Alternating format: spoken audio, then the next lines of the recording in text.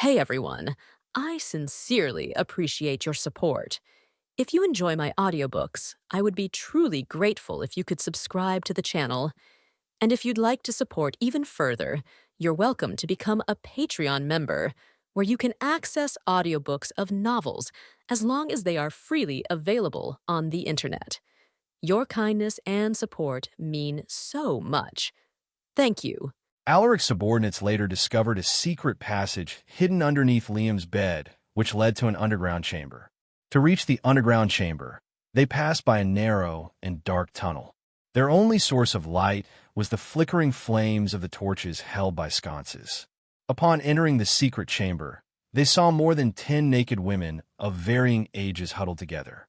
They revealed fearful gazes when they heard the door creaking as it was pushed open. Alaric's face darkened upon seeing the bruises and the signs of torture on their bodies.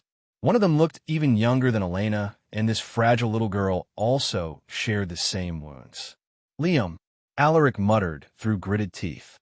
The people near him couldn't help but shudder when they sensed his overflowing, killing intent. "Cover their bodies first before sending them back to their families," Alaric instructed while trying to hold back his rage. "Yes, my lord." Everyone quickly moved into action. They brought clothes for the women and sent them out of the secret chamber. However, there was one particular woman who refused to go back to the surface. She looked quite young at around 17. She had a pretty face, but it was destroyed by a burn scar on the left side of her face. Her youthful body was also covered in whip marks and bruises which she must have gotten after being tortured. Alaric couldn't even begin to imagine what kind of experience she had gone through. "My lord, what should we do with this woman?" a warrior asked hesitantly.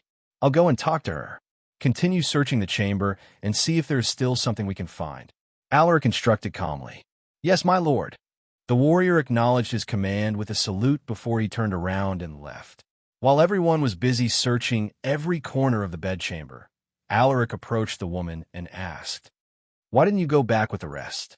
The woman lifted her head, revealing her terrifying burn scar. With eyes flashing with hatred, she responded, "I want to kill him with my own hands, but before that, I will torture him and drink his blood." Alaric narrowed his eyes. He stared deeply at her and sighed. "If you're talking about Liam, there might be a small issue." "Why? Is it because of his identity?" The woman clenched her hands. "No." Alaric shook his head. "To tell you the truth, we are also searching for him, but it appears that he has already escaped." The woman frowned and lowered her head. "Don't worry. We will eventually find him and punish him for his crimes." Alaric muttered, "You should leave this matter to us and return to your family." Alaric turned around after saying those words. "Wait." The woman suddenly grabbed his arm, which provoked Alaric's subordinates. "What are you doing, woman? Do you know who this person is?" An agitated warrior spoke roughly. The woman was terrified when she sensed the warrior's gazes, but she didn't let go of Alaric's arm. Her determined eyes moved him, so he decided to give her a moment of his time. He signaled for the warriors to stand back and looked at the woman. "What do you want?" Alaric asked indifferently. The woman took a deep breath and said, "I don't know who you are, but please bring me with you. I want to see that bastard die with my own eyes." Alaric gently pulled her hand off his arm as he responded, "Fine, but I have no intention of taking someone useless with me. What can you do for me?" The woman stared at her filthy hands and muttered, "I want to learn how to kill. If you teach me how to wield a sword, then I will be your sword." Alaric was taken aback. He didn't expect this kind of response. If she had told him that she knew how to do household chores, then he would have asked her to work as a maidservant. The words that he was about to say were now stuck in his throat. After a moment of silence, Alaric asked, "Why do you want to learn swordsmanship?" "I don't want to be powerless anymore." It was a firm response with no hesitation. Alaric rubbed his chin and thought deeply. What should I do with this woman? It was rare for a woman to become a warrior. Only a few special individuals like Cassandra could survive the rigorous training. What more, a fragile woman who had been tortured and abused? After some careful thought, Alaric spoke. "What's your name?" "Aaliyah," she replied while staring at him with anticipation. "Read exclusive chapters in my virtual library empire. I can give you some swordsmanship lessons, But if you don't survive my training, then you will have to work as a servant instead." Aaliyah's eyes flashed with joy. "I will work hard, my lord. I will never give up." Alaric chuckled while shaking his head. "We will know soon if you are just speaking some empty words." Alaric and his subordinates searched every corner of the estate, but they found no signs of Liam. Night had arrived, and the snowstorm was becoming increasingly severe, so Alaric told his subordinates to stop the search. On their way back to the main mansion, Josephus approached him and whispered to his ears, "My lord, I heard that it was Lady Vivian who helped Liam escape." "I know." Alaric nodded with a stern look. He already thought of questioning her, but he would thoroughly offend House Paxley if he did that. "Lord Theo also wants to speak with you. Maybe he knows something," Josephus added. Alaric furrowed his eyebrows. "Where is he?" "He's been following us quietly since we left the secret chamber." Josephus pointed somewhere behind them. Alaric followed his gaze and saw Theo trying to strike up a conversation with his subordinates, but no one seemed to have the intention of speaking with him. "Bring him here." Alaric couldn't fully trust this guy since he didn't know much about him, but he had no choice at this point. Theo was starting to get anxious. He tried to talk with Alaric's subordinates, but they pretended like they didn't hear him. He would have lashed out if this had happened before, but he could only patiently stick close to them. "I have to make sure that our alliance with the Silver Swords will not be affected by this incident. Once we lose their support, we might have to face another territorial conflict with the Tyrells." On the surface, House Paxley was the local ruler of Ryvad, but this was far from the truth. There existed another household that rivaled them in terms of military strength and political influence. They are the Tyrells, a noble household of the north known for having a hand in the salt business. While he was immersed in his thoughts, he suddenly noticed someone approaching him. "HM?" It was the young knight who always stuck close to Charles Silversword.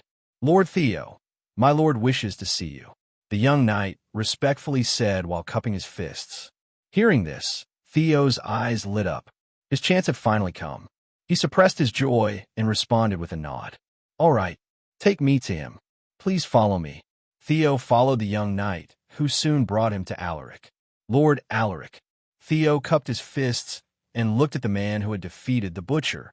Alaric was injured in the sacred duel, and Theo even heard that he also broke a few bones. However, except for the bandages wrapped around his body, Alaric showed no signs of discomfort.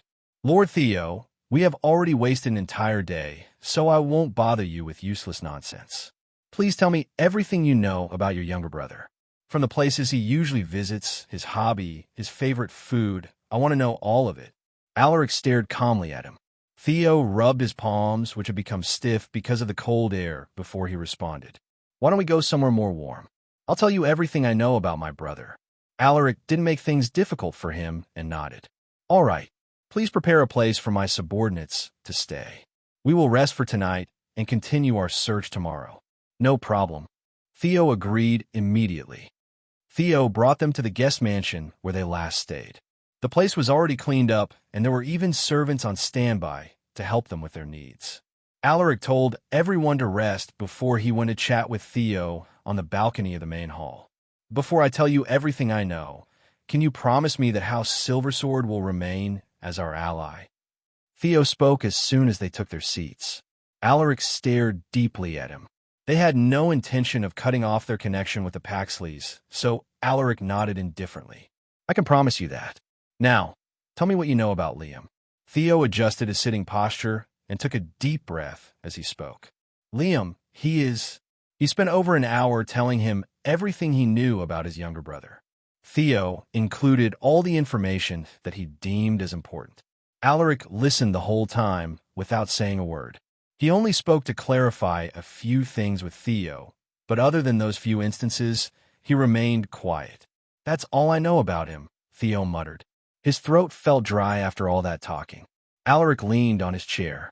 He was already aware of most of the information that Theo had disclosed, but he did learn a lot about Liam from him. It was time to give them some reassurance.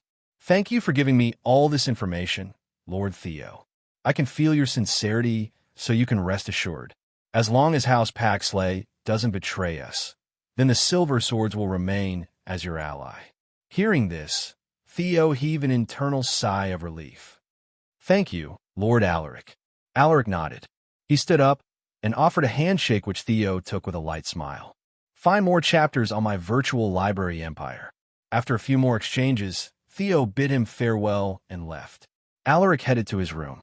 Upon entering his room, he didn't rest immediately.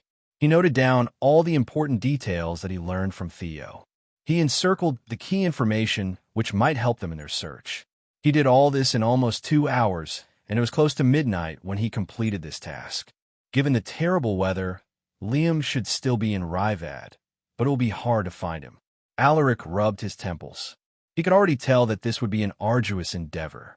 "I must find him. I don't like this uneasy feeling."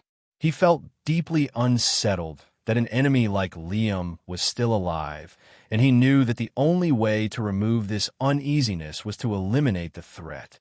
"I will find you no matter what it takes." Alaric took off his winter clothes and wore something lighter. He then opened the cyan screen to check his progress. Alaric's silver sword, Knight, EXP, 403 out of 500. Potential, B. Traits, horseback riding, C. Swordsmanship, SSS, close combat, C.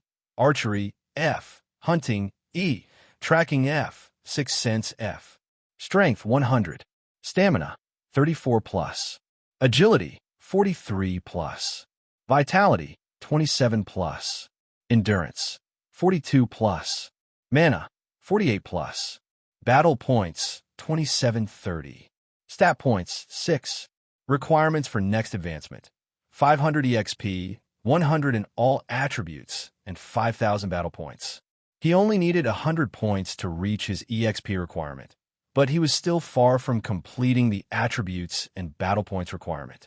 His battle with the giant made him realize that there might be individuals who were more powerful than him in the Night Realm. For instance, the giant had superior physical attributes, and his only weakness was his speed. If the giant wasn't occupied with the thought of saving his daughter, the battle might have ended differently. Thinking about that pitiful man, Alaric sighed and shook his head. If only I knew that he was innocent from the start. He learned something from this battle. It was to never judge someone based on superficial information. On the 10th of December, year 208 in the Astanian calendar, Alaric's group began searching for Liam's whereabouts using the information they got from Theo. Discover hidden stories at my virtual library empire. The snowstorm was still terrible, but they proceeded with the search. At this moment, the group was resting at a local diner when one of Alaric's subordinates approached him and reported, "My lord, we found the giant's daughter. She is one of the women we found in the secret chamber yesterday." Hearing this, Alaric was pleasantly surprised. "Where is she?" "She went to look for her husband after we helped her bury her father's remains." The warrior responded. "Did you send someone to accompany her?" Alaric asked. "That." The warrior hesitated, but upon seeing Alaric's stern gaze, he could only tell him the truth. "She didn't want us to follow her. She said that she didn't want her husband to know what happened in the secret chamber." The warrior sighed. Alaric became silent. He had already fulfilled his promise to find the giant's daughter. Since the other party was safe, he felt that he shouldn't interfere with her life. "Just let her be. We can only hope that she will have a better life with her husband." Alaric waved his hand. "I understand. I will relay your instructions to the others." The warrior acknowledged his command. "All right, bring the boys here to help us in the search." "Yes, my lord." The warrior turned around and left. Alaric turned his head to the window. Snow had already covered the road, so no carriages could be seen outside. Even the horses had trouble navigating through the thick snow. "Where are you, Liam?" The days went by in a flash. It was already the 31st of December, and the weather had momentarily cleared up. The sun hung high above the horizon, and a small portion of the piled-up snow had melted. Some brave hawkers pulled up their stalls to open for business, and their shouts echoed in the quiet streets.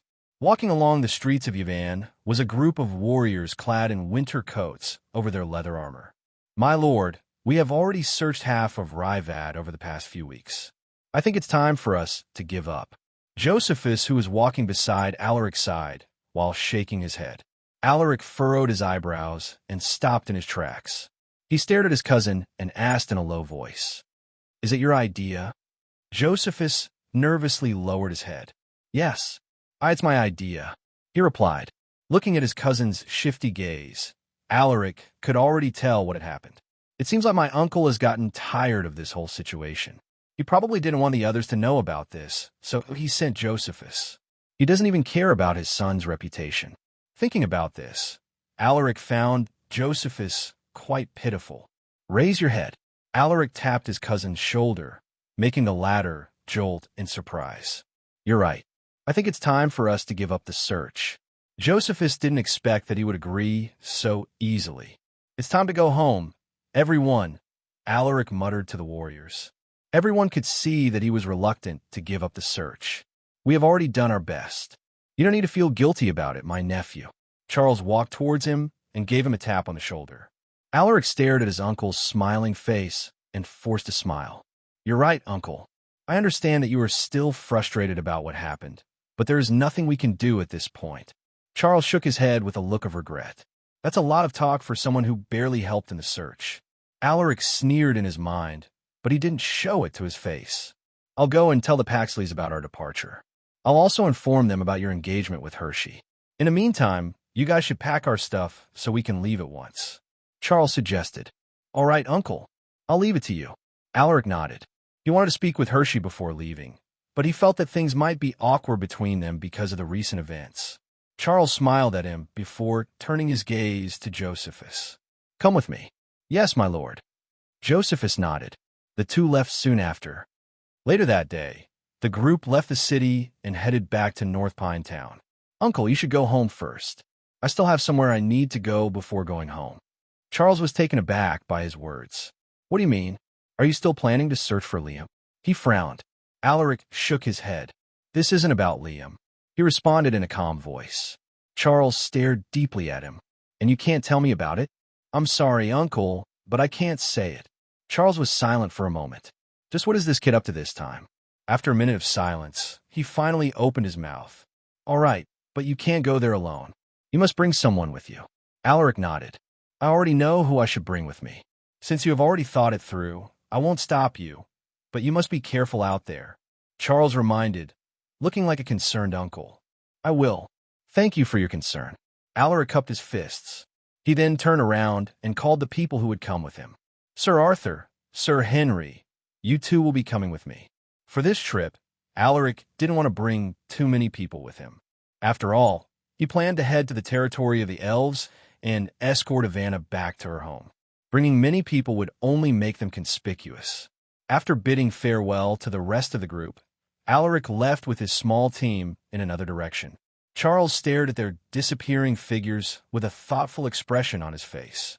He made a hand gesture and beckoned to one of his subordinates.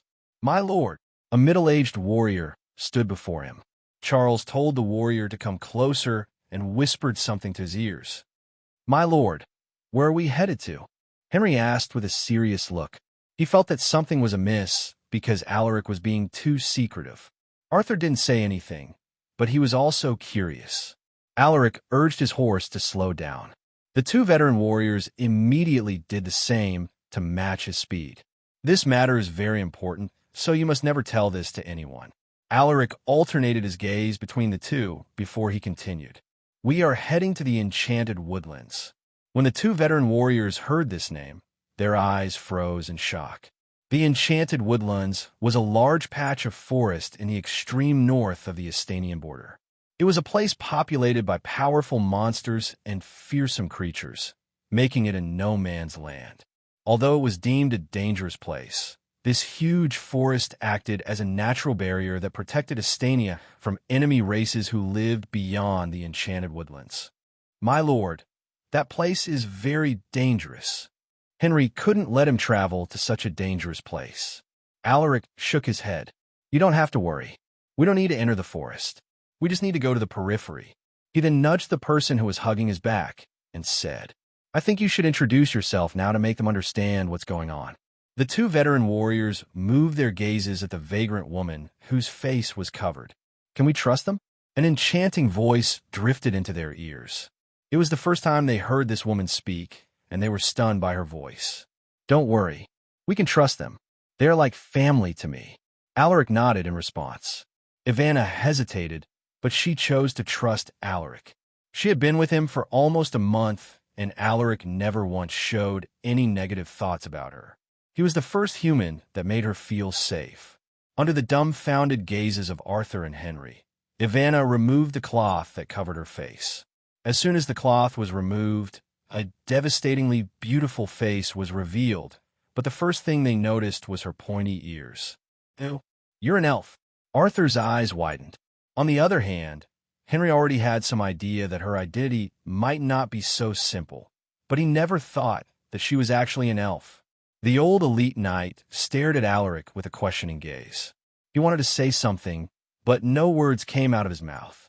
I know that this may be absurd, but I hope that you two can help me fulfill this task. Alaric trusted these two. One was like a grandfather to him, and the other was a trusted confidant. I will follow you wherever you go, my lord. Arthur was the first one to express his thoughts. Henry shook his head bitterly. I never thought that I would have scored an elf at my age. It was already evening when they arrived in a small town called Alverton. They decided to stop by this town for the night before continuing their journey, but there was a slight problem. Who are you guys? I haven't seen your faces before. The guards at the entrance of the town eyed them suspiciously. Henry took a step forward and said, We are from North Pine Town.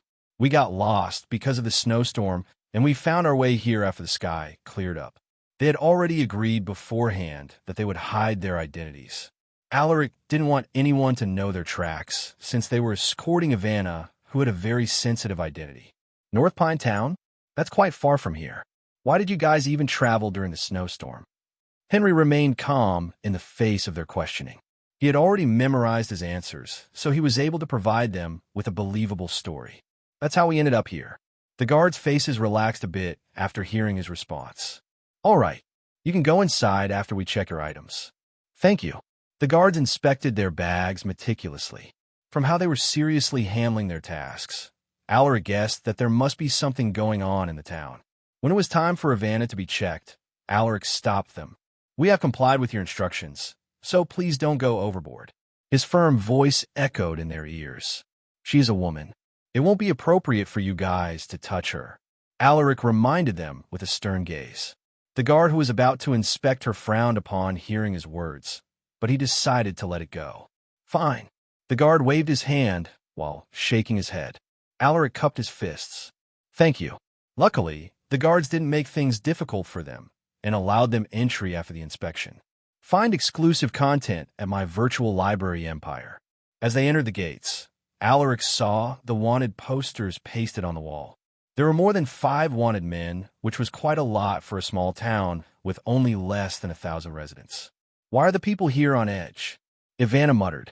Because it's winter. Alaric's response made her confused.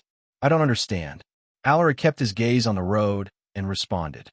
Some people don't have enough food for winter, so they rob others to survive. Alaric had seen worse things. Not all families had enough money to prepare for winter, and some of them could only resort to robbery to keep themselves alive. Ivana seemed to have experienced a culture shock. She couldn't believe it. Why don't they just give food to those who don't have enough? Alaric shook his head. For elves, it might be normal to give food and resources to your kind, but we are different. We won't hesitate to kill someone of our kind for the sake of ourselves, Alaric added with a calm voice.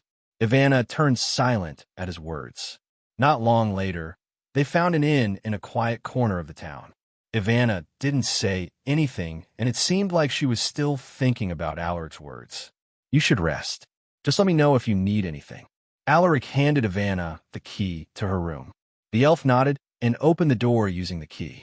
No wonder she was almost captured by elf hunters. This girl is too innocent. Alaric shook his head as he headed to his room. He was tired from their trip, so he immediately jumped into the bed. Just when he was about to fall asleep, a loud noise suddenly resounded, echoing through the whole town. HM. He immediately got up and grabbed his swords before stepping out of his room to check the situation. My lord, I think that was a signal from the watchtower. Arthur, who had stepped out from the room across his muttered with a frown. Go and ask the townspeople. See if they know what is happening. Alaric instructed. Yes, my lord. Arthur nodded and went downstairs with haste. Meanwhile, Alaric knocked on Ivana's room and told her to stay put. "What's going on out there?" the elf asked. Alaric shook his head. "I don't know. Stay here and cover your face. I'll go downstairs to check the situation." He then handed her a dagger and said, "Don't let anyone else enter your room, and use this if necessary." Ivana took the dagger and nodded her head. "All right." Alaric stepped out of her room and headed down the stairs. The guests of the inn had already gathered at the reception hall to inquire about the situation, but the owner was also clueless. Alaric later found Henry and Arthur chatting with the guests. "Did you find out what happened?"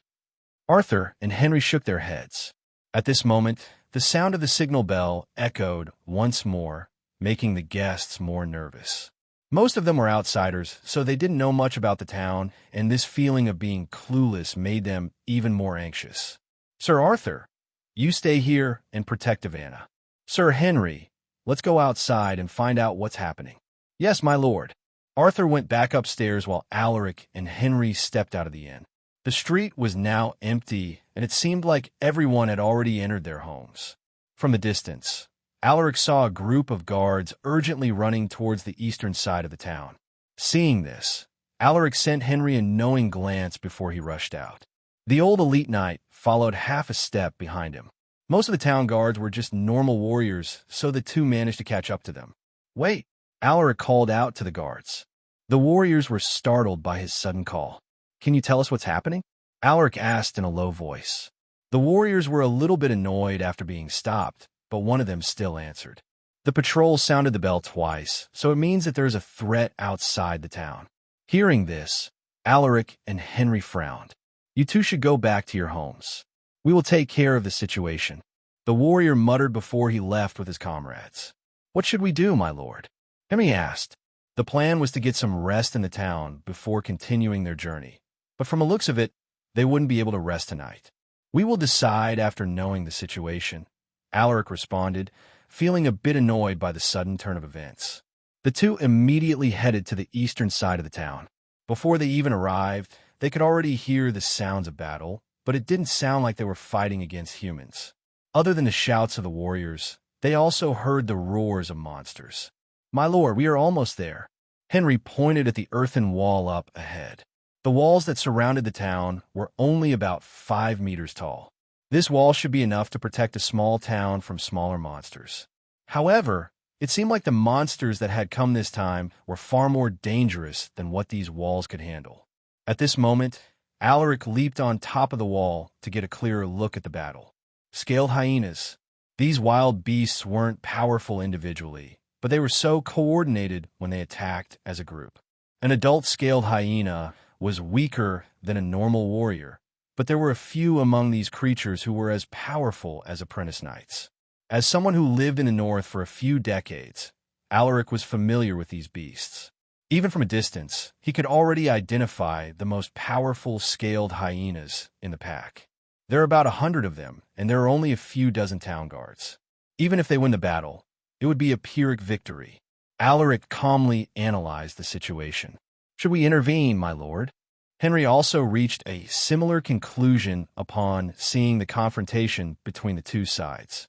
Alaric didn't respond right away. He raised his hand and pointed to a certain warrior who was leading the town guards in the defensive battle. It was a man who looked to be in his 40s. He was dressed in leather armor with steel breastplate and steel shoulder guards. With every swing of his two-handed warhammer, a poor scaled hyena would be smashed into meat paste. There was no skill or technique in his swings, just pure brute force and aggression. "He is powerful for a knight," Henry remarked while observing the scene. Alaric nodded in agreement. It was because of this person that the scaled hyenas were unable to go past defensive lines. Other than him, there were also 5 knights who worked together with him to fend off the stronger hyenas. Meanwhile, the rest of the warriors only had to take care of the normal hyenas. Their teamwork is solid. Alaric was impressed by the town guards' systematic battle formation. Indeed, they must have been trained to fight against large groups of monsters. "I have underestimated the warriors of this town. It seems like we are not needed here." Alaric chuckled while shaking his head. Just as he was about to turn around, the cyan screen suddenly popped up in front of his eyes. _______. Mission. Kill the scaled hyenas. Difficulty, easy. Number of scaled hyenas killed, 32/237. Rewards, 150 battle points, 15 EXP, 15 stat points. Penalty for failure, 500 battle points. HM. There are 237 of them. Alaric frowned upon seeing the information of the mission. He scanned the distant forest with narrowed eyes, and he soon spotted more hyenas concealed in the darkness. There are more of them. Sir Henry, we need to help those warriors. Alaric jumped down the wall and rushed to aid the town guards. Your adventure continues in my virtual library empire. Henry raised an eyebrow and moved his gaze to the distant forest. How did Lord Alaric sense those monsters at this distance? Even an elite knight like me failed to discover them. The old man was surprised. When Alaric and Henry joined the battle, the town guards could finally take a breather. Are you the leader here? Alaric approached the middle-aged knight who wielded the two-handed warhammer. The latter lowered his head and nodded. Thank you for your help, sir. I'm Ronan, the captain of Alverton's town guards. Listen closely, Sir Ronan. There are more scaled hyenas hiding in the dark, so you better tell your men to preserve their strength. Alaric informed him about what he saw. Hearing this, Ronan furrowed his eyebrows. I understand. I will thank you properly once this is over. He muttered before he retreated to inform his subordinates about the presence of more hyenas. Alaric turned his gaze to Henry and instructed him. Just keep these people safe, Sir Henry. Leave the rest to me. Henry acknowledged his command with a nod of his head. Yes, my lord. Lord Alaric might be talented and skilled for someone his age, but he still needs experience in battles like this. This might be a good chance for him to hone his combat abilities in a large-scale battle. Henry wasn't worried that a mishap would happen. Alaric had already proven himself repeatedly that he could overcome any situation. Alaric went all out in killing the scaled hyenas. His swords easily penetrated the monster's tough scales. His overwhelming strength and his remarkable swordsmanship surprised the town guards. Who is that person? Is he Wandering Knight? So powerful. What a beautiful swordsmanship. Everyone was in awe of his performance. Even the captain, Ronan, was stunned. After a moment of shock, he shouted, Don't just stand there. We are the protectors of Alverton. Kill those beasts. As soon as his words fell into their ears, the town guards became more aggressive. They attacked the hyenas relentlessly, not even giving the creatures the chance to escape. At this moment, the hyenas who were hidden in the darkness finally made their move. They rushed fearlessly towards the warriors while emitting weird, shrieking sounds. Ike! Ike! Ronan's face fell when he saw another wave of scaled hyenas appear. There are indeed more of them, and they look stronger than the first wave we fought. The ordinary warriors are already exhausted.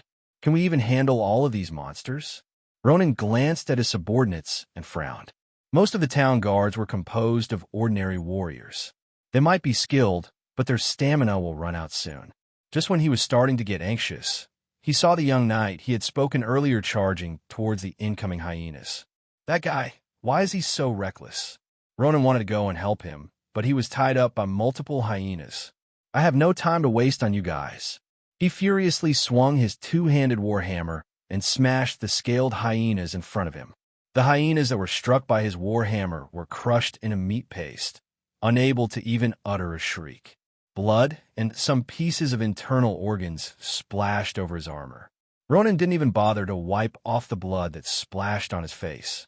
Meanwhile, Alaric had already clashed with a new wave of scaled hyenas. He especially targeted those who would be a huge threat to the warriors.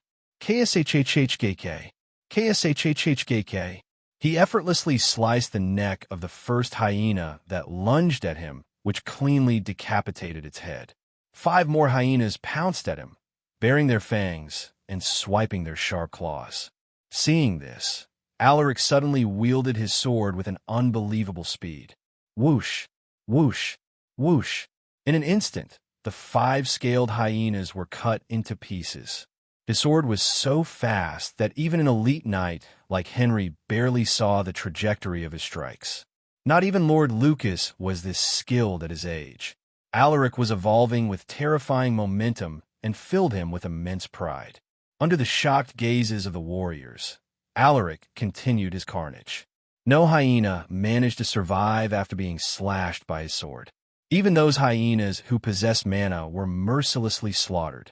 At that moment, an ear-piercing cry resonated in his ears. Enjoy exclusive adventures from my virtual library empire. Alaric stared at the largest hyenas in the pack. It was almost twice the size of the normal hyenas. The beast was also more muscular, and the scales on its body looked more formidable. That guy must be the leader of this pack. The pressure emitted by the beast was similar to that of an experienced knight's aura. The alpha, scaled hyena turned into a blur as it rushed towards Alaric with ghostly movements. Its beastly eyes flashed with cruelty as it swiped its dagger-like claws at him. Alaric dodged its claws by tilting his body. He then thrust his sword, aiming to stab its neck. However, the creature abruptly turned its body, evading his sword by a narrow margin. Not bad. It's quite fast. Alaric didn't give it a chance to retreat and released a flurry of attacks. The beast might be fast, but Alaric's swords were even faster. Cuts appeared on its body as Alaric's strikes connected. In just a few breaths, the creature's body was already covered in wounds. The ferocity in its eyes vanished and was replaced with unprecedented fear. It backed off and slowly retreated while keeping its eyes on Alaric. Ike! Ike! It issued weird, shrieking sounds to communicate with its pack. You want to escape? As if I'd let you. Alaric snorted when he saw it retreating slowly. His mission would fail if the hyenas would escape, so to prevent this from happening, he no longer held back. He utilized his mana and strength in his arms and legs to increase his speed even further. Under the stunned gazes of the warriors, Alaric suddenly turned into a killing maniac. The pitiful whimpers of the hyenas echoed soon after he began his onslaught. It was a bloody scene that made the warriors flabbergasted. They even wondered if he had some beef with scaled hyenas before, because of how brutally he killed them. The battle that was expected to last for some time ended in just a few minutes. Soon, the remaining scaled hyena fell under Alaric's sword. Everyone watched the figure whose leather armor was covered in blood. Mission complete. Rewards: 150 battle points, 15 EXP, 15 stat points. Alaric's silver sword, knight, EXP, 440 out of 500. Potential, B. Traits: horseback riding, C. Swordsmanship, SSS. Close combat, C. Archery, F. Hunting, E. Tracking, F. Sixth sense, F. Strength, 100. Stamina, 34+. Agility, 43+. Vitality, 27+. Endurance, 42+. Mana, 48+. Battle points, 3,100. Stat points, 43. Requirements for next advancement: 500 EXP, 100 in all attributes, and 5,000 battle points. Alaric smiled upon seeing the notifications on the cyan screen. I'm only 60 points short on my EXP requirement. Step, step, step. Alaric closed the cyan screen when he heard someone approaching. He turned his head and saw Ronan walking towards him with a cautious expression. He stopped in front of Alaric and respectfully cupped his fists. "Yes, sir. Thank you for lending us a hand in stopping these monsters. Our town owes you a huge favor." Alaric waved his hand. "It's just a small matter. Besides, we are all citizens of Astania, so it's only right for us to help each other." He uttered indifferently. Ronan couldn't help but admire him. As a patriot, his words resonated deeply in his heart. He thanked Alaric repeatedly and showered him with praises. "To thank you for giving us a hand. All the profit we get from carcasses here will be given to you, sir." Ronan was determined to repay him. However, Alaric shook his head. "You don't need to do that. Just send these carcasses to the residents of the town. This will also help you prevent them from resorting to robbery." Hearing this, Ronan raised his eyebrows in surprise. "You are truly a good example to follow, sir. May I have the pleasure of knowing your name?" "My name?" Alaric hesitated, But upon seeing the expression on Ronan's face, he decided to give him his name. It's Alaric. Alaric. Why does his name sound familiar? Ronan thought upon hearing his name. Captain Ronan, please don't tell anyone about our involvement here. I don't want to be disturbed during our stay here. Alaric cupped his fists. Ronan was taken aback, but he agreed without hesitation. Don't worry, Sir Alaric. My mouth is sealed. I will also inform my men to keep quiet. This was just a minor matter compared to what they had done for the town. Although he was a bit curious as to why he wanted to remain hidden, he didn't probe further. Thank you. Alaric smiled faintly. You can leave the cleanup to us, Sir Alaric. You two should return. The public officials will come here soon to inspect the situation. Ronan suggested. Note, Ronan doesn't know that Alaric is a noble, so he is using Sir here. All right, you guys be careful. There might be more monsters hidden in the darkness. Alaric reminded with a serious tone. Ronan smiled and nodded. We will. Oh, by the way, if you need any help, you can find me at the eastern gate of the town. I will keep in mind. We'll take our leave first. Alaric bid him farewell, turned around, and left with Henry. Discover hidden content at my virtual library empire. Ronan watched them leave with a thoughtful look on his face. A moment later, one of the warriors came to his side and reported. Sir, only one monster had a beast soul crystal and took it with them. Ronan raised his eyebrows and glared at the warrior. There was no beast soul crystal found in the monster corpses. He muttered. The warrior was confused, but a look of realization dawned on him. I understand, sir. Good. Now gather everyone here. I need to tell them something. Ronan instructed with a stern voice. Yes, sir. Meanwhile, Alaric and Henry were now on their way back to the inn. My lord, I found this in the body of the alpha hyena. The rest don't have a crystal. Henry took out a small black crystal and handed it to Alaric. Alaric grabbed the crystal and observed it. The energy contained within the crystal was denser than the beast's soul crystal dropped by the spiked grizzly bear. Too bad, there's only one. But this is already a good harvest. I can use this to help my subordinates speed up their mana training. Thinking about this, he kept the crystal inside his leather pouch. My lord, you should clean up first. It won't be good if you return to the inn covered in blood. Henry handed him a clean cloth. Thank you. Alaric used the cloth to wipe off the blood on his skin and armor. By the time they arrived at the inn, they found out that the guests were still lingering at the reception hall. All eyes immediately gathered on them the moment they entered. One of the guests approached them and asked, Hey, what's going on out there? He sounded rude, which made Henry annoyed. If Alaric hadn't told them to remain low-key, he would have already slapped this man for talking down on Alaric. The man seemed to have realized his rudeness, so he quickly apologized. I'm sorry. I was too anxious just now because of the alarm.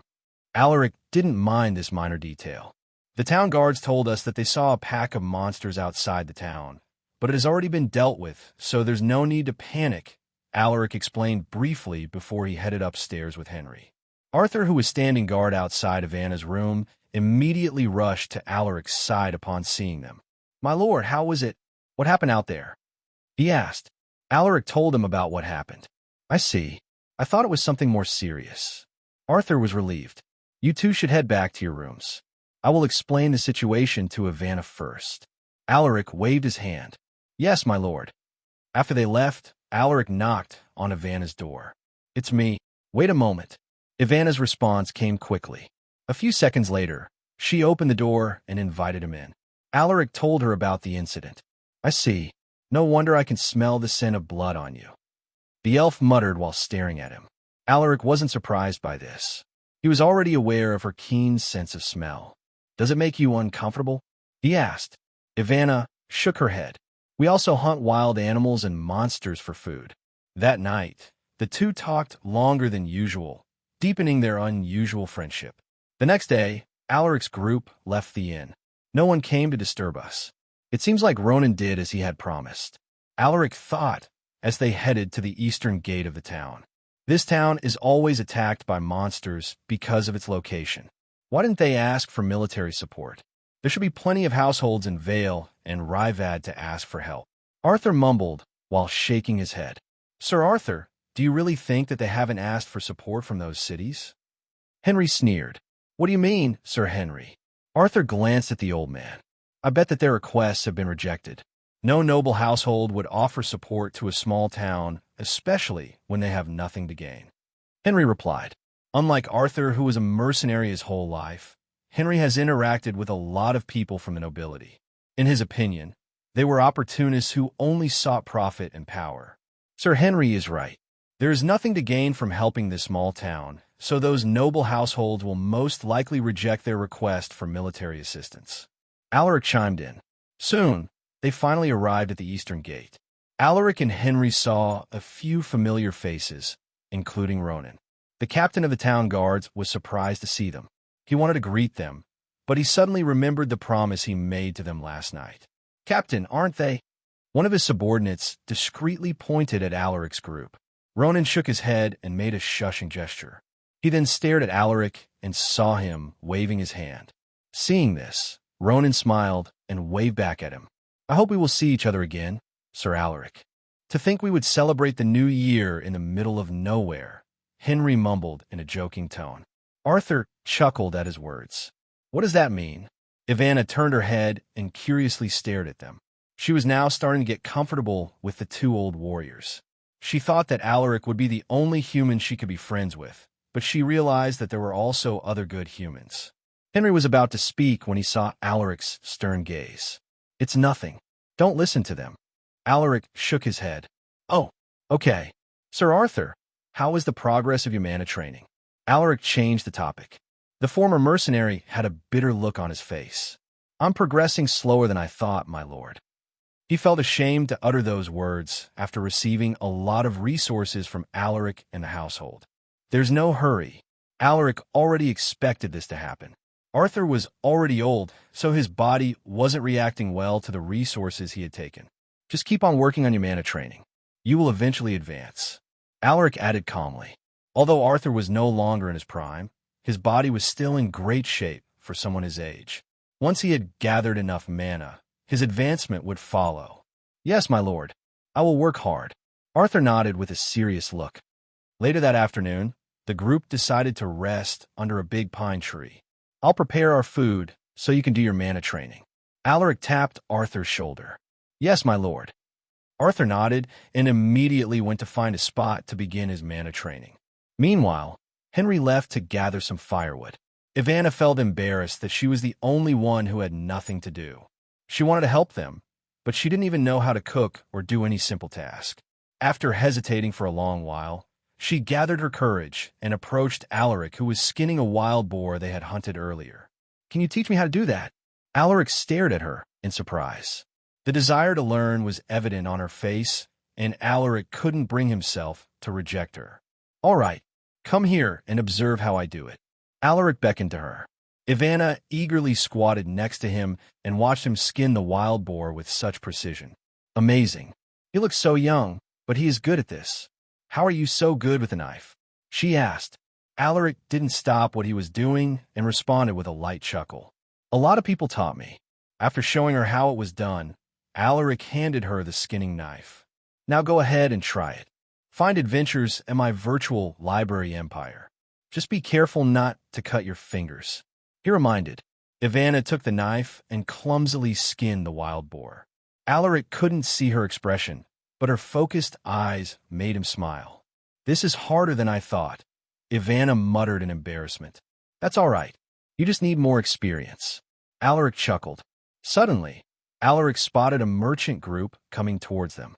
They had over 30 people, and 20 of them were escort warriors. Alaric nudged the elf and whispered, There are people coming. Ivana lifted her head and followed his gaze. A wary look flashed in her eyes upon seeing the group of strangers. Don't speak too much when they come here. I'll do the talking. Alaric reminded her. All right. Ivana nodded. Arthur was still in the middle of his mana training, so he didn't sense anything. Alaric stood up, walked towards Arthur, and tapped his shoulder. He didn't want to disturb Arthur's training, but this was an emergency. What can I do for you, my lord? Alaric didn't respond and pointed at the merchant group. Seeing them, Arthur frowned. The other side had 20 warriors. More than half of them were ordinary warriors and 4 were knights. But there was one person that he was unable to gauge. My lord, one of those warriors is dangerous, Arthur muttered. I know, Alaric nodded. He knew which person he was talking about. It was a middle-aged man who was wearing a fur coat over his leather armor. He was taller than Alaric and was probably as big as Galliner. An elite knight? Alaric narrowed his eyes. This was a troublesome situation, and it happened when Henry wasn't around. I hope these people aren't up to no good. With only Arthur by his side, Ivana would be left unprotected if a battle occurred. He could only pray that Henry would come back sooner. A moment later, the merchant group stopped in front of their camp. The escort warriors calmly stared at them, making Ivana feel uncomfortable. A fat man wearing a thick coat over his silk clothes stepped down from the leading carriage. He then cupped his fists at Alaric's group and smiled faintly. Hello, friends. I apologize for disturbing you. I'm Roy, a merchant from Harrow. Harrow? That's quite far. Alaric was familiar with the cities in the north, and Harrow was one of the most populated. The fat merchant scanned the faces of Alaric's group after introducing himself. When he noticed the expensive clothes that Alaric was wearing, his smile deepened. How can we help you, Sir Roy? Alaric asked while looking at the wagons that were covered in cloth. Based on the structure of the wagons, he could already tell what was inside. Slave wagons. In Astania, the slave trade wasn't illegal, and it was even one of the most in-demand businesses. Why do we have to encounter a slave trader of all people? Alaric knew that most people in this line of work were mostly involved in shady activities. We are on our way to Redunia to deliver some goods. Do you want to take a look at them? I promise you won't be disappointed. They are top-quality products. Roy laughed while giving a signal to his servants. Before Alaric could respond, Roy's servants removed the cloth that covered the wagons, revealing the slaves inside. What do you think about my goods? You can have a closer look at them if you want. The fat merchant studied his expression, but Alaric remained calm, so he couldn't tell what he was thinking. As an experienced merchant, the first thing he would do was to observe his client's behavior and expression, even the little movements they do. This was important in closing a deal since it gave him a rough idea about the client's interest in his products. However, the young warrior in front of him showed no emotion. His face was calm, and that indifferent look in his eyes made him feel unnerved. At this moment, Alaric was looking at the slaves inside the wagons. Most of them looked emaciated, as if they hadn't eaten for a while. There were some with stronger bodies, but they were covered in bruises and wounds. That man. Alaric suddenly saw a familiar face among the slaves. Fredrin Steelheart. It was a face that he would never forget. Fredrin was one of the commanders who had served the Crown Prince during the Civil War in his past life. He was known as the Steel Bastion because of his exemplary accomplishments in that war. His shield was like an unshakable wall that no warrior could break. However, the man inside the wagon almost had no resemblance to the famous warrior in his past life. The Fredrin now looked like a beggar in his dirty linen clothes. Is that really him? Alaric turned his gaze at the merchant and asked, Can you get them out of the wagon? I want to observe them up close. He didn't want to make it sound obvious that he was aiming for a specific person. Roy grinned at his words. Of course. The fat merchant clapped his hands and sent a signal to his servants. The slaves were tied in chains, so it was impossible for them to escape. The weight of the thick metal chains also made it hard for them to walk. There were a total of 20 slaves. 11 were men, and the remaining 9 were women. Their ages varied, with some looking like they were under 15 and the oldest one looking like they were in their 40s. Alaric approached the slaves one by one and pretended like he was inspecting them. What kind of slaves are you looking for, sir? I can help you choose if you give me some information. Roy rubbed his hands while eagerly following Alaric. From the way Alaric brings himself, his gait, his temperament, and his aura, Roy could already guess that he was someone of high status. This was also the main reason why he was willing to show off his goods to this young warrior. Some slaves looked visibly terrified, while there were also some who looked like they had become numb to their cruel fate. When Alaric stood in front of one particular woman, a pregnant lady who looked to be in her 30s, Fredrin, who was expressionless the entire time, suddenly sent him a glare, as if warning him not to do anything foolish. When Alaric saw his piercing gaze, he felt like he was looking at the same Fredrin he knew in his past life. It's indeed you, General Fredrin, and this woman must be his wife. From what he remembered, Fredrin's wife had already died even before the Civil War. She was also the main reason why he joined the Crown Prince's side. This was because the person who killed his wife was on the second prince's side. I understand now. Something clicked in his mind as if the last pieces of a puzzle had been found. I need an able-bodied man who knows how to hunt. I also need a woman who knows how to cook. Alaric randomly responded to Roy's question. I see. Roy rubbed his chin thoughtfully before he tapped a particular slave who looked fit and strong. Experience new stories on my virtual library empire. How about this man right here, sir? He is one of the best hunters in his village. Alaric glanced at the slave he was suggesting and shook his head. I want that guy, he muttered as he pointed at Fredrin. The merchant had a troubled look on his face. This man is an elite knight, so he is very expensive. I'm not saying that you can't afford him. It's just that I already promised to bring this man to someone in Redunia. He explained. Alaric's face remained unchanged. 1 beast soul crystal for him. Not my price. 100 gold, huh? Did you just say 1 beast soul crystal? Roy couldn't believe his ears. Since when are beast soul crystals used in buying slaves? You heard me right. I'm willing to pay you 1 beast soul crystal for that person. Alaric nodded with a calm look. Roy gulped down hard. Even a normal beast soul crystal could fetch around 500 gold coins. That man from Redunia only promised to give me 300 gold coins for this elite knight. This offer is good, but I might offend that person if I can't give him what he wants. Roy was in a dilemma. He wanted to accept Alaric's offer, but he didn't want to offend the client in Redunia. While he was hesitating, Alaric beckoned to Arthur. Seeing this, the former mercenary immediately walked towards him. What can I do for you, my Elohim, sir? Give me the beast soul crystal, Alaric whispered. Arthur was taken aback, but he still handed him the beast soul crystal. I'm sorry, Sir Arthur. This was supposed to be my reward for you. Alaric apologetically glanced at him. Arthur shook his head and smiled. It's all right, sir. You don't need to apologize. Alaric sighed and tapped his shoulder. Don't worry. I will give you the one we got from the saber-fanged wolf once we return to the estate. Arthur's eyes lit up upon hearing this. The beast's soul crystal from the saber-fanged wolf was a disaster grade, so it was more valuable. If he could get it, his advancement was already guaranteed. Here's the beast's soul crystal that I'm willing to trade for that man. You're a merchant, so I'm sure that you can see its value. Alaric showed the crystal to Roy. HM? Roy was stunned. Can I take a look at it? Sure. Alaric nodded and handed him the crystal. Although giving it to him was quite risky, he could sense that Henry was already nearby. If Roy would do something foolish, he wouldn't hesitate to cut him with his sword. Roy carefully took the beast soul crystal. He then used a magnifying glass to examine the surface of the crystal. He wasn't a warrior, so he could only use another method to identify its authenticity. From the weight, this should be the beast soul crystal of a powerful fatal-grade monster. The texture is just right, and its gloss is smooth. This is an authentic beast soul crystal.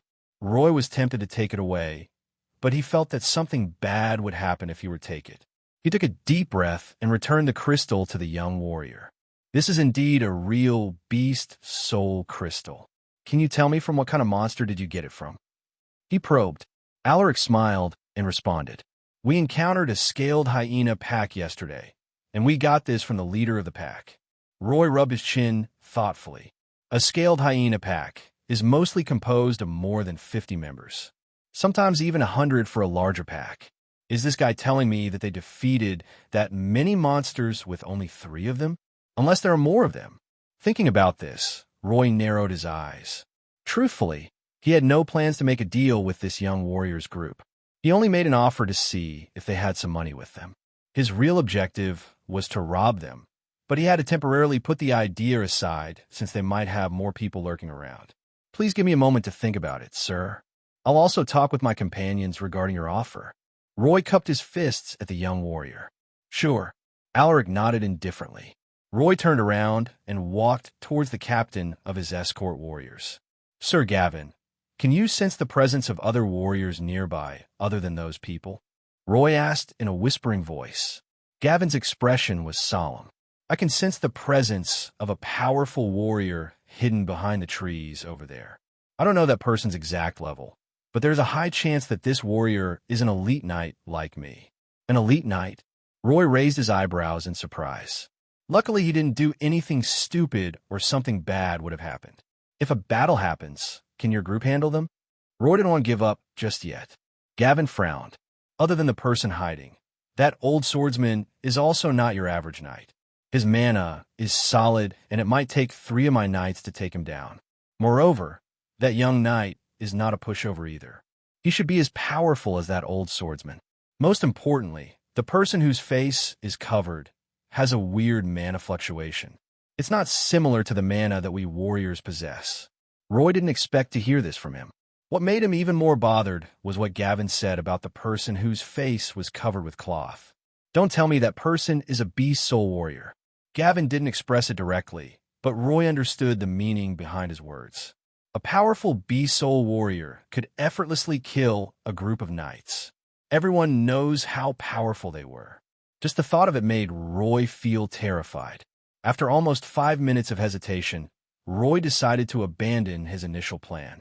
I might as well make money and connections here. If that person is indeed a beast soul warrior, then I won't lose out on this deal. After making a decision, Roy nervously approached Alaric's group. Sir, I have made a decision. The merchant beamed. Oh, let's hear your answer. Alaric nodded. I am willing to accept your offer. Roy smiled and pointed at Fredrin. Your next journey awaits at my virtual library empire. That man in exchange for your beast soul crystal. In addition, I will also give you 2 more slaves as a token of my goodwill.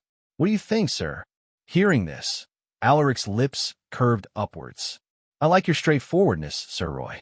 Can I choose the 2 additional slaves? What made this guy eager to close this deal? Alaric wondered. Of course. Please feel free to choose anyone you like. Roy laughed heartily. The slaves could hear their conversation since they didn't bother to lower their voices. At this moment, Fredrin was worried that he would be separated from his wife. He wanted to break the chains that bound him, but he was unable to destroy them. Seeing his attempts to escape, Gavin and a few warriors immediately restrained him. What's going on? Alaric frowned when he saw the commotion. There seems to be a minor problem, sir, but don't worry, the people I brought are professionals. They know how to deal with this kind of situation. Roy chuckled awkwardly. Just give me a moment. Roy turned around and hurried over to Fredrin. Hey, stop. I will punish your wife and your child if you do something foolish. The fat merchant muttered angrily. This guy actually embarrassed him in front of his clients. Fredrin stopped struggling when he heard those words, but his eyes were burning with fury. Can you say those words if I wasn't in chains? His voice was cold and deep like the abyss. Roy was about to slap him when he felt a tap on his shoulder. HM? When he saw that it was the young warrior, his gaze softened. Sir, I was about to discipline this stubborn slave. I apologize for making you see this. Alaric shook his head. It's fine. Let me talk to this man. Roy raised an eyebrow, but he still agreed. All right, but you need to be careful. Alaric nodded calmly. After Roy left, Alaric turned his head to Fredrin. My name is Alaric. What's your name? Fredrin's eyes seemed like they could spurt fire from how he was staring at him, but Alaric remained unperturbed. Realizing that he had no intention to respond, Alaric added, I know what you're worried about. That pregnant woman is your wife, right? Hearing this, Fredrin finally reacted. If you touch her, I'll kill you, he muttered while breathing heavily. Alaric smiled and shook his head. I didn't speak with you to provoke you. I want to help you.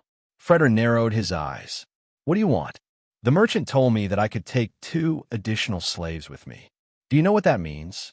Alaric felt a bit guilty for using this man's feelings, but Fredrin was someone that he truly needed to complete his plan. If he could get this man to serve him, he would have a future transcendent knight. An expert at that level would be a huge help to his plan to stop the civil war from happening. Fredrin hesitated. He understood the implications of his words. He looked at his pregnant wife, whose limbs were bound by chains. She had small wounds on her skin. Her clothes were tattered and full of dirt. Seeing her like this made him feel like he was being torn apart. I will follow you if you set my wife free. Fredrin stared deeply at the young knight. Alaric was taken aback. Don't you want to be with her? I want to be with her, and it hurts me to even think about being separated from her. But what hurts me more is seeing her live under such terrible conditions. Fredrin lowered his head. Sigh, what a loving husband. Why don't you just live with your wife? I don't plan to take you back as slaves. Huh? What do you mean? Fredrin couldn't believe what he was hearing. You're an elite knight. You can work as a warrior for our household instead. As for your wife, she can work as a cook or a gardener. If you don't like that, I'll let you choose where your wife can work. Alaric's words made him dumbfounded. Are you telling the truth? Fredrin was agitated. This could be the opportunity that he was praying for, but it was too good to be true. Alaric smiled and nodded his head. Of course, I'm a follower of Aru. You could trust me. He took out a sun necklace that symbolized the benevolent god. If my words are untrue, then may my soul turn into an evil spirit and wander hell for all eternity. Fredrin was stunned by his oath. Even the most faithful believers of Aru would never dare to utter such words. Since you are willing to say those words, I'll trust you. Fredrin took a deep breath and muttered, My name is Fredrin Steelheart. I'm yours to command, sir. Good. Just wait for a bit. Alaric tapped the man's shoulder. Yes, sir. After talking with Fredrin, Alaric approached the fat merchant and gave him the beast's soul crystal. I've decided which slaves to take with me. Great. Just tell which of them you are taking, and I give them to you. Roy couldn't conceal the excitement on his face when he took the crystal. I want that woman. Alaric pointed at Fredrin's wife. This made Roy feel a bit troubled, but he still accepted his choice. The elite knight must have spoken with him about it. TSK. Too bad. That pregnant lady could have fetched me a decent price. And the last one I'm taking is that man over there. Alaric pointed at the man who was introduced by Roy as one of the best hunters in his village. Good choices, sir. Just give me a second.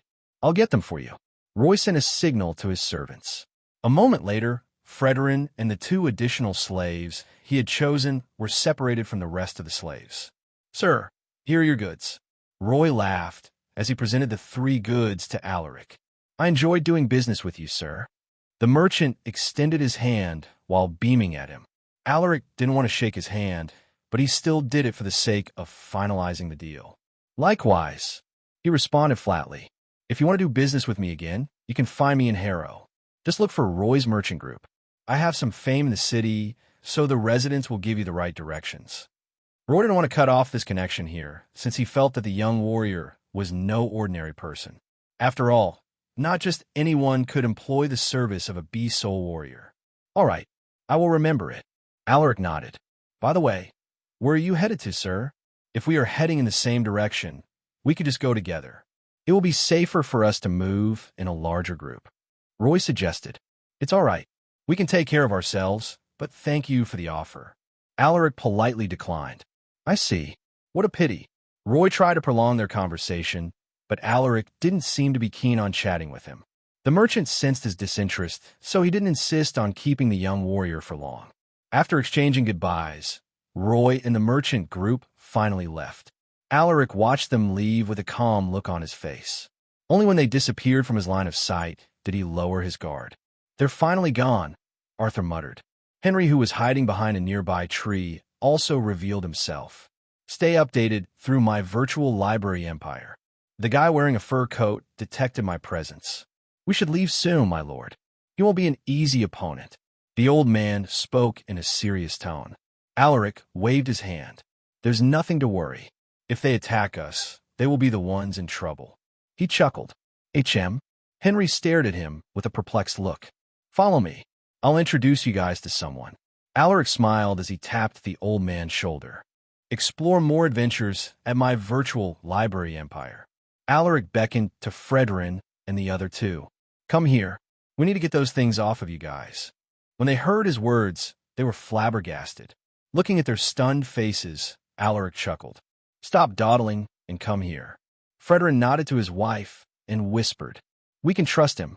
His wife hesitated for a moment, but she still chose to listen to her husband. All right. She walked nervously towards Alaric and bowed to him. Greetings, sir. Alaric nodded to acknowledge her greeting. What's your name? And my name is Elaine, sir. She responded without daring to look at him in the eye. Alaric used the key given by Roy to remove the locks on her chains. Clang! As soon as the chains were removed, Elaine felt like she could finally breathe again. "Thank you, sir." Alaric beckoned to the man standing beside Fredrin. "What's your name?" The former hunter was a bit nervous. He didn't know what kind of person his new owner was. His only hope was that he would be treated well. "My name is Mark, sir." "Not bad. You managed to become a knight apprentice. Did you receive formal training from someone?" Alaric asked while observing the man's expression. "I live in a small village, sir. We were only taught how to hunt. As for knight training," Mark shook his head. "Oh, he managed to become a knight apprentice without formal training?" He couldn't sense any falsehoods in his words, so it was most likely true. "Do you want to become a knight?" Alaric asked with a smile. Hearing this, Mark widened his eyes. "Absolutely. That's my long-time wish, sir." Alaric grinned at his enthusiastic response. "All right, if you're willing to follow me, I will have someone train you to become a knight." Without hesitation, Mark kneeled on one knee and muttered, "I'm willing to follow you, sir." Alaric tapped the man's shoulder and said, "Get up. There's no need for you to kneel before me. Let's get those chains removed first." Click. A clicking sound echoed as soon as the key was inserted into the keyhole. After having his chains removed, Mark felt light as a feather. Unknowingly, tears streamed down his cheeks as emotions welled up in his heart. Finally, it was Fredrin's turn. Henry, who was standing behind Alaric, stared intently at this beggar-looking man. If Fredrin revealed a trace of hostility, he was ready to pull out his sword. On the other hand, Alaric remained calm. He knew Fredrin's personality very well. He was a man who would never break his promise. That was the kind of person Fredrin was. "I will do as I had promised." "I will follow you, sir," Fredrin solemnly uttered. Alaric nodded and smiled faintly. "Let's get this over with so we can get something to eat." He glanced at the chains tied to Fredrin's limbs. They really used mithril chains to restrain him. Mithril was a rare metal that can only be found deep into the earth. Only a transcendent knight can forge something using this material. That was how durable it was. After his chains were removed, Fredrin bowed to Alaric. "Thank you, sir." Alaric waved his hand. "You don't have to thank me. Now go to your wife. I know you're eager to hold her." He chuckled. Fredrin cupped his fists and jogged to his wife. The couple hugged each other and exchanged a deep kiss. Alaric looked away and shook his head. "Let's do the introductions later. Leave them be for now." He tapped Henry's shoulder. The old man was still worried. "My lord, are you sure about setting that man free? He is an elite knight, a powerful one at that." He whispered. He could sense it just by looking at Fredrin. "You can rest assured. I know what kind of person he is. Trust me on this." Alaric muttered reassuringly. "All right, but I'll keep an eye on him just to make sure," Henry responded cautiously. An hour later, they gathered for their meal. The atmosphere was a bit awkward with the presence of 3 more people in the group. "You guys should get to know each other since you will be colleagues soon." Alaric broke the silence. Upon hearing his words, everyone stopped what they were doing, glanced at each other, and exchanged friendly nods. Alaric didn't push them. It would take some time for them to learn how to trust each other. "Give this to your wife. She needs to eat more meat for the child in her belly," Alaric said as he handed a bowl of boar meat soup to Fredrin. The latter sent him a grateful look before he gave the bowl to his wife. Elaine bowed to Alaric. "Thank you, sir. Since you guys will be serving me from now on, allow me to reintroduce myself." Alaric scanned the 3 former slaves. "My name is Alaric Silversword, the heir of House Silversword. Starting today, you are no longer slaves, but my people." The 3 were stunned. They thought that he was just a rich young warrior. It turned out that he was actually the son of a noble. "Greetings, my lord." They stood up simultaneously and bowed to him. "Relax. There's no need to be nervous." Although he tried to make them feel comfortable, the 3 became more restrained after knowing his identity. After eating their meal, Alaric told them about their destination. "We are heading to the Enchanted Woodlands." Looking at their shocked faces, Alaric continued, "I know that it's dangerous, especially for Elaine, so there's no need for the 3 of you to follow us." He grabbed a stick and drew a box on the snow. "There's a fortress city close to the Enchanted Woodlands. The 3 of you will stay there and wait for us." "My lord, I'm willing to go with you to the Enchanted Woodlands." Mark expressed his desire to go with them. However, No. Alaric shook his head. It's too dangerous for you to be there. I'm sure you are aware of the dangers within that forest. Mark nodded apprehensively. Almost everyone in the Empire knew what kind of creatures resided within the enchanted woodlands. You guys get ready, we will head out at once. 3 days slipped by, and on the afternoon of the 4th of January, the group finally arrived at the fortress city called Turtle Fort. It got its name from the turtle-like forts that surrounded the city. This fortress city was Astania's first line of defense against the monsters that come from the enchanted woodlands. It also boasted a huge number of warriors who were ready to protect the Empire's borders. At this moment, the group had just passed by the heavily fortified gates. The huge ballistas sitting at the top of the walls made them feel safe and secure. They had to constantly keep a lookout when they were traveling outside. Now, they felt that they could finally rest easy. The group traveled for another hour to find a suitable inn. They didn't choose a famous establishment and selected a relatively unknown place. This was to keep their identities hidden. At the inn's dining hall, the group gathered for an afternoon snack. We should get some rest tonight and resume our journey tomorrow, Alaric said while looking at Ivana. Her face was still covered with only her eyes and mouth visible. Ivana nodded. I'll listen to you. She was excited to return her home. She has been gone for a long time, and she missed her family and friends. Just a little bit more, she muttered in her heart. She was grateful to Alaric and the rest of the group who came to accompany her, especially Alaric. If it weren't for him, she might have frozen to death a long time ago. Thinking about this, she looked at his side profile, her gaze softening. As if sensing her eyes, Alaric turned his head. Why are you looking at me like that? He raised his head and chuckled. Thank you. I wouldn't have gotten this far on my own. The elf responded while staring straight into his eyes. Alaric almost fell into a trance. He quickly looked away and muttered, That's what friends do. Friends? Ivana's lips curved upwards.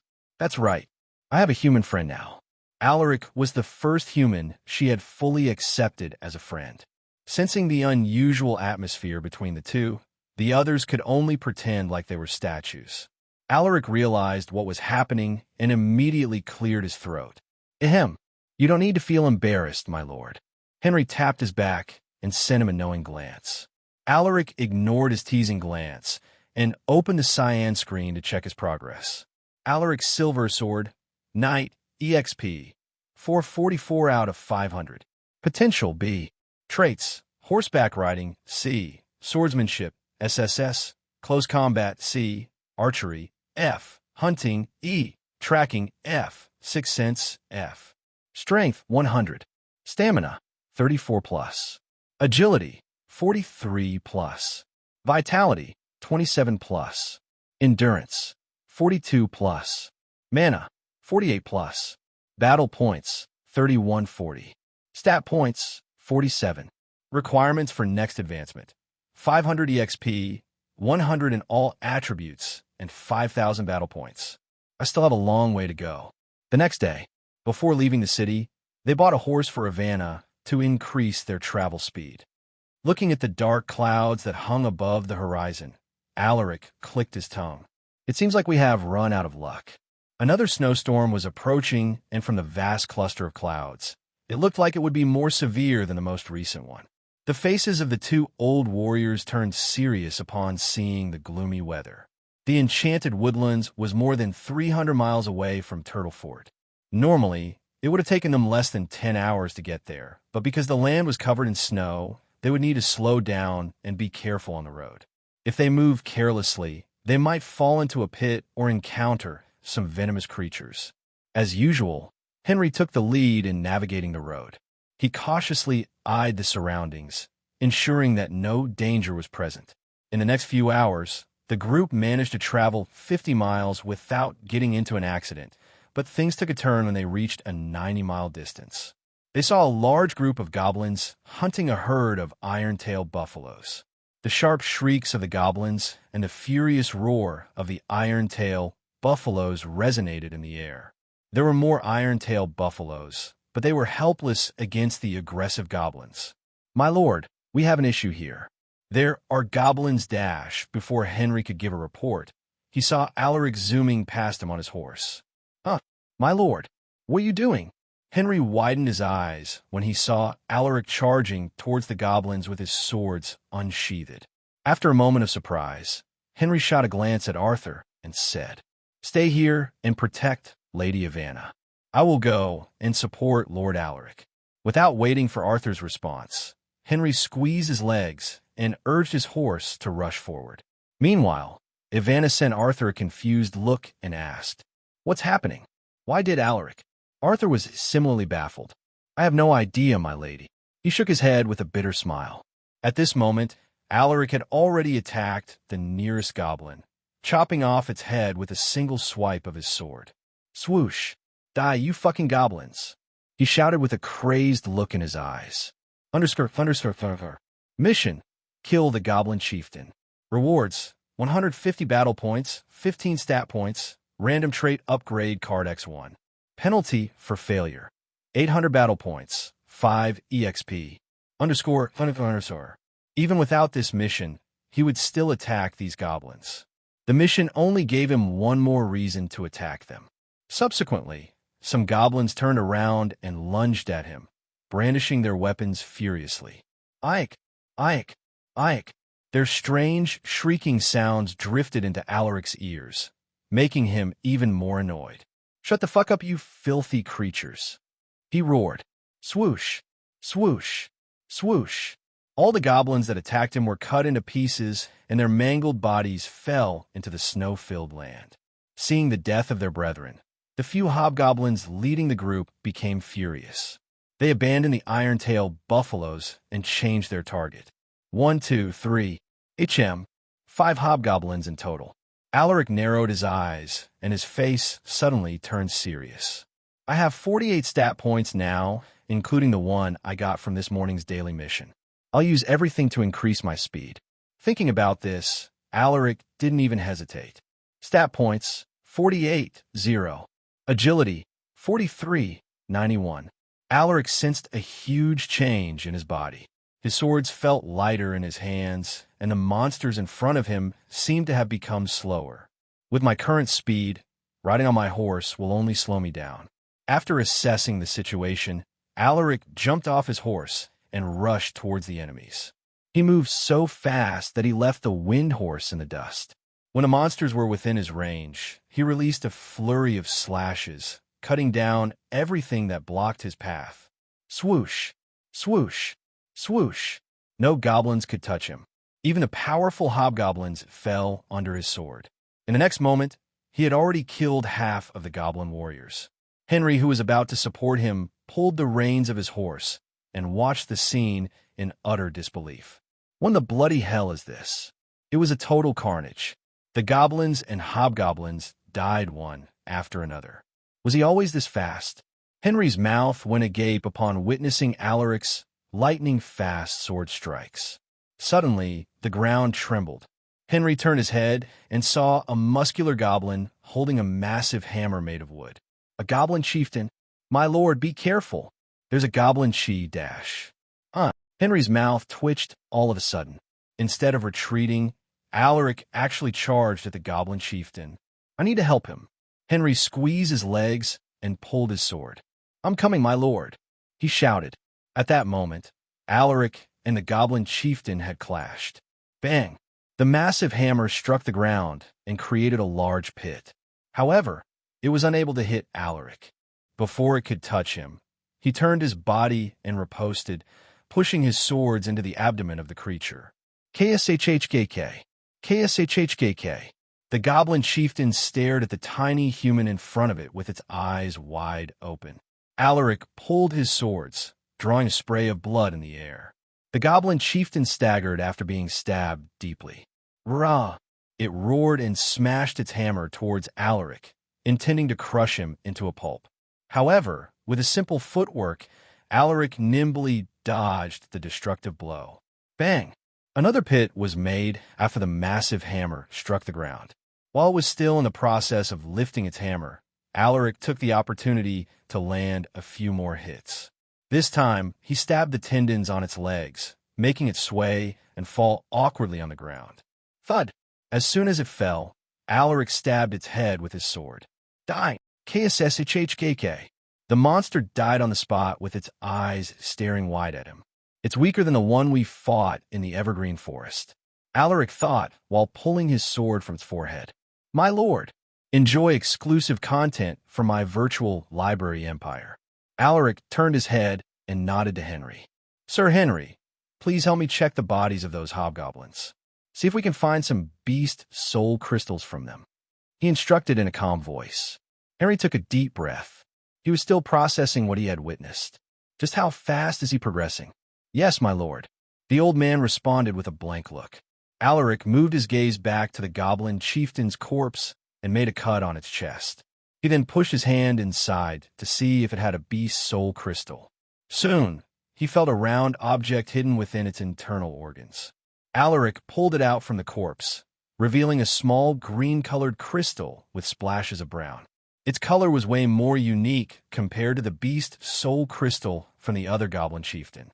What an interesting combination of colors. Alaric wiped off the blood on the crystal using his clothes before putting it inside his leather pouch. With the death of the goblin chieftain, the remaining goblins and hobgoblins retreated. Alaric didn't chase them since his target was only the goblin chieftain. Mission complete. Rewards: 150 battle points, 15 stat points, random trait upgrade card X1. Do you want to use the random trait upgrade card? Yes, no. Alaric glanced at the card that appeared in his hand. He had already received something like this before, so he knew what it was used for. Alaric pressed yes. Congratulations. Your trait, Tracking F, has been upgraded to Tracking E. A new set of information flooded his mind in that instant. From the footprints of specific animals, their behaviors, and many other aspects related to tracking were incorporated into Alaric's mind. So tracking had these many different elements. The method I learned when I was a kid is nothing compared to this. This will be useful when hunting down enemies. He chuckled. He then focused his attention on the progress in his stats. He had gotten 150 battle points and 15 stat points. I should push my agility to 100 and distribute the remaining points to my stamina. Thinking about this, Alaric immediately made the adjustments. Alaric's Silver Sword, Knight, EXP, 444 out of 500. Potential, B. Traits, Horseback Riding, C. Swordsmanship, SSS, Close Combat, C. Archery, F. Hunting, E. Tracking, Sixth Sense, F. Strength, 100. Stamina, 40 plus. Agility, 100. Vitality, 27 plus. Endurance, 42 plus. Mana, 48 plus. Battle points, 3290. Stat points, 0. Requirements for next advancement: 500 EXP, 100 in all attributes, and 5,000 battle points. He had already maxed out 2 of his attributes, and it made him feel satisfied. My lord, I only found 2 beast soul crystals from the hobgoblins' corpses. Henry's voice drifted into his ears while he was looking at the cyan screen. The old man handed him the 2 crystals he had found. The harvest this time is decent, Alaric thought after getting the 2 beast soul crystals from him. Alaric looked at the monster corpses around them and felt a bit regretful that they couldn't bring them all to be sold. We should leave now. The smell of blood here will attract more monsters. There was no choice. They could only abandon the corpses. Henry only collected some of the iron-tail balafo meat to be used for their trip. While he was putting in the meat he had gathered inside his leather bag, he noticed that some of the iron-tail buffaloes were looking at him with unkind gazes. The old elite knight stomped his foot and scared them with his aura. When the iron-tail buffaloes sensed his overwhelming aura, they immediately fled in the opposite direction. Enjoy exclusive adventures from my virtual library empire. At this moment, Alaric detected the presence of more monsters in the distance. We need to go. Some monsters are already on their way here. Hearing his stern voice, everyone nodded. After carefully checking their belongings, the group made a detour to avoid the monsters who were heading to the corpses. Suddenly, crackle, crackle. Alaric looked up and saw flashes of lightning in the midst of the dark clouds. We need to hurry up. He squeezed his legs harder to convey his instructions to the horse. Meanwhile, The others also commanded their horses to move faster. Facing a snowstorm at their current location wasn't ideal. There were no markings or landmarks, so it would be difficult to navigate the road once their visibility was reduced. Along the way, they encountered some monsters, but they didn't trigger a mission, so Alaric decided to ignore them. Several hours passed by in the blink of an eye. The group was about to reach the halfway mark, but snow started falling, so they decided to find a safe place to camp. Forcing their way in the middle of a snowstorm would be a terrible idea, since there was a high chance of them getting lost. "My lord, it seems like there are no caves nearby," Henry reported with a grave look. A cave was the best place to camp during snowstorms, since they could shield themselves from the cold. Unfortunately, there are only trees nearby. There wasn't even a mountain or a hill. Alaric scanned the surroundings and furrowed his eyebrows. "Find a large tree and cut a space enough to fit all of us," he instructed. Hearing this, Henry nodded. He had also thought of this as his backup plan. "Yes, my lord." After looking around for almost an hour, they finally found a big tree. Henry used his sword to cut a big chunk on its trunk. He also cleaned the space inside and made it suitable for them to rest. "What about the horses?" Ivana asked. There wasn't enough space for the horses to go in, and this made her worried. Both the old warriors glanced at her and awkwardly scratched their heads, unable to utter a response. Seeing this, Alaric opened his mouth to save the old men from the awkward situation. "We have no choice. We can only let them go, but they might freeze to death." Ivana frowned. She couldn't bring herself to abandon the horses. "I understand your concern, Ivana, but we have no time to look for a suitable place for them. Letting them go is the best option," Alaric calmly replied. His main priority was to keep everyone safe.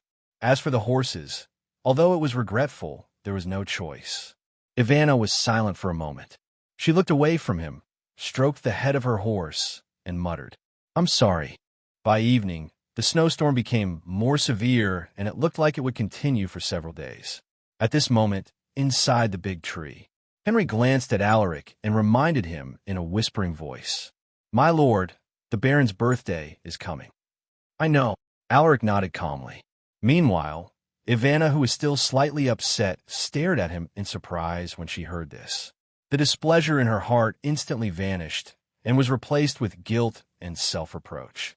"They helped me and escorted me here despite the dangers, but I actually felt displeased just because we abandoned the horses.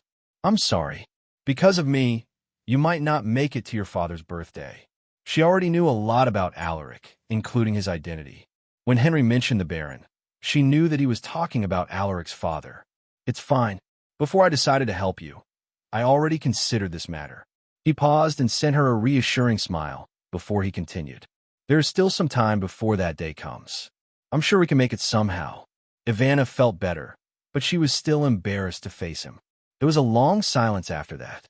Only the fierce winds and the caca sounds of the flame could be heard. The next day, the snowstorm that they expected to last for a couple more days miraculously settled down, so the group immediately resumed their journey after Alaric's routine exercises. They tried to look for the horses, but they were nowhere to be found. Their tracks had also been covered by the piles of snow, so even with Alaric's trait tracking, they failed to find them. Without their mounts, the group could only continue the journey on foot. "Are you feeling cold?" Alaric asked when he saw Ivana shivering.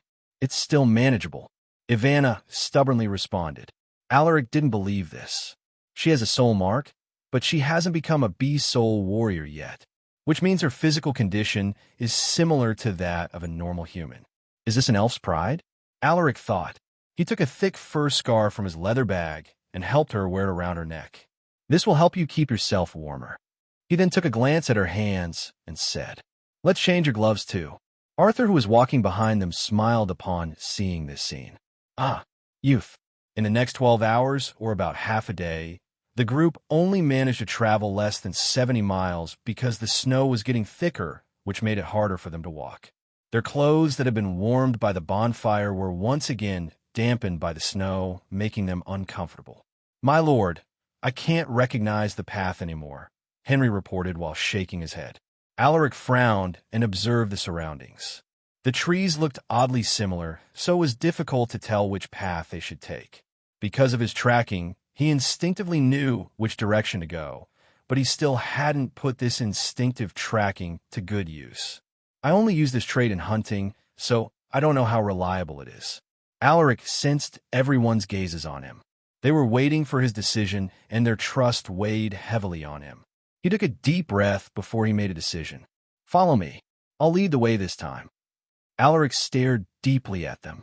The two old warriors looked visibly surprised by his words. Alaric had never displayed his navigation skills, so they weren't sure if he could do the job well. However, despite the doubts, they still nodded and chose to trust his decision. Do you trust me? Alaric stared at the elf. Amen. Ivana hummed in response. Alaric smiled faintly and said, Don't worry. I will make sure that you can go back to your home. Ivana's eyes flashed with gratitude. Thank you, Alaric. Under Alaric's lead, they persisted with their journey. At first, they thought that he was just blindly walking without a sense of direction, but his calm and steady demeanor made them rethink their thoughts. Soon, the trees had become more numerous, a sign that they were getting closer to the enchanted woodlands. My lord, I sense someone approaching. There's a lot of them. Henry's voice suddenly drifted into their ears. Alaric frowned and placed his hands on the handle of his swords. The two old warriors also prepared to engage in combat. In the next moment, a few figures appeared on the branches of the trees, looking down at them with unfriendly eyes. Elves. Alaric and the two old warriors were stunned by their presence. Humans, how dare you infiltrate this sacred woods?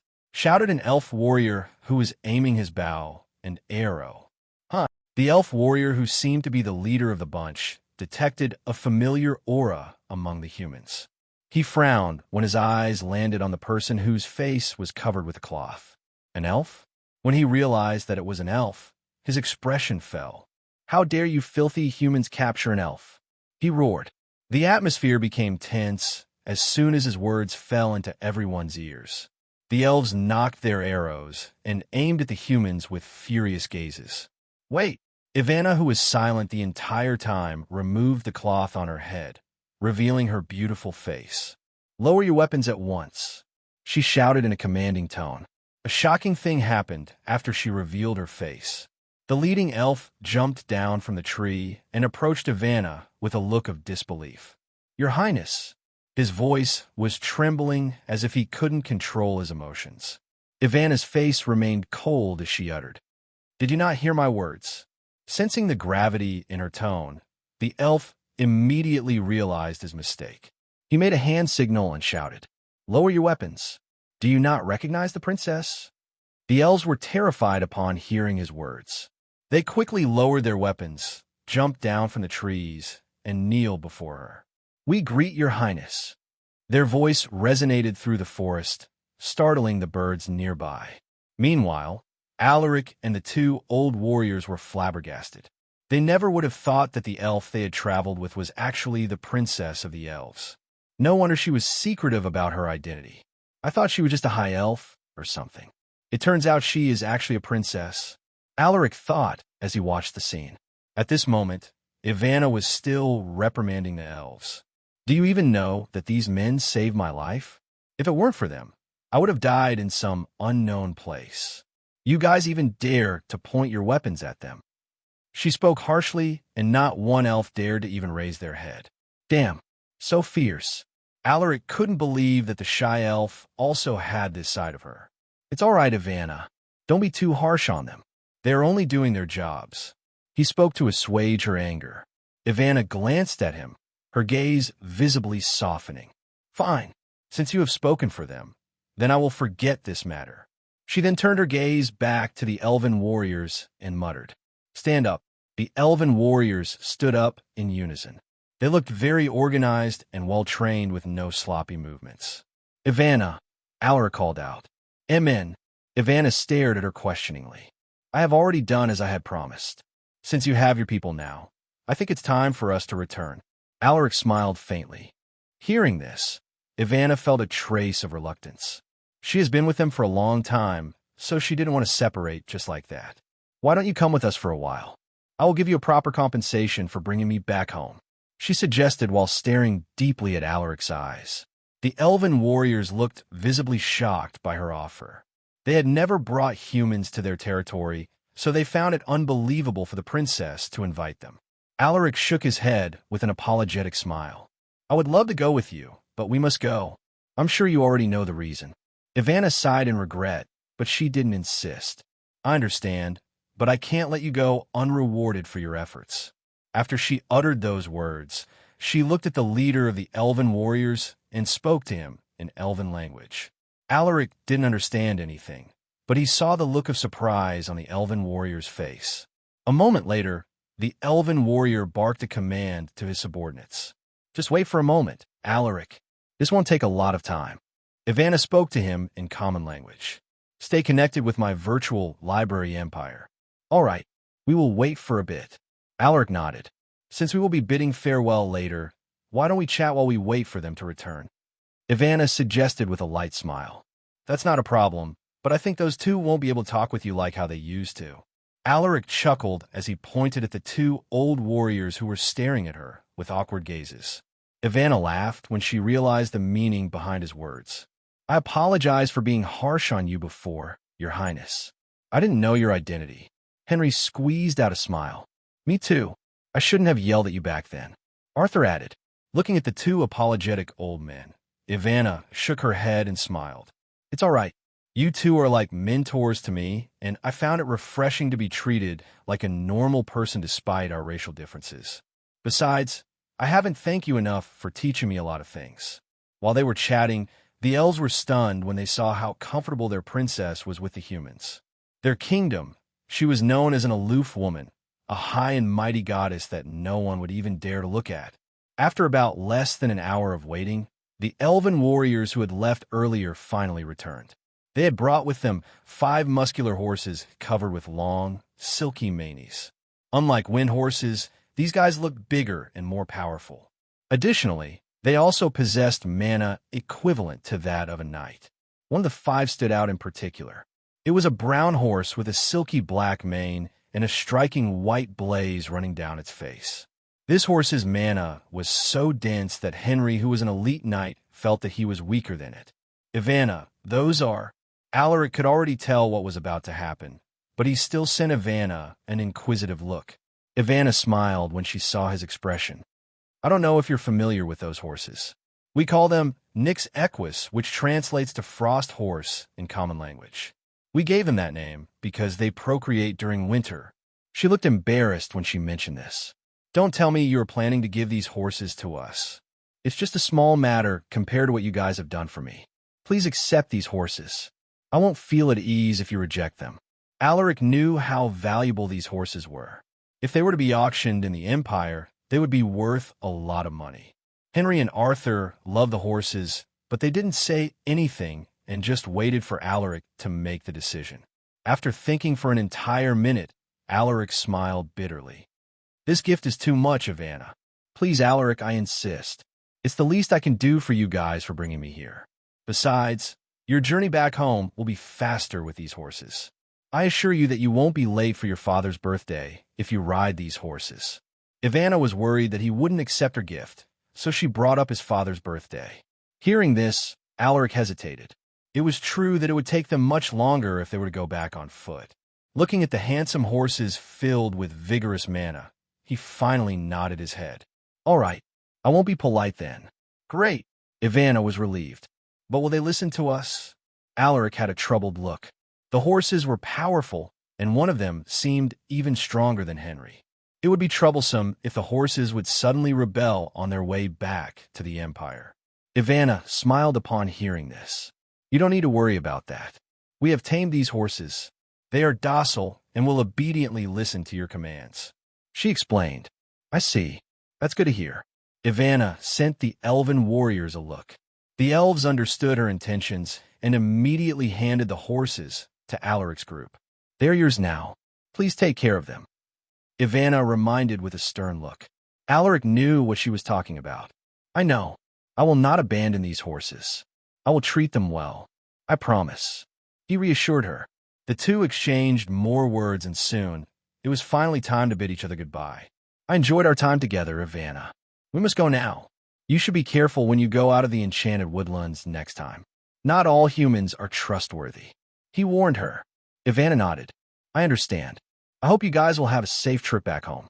If you need any help, just look for me in the enchanted woodlands.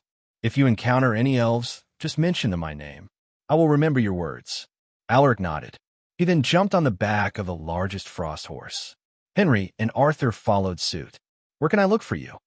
Ivana suddenly asked. Alaric turned his head and responded. You can find me in a small town called North Pine Town. If you get there, just mention my name to the townspeople. Goodbye. I hope to see you guys again soon. Ivana's eyes were filled with reluctance. If fate permits. Alaric smiled and waved his hand. He then looked at the two old warriors and said, Let's go. Before leaving, Henry and Arthur bowed to Ivana. Meanwhile, Alaric gave her one last look. In the next moment, the trio finally left. Alaric's silver sword. My friend. Ivana smiled as he watched the young human warrior slowly disappear into the forest. When she could no longer see their shadow, her eyes turned cold. Let's go. We need to gather our warriors to hunt some humans. She had never forgotten the humans who tried to capture her. Now that she had returned to her territory, it was time to prepare her revenge. Alaric and the two old warriors didn't meet an accident on their way back to the fortress city. The journey was unusually smooth, as if the monsters were avoiding them on purpose. Is it because of you guys? Alaric muttered as he rubbed the neck of the horse. He believed that the powerful auras of the frost horses intimidated the monsters. Discover stories at my virtual library empire. It only took them less than half a day to reach Turtle Fort. It was an amazing feat that would have been impossible without the frost horses. Upon reaching the city, the gate guards were stunned upon seeing their mounts. They discussed among themselves, and it looked like they had bad intentions. Although they tried to do it discreetly, Alaric could already tell what was on their minds. To prevent something from going wrong, he immediately took out the insignia of House Silversword. I am Alaric Silversword, son of Lucas Silversword. Please think twice before you decide to do something foolish. Alaric stared deeply at them. He used his father's name to intimidate them. When the gate guards saw the symbol of House Silversword on his token, their eyes constricted with fear. Everyone in the north knew the Silverswords. Lucas Silversword cemented himself as one of the strongest warriors in the empire. Getting on his bad side was like a death sentence, so they immediately abandoned the funny ideas they had. What are you talking about, my lord? It's just a misunderstanding. We have no intention of provoking you. One of them forced out a smile. Alaric glared at him and muttered in a cold voice. I don't want this to happen again. Now make way for us before I grab my swords. Yes, yes. The gate guards didn't dare delay them anymore and allowed them to go inside the city. After they left, one of the guards whispered to the person in charge, Sir, should we report this to the higher-ups? The person in charge smacked the back of his head. Report my ass. If you want to provoke the Silver Swords, then be my guest. I was just talking nonsense, sir. At this moment, Alaric's group had already entered Turtle Fort, and they were now heading to the inn where they left Fredrin and the others. Their horses attracted a lot of attention, but Alaric openly wore a cape that bore the crest of House Silversword, which made those who had ulterior motives give up their ideas.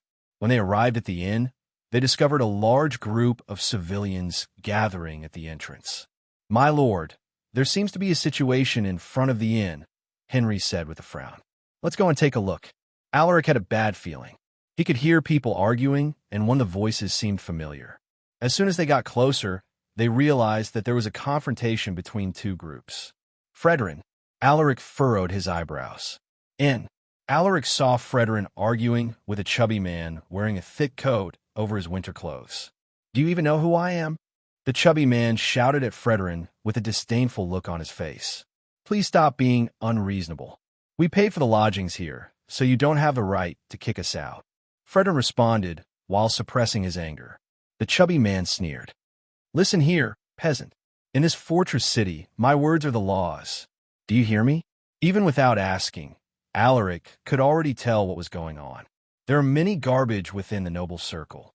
They use their status to oppress the weak, but during wartime, they are always the first ones to escape. He muttered coldly in his heart. He hated this kind of people.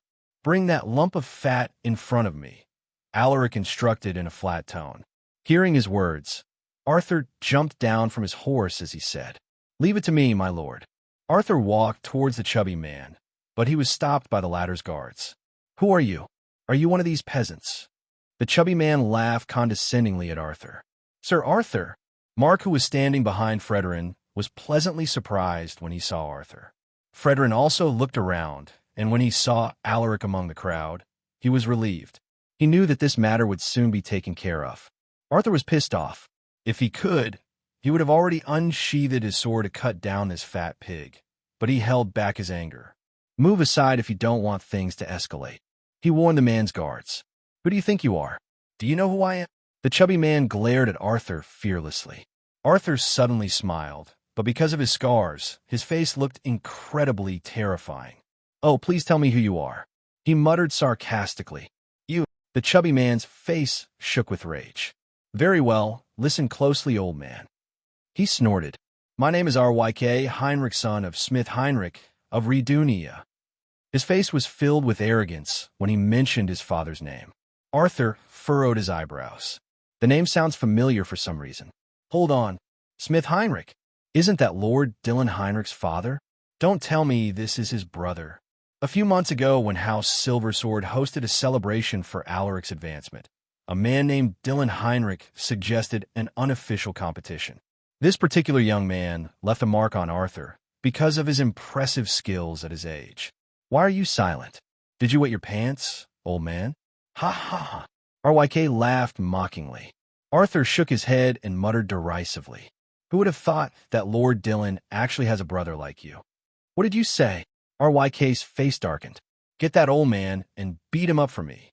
Just as his guards were about to grab Arthur, a nonchalant voice suddenly drifted into their ears. "Read new chapters of my virtual library empire." "How disappointing. You don't even have an ounce of your brother's grace. You look absolutely nothing like him."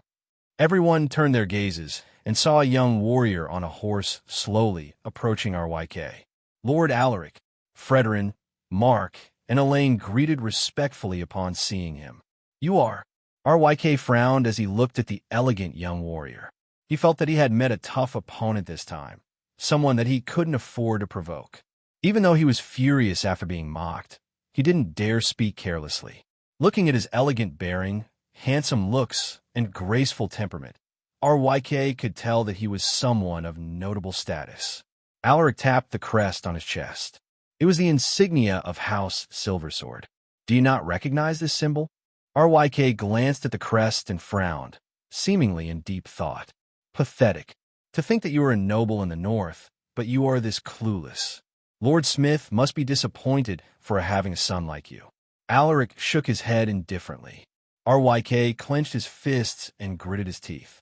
His shoulders were visibly shaking as he took deep breaths. "That is the insignia of House Silversword," someone from the crowd exclaimed. A collective gasp of astonishment followed when they realized who Alaric might be. His striking silvery white hair and his golden crimson eyes made everyone think of one person: Alaric Silversword. Ryk Heinrich also reached the same conclusion, and his eyes flashed with fear. Lord Alaric, why are you defending those peasants?" He wiped off the sweat on his face while cautiously looking at Alaric. "Ryk, is it?" Alaric's eyes were terrifyingly cold. Ryk hurriedly looked away, afraid to meet his eyes.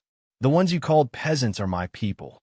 Ryk's knees buckled under his intense gaze, but before he fell to the ground, his guards quickly caught him. "Lord Alaric, please quell your anger. Lord Ryk was just having a bad day. It wasn't his intention to provoke your people." One of the guards immediately spoke up for him. Alaric ignored the guard and kept his eyes on Ryk. "I will remember this, Ryk Heinrich. Soon, I will visit Redunia and ask Baron Smith Heinrich for an explanation." He took one final look at Ryk to memorize his face. Alaric looked away from him in disgust and said, "Let's go. We're leaving now." "Yes, my lord." The crowd watched Alaric's group leave in awe. "So that's Lord Alaric. He looks formidable. I have finally met the rising star of the north in person." I heard that he challenged the second heir of House Paxley to a sacred duel. Apparently, this happened. RYK was scared witless when he heard the crowd's discussion. He had also heard about what happened in Rivad. I'm fucking screwed this time. He grabbed his head as he tried to come up with a way to get out of this situation. He won't challenge me to a sacred duel over something like this, right? There's no way. He tried to convince himself, but the more he thought about it, the more terrified he became. My lord, the Heinrichs are not any weaker compared to the Silver Swords. Is it really all right to offend them for our sake? Fredrin took a glance at Alaric. It doesn't matter whether he is from House Heinrich or another noble family. I won't let anyone touch my people. Alaric calmly responded. Hearing this, Fredrin raised his eyebrows in surprise. It was very rare to find a lord who would be willing to offend someone of high status for the sake of his servants. Don't worry about it. The Heinrichs is the least of my worries. They won't do anything for a minor issue like this. Alaric reassured them when he saw their worried gazes. No one mentioned this matter anymore after he stated those words. His calmness and indifferent attitude made everyone feel that nothing would go wrong.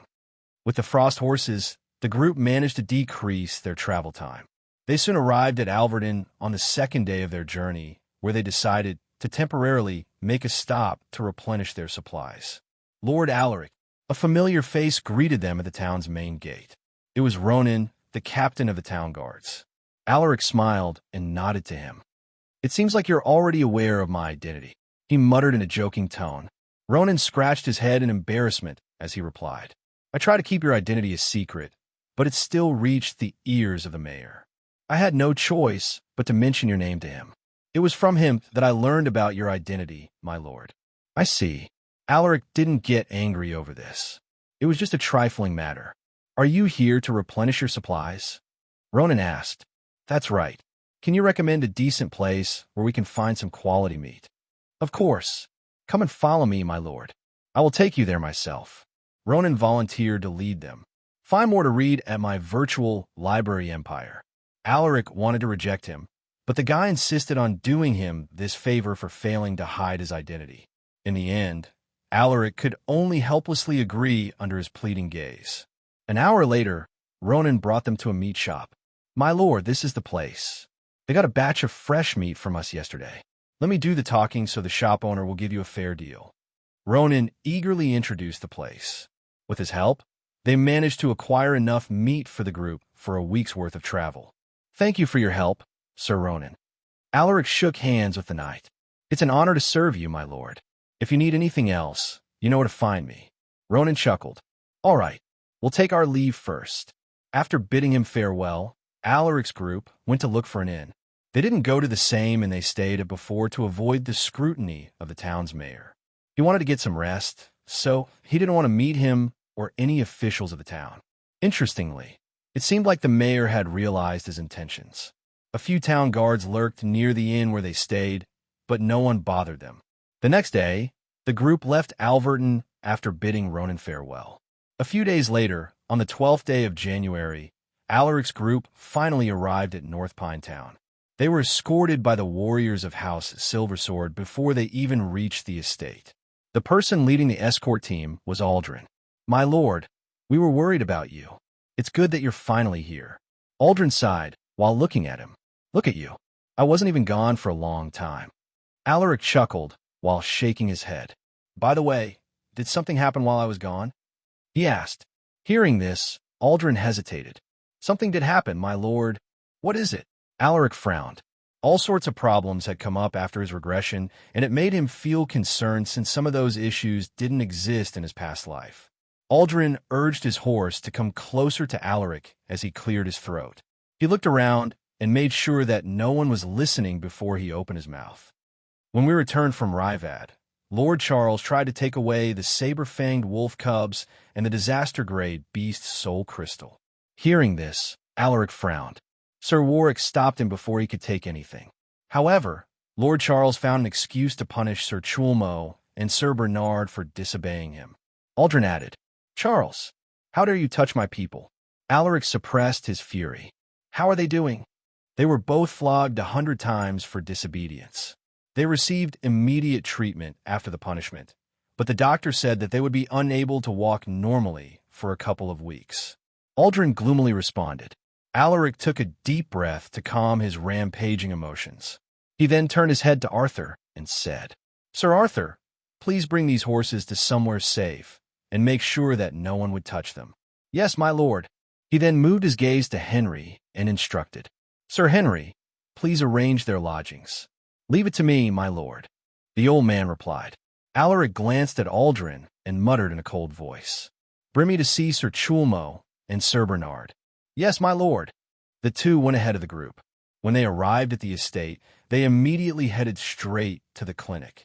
As soon as they arrived, Alaric jumped down from the frost horse and walked inside the clinic with heavy footsteps. He later found Chulmo and Bernard inside a patient room where they were receiving treatment. "My lord." The two knights were surprised to see him. They tried to get up from the bed, but they grimaced in pain. "Just stay on your bed. There's no need to worry about formalities." Alaric became even more furious when he saw their situation. "I'm sorry for not being there for you guys. It's not your fault, my lord." Bernard shook his head with a bitter smile on his face. "It was only because Sir Charles was too shameless," Chulmo muttered under his breath. "Chulmo!" Bernard sent him a stern look. "It's fine. Sir Chulmo is right. My uncle has been acting shamelessly these past few months." Alaric indifferently said. He had been holding back this whole time, waiting for the opportune moment to strike his uncle. However, the latter had repeatedly touched his bottom line. "I can't wait anymore. I should deal with this tumor now." Chulmo and Bernard sensed the sudden change in his emotion, but they didn't dare say anything.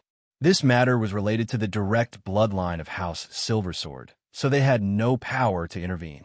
"Don't worry. I will make sure that he will be punished. Just stay here and recuperate." Alaric's words stunned the two knights. "My lord, you might offend Sir Charles if you do this." Chulmo worriedly responded. "Chulmo is right, my lord. It's not worth it to offend Sir Charles for our sake." Bernard added. Charles Silversword held an important role in House Silversword. His faction was mostly responsible for protecting the businesses of the household. If something happened to him, there would be severe repercussions. Experience tales at my virtual library empire. Offend him. Alaric chuckled while shaking his head. "I'm going to destroy him," he muttered in a cold voice. The two knights gasped at his words. Alaric didn't stay there for long. After saying a few more words and reminding them to rest well, he left the clinic with Aldrin. "My lord, I didn't mean to eavesdrop, but I heard what you guys are talking about. Are you really going to make a move on Sir Charles?" Aldrin had a solemn look. This matter was too big, and it was bound to shake the foundations of House Silversword. One wrong move, and the entire household might even collapse. "It's about time to clean up the household," Alaric calmly replied. Aldrin took a deep breath. "Aldrin, please send 5 knight apprentices to replace Sir Galliner." "I need him now," Alaric instructed. "Leave it to me, my lord." Aldrin acknowledged his command with a nod. After Aldrin left, Alaric went inside the main mansion and headed straight to his room to gather all the pieces of evidence he had collected over the past few months. To gather these documents, he sent Galliner and a few other trustworthy people on multiple occasions. Inside his room, Alaric opened a hidden compartment behind a painting on the wall. Inside this compartment was a small steel chest that contained all the documents he had gathered to bring down his uncle. He opened the chest and took out the stacks of paper inside. He then put the chest back into the compartment and stepped out of his room. These documents are still lacking, but they should be enough to bring Charles down. On his way to his father's study, he coincidentally encountered both Lucas and Maria in the hallway. "Alaric, we were looking for you everywhere." Lucas smiled upon seeing him. "It's good to see you again, son. I missed you." Maria hugged him tightly. "I missed you too, Mom." Alaric's gaze softened. "What's that on your hand?" Lucas stared at the documents in his hands with furrowed eyebrows. Hearing this, Maria let go of Alaric and stared at him questioningly. "Let's talk somewhere more private," Alaric replied with a serious. Sensing the gravity in his tone, the couple realized that it must be an important matter. Lucas stared deeply at him and nodded. "All right, follow me to my study." The family of 3 headed to the study room, and as soon as they arrived, Alaric unceremoniously took his seat. "Dad, Mom, please take a look at these documents." Alaric placed the pieces of paper on the table. Lucas and Maria curiously took one paper each. At first, they were still nonchalantly reading the contents, but the more they read, the more serious they became. This is... Lucas's expression changed. Meanwhile, Maria had a look of disbelief. The two read the rest of the documents, and by the time they read everything, their faces had turned dark. Are all the things written here true? Lucas put down the last document he had read as he looked at Alaric with a grim face. Yes, Alaric nodded. I have been gathering this information since I started discovering some unusual things about Uncle. Lucas rubbed his temples and leaned on his seat. The things he learned today were too much for him to handle. What about this? You mentioned here that you suspect that your uncle would poison your father, but you don't have evidence to back this claim. Maria pointed at a specific document where Alaric had written his speculations. That's true, but I've thought of a way for us to know if my speculations are correct. Alaric already had a plan in mind. He was just unable to execute it because he had been so busy recently. Tell us your plan. Lucas stared deeply at him. Alaric glanced at them and said, Let's announce that we will be hiring a new maidservant who will take care of father's meals. Hearing this, Maria raised his eyebrows. Are you planning to lure your uncle in this trap? That's right. Alaric nodded. If my guess is right, then he will definitely take the chance to bring one of his own people to Dad's side. Maria pondered deeply. His plan was feasible, but it also carried some risks. Let's do it, Lucas muttered. Are you sure about this? Maria stared at her husband with concern. I want to see if my brother really intends to kill me, Lucas replied with a heavy look. Lucas had always thought that his brother was someone he could trust. He had given Charles everything he needed, so he felt betrayed after knowing all the dirty deeds he had done behind his back. He finally realized why Alaric was unusually hostile towards Charles. It turned out that his son already knew the truth a long time ago. The next day, news spread within the household that the Baron was hiring a new maidservant to serve his meals. Although the selection process was rigorous, many applicants applied for the position. In just half a day, they already received over 20 applications. It was also around this time that this particular information reached Charles's ears. Strange. Why is he suddenly hiring another maidservant? Charles muttered after reading the report sent by his subordinates. I thought my nephew's little bitch is responsible for this task. All this time, it was Elena and the old butler who were responsible for sending the Baron's meals. Isn't this my chance? A smile formed on his lips. He had been biding his time while waiting for an opportunity. Now that the chance that he had been waiting for had arrived, how could he let it slip past his grasp? He turned his head and spoke. Gerard, bring the female assassins we trained here. From the dark corners of his room, a figure suddenly emerged. It was a man wearing standard knight armor. His face was devoid of emotions. Yes, my lord, the man uttered. Meanwhile, in the training ground, Alaric had just completed his daily mission. Alaric's silver sword, Knight, EXP, 450 out of 500. Potential, B. Traits, horseback riding, C. Swordsmanship, SSS. Close combat, C. Archery, F. Hunting, E. Tracking, Sixth Sense, F. Strength, 100. Stamina, 40 plus. Agility, 100. Vitality, 27 plus. Endurance, 42 plus. Mana, 48 plus. Battle points, 3350. Stat points, 6. Requirements for next advancement, 500 EXP, 100 in all attributes, and 5,000 battle points. He was about to close the cyan screen when a prompt suddenly appeared before him. Mission, Revenge 2. Mission difficulty, Normal. You have gathered enough evidence to destroy your uncle's reputation. Bring him down. Time limit, 47 hours, 59 minutes, and 59 seconds. Rewards, 400 battle points, 25 EXP, 25 stat points, item upgrade card X1. Penalty for failure, 50 EXP, 1,000 battle points. The rewards almost blinded his eyes. Holy shit. I will get this much reward if I manage to take him down? But that's strange. Why is the mission difficulty set at normal? He had only gotten one normal difficulty mission, and it was when they had fought with the Goblin Chieftain in the Evergreen Forest. Are there some dangers involved in this mission? He frowned. I just need to be careful. Alaric closed the cyan screen. At this moment, Elena appeared in front of him and handed him a flask. My lord, drink this water. The girl beamed at him. Thank you, Elena. Alaric grabbed the flask and took a big gulp of water.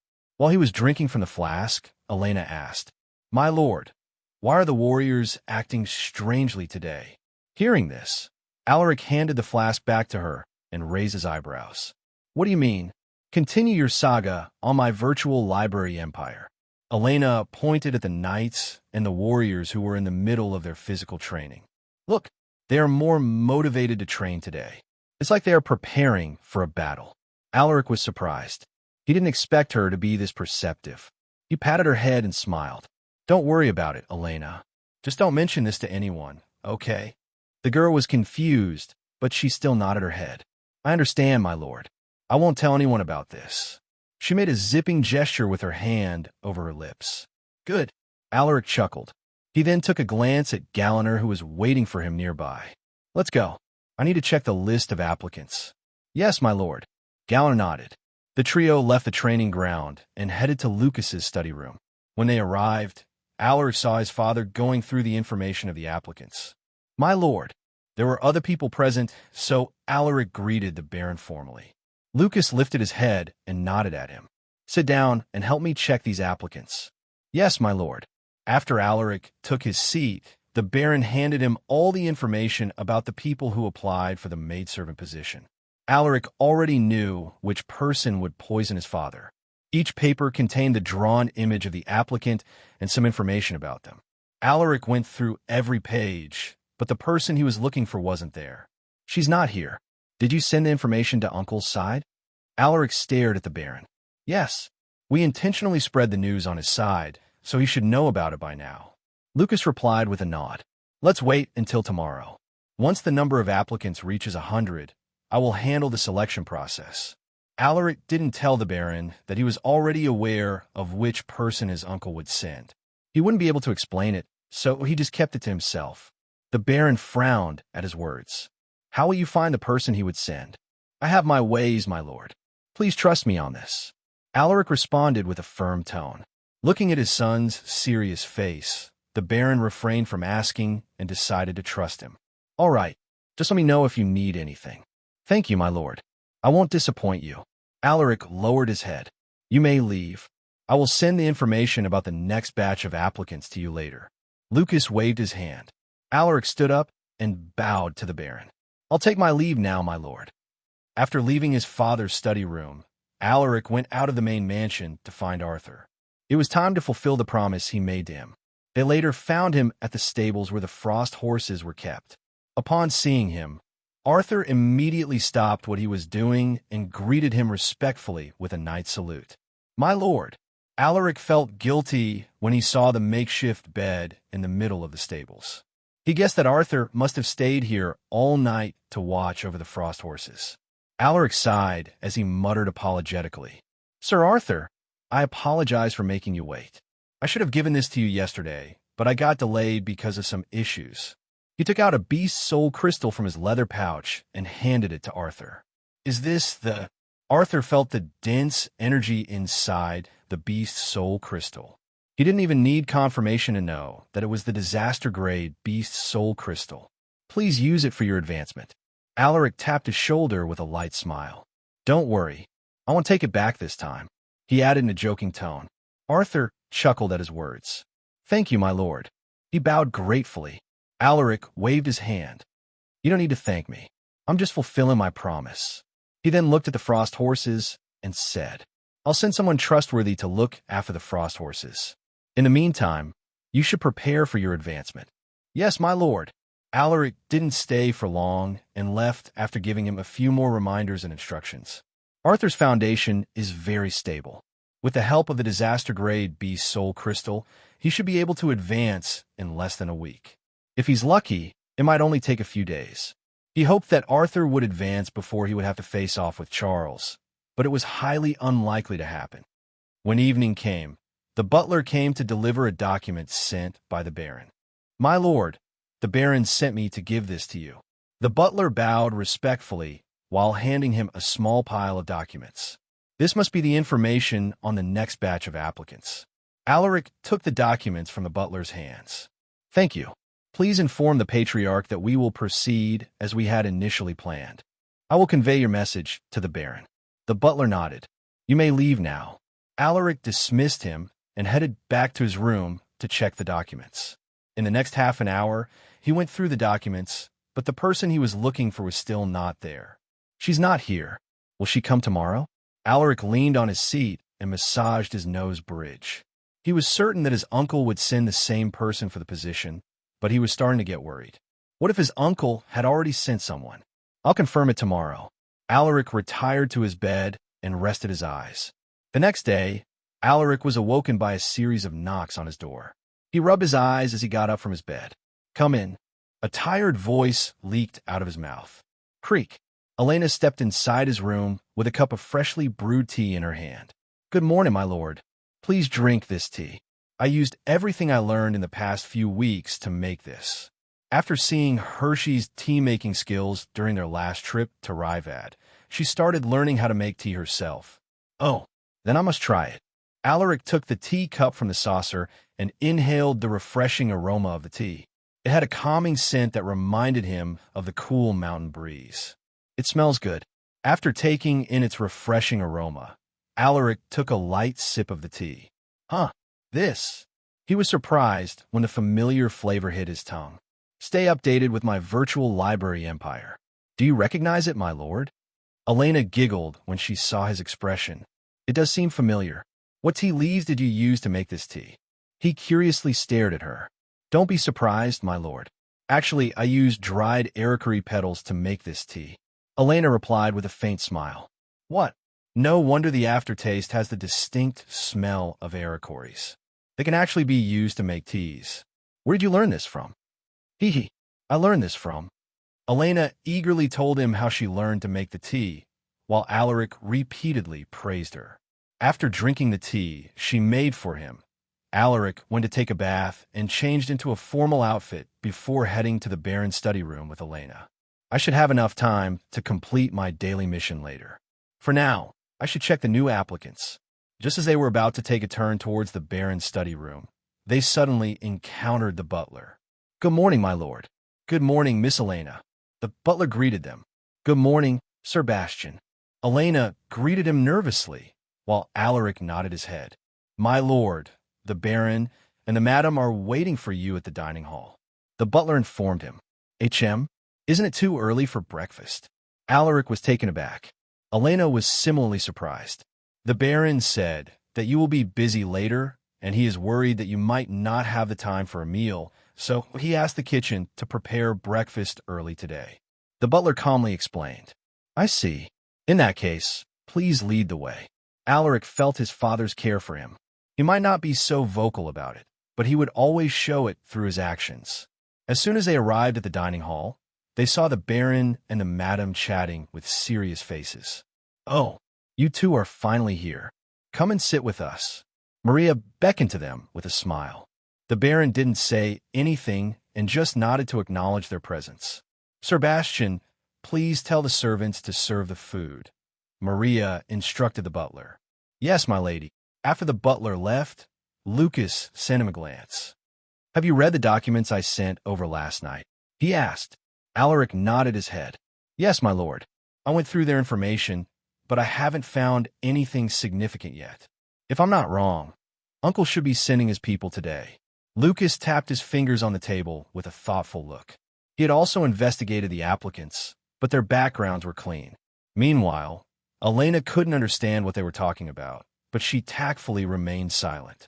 Seeing that she was bored, Maria initiated a conversation with her. When will the applicants arrive, my lord? Alaric inquired. Lucas adjusted his posture and replied in a calm voice. They are already waiting at the guest hall. You can go there after the meal. All right. A few minutes later, the servants finally arrived to serve their food. While the dishes were being served, Lucas sent Alaric a look and said, Let's eat first. We will discuss everything afterwards. After the meal, the butler handed some documents to Alaric. This is information on the new applicants. I've already checked them earlier, but I found nothing suspicious. Lucas spoke after wiping off the grease on his lips with a napkin. Alaric nodded and took a quick scan of the portraits of the applicants. HM. His hand suddenly stopped when he saw a familiar face. It's her. Drawn on the paper was the image of a woman in her early 20s. She wore a joyous smile, the kind that would make everyone feel at ease. She didn't have an impressive beauty, and she had these freckles on her nose that made her look innocent and cute. Alaric struggled hard to calm his emotions. He would never forget this face, for this was the very person who had poisoned his father in his past life. What is it? Did you find someone suspicious? Lucas raised an eyebrow when he sensed the sudden change in his expression. Alaric put down the documents and squeezed out a smile. It's nothing. He stood up and bowed his head to the Baron. I should go to the guest hall. We can't let all those people wait. Lucas frowned. He felt that Alaric was hiding something from him, but he decided to trust his son. Lucas waved his hand. Let me know if you discover something suspicious. Alaric nodded and left with Elena. On their way to the guest hall, Elena asked. While he was speaking to the audience, he finally found the woman sent by Charles. She has an ordinary face, so it was difficult to pinpoint her from the crowd. I don't sense mana from her, but her physique is more well-defined compared to the rest. She is probably trained in martial arts. Please follow me outside. The assessment will begin shortly. Although the evaluation was only for show, it had to be done systematically to prevent the target from becoming suspicious. On their way out of the main building, Alaric asked Elena some questions. Elena, what should be the most important thing to take note of when serving your lord? The first thing to consider is the lord's mood. As servants, we must be prepared to. How about this? What should be done? That's easy.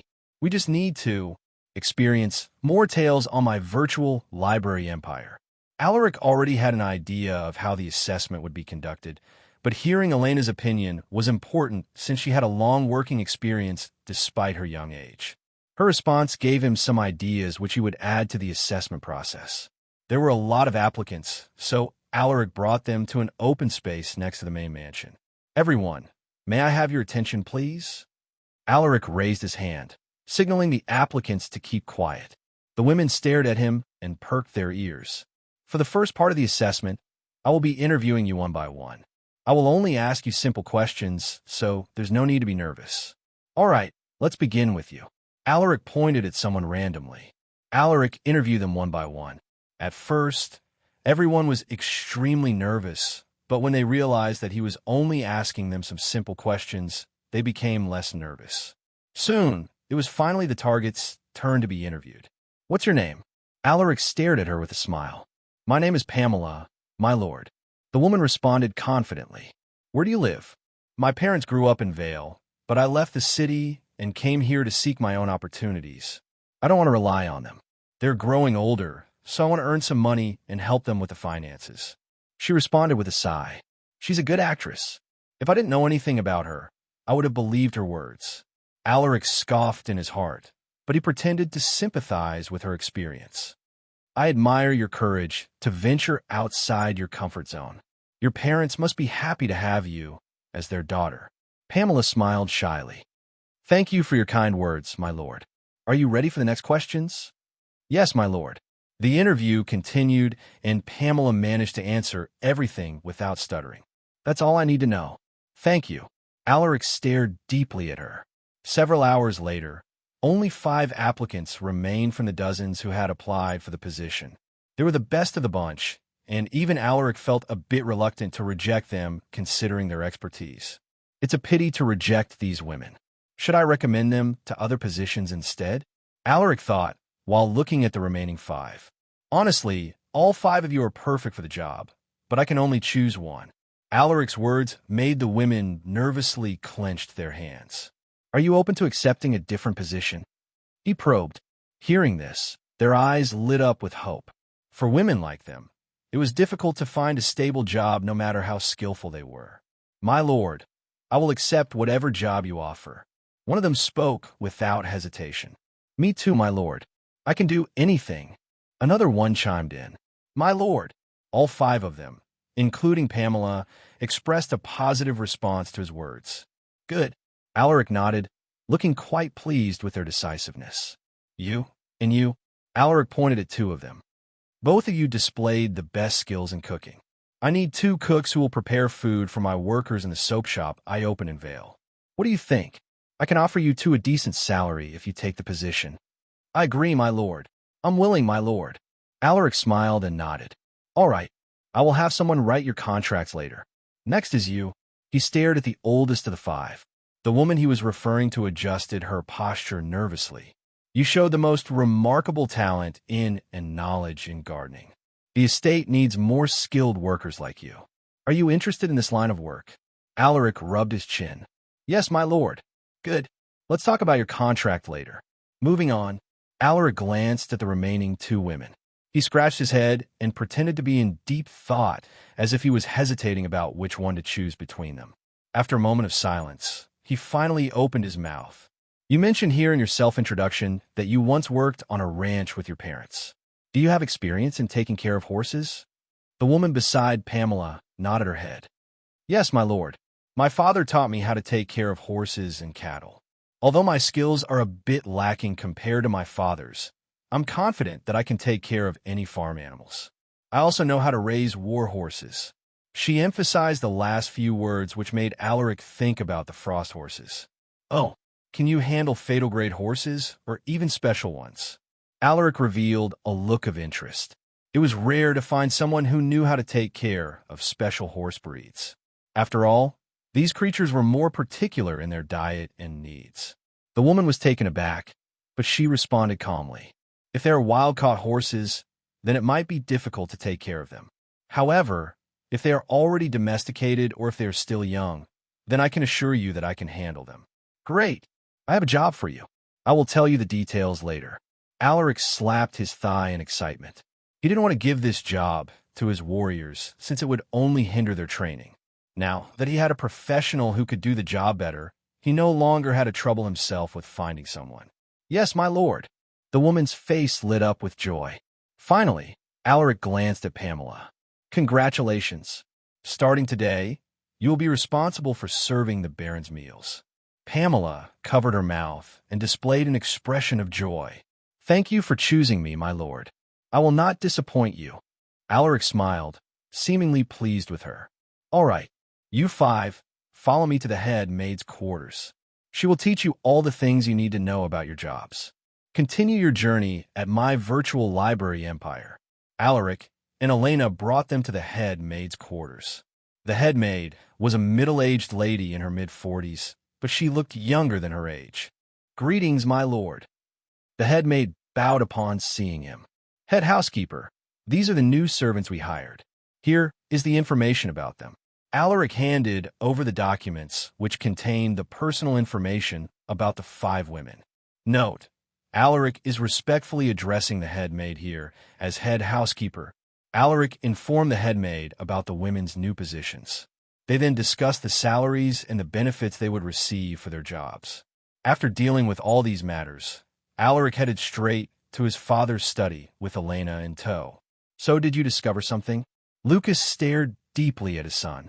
He had been informed about the assessment that Alaric conducted since morning, but he was still unaware of the results. Yes, my lord. Alaric nodded solemnly. Among the applicants, there is a woman named Pamela. I'm certain that she is the person sent by Uncle. He added. Lucas rubbed his chin. The name was familiar, but he had forgotten which one he was referring to. What makes you say that? Because she was the one who poisoned you in my past life. Alaric was silent for a moment. I observed them one by one, and her physique is the best among the applicants. Although she doesn't possess mana, her physical abilities surpass the others by a huge margin. She tried to hide, but she couldn't hide it from me. Her expressions also looked fake to me. There are also a lot of suspicious points in her background. For instance, Alaric made a random comment about Pamela. Of course, this was him exaggerating. You discovered that much in just half a day. Lucas stared at him in disbelief. Alaric nodded calmly. Yes, my lord. I gave her the position according to what we had planned. Please keep an eye on her, but don't make it too obvious. All right, I'll have someone observe her activity. Lucas nodded. The father and son discussed the next steps of their plan. Another day passed by, and it was already the 15th of January. Only 2 days remained before the Baron's birthday. At this moment, Alaric was on the training ground looking at his progress after he had completed his daily mission. Alaric's Silver Sword Knight EXP for 52 out of 500. Potential B. Traits: horseback riding C. Swordsmanship SSS. Close combat C. Archery F. Hunting E. Tracking, Sixth Sense F. Strength 100. Stamina 40 plus. Agility 100. Vitality 27 plus. Endurance 42 plus. Mana 48 plus. Battle points 3370. Explore more stories with my virtual library empire. Stat points 8. Requirements for next advancement: 500 EXP, 100 in all attributes, and 5,000 battle points. He then looked at the mission, which he had yet to complete. Mission: Revenge 2. Mission difficulty: Normal. You have gathered enough evidence to destroy your uncle's reputation. Bring him down. Time limit: 22 hours, 37 minutes, and 21 seconds. Rewards: 400 battle points, 25 EXP, 25 stat points, item upgrade card X1. Penalty for failure: 50 EXP, 1,000 battle points. I only have 1 day left. Alaric's gaze hardened. He already had enough documents to prove his uncle's misdeeds, but the latter could deny those claims and place the blame on someone else. Alaric was certain of this because he knew how shameless his uncle was. Pamela was the key to catching Charles, but the former was yet to make a move. I already sent Galliner to observe her in secret, but there's still no news from him. He was starting to get worried. If he failed the mission, he would lose 50 EXP and 1,000 battle points. Just the thought of it made him feel distressed. After all, he worked hard to earn those points. Alaric was on his way to the main mansion when he caught sight of Aldrin running towards him. "My lord!" "Aldrin, what is it?" Aldrin stopped in front of him and stayed silent for a moment to catch his breath. And then with a grim look, he reported, "My lord, Sir Galliner sent me here to inform you that the target has already received the substance." Hearing this, Alaric narrowed his eyes. "Where is he?" he asked. "Sir Galliner is still tailing her, and Sir Henry volunteered to follow the person who gave her the substance." Aldrin responded, his voice turning grave. "It looks like that damnable uncle of mine is really eager to kill my father." Alaric tapped Aldrin's shoulder and instructed, "Go and tell everyone to get ready. We will make a move soon." Aldrin took a deep breath and nodded. "Yes, my lord." After dismissing Aldrin, Alaric headed straight to his room to make his preparations. Meanwhile, Pamela was now on her way back to her assigned quarters. Why did they deliver this earlier than what we had planned? She frowned as she clutched the small pouch hidden in her hand. Inside this pouch was a slow-acting poison, and her task was to put this in the Baron's food. The initial plan was to gain the trust of the Baron and the servants of the household. She was told that they would only execute the next step of the plan once she had integrated into the household and was already accepted by the other servants. However, she received a coded message last night telling her to go to a specific location. Luckily, I managed to give the head housekeeper a good excuse to leave for a while. She thought to herself. When she arrived at the servants' quarters, she saw the head maid waiting outside her room. "Pamela, where have you been? What took you so long?" The head maid sent her a stern look. "Ah, how I wish I can kill this old bitch." Pamela lowered her head and apologized. "I'm really sorry, head housekeeper. Something came up which delayed my dash." The head maid frowned. "Enough. I don't want to hear your excuses." Pamela didn't say anything and just kept her head lowered. "Listen closely, Pamela.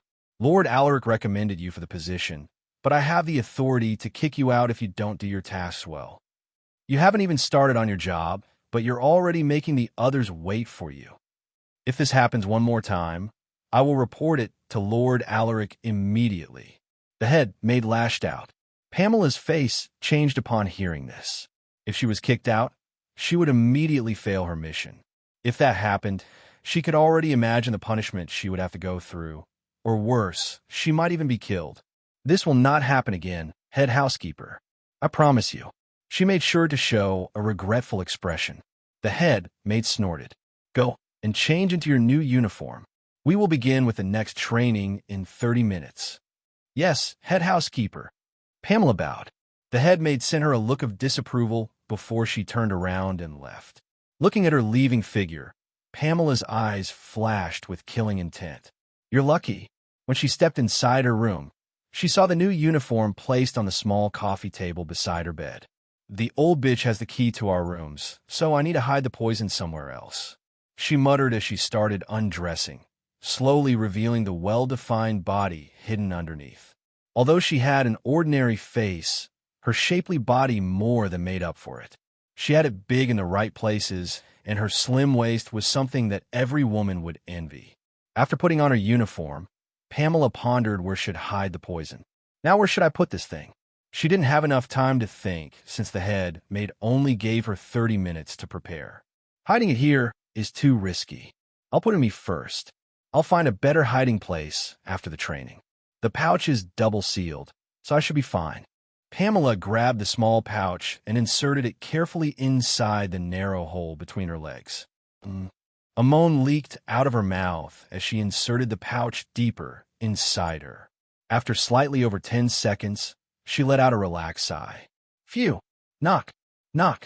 Pamela frowned when she heard the knocks on her door. Is it the old hag again? She adjusted her facial expression before she walked towards the door. Upon opening it, the first person she saw wasn't the head maid, but a towering middle-aged warrior wearing an expressionless face. Search the room, the middle-aged warrior uttered in a deep, commanding voice. As soon as his words fell, the warriors behind him pushed Pamela aside and stormed inside her room. Sir, what's going on? Pamela asked in a pitiful tone, but she was screaming with anxiety inside. Did they discover me? Impossible. I made sure that no one was tailing me. The tall and muscular middle-aged warrior looked down at her. His deep gaze sent chills down her spine. She might be a trained assassin, but she knew that this person could kill her in one move. That was what her instincts were telling her. Stay where you are. If you move even one step, I'll break your legs. A cold and deep voice drifted into her ears. Pamela instinctively raised her arms, but she stiffened when she saw the towering middle-aged warrior staring at her indifferently. Damn it! How did they discover me? Who was it? She turned her head and saw the head maid and a few other servants nearby. Was it one of them? No. Experience new tales on my virtual library empire. It should be this guy. Her gaze moved back to the middle-aged warrior in front of her. Only a day had passed since she was accepted into the household, and her identity was already revealed. She found it inconceivable. Just where did it go wrong? Sir Galliner, there's nothing suspicious inside the room.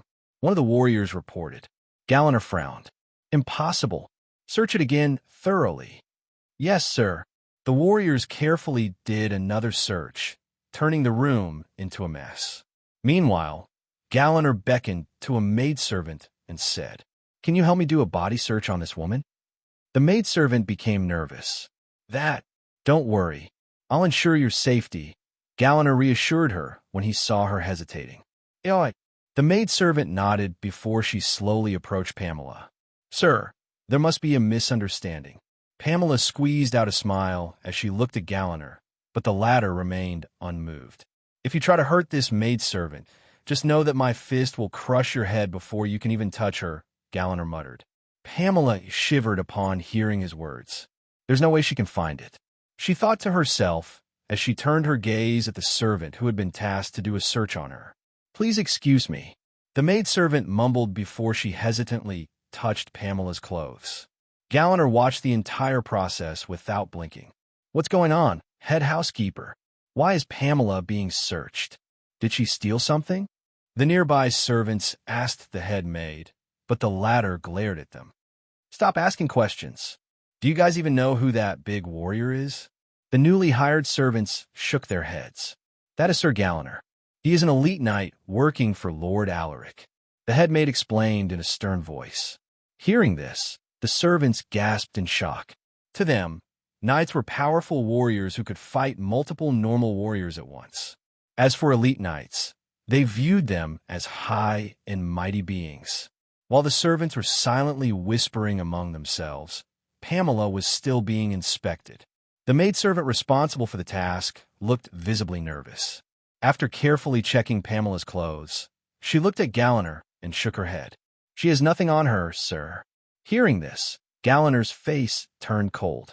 Just as he was about to say something, a series of footsteps suddenly echoed. Everyone turned their heads and saw Alaric dressed in his battle attire. "My lord! My lord!" The servants, the warriors, and Galliner greeted him respectfully. Alaric remained composed as he walked past everyone and stood before Pamela. While looking at her face, he muttered, "There are still 2 places that you haven't checked." The servant who did a search on Pamela raised her eyebrows in surprise. "My lord, do you mean?" Alaric ignored the shocked crowd and kept his eyes on Pamela. "Remove your clothes," he uttered coldly. Pamela's eyes shook. "And my lord, I think that's inappropriate. This isn't a request. I'm commanding you to do it." Alaric was unperturbed. Facing this kind of woman, he had no misgivings in his actions. Pamela gritted her teeth. She wanted to run, but there was nowhere to hide. The whole place was blocked by the warriors. She knew that she would only die if she resisted, so she could only comply. Under everyone's watchful eyes, Pamela removed her uniform, revealing her naked body. And then, without warning, Alaric pushed her against the wall and forced her to turn around. Pamela yelped at the sudden use of force. She tried to move, but she couldn't even break free from his strong grip. "Where is it?" Alaric muttered, with anger evident in his voice. "It's—" Before Pamela could even respond, Alaric pushed his fingers inside her butthole. A pained moan leaked out of Pamela's mouth. "Is it here?" Alaric grabbed her neck as he inserted his fingers deeper. "And no, it's imminent." "Oh, so it's in the other hole." Alaric whispered into her ears as he removed his fingers from her butthole and aggressively put it inside her jeweled cave. Am. Pamela unconsciously arched her body from the unexpected stimulation. Alaric felt something rough inside her jeweled cave. He pushed his fingers deeper and pulled out the object hidden inside. As soon as he removed his fingers, Pamela's legs shivered and juices started dripping out of her love hole. Alaric glanced at the pouch he had gotten from her before tossing it to Galliner.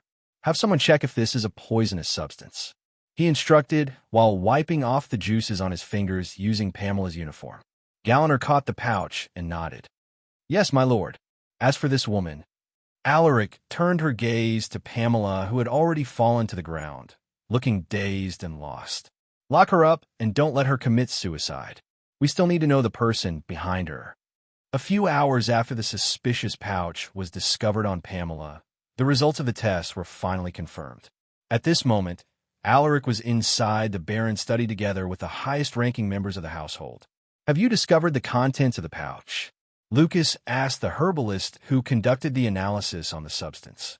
The herbalist, an old man in his 70s, nodded his head. "Yes, my lord. I discovered an alarming amount of labinurum in the substance. It's the ashes of a poisonous plant called—" Lucas suddenly raised his hand to stop the old man from talking. "Stop. You don't need to tell me the specifics. Just tell me if it's poisonous if ingested by someone." Hearing this, the old herbalist cleared his throat and nodded. "Yes, my lord. Although it won't kill a person right away, it will cause a severe impact on the body. Even a powerful knight would succumb if ingested repeatedly." Everyone frowned upon hearing the old man's words. Lucas nodded and waved his hand. "Thank you. You may leave now." The old man had already been rewarded for the task, and he didn't dare ask for more. He left as soon as the Baron gave him the cue to leave. After the herbalist left, Lucas glanced at Alaric. "Have you interrogated that woman?" he asked with a grim look. Although he already knew that the person behind her was most likely his own brother, Lucas wanted to confirm it. Alaric nodded. "Yes, my lord. Sir Henry has also captured the person who gave her the poison. The both of them are currently being interrogated by my subordinates." "Well done. Bring me to them. I would like to know who is behind these two." Lucas stood up from his seat with an unfathomable look on his face. "I'll take you there, my lord." Alaric stood up and made a this-way gesture. With the father and son in the lead, everyone else followed behind them. The underground prison was located beneath the training ground. In the training ground, there was a secret door that was constantly guarded by the warriors of the household, and this door led to a tunnel where the underground prison was built. The group passed by this secret door and headed down the tunnel, illuminated by the torches inclined on the wall. No one spoke as they headed deeper into the tunnel. Everyone was afraid to speak at this moment, since they could sense the tenseness of the atmosphere. They believed that there was something deeper about this attempted poisoning. A few moments later, they finally arrived at the prison cells where all the criminals were held. The prisoners were surprised to see a large group of people. Some of them cowered in the dark corners of their cells, while a few showed interest in the situation. Soon, the group suddenly heard someone screaming like a pig being slaughtered. Find exclusive content at my virtual library empire. We're here, my lord. Alaric stopped in front of a cell. I apologize for the unsightly scene. I asked Sir Galliner not to hold back in his interrogation. He uttered. Lucas and the others peered inside the cell, and they saw two people tied to a chair. Their bodies were covered in blood. It looked like they had been tortured based on the gruesome wounds on their bodies. At this moment, Galliner, who was holding what seemed to be a tooth extractor, turned around. He stepped out of the cell and greeted Alaric and the Baron. How was the interrogation? Alaric asked, looking completely unperturbed by the bloody scene. He had seen much worse things, so this didn't make him feel repulsed. They were stubborn at first, but they are answering me well now. Galliner's words made everyone look at him with fear. They thought that he was just an honorable elite knight. It turned out that he could be cruel too. They also disclosed the identity of their superior, Galliner muttered. Lucas tapped Alaric's shoulder and stared at Galliner as he asked, Who is it? Galliner didn't respond immediately and waited for Alaric's confirmation. Seeing this, Alaric gave him the go signal. This may sound shocking, so please be prepared. Galliner's words made everyone tighten their gazes. It was Sir Charles. They were sent by Sir Charles, and their main goal was to poison you, my lord. Lucas's eyes shook. Meanwhile, the others were dumbfounded. What? Warwick exclaimed. There's no way. Someone found it hard to believe. After all, Charles was Lucas's brother, and he had never shown any signs of disobedience to the Baron. Lucas let out a deep sigh. So it was really him. His voice was filled with complicated emotions. My lord, we need to bring Sir Charles here immediately. Warwick remarked with an agitated voice. There's no need. Lucas shook his head. Alaric already sent someone to get him. The Baron added. Everyone raised their eyebrows. Charles was not an average elite knight. Furthermore, he also had a bunch of loyal knights and warriors serving under him. Capturing him will be difficult. Galliner was here. So who did Alaric send to go after Charles? There's no need to panic, everyone. I sent someone trustworthy for the job. Alaric said when he saw the looks on their faces. I'm sorry, my lord, but who might this person be? Warwick asked with a frown. Alaric smiled and muttered. Do you know the former commander of Vale's armed guards? Hearing this, the older warriors thought about one person, while the younger warriors looked confused. Didn't he retire after failing to advance to the Transcendent Knight realm? Warwick hadn't seen this person, but he had heard a few things about him. That's true, but I helped him advance recently, so I asked him for this favor. Alaric calmly replied. Everyone was stunned. They found it hard to believe, but when they recalled that he possessed a large number of dragontail ferns, they realized that it was indeed possible for him to have helped that person advance. Inside a mansion in the intersection of Vale, Charles paced around his room with a grave look on his face. How the hell did Pamela get discovered so soon? Did she make a mistake? What should I do now? If that woman talks, my reputation will be ruined. Fuck. He regretted making a rash decision. I shouldn't have sent her the poison. I should have followed the original plan. Damn it. He rubbed his temples with a dark look. He didn't like what was happening. Things were progressing differently than he had anticipated. Lucas might not doubt me, but those warriors, they follow that damn nephew of mine, so it will be difficult to convince them. He rubbed his chin as he pondered deeply on how he should deal with this troublesome issue. If nothing was to be done, his standing in the family would take a huge hit. While he was racking his brains, he suddenly heard a commotion downstairs. Bang! Rumble! Charles raised his eyebrows in surprise. What's going on downstairs? Should I go and take a look, my lord? A figure suddenly appeared beside him. Charles thought for a moment before shaking his head. There's no need. The hired knights will take care of it. Besides, that guy is also down there. They should be able to handle the situation. Recently, he hired the services of a renowned mercenary group in Vale. His intention in hiring them was for his plan to take over Lucas's position. They weren't just an ordinary mercenary group either. This was because their leader was a veteran elite knight. Furthermore, there were 6 knights under him and over 10 knight apprentices. The rest of their members were ordinary warriors who had some experience in battle. It was a big mercenary group consisting of more than 70 members. At this moment, the sounds of fighting seemed to have intensified, and it looked like there weren't just a few intruders. Charles frowned as he felt a sense of foreboding creeping slowly in his heart. Gerard, it seems like our presence is needed downstairs, he muttered. Gerard nodded in agreement. The two immediately headed downstairs to check the situation, and to their astonishment, the intruders were actually Vale's city guards. What is the meaning of this, Sir Anthony? Charles stared deeply at the person leading the city guards. It was Anthony Oliver, the current captain of Vale's city guards. Furthermore, he had already advanced to the elite knight realm. Because of his advancement, he looked a decade younger than he was when he last visited North Pine Town a few months ago. Sir Charles, I didn't expect that you were actually such a conniving man. Anthony glanced at him and shook his head in disappointment. I have no reason to explain myself to you. On account of our friendship, I advise you to surrender. Resistance will only make things worse. He added in a firm tone. Bullshit. Did Lucas pay you to capture me? Or was it that bastard Alaric? Charles was livid with rage. Anthony didn't say anything and just stared at him with a contemptuous smile. Seeing his expression, Charles was pissed. Don't blame me for this, Anthony. You just chose the wrong side, he muttered while sending Gerard a cutthroat gesture. Explore more stories with my virtual library empire.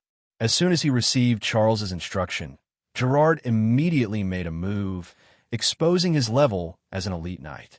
Anthony's eyes narrowed upon sensing Gerard's overwhelming aura. This guy is actually stronger than the mercenary leader. How dare you look away from me?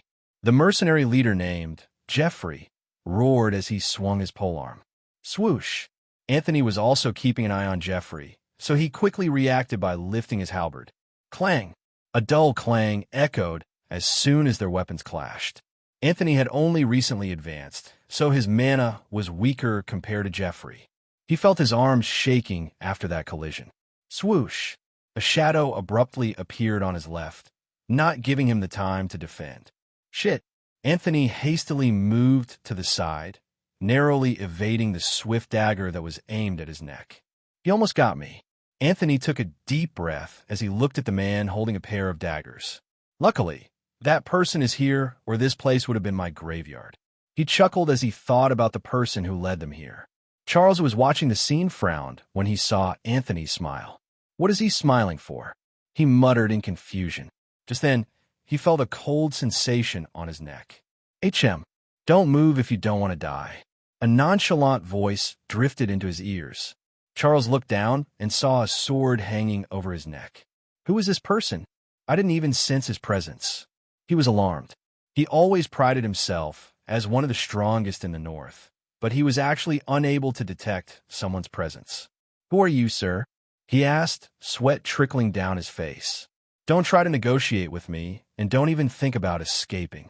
A mocking response resonated in his ears. Fuck, just who is this person? He was already at the peak of the elite knight realm, but against this person, he felt that there was no chance of resisting. Even though he couldn't see the face of the man behind him, Charles could feel an overwhelming pressure akin to a towering mountain from him. My lord! Gerard finally noticed what was going on, but it was already too late. His lord has been caught, and this person also seemed far more powerful than him. A transcendent knight. Gerard was stunned when he realized the other party's strength. Meanwhile, Anthony immediately took the chance to speak. Put down your weapons if you don't want your lord to die. The mercenaries under Geoffrey hesitated. Charles was their client, and if something happened to him, they might not receive their payment. Just do as he says.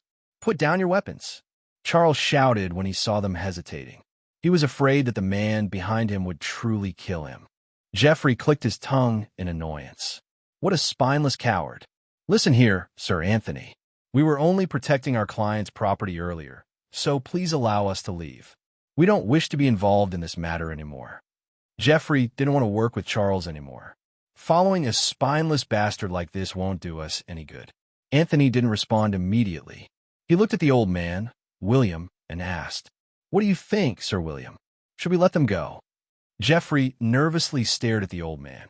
Feeling everyone's gazes on them, Charles felt ashamed.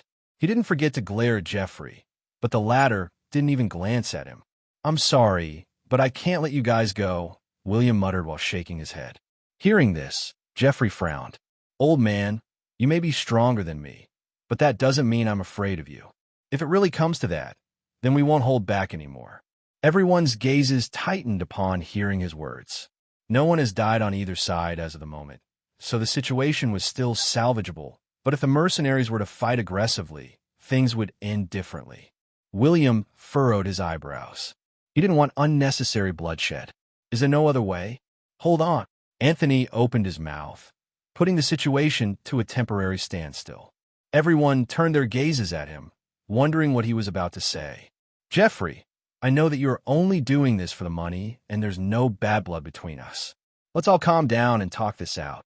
Anthony lowered his halberd to show that he didn't want things to escalate. "I'm listening. Go on." Jeffrey also lowered his polearm. "Thank you." Anthony cleared his throat. His next words would decide the fate of everyone in this mansion, and this weighed heavily on his shoulders. After gathering his composure, he spoke. "Why don't we all take a step back here? We need to bring you to North Pine Town since you were involved with Charles. Please cooperate with us, and I promise you that I will speak up for your group. I'm sure the Silver Swords will understand your situation." Jeffrey's face darkened as he pondered deeply. "Don't even think about betraying me, Jeffrey." Charles could no longer hold back his rage when he saw that Jeffrey was planning to back out. Without his mercenary group, his chances of escaping would be slim. "I paid you, so you must dash." Noisy, William slapped Charles into unconsciousness, making him unable to finish his words. Everyone was terrified of the old man's power. Even Gerard was afraid to make a move. Charles was an elite knight, but a person like him actually collapsed after one slap to the head. Decide immediately. William stared deeply at Jeffrey, making the latter flinch in trepidation. Ahem. Jeffrey looked away from the old man and turned his gaze back to Anthony. "Can you guarantee our safety?" he asked hesitantly. He had no choice but to compromise. Forcing their way out would result in heavy casualties, and they might even be branded as criminals. If that happens, they would be forced to leave the city. Anthony nodded and reassured him. "You have my word. As long as you're not too deeply involved with Charles, I will speak up for your group." Jeffrey let out a heavy sigh. He scanned the faces of his subordinates before he helplessly nodded. "Fine. We will follow you to North Pine Town. You made a wise decision, my friend." Anthony was relieved. He then signaled his subordinates to lower their weapons. Jeffrey also sent a signal to his men to retract their weapons. Discover exclusive tales on my virtual library empire. Gerard knew that the situation was no longer in their favor, so he could only follow suit. Seeing that the situation had finally been settled, William grabbed the unconscious Charles and said, "Let's go." Under William's lead, Vale's city guards escorted the mercenaries and Charles's subordinates towards North Pine Town. By the time they arrived at the town, it was already evening. At this moment, Alaric was outside the main mansion, anxiously looking at the time limit of the mission details on the cyan screen. Underscore. Mission, Revenge 2. Mission difficulty, Normal. You have gathered enough evidence to destroy your uncle's reputation. Bring him down. Time limit, 6 hours, 39 minutes, and 21 seconds. Rewards, 400 battle points, 25 EXP, 25 stat points, item upgrade card X1. Penalty for failure, 50 EXP, 1,000 battle points. I only have 6 hours left. When are they coming? Just then, he suddenly saw a warrior on horseback rushing towards him with an urgent look. The warrior pulled the reins when he was only a few meters away from Alaric, and as soon as his horse stopped, he jumped down and saluted. "My lord, they are here," he reported with a serious face. "Good." Alaric's eyes lit up upon hearing this. "Did they capture the target?" he asked. The warrior nodded. "Yes, my lord." Alaric breathed a sigh of relief. "Well done. You may leave." He waved his hand. The warrior bowed and jumped back to his mount. "Hiya." Alaric watched the warrior leave with a smile on his face. "I must report this to Dad and Mom." He quickly headed inside the mansion to inform his parents about the situation. A moment later, he arrived at his father's study room. "What happened? Why are you in such a hurry?" Lucas raised an eyebrow when he saw Alaric impatiently walking inside. "Dad, they're here," Alaric responded. Lucas narrowed his eyes. "I see." He stood up, arranged his clothes, and nodded at Alaric's. "Let's go see them." "Yes, my lord." The father and son stepped out of the room. On their way down, Alaric asked, "Where is Mom?" "She went out with Harris to investigate the stores that your uncle had manipulated. I sent Warwick to protect them, so they will be fine." Lucas responded. Alaric could rest easy with his mother taking care of the issues about their stores. She was the expert in this area, not to mention that Harris was with her. The father and son duo waited in front of the main mansion. After less than 30 minutes, they finally saw a large group of warriors coming towards them. Those warriors must be the mercenaries that Uncle hired. They looked quite formidable. Alaric frowned when he saw the mercenaries. Good thing Sir William has the support of Vale's city guards. That saved him some trouble of doing things all by himself. At this moment, the old man stopped in front of the Baron and gave him a salute to show his respect. "Greetings, my lord." He then saluted Alaric afterwards. "I have fulfilled your request, my lord." The old man smiled as he pointed at Charles, who had already regained consciousness. The latter seemed to be afraid of the old man, and he even flinched when William glanced at him. Read exclusive adventures in my virtual library empire. Thank you for accepting my unreasonable request, Sir William. Alaric extended his hand with a grateful smile. The old man grabbed his hand and shook it lightly. "It's my pleasure to help you, my lord. Besides, I owe you a lot for giving me the opportunity to break through. If not for you, I would have probably—" His voice trailed off as if he didn't want to say the rest of it. The two exchanged pleasantries before they went right to the topic. "My lord, I brought these mercenaries to be investigated. Please decide what to do with them," William said, as pointed at the mercenaries. "All right, they will have to stay in the estate tonight while we proceed with the investigation." Alaric nodded. He was aware that these men were merely hired muscles, so he was willing to let them go after it had been proven that they were innocent. "My lord, if I may speak." Anthony stepped forward. Alaric glanced at the newly advanced elite knight. "What is it, Sir Anthony?" "Ahem." Anthony cleared his throat before he spoke. "I'm sure you're already aware that these men are mercenaries. I can vouch for them.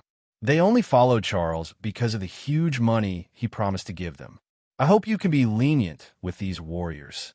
He bowed deeply to Alaric after he uttered those words. "I understand, Sir Anthony. You can rest assured.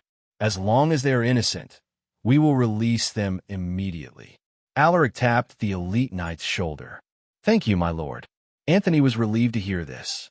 Alaric waved his hand. This was just a minor issue to him. Furthermore, he had already thought of letting go of the mercenaries since Charles was the main cause of this problem.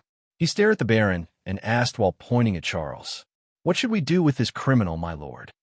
Everyone turned their gazes to the Baron. His decision would determine Charles's fate. Would he forgive his brother who had plotted to poison him, or would he eliminate this hidden threat? "Lucas, wait. This must be a misunderstanding. You know that I would never do this." Charles squeezed out a smile. He was afraid that Lucas would really send him to death. Looking at his brother, Lucas took a deep breath and sighed. "Charles, why did you do it?" His voice carried a trace of pain. "What do you mean? I don't know any dash." "Enough!" Lucas bellowed. An overwhelming aura suddenly pressed on everyone, making them unable to move. Even William, who had recently become a transcendent knight, was shocked by the pressure he exuded. "Charles, you weren't talented, so I gave you the best resources to help you become an elite knight. You didn't know anything about business, but I sent you to oversee the family's main shops. I knew that you were secretly manipulating the finances of our businesses, but I turned a blind eye to it. And even after all that I have done for you, you actually thought of poisoning me." His words made Charles lower his head in silence. No one said a word. They just stared at the Baron and his shameless brother with a look of interest. These types of scenes were normal within the nobility. Brothers who had become enemies and even sons turned against their fathers for the sake of their inheritance. This was the hideous side of the political world. "Tomorrow, you will be sent to the guillotine." Lucas gave his verdict with an indifferent expression. He took one final look at his brother before he turned around and left. Everyone stared at the Baron's desolate back view. Alaric clicked his tongue. He wanted to torture this man and let him suffer for a long time, but his father had already made the decision. Suddenly, the cyan screen appeared in front of him, telling him that he had completed the mission. Mission complete. Rewards: 400 battle points, 25 EXP, 25 stat points, item upgrade card X1. Alaric's silver sword, knight, EXP, 477 out of 500. Potential B. Traits: horseback riding, C. Swordsmanship, SSS. Close combat, C. Archery, F. Hunting, E. Tracking, Sixth Sense, F. Strength, 100. Stamina, 40 plus. Agility, 100. Vitality, 27 plus. Endurance, 42 plus. Mana, 48 plus. Battle points, 3770. Stat points, 33. Requirements for the next advancement: 500 EXP, 100 in all attributes, and 5,000 battle points. Mission: Revenge 3. Mission difficulty: normal. You have successfully captured Charles. However, your task is not yet done. Make sure that Charles will receive his punishment. Time limit: 23 hours, 59 minutes, and 59 seconds. Rewards: 500 battle points, 30 EXP, 30 stat points, random trait card X1. This should be the last part of this mission, he thought when he saw the next mission popping up. At this moment, Charles, who had been silent, suddenly lifted his head and stared at Alaric with hatred. "Alaric, it was because of you. If it weren't for you." William quickly grabbed the man's shoulder, preventing him from taking another step. "Uncle, no." "Charles." Alaric walked towards him with a calm gaze. "My lord, you should stay away from this man." William frowned when he saw him approaching Charles. Alaric raised his hand at the old man, signaling to him that it was fine. He stood in front of his uncle and stared deeply into his eyes. "Charles, if it was up to me, I wouldn't kill you so easily. You see, I lost many people because of you." Killing intent flashed in his eyes, making Charles unconsciously take a step back. The next morning, a stage was set up in the middle of North Pine Town, making the townspeople curious about what it was meant for. "Is there a performance today?" "I don't think so. I haven't heard of a troupe visiting the town." House Silversword must have set this stage to announce something important. While the townspeople were curiously chatting between themselves, a few warriors suddenly appeared carrying something covered by a cloth. "Look, they are coming." "What's that thing?" "I have no idea." Everyone watched as the warriors set up the item on the stage. When the warriors removed the cloth, a guillotine was revealed, shocking everyone to their core. "Holy shit, who's going to be executed today?" More and more townspeople gathered at the venue when news spread that there would be a public execution. An hour later, hundreds of people had already gathered at the site, waiting for the execution to begin.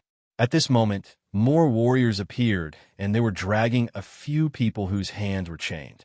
The townspeople were curious to know the identities of these individuals, but their faces were covered by a cloth, making it impossible for everyone to guess who they were. "It's Lord Alaric," someone exclaimed. Everyone turned their head when they heard this. Alaric calmly walked towards the stage under the heated gazes of the crowd. "The mission is still set at normal, so I need to be careful." To ensure a smooth process, Alaric invited William to watch the execution. With the old man around, he could rest assured that no accident would occur. Upon stepping foot on the stage, Alaric raised his hand, signaling to the audience to keep quiet. "Everyone, I have an important announcement to make." Alaric scanned the crowd with a solemn look. "Today, we will be executing the criminals who had attempted to poison the Baron." When the townspeople heard his words, they almost flew into rage. Lucas was their lord, an important symbol of North Pine Town. Everyone respected him, for he was a great leader who had never oppressed the poor. They would never forgive those who would attempt to take his life. Alaric sent a signal to the warriors to remove the cloth that covered the criminals' faces. As soon as their faces were revealed, the townspeople immediately rained curses at them. Many even started throwing stones and other objects at the criminals.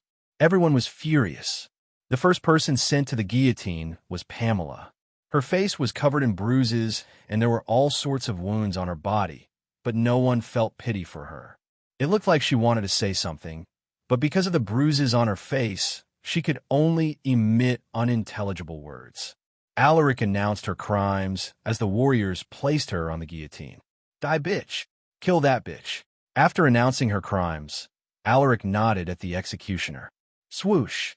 The guillotine cleanly chopped off Pamela's head, sending it rolling onto the stage. Everyone cheered upon witnessing her death. Meanwhile, a warrior came to dispose of her corpse, and another one grabbed her fallen head. In the next moment, the second criminal was sent to the guillotine. It was one of Charles's subordinates. Alaric stated his crimes before he sent a signal to the executioner. Swoosh! A few more criminals were beheaded. Some of them pleaded for mercy, but no one listened. There was also someone who tried to escape, but he was cut down in half by Galliner, who was at the scene. Soon, only 2 criminals remained. The next person is Gerard. Alaric announced the man's crimes, which were even worse than the criminals who died before him. Alaric glanced deeply at Gerard. This man was an elite knight, so he had Galliner pin him down on the guillotine to ensure that he wouldn't escape.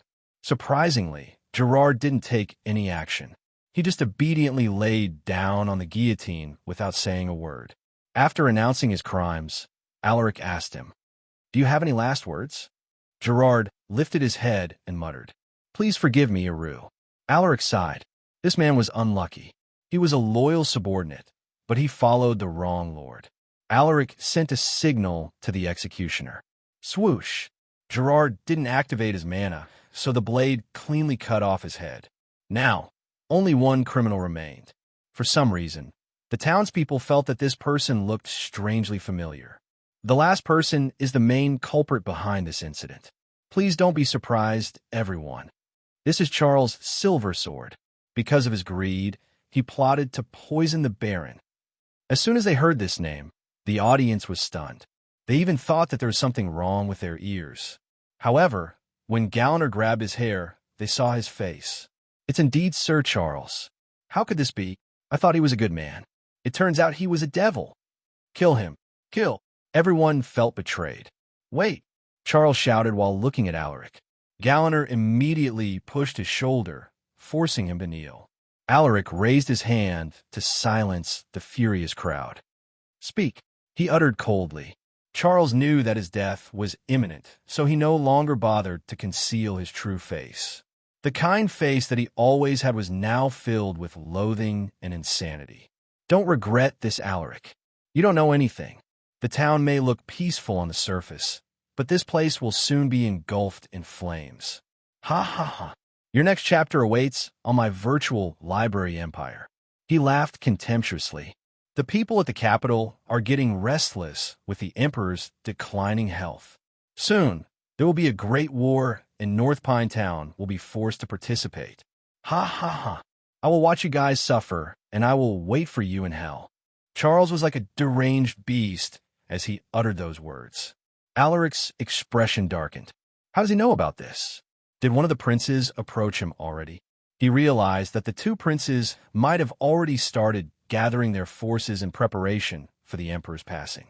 With a cold look on his face, Alaric nodded to Galliner. The latter understood his intentions and grabbed Charles by the neck. He then pinned Charles to the guillotine. Swoosh. "Do you want to use the random trait card?" "Yes, no." He clicked no and opened his character profile. Alaric Silversword, Knight, EXP, 500, 500. Cannot receive more EXP before advancement. Potential B. Traits. Horseback riding C. Swordsmanship SSS. Close combat C. Archery F. Hunting E. Tracking 6 sense F. Strength 100. Stamina 40 plus. Agility 100. Vitality 27 plus. Endurance 42 plus. Mana 48 plus. Battle points 4280. Stat points 64. Requirements for the next advancement: 500 EXP, 100 in all attributes, and 5,000 battle points. He then closed the cyan screen and stared at Charles's decapitated head with a complicated look on his face. He had finally disposed of the man who would have caused the downfall of the household. However, he felt no joy. On the contrary, Alaric felt uncomfortable. The last words that Charles had spoken were still lingering in his mind, repeating over and over like a broken cassette tape. There are still more things to do.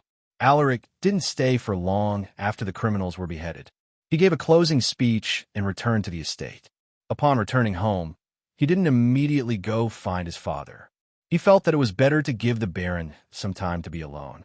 Inside his room, Alaric opened the cyan screen. "Do you want to use the random trait card?" "Yes, no." This time he clicked yes. "You have awakened the F-rank monster affinity trait." "Oh, what's this? Monster affinity. How does this work?" Alaric furrowed his eyebrows. From the name, it sounded like it had something to do with monsters. "I'll test it out next time." He closed the cyan screen and headed to the bathroom to remove the bloody smell on his body. On the 17th of January, in the year 209 of the Astanian calendar, the Baron's birthday celebration proceeded as scheduled despite the unexpected events that happened recently. North Pine Town was in an unusual mood. Some people were happy, while others were feeling unsettled because of what had happened during the public execution. There were a lot of visitors who came to join the Baron's birthday celebration, so the streets of the town were bustling with activity. At this moment, droves of carriages entered House Silver Sword's estate, carrying noble dignitaries from neighboring cities and towns. One of these carriages carried the representatives sent by House Paxley. "Maris, how do I look?" Hershey asked her personal maidservant as she adjusted her dress. Maris smiled lightly at her and helped her adjust her clothes. "My lady, you already look perfect. I'm sure all those young men and warriors will be captivated by your beauty." Hearing this, Hershey shook her head and smiled as she thought of that familiar face. "I don't care about any of those men." Maris chuckled at her words. She knew what her lady was talking about, for she was aware that Hershey had already devoted herself to one man. While they were chatting, the voice of the coachman suddenly drifted into their ears. "My lady, I apologize for disturbing your conversation, but this is the furthest I can take you." "All right," Hershey responded. "Experience tales with my virtual library empire." In the next moment, the carriage door was opened by Cassandra, who came as the captain of her escort team. "My lady." The female knight bowed deeply to her and extended her right arm for Hershey to grab onto. Hershey grabbed her hand as she stepped down the carriage. Meanwhile, her maidservant, Maris, lifted her dress to prevent Hershey from stepping on it. Upon stepping foot on the cobbled pavement, Hershey nodded to Cassandra. "Thank you, Dame Cassandra." The female knight lowered her head. "It's my pleasure to serve you, my lady."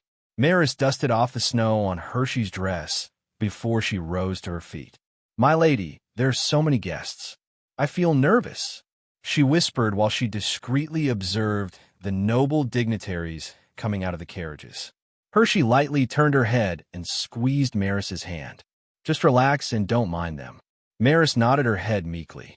The trio headed to the venue, a special mansion meant for such celebrations. When they arrived, the place was already filled with people. The sounds of the musical instruments and the chattering of the crowd resonated in their ears. This combination of sounds created a unique atmosphere that made them feel the essence of the celebration. Hershey's arrival sparked the interest of many young nobles. Her beauty, her grace, and her temperament attracted these proud men. Some of them tried to strike a conversation with her, but Hershey only replied politely, and she didn't even try to prolong the conversation. Seeing that she had no interest in them, No one approached her anymore. They just stared at her and admired her beauty from a distance. Lady Hershey is truly beautiful, but I heard that she will be engaged to someone. What a pity. Someone mumbled with a hint of regret.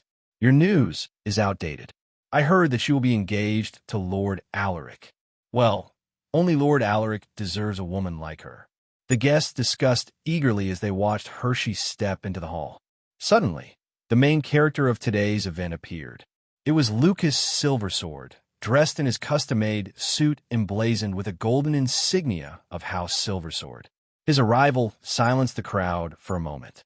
His dignified look and his commanding presence awed the audience. As he went down the staircase from the second floor, Lucas's face remained stoic. Lucas stopped midway and scanned everyone's faces. His piercing gaze made the guests unconsciously adjust their posture. Seeing that he had gathered their attention, Lucas opened his mouth. Good day, everyone.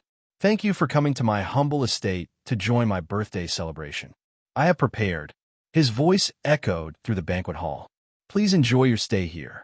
Clap, clap, clap. The audience gave him a round of applause after his short speech. Where is he? Hershey looked around the hall, searching for that familiar figure. Just then, she suddenly heard Maris gasping in surprise behind her. She raised her eyebrows and turned around. What happened? In front of her was the very man she was looking for. My lord, Hershey exclaimed in surprise and joy. She suppressed her excitement and responded. I've been well. How about you, my lord? I heard about what happened recently. I was worried about you. Alaric smiled at her. I'm all right.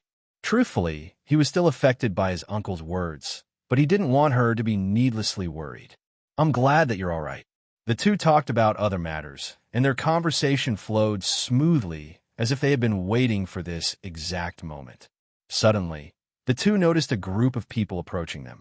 Alaric raised an eyebrow when he saw these people. My lord, my lady, the person leading the group respectfully greeted before everyone followed suit. Hershey politely smiled at them, while Alaric wore a strange look. How have you been, Lord Dillon? Dillon forced a smile. Thank you for asking, my lord. I have been well, but I'm not feeling good these past few days after I heard that my brother has offended you. Upon saying this, he grabbed the chubby man behind him while keeping his eyes on Alaric. I brought my brother here with me to formally apologize for what he had done. I hope you can forgive him for his terrible behavior. I have already punished him, but I feel that it is not enough. Dillon was really afraid that Alaric would come to Redunia to seek revenge. He had heard about what happened to Liam Paxley in Ryvad. The events that happened that day made the neighboring cities and towns take notice of Alaric. Your next journey awaits at my virtual library empire.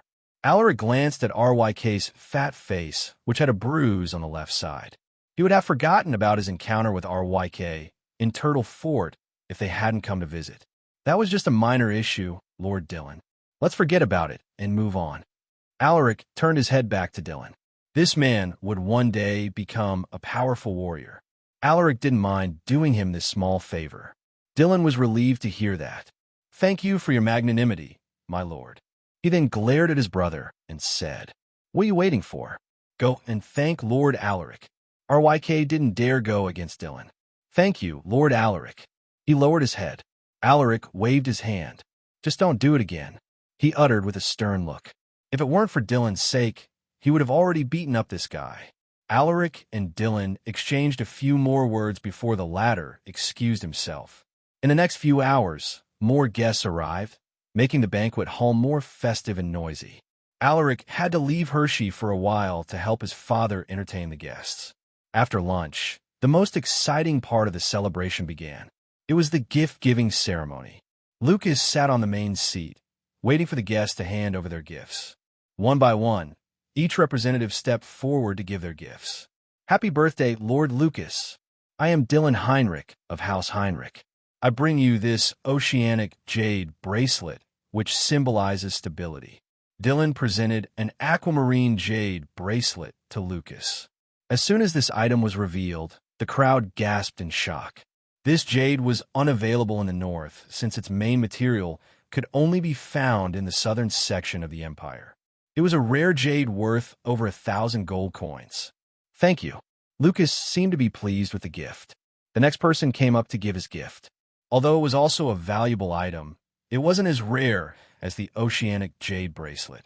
A few more people came up, but no gift exceeded the value offered by House Heinrich.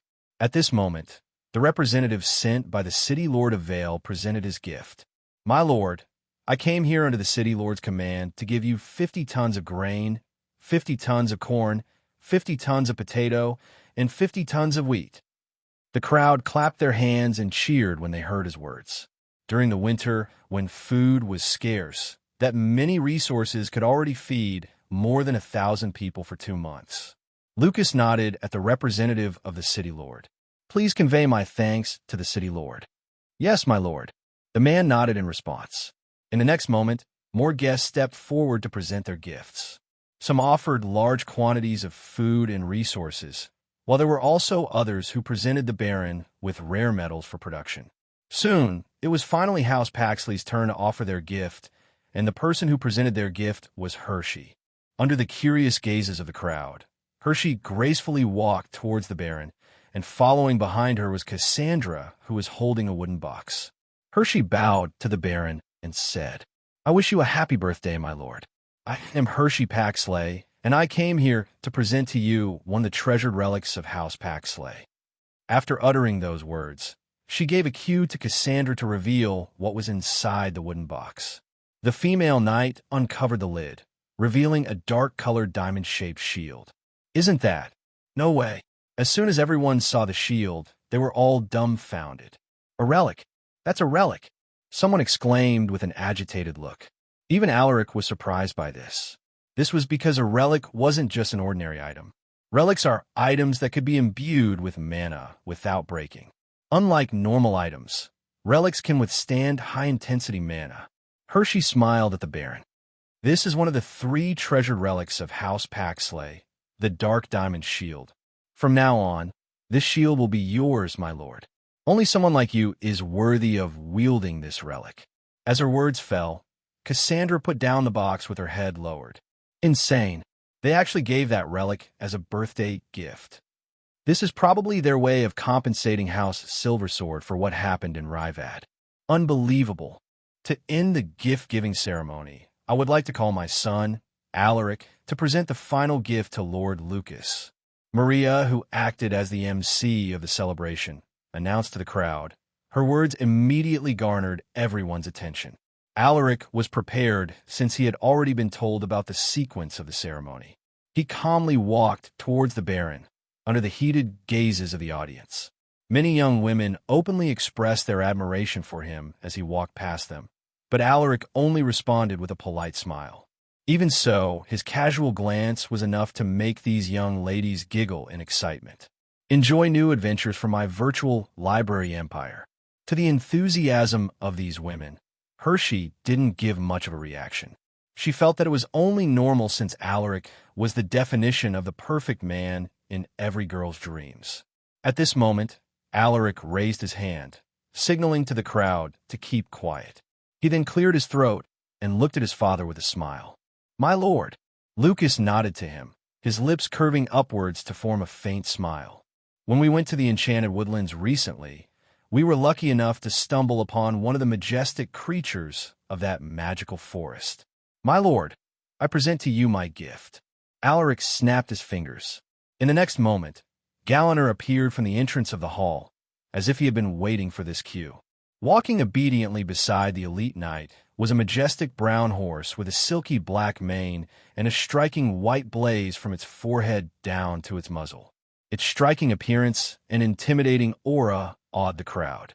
This is a disaster-grade frost horse, a creature that is native to the Enchanted Woodlands.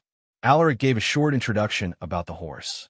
Lucas was already aware that Alaric had brought these horses, but he didn't know that one of them was meant for him, and it was also the strongest horse of the bunch. Thank you for the gift, Alaric. I like this horse a lot. Lucas stood up and rubbed the muscular body of the horse. From his expression, everyone could tell that he was satisfied with this gift. Meanwhile, the audience discussed in whispers after they heard that the horse was actually a disaster-grade monster. Monsters at this level could decimate a small village, and it would take a powerful elite knight to take one down. No one expected that Lucas would receive a creature like this as a gift. Not to mention that it was from his son. They could only look on with envy as the barons stroked the silky mane of the frost horse. And that was how the gift-giving ceremony ended. What followed was the luxurious banquet, which also served as the perfect time for all the guests to interact with each other. Some people took the opportunity to expand their connections, while some chose to remain low-key, standing discreetly in the corners of the banquet hall. The celebration continued until late in the evening. More than half of the guests left after bidding farewell to the host, while some chose to stay in the estate to rest for the night. Outside the venue, beside the koi pond, two figures could be seen walking side by side. "My lord, there's another reason why I volunteer to come here." Hershey glanced at his side profile with a determined look on her face. "I have thought it through. I must confess tonight." Hershey was feeling a mixture of emotions as she looked at Alaric's handsome face. Alaric stopped in his tracks. "Actually, I have been waiting for this moment," he muttered, his voice carrying the regret and guilt of his past life. He turned his head and stared into her eyes. "In this life, I will not hurt you anymore." "Hershey," he grabbed her delicate hand, making Hershey's eyes widen in shock. And with a smile filled with tenderness, he asked, "Will you accept me as your man?" Hershey gasped in utter disbelief. She was determined to confess her feelings to him, but Alaric was one step ahead. "Am I dreaming?" She lifted her left hand and pinched her waist. A sharp pain immediately registered, telling her that everything was real. Alaric chuckled at her silly expression, making the young lady embarrassed. Hershey shyly lowered her head. Just as she was about to respond, the snapping sound of a twig suddenly drifted into their ears. Crack! The two abruptly turned their heads and saw a young woman dressed in servant's attire, smiling awkwardly at them. I didn't mean to eavesdrop. Please go on. Just pretend that you didn't see me." "Maris!" Hershey exclaimed upon seeing her. "And my lady, I really didn't mean to eavesdrop. I only followed you because I was worried about your safety." Maris nervously glanced at Alaric, afraid that he would blame her for interrupting their moment. Alaric chuckled and shook his head. "There's no need to hide, Dame Cassandra. I know you're behind that tree." "Ahem." Cassandra cleared her throat as she revealed herself. She then bowed to Alaric and Hershey. "We apologize for disturbing your privacy." "It's all right." Alaric could only smile bitterly. He was already aware that they had been following them, but he acted like he didn't know. Who would have thought that these two would actually interrupt that perfect opportunity? "My lord, it's my fault for not educating them well." Hershey sighed while glaring at the two women. "It's not that serious, my lady. It's all right." Alaric forced a smile. "This?" Hershey awkwardly glanced at him.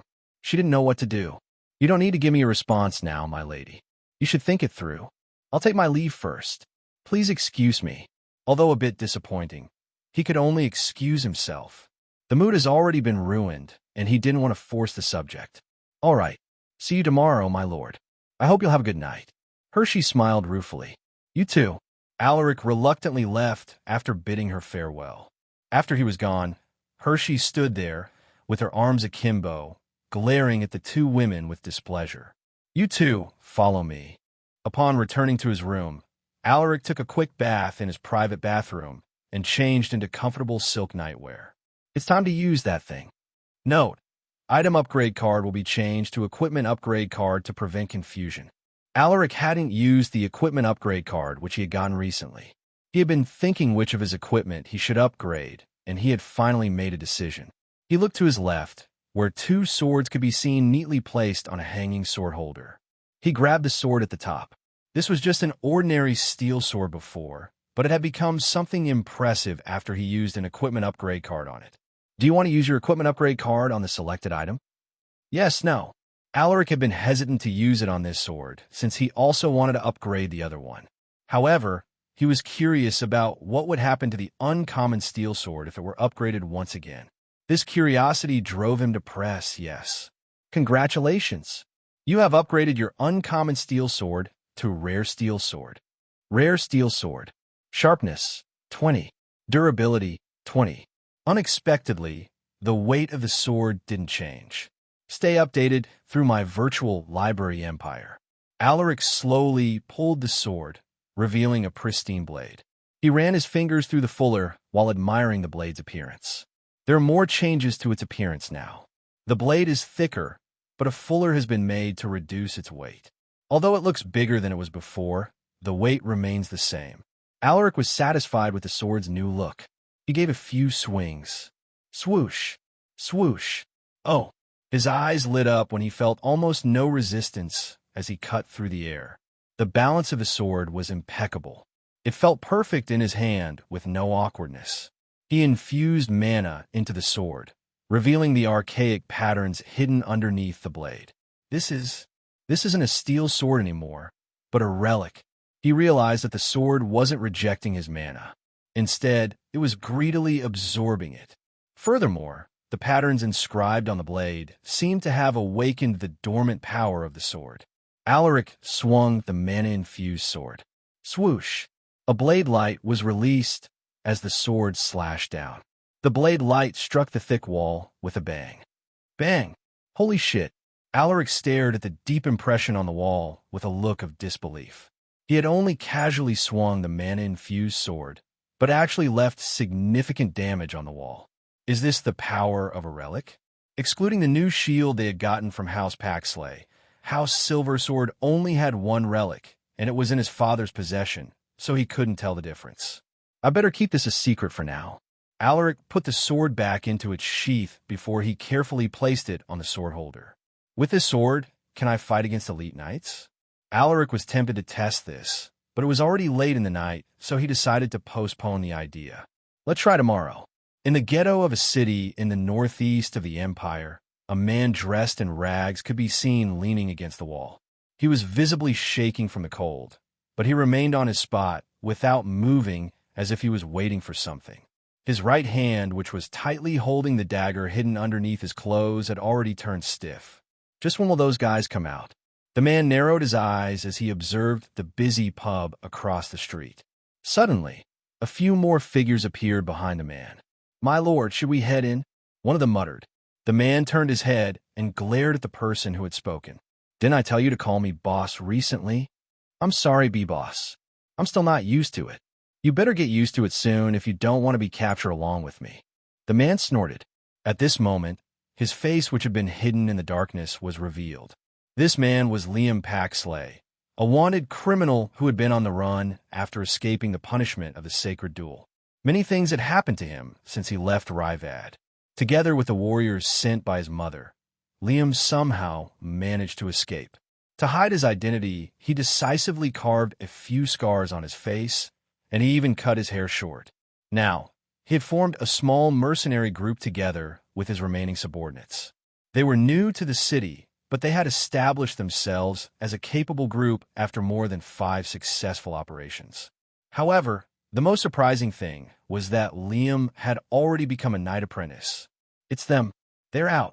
Liam mumbled when he saw their targets coming out of the pub. He made a hand gesture to his subordinates.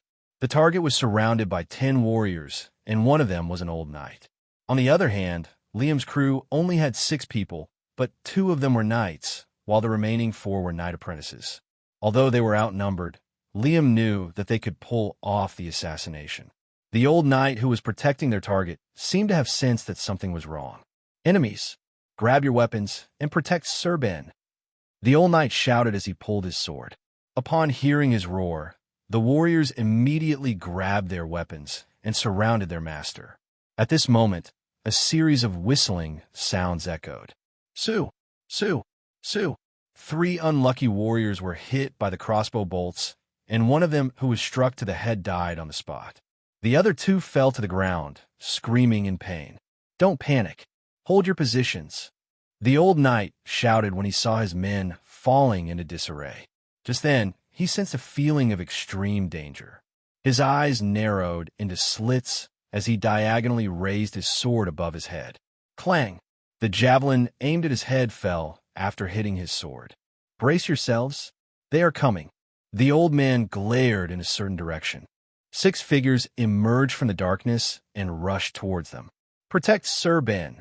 The old knight barked at his men as he carefully assessed the enemies. 2 knights and 4 knight apprentices. I need to stop the 2 knights while my men will take care of the others. Discover exclusive tales on my virtual library empire. One of you will stay and protect Sir Ben. The rest will follow me to eliminate the enemies. The old knight instructed with a grim look. Yes, sir. In the next moment, the 2 sides clashed. The sounds of their weapons colliding resonated across the streets. Some curious people secretly watched the fight while maintaining a safe distance. In the slums, small-scale battles like this were common, so this scene wasn't new to the residents. Liam's crew showed their superiority in terms of skills. Other than the old knight who managed to hold back 2 of Liam's subordinates, the rest died one after another. Go and run. I can't hold them back for long. The old knight roared as he pushed back Liam's crew all by himself. Hearing his words, his remaining subordinate immediately carried their master and retreated with haste. Seeing this, the old knight sighed in relief. You're quite tough, old man. Why don't you join my group? I can pay you decently. Liam smiled at the old knight. The old man ignored him and fought his way out. He even managed to slay one of Liam's subordinates in the process, which made the latter's face turn dark. Kill him. I want him dead. Liam was furious. The one who died was part of his mother's hidden forces, so his loyalty was unquestionable. Losing him meant he had lost another confidant. Liam's subordinates were also triggered by the death of their comrade. They charged ferociously while swinging their weapons at the old man. Clang, clang, clang. The old knight managed to parry their weapons, but because of his age, his stamina was starting to decline. His breath had become heavier and his arms were starting to lose strength. Not yet. I must kill the 2 knights to give Sir Ben a chance to escape safely. With a determined look, he infused his remaining mana into his limbs, giving a momentary boost in strength. The sudden increase in his power caught Liam's crew off guard, and another unlucky knight apprentice died after having his neck pierced with a sword. Liam was also injured, and if it weren't for the knights protecting him, his arms would have been chopped off. Fuck! He winced as the pain registered. While the old man was still occupied by his men, Liam grabbed a handful of dirt and threw it at the latter's face. The old knight unconsciously shifted his head. He was able to evade most of the dirt, but some still found their way into his eyes. Liam's subordinates took this opportunity to attack the old man. You cowardly bastards! The old knight roared as he forced his eyes open. With a burst of speed, he pounced at Liam, who seemed to be the leader of the group, but the 2 knights immediately blocked his path. The old man swung his sword, sending one of the knights flying, while the other one took a stab to his shoulder. After dealing with them, he rushed towards Liam and shouted with bloodshot eyes. Die! He raised his sword and was about to slash it down when he saw Liam pulling out a crossbow from his back. Sue! The crossbow bolt pierced the old man's chest, making him stagger and fall to his knees. Liam grabbed his sword and approached the old man cautiously. Old man, many people tried to kill me, but no one succeeded. He muttered in a mocking voice. You should have accepted my offer. Liam shook his head with disappointment. He then lifted his sword and swung it down hard. Swoosh! Suddenly, the old knight seemed to have regained his strength as he lifted his sword to block Liam's attack. Clang! The alarmed Liam immediately retreated while the old knight chased after him. Save me, you fools! Liam barked with a shaking voice, but his subordinates were too far to offer a hand. At that moment, Liam found himself leaning against the wall. Shit! The old knight walked towards him, eyeing him coldly with his bloodshot eyes. Just when Liam thought that he would die, the old man suddenly collapsed in front of him. Thud! Liam almost pissed himself. This was the second time he felt the feeling of impending doom. The first one was when Alaric challenged him to a sacred duel. He fell on his butt and breathed heavily while staring at the old knight's corpse. My boss, are you all right? Liam glared at them. Do I look all right to you? I almost fucking died. After lashing out at them, he stood up and repeatedly stabbed the old knight. Damn you, old bastard. Fuck you. He then spat at the old knight's corpse and cursed at him. What about the target? Liam raised his head while wiping off the grime on his face. I already sent our boys to chase them. He only has a knight apprentice protecting him now, so there shouldn't be an issue. We can't be careless. We must kill him tonight. Liam had lost 2 subordinates in this operation. The 2 remaining knight apprentices were even injured, including the knights. Yes, boss. They immediately left the scene afterward. At the outskirts of the enchanted woodlands, 10 robed figures riding horses emerged. Their bodies were obscured by the oversized robes, making it hard for anyone to judge their appearance. Everyone is ready to depart, Your Highness. One of the robes figures reported to the one at the forefront. Suddenly, a strong wind blew by, pulling off the hood of the figure at the front, which revealed her beautiful face. Her white hair danced with the wind, and her serene eyes stared into the distance as she uttered, "Let's go." On the 20th day of January, 3 days after the Baron's birthday celebration, House Silversword welcomed another elite knight under their banner. Congratulations on your advancement, Sir Arthur. Alaric was genuinely happy for this man. It's all thanks to you, my lord. If it weren't for you, I might be stuck as a peak knight for a decade more. Arthur muttered emotionally. He was glad that he'd bent his knee to Alaric that day. It was the best decision he had made in his life. Arthur no longer looked like an old man. He looked as if he had returned to his 40s. This was one of the perks of being an elite knight. Alaric tapped his shoulder.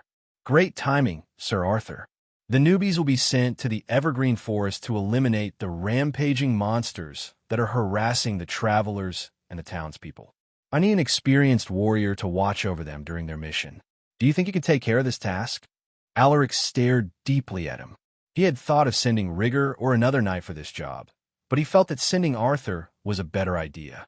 The latter had been confined in his house for almost a week, so it was a great opportunity for him to breathe some fresh air. Sounds good to me, my lord. I'll take the chance to exercise my bones. Arthur chuckled while flexing his arms. Find more to read at my virtual library empire. Good. You better get ready. They will leave after breakfast. Alaric reminded him. Yes, my lord. Oh, wait. I almost forgot something. Alaric beckoned to him. Someone will help you with this task, but he is mainly responsible for recording the newbies' performances. Arthur raised an eyebrow. Who is? You'll know later. Alaric waved his hand and laughed lightly. Seeing that he had no intention of telling him, Arthur didn't bother to ask. I understand. Then I'll leave them in your hands. I still have things to settle in Vale, so I'll take my leave first. You guys be careful out there. Alaric tapped the elite knight's arm. You can rest assured, my lord. Be careful on your way to the city. Arthur bowed to him. After Alaric left, Arthur went back to his house to prepare for the trip. Although his task was only to oversee the newbies' mission, he felt that it was necessary to bring his equipment. The Evergreen Forest might be relatively safe, but there still existed some dangerous monsters inside. As soon as he had prepared his equipment, Arthur immediately left to look for the newbies. At this moment, the trainees had already gathered outside the gates of the estate, waiting for the signal to leave. They stood in neat rows, their backs straight like a spear, as they respectfully looked at the instructor in front of them. The instructor, a 30-year-old knight with a scar on his upper lip, announced with a stern look. Today is your first practical combat training. Your task is to eliminate the monsters located on the map provided to your group leaders. Each monster you kill will give you a corresponding amount of points, and the points you get will depend on your overall contribution. He told the trainees about the rules of the mission. Everyone listened carefully, afraid to miss a single detail. To them, this practical combat training wasn't just a simple mission, but a chance to prove that they were ready. Among the trainees was Aaliyah. She was the only girl in the group. She had the least experience, but her desire to learn wasn't any less compared to the hot-blooded young men in the group. Lord Alaric has already taught me the basics of swordsmanship. I must use all that I have learned from him to keep up with these guys. She muttered to herself. She was one of the victims of Liam's cruelty, and fate brought her to Alaric. She didn't want to waste the opportunity given to her, and she also wanted to prove to Alaric that she could be a warrior too. While she was immersed in her thoughts, a middle-aged warrior suddenly came out of the gates. The instructor looked visibly surprised to see this man. Are you Sir Arthur? Arthur nodded at the stunned instructor. I don't recognize you. Can you tell me your name? It's an honor, sir. I'm Owen. I recently became a knight with Lord Alaric's support. The instructor introduced himself. Hearing this, Arthur smiled. So you are one of the warriors nurtured by Lord Alaric. It's a pleasure to meet you. I feel deeply honored, Sir Arthur. By the way, are you the person sent by Lord Alaric to oversee the mission? Owen asked. That's right. Arthur nodded. The two chatted briefly before they went to the topic. Since everyone is here, let's depart. Aaliyah stared at the middle-aged warrior. Sir Arthur looks much younger now. Did he successfully advance? Everyone was aware that Arthur was in the middle of advancing to the elite knight realm. Now that he was here to oversee their mission, this could only mean that he had already advanced. For this mission, 40 trainees were sent, and they were divided into 4 groups, with each group having a group leader. The 4 group leaders were the best in the batch, and Aaliyah even heard that 2 of them were already close to becoming knight apprentices. Her group leader was one of the 2, a man named Rasmus. Now that we're heading to the Evergreen Forest, I'm starting to feel nervous. Aaliyah had never been in a real fight before. She only had sparred with the other trainees and instructors, but other than that, she was a complete novice. Just relax, Aaliyah. A concerned voice drifted into her ears. She turned her head and saw her group leader staring at her. Mind your own business, she muttered coldly. After her experience with Liam, she developed intense hatred towards the opposite gender. The only exception to this was Alaric and some of the instructors. Rasmus smiled bitterly while shaking his head. Meanwhile, Alaric was heading to Vale for a surprise visit to his soap shop. He had been busy in the past few weeks, so he left all administrative duties to Vince. At this moment, Alaric was sitting inside the carriage, stroking the fur of the saber-fanged wolf cub. This little guy was one of the 6 cubs they found inside a cave during their trip to Ryvad. Among the 6 cubs, this one was his favorite because it was the most obedient. My lord, what's its name? Hershey, who had decided to come with him, asked while staring curiously at the wolf cub. I haven't decided yet, Alaric responded. She gave a look of disapproval. That won't do. We should give it a name. It seems like you have already thought of one. All right, let's hear it. Alaric smiled faintly. Hershey nodded her head eagerly. This looks like a saber-fanged wolf, and they mostly awaken abilities related to water or ice. Why don't we call it Nyx? It means snow in the Elven language. Hearing this, Alaric was surprised. You know Elven language? Hershey smiled shyly at his deep gaze. Yes, I usually read during my free time, and I happen to read some books about the Elven language. That's cool. You're very talented, Hershey. All I know is how to fight. I can't even manage the territory well like my father does. Alaric sighed while shaking his head. There's nothing wrong with that, my lord. We all have our areas of expertise. In your case, you have unparalleled talent in swordsmanship that others can only dream of. Is that so? Her words made him feel better. By the way, you can call me by my name when there's no one else around. Hershey shyly lowered her head. About that, I'll try. There's no need to force yourself. I can wait. Alaric smiled at her. A while later, they finally arrived at the storefront of the soap shop. We have arrived, my lord, my lady. Galliner's voice drifted into their ears. The two stepped off the carriage and entered the shop. Upon entering, the first thing they noticed was the long line of customers queuing up to buy the scented soaps. Most of them were women, and there were even some noble ladies who came with their servants. My lord, Alaric turned his head and saw Josephus approaching him with quick footsteps. After Charles's death, this guy's complexion seemed to have improved. He looked more cheerful now than when his father was still alive. How's your job here? Do you find it boring? I can send someone to replace you if you want. Alaric tapped the man's shoulder. No, please. I like it here. Surprisingly, Josephus shook his head. I can interact with a lot of new people when I'm here. He explained. I see. If that's what you want.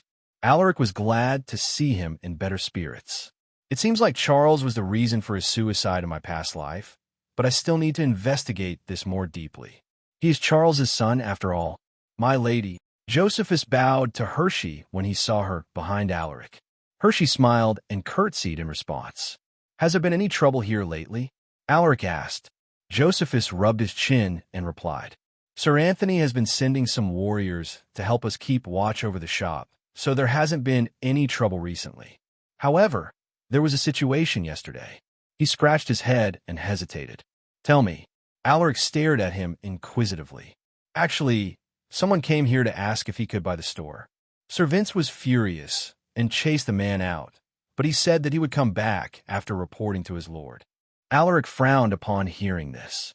So they're starting to realize the value of the scented soap. It looks like I need to send more people to guard the store. Read latest chapters of my virtual library empire. He could already smell the trouble that was coming. I need to ensure the safety of the children. Who should I send here? At this moment, he suddenly thought of one particular person. Fredrin. The guy had nothing to do with the estate since Alaric hadn't given him a task. Thinking about this, he tapped Josephus's shoulder and said, "Don't worry. I'll send someone trustworthy to protect the store. Let's talk later. I need to speak with Vince. And can you hold this guy for me?" Alaric handed the wolf cub to him and headed to the production room with Hershey without waiting for Josephus's response. So the famous scented soap came from this store. Hershey mumbled, "Oh, I didn't know our scented soap had already reached Rivad." Alaric chuckled. There are only a few boxes that arrived in Rivad, and they are mostly sold by passing merchants. The ladies in Rivad are crazy about them. She remarked with a light laugh. "I can send you a few boxes enough for your daily use." "Really? Of course. Then I will gladly accept them." Hershey eagerly replied. Soon, they arrived at the production room where the soaps were being made. The facility has already been upgraded, so the children didn't have a lot to do. They are mostly responsible for checking the defective products and throwing them to be recycled. Vince also hired some adults to help with the packaging. At this moment, Vince was busy helping with the packaging, so he didn't notice Alaric's arrival. "My lord, Lord Alaric." Some children noticed him, and it was only then that Vince discovered his presence. The man looked a lot healthier than before, and the bags under his eyes had mostly disappeared. However, his hair was a mess, and it seemed like he still hadn't changed his bathing habits. Vince grinned at him. "My lord." "Vince, you look much better now, but I think you should take care of your image too. You're a manager now. It's important for you to look presentable in front of our guests." Alaric reminded him with a bitter look. "Yes, my lord." Vince replied with a disinterested look. "Never mind. Can you tell me about what happened yesterday? I heard that there was a situation." Alaric inquired about the matter he heard from Josephus. "Oh, about that? I asked around, and I discovered something interesting." Vince moved closer to him and whispered. "It turns out that person was sent by a noble from one of the main cities in the central parts of the empire." Hearing this, Alaric's face turned grim. "Continue your saga on my virtual library empire." This wasn't a minor matter anymore, and Alaric had a feeling that there was more to this than just a business dispute. There was something fishy about it since the act was done so deliberately, as if their goal wasn't the soap business, but something else. Alaric pondered deeply, but he failed to understand the reasoning behind their actions. "Inform Sir William about this. I will go back to the estate and send more people here." Alaric muttered in a serious voice. "I understand, my lord." Vince nodded. "For now, just continue the production as usual, but you must be careful about strange individuals. If you discover something unusual, inform the warriors immediately." Alaric reminded him. "Yes, my lord." Vince revealed an uncharacteristic display of seriousness. Alaric left the production room with a grave look, while Hershey followed him in silence. "My lord, are you going back to the estate?" Josephus approached him upon seeing them coming out of the production room. Alaric nodded. "Yes, I need to make some preparations in case those people will come back to cause trouble here." He tapped Josephus's shoulder and took the wolf cub from him as he added, "Report to me immediately if there's something you guys can't handle." "Yes, my lord." Josephus saluted. After bidding everyone farewell, Alaric and Hershey left the store and entered their carriage. Looking at Alaric's expression, Hershey spoke with a concerned tone. "I think this is just a ruse." Hearing this, Alaric stared at her in surprise. "You think so too?" Hershey nodded. "If they are truly interested in your business, they would have approached you instead of thoughtlessly provoking the store's personnel." With a hesitant look, she asked, "Have you offended someone lately?" Alaric took a deep breath. He already had an answer in his mind, but he didn't want to scare her. "Other than your missing brother, I can't think of anyone," he replied while shaking his head. Hershey became silent when he mentioned this. Alaric realized his mistake and apologized immediately. "I'm sorry. I didn't mean to bring him up. It's all right. Liam is a criminal and deserves to be punished. We are also doing our best to search for his whereabouts. If there's any news, I will inform you right away. Hershey wanted nothing more than to capture Liam. He didn't want him to continue ruining their family's reputation. Thank you, Hershey. Please convey my thanks to Lord Nathan and Lord Theo. When I have time, I will visit them and properly convey my gratitude. Alaric could feel House Paxley's sincerity in repairing the relationship between their households. I will convey your message to them once I return home. Hershey smiled faintly. Meanwhile, within the evergreen forest, the warriors in training had already started their operation to eliminate the rampaging wild beasts and monsters. At this moment, Rasmus was leading his team to fight against an iron-headed warthog that was close to becoming a fatal-grade monster. This monster looked like a typical warthog except for the thick iron pads on their faces which they used to repel predators. Additionally, they were also bigger and more agile. Although this iron-headed warthog wasn't a full-fledged fatal-grade monster, it already had traces of mana in its body, making it sturdier and stronger compared to average wild beasts. Surround it and don't let it escape. Rasmus instructed his teammates as he rushed forward. The beast was furious because they had stepped into its territory. It emitted a low grunt and charged at Rasmus, who was leading his team. Seeing the beast coming his way, Rasmus raised a shield and braced himself for the impact. "Stab it as I hold it back," he shouted as he tightened his muscles and held his breath in preparation for the collision. "Yes, sir." His teammates responded in unison. In the next moment, the warthog smashed into Rasmus's shield. Bang! Rasmus grunted in pain, but he bore through the impact by gritting his teeth. He planted his foot firmly into the ground, refusing to let the beast push him back. "Now!" he shouted, his face contorting with pain. Upon hearing his command, his teammates immediately stabbed the warthog's body, but most of them failed to even penetrate its tough skin. Only a few managed to wound the creature. However, it wasn't enough to take it down. The beast was furious after having been attacked. It snorted and wildly lunged at the warriors who surrounded it, sending them crashing into the ground. Just as it was about to escape, Aaliyah suddenly threw a rope which caught its legs, making it fall awkwardly. Aaliyah couldn't hold on to the rope and was pulled by its immense force and weight. Seeing that the creature had fallen, Rasmus took the opportunity and thrust his sword into its underbelly. Poochie! His sword cleanly penetrated the thick skin of the warthog before cutting through its internal organs. Squeal! The beast squealed in pain and tried to run away, but Rasmus wrestled with it and repeatedly stabbed his sword into its body. His teammates also jumped in to help him hold the creature. Soon, the iron-headed warthog finally stopped moving. Rasmus pulled out his sword from its body while breathing heavily. His left shoulder was still feeling numb from that collision with the warthog, but he had to maintain his prestige as the leader of the team, so he acted like it was nothing. "Good job, everyone," he said to the group. He was happy with his teammates' performance. Although they weren't able to bring out their best, he was satisfied nonetheless. "Are you all right, sir? Why don't we get some rest before we continue heading deeper?" someone suggested. Rasmus shook his head. "We can't. If we stay here, the other groups will be ahead of us." Everyone became silent at his words. Seeing them in low spirits, he immediately said, "I understand that you are nervous, but we have to persist. How can we fight alongside Lord Alaric if we can't even handle some wild beasts?" His words ignited everyone's morale. An hour later, Alaric returned to the estate and immediately reported the situation to his parents. "Experience tales at my virtual library empire. I'm planning to send an elite knight to keep watch of the store. What do you think, Dad?" There was no one else around, so he didn't bother to use honorifics. The Baron leaned on his seat and rubbed his chin while looking at him.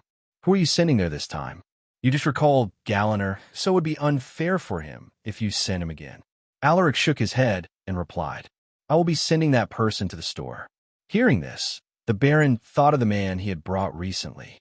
According to his subordinates, Alaric brought back an elite knight from his recent trip. He had forgotten about this since he had been busy the whole week.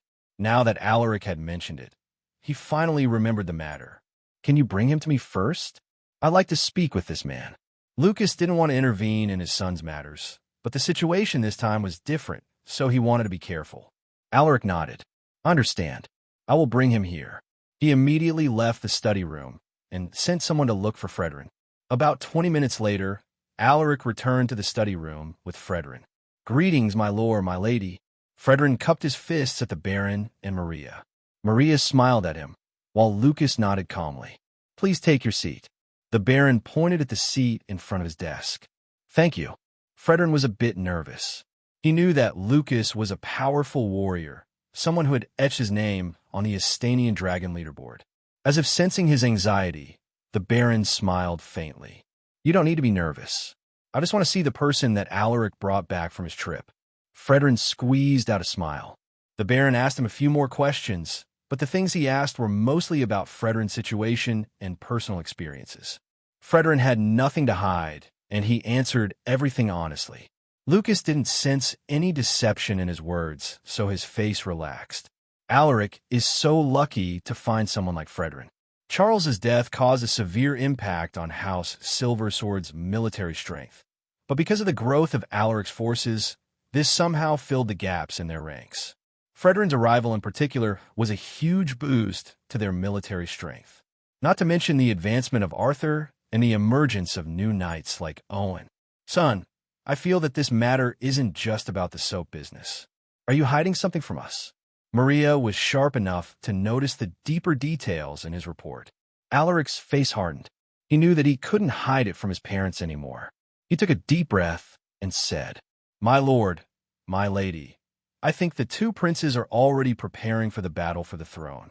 Lucas frowned, while Maria raised an eyebrow. How is this related to the situation in your store? Maria asked. Alaric adjusted his sitting posture and responded with a serious look. Before Uncle was beheaded, he mentioned something about. He told him what Charles said before he was executed. Are you saying that your uncle might have been approached by one of the princes? Lucas's face darkened upon hearing this. Alaric nodded. That's right, but I don't know which one he had sided with. I see. If that's true, then everything makes sense now. Maria mumbled, her countenance turning cold. I think the people behind Charles are deliberately provoking us. This must be their way of checking if we are already affiliated with someone. If my guess is right, someone will visit us soon and ask us to join their side. What will happen if we reject them? Lucas asked. Maria pondered for a moment before she opened her mouth. It depends on what kind of person we're dealing with. They might give us a warning, or they might eliminate us since we are a threat to their cause. The Baron rubbed his temples, feeling vexed because of the situation. His brother had left a huge trouble for them, and now they had to clean up his shit. What should we do? Alaric's plan was to join the Crown Prince's side again. He knew which people would take his side, so he had some room to maneuver if it really came to that. Maria crossed her arms as she responded. We could join one of the princes, or we could establish a neutral side and invite like-minded people to join us. The former could save us from this predicament, but we need to carefully consider which side to support. As for the latter, it carries greater risk since we might offend both princes by choosing neither of them. Furthermore, we would need to find more allies who will take our side. Both choices have their advantages and disadvantages, but I think the best option for us is to remain neutral. Maria's response surprised Alaric. Why do you think so? Lucas stared deeply at her. As if she had already prepared her answer, she said, At the moment, both princes should still be gathering their forces, so the chances of them attacking us are slim. This means that we have some time to gather more people on our side. If we support either of them, we will be forced to join the civil war. Whether we win or lose, the Empire's overall power will be affected. That's why there has to be a neutral side who would mitigate the damage caused by their dispute. Lucas was silent, as if he was trying to comprehend her words. Meanwhile, Alaric, who had seen the future, was amazed by his mother's foresight. My lord, I agree with my lady's idea. I think we should establish a neutral side. In his past life, he chose to support the Crown Prince, and it ended in his death. Alaric didn't want to repeat his mistakes, so something was needed to be done. So, you want us to establish a third faction that would maintain the balance. Lucas dribbled his fingers on the table. He was already convinced by Maria's explanation, But this matter involved the future of the household, so he had to be prudent. Let's proceed with the engagement between Alaric and Hershey first. Once we are tied with the Paxleys, they will have no choice but to take our side. We can start with them and gradually expand our influence over the households in the north. Maria glanced at Alaric when she said this. Alaric wasn't opposed to the idea, so he didn't voice out any disagreement. Lucas leaned on his seat and crossed his arms. All right, I'll give you my approval. However, this has to be done discreetly. We can't afford to offend both princes at the moment. He sternly reminded them. Maria smiled as she nodded her head. I will host a gathering with the wives of the nobles in the surrounding cities and towns. We might find some trustworthy companions among them. She shared her plans to the Baron, while Alaric quietly listened in amazement. His mother's ideas were even more foolproof than what he had come up with. After a thorough discussion with his parents, Alaric left the study room with Fredrin. My lord, you can rest assured. I will not tell anyone about the things I heard, not even my wife. Fredrin muttered as soon as they stepped out of the room. The things he heard were too big, and if they got out, things would get troublesome and his family might even be affected. I know. I trust you. Alaric smiled and tapped the man's shoulder. Fredrin was overwhelmed with emotions. It wasn't even long since they had met Alaric, but he was actually willing to trust him without hesitation. He even had an unusual feeling that Alaric might have already known him for a long time. On their way down the stairs, Alaric said, The soap business is very crucial to the household's growth and development, so you must keep an eye on the things there for me. I will send more people to come with you. They are warriors that I have trained, so you can trust them. Do you remember Mark? Hearing this, Fredrin thought about the hunter who was their fellow slave for a while.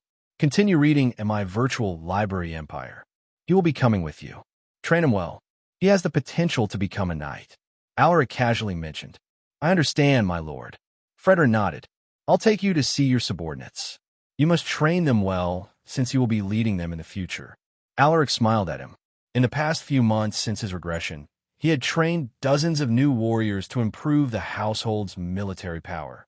And now, he was handing some of those warriors to Fredrin. In the central area of the Astanian Empire, there was a big city known for its impressive defensive structures that almost made it look like a mega fortress. It was the home of over 1 million inhabitants, making it one of the most populous cities in the empire, the city of Nalagam. There were 4 households that ruled over Nalagam: House Magdalaga, House Katra, House Urgel, and House Lanzan. On the surface, it seemed that all 4 of them were equal in power, but this was far from the truth. The strongest of the 4 households was House Lanzan, the earldom helmed by Earl Dave Lanzan. At this moment, there was a secret meeting being held in the estate of House Lanzan, and it was hosted by the Earl himself. Furthermore, the attendees of the meeting were lords of notable households and individuals with high status. Gentlemen, thank you for gathering here on short notice, uttered Earl Dave, a man of majestic bearing who looked to be in his 50s. As soon as he spoke, all eyes gathered on him. As you already know, we have already invited a majority of the surrounding powers to join our side, but we have encountered some issues in the north. The Earl's voice turned grave when he said this. Our representative from the north was killed. Everyone narrowed their eyes upon hearing this. My lord, how did he die so suddenly? Didn't he just boast that he would give us the north in a few years? Someone muttered in a mocking voice. Some people laughed at his remarks. Earl Dave gave them a stern look, making everyone shut their mouth. It is unfortunate. He shook his head. Charles was a careful man, but he made a glaring mistake that ended in his untimely death. I'm sure you are aware of his situation. Everyone nodded. They all knew some information about their members. Charles was publicly executed by his nephew, and that idiot revealed our existence before he was beheaded. The Earl smashed his fist into the table, breaking it into smithereens. Everyone held their breaths when they sensed the Earl's rage. No one dared to speak a word. Now, we have 2 options. The first one is to force Lucas to replace Charles. The second option is to find another replacement. Everyone discussed in hushed voices as soon as they heard this. They were divided. Some of them wanted to have Lucas on their side, while the others suggested finding another household to be their representative in the north. Silence. Earl Dave scanned everyone's faces and pointed at someone randomly. What do you think we should do? The person he had casually pointed took a deep breath before he responded. My lord, the North is too scattered, so even if we appoint a new representative, we wouldn't get any substantial results in a few years. I think we should focus our manpower on the central cities. Most of the powerful households are gathered here, so if we get them to join our side, we would have the upper hand against the second prince's forces. So are you saying that we should abandon the North? Earl Dave frowned. Not necessarily.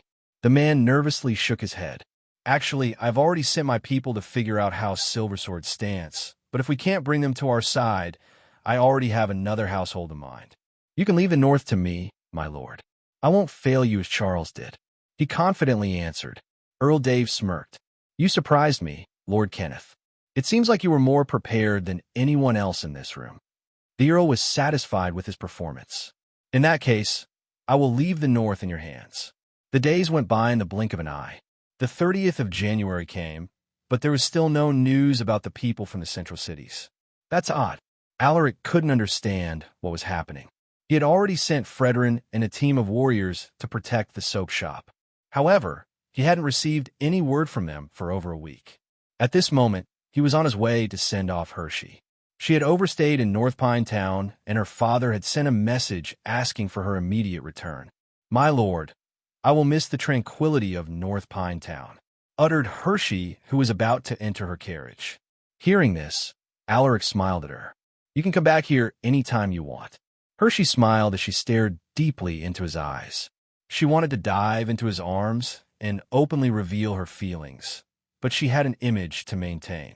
She didn't say a word, but Alaric seemed to have understood the meaning behind her gaze. Before you go, I have something for you. Alaric gave a signal to Elena, who was standing behind him. In Elena's arms was a plump wolf cub. Alaric took the wolf cub from her and handed it to Hershey. Among the 6 cubs, this guy has the biggest appetite, and it often sleeps a lot. I hope you could take care of it well. Hershey fell in love with the cute little guy. She gently rubbed its fur, and it instinctively kicked her hand, which made her chuckle. She then lifted her head and looked at Alaric. Thank you, Alaric.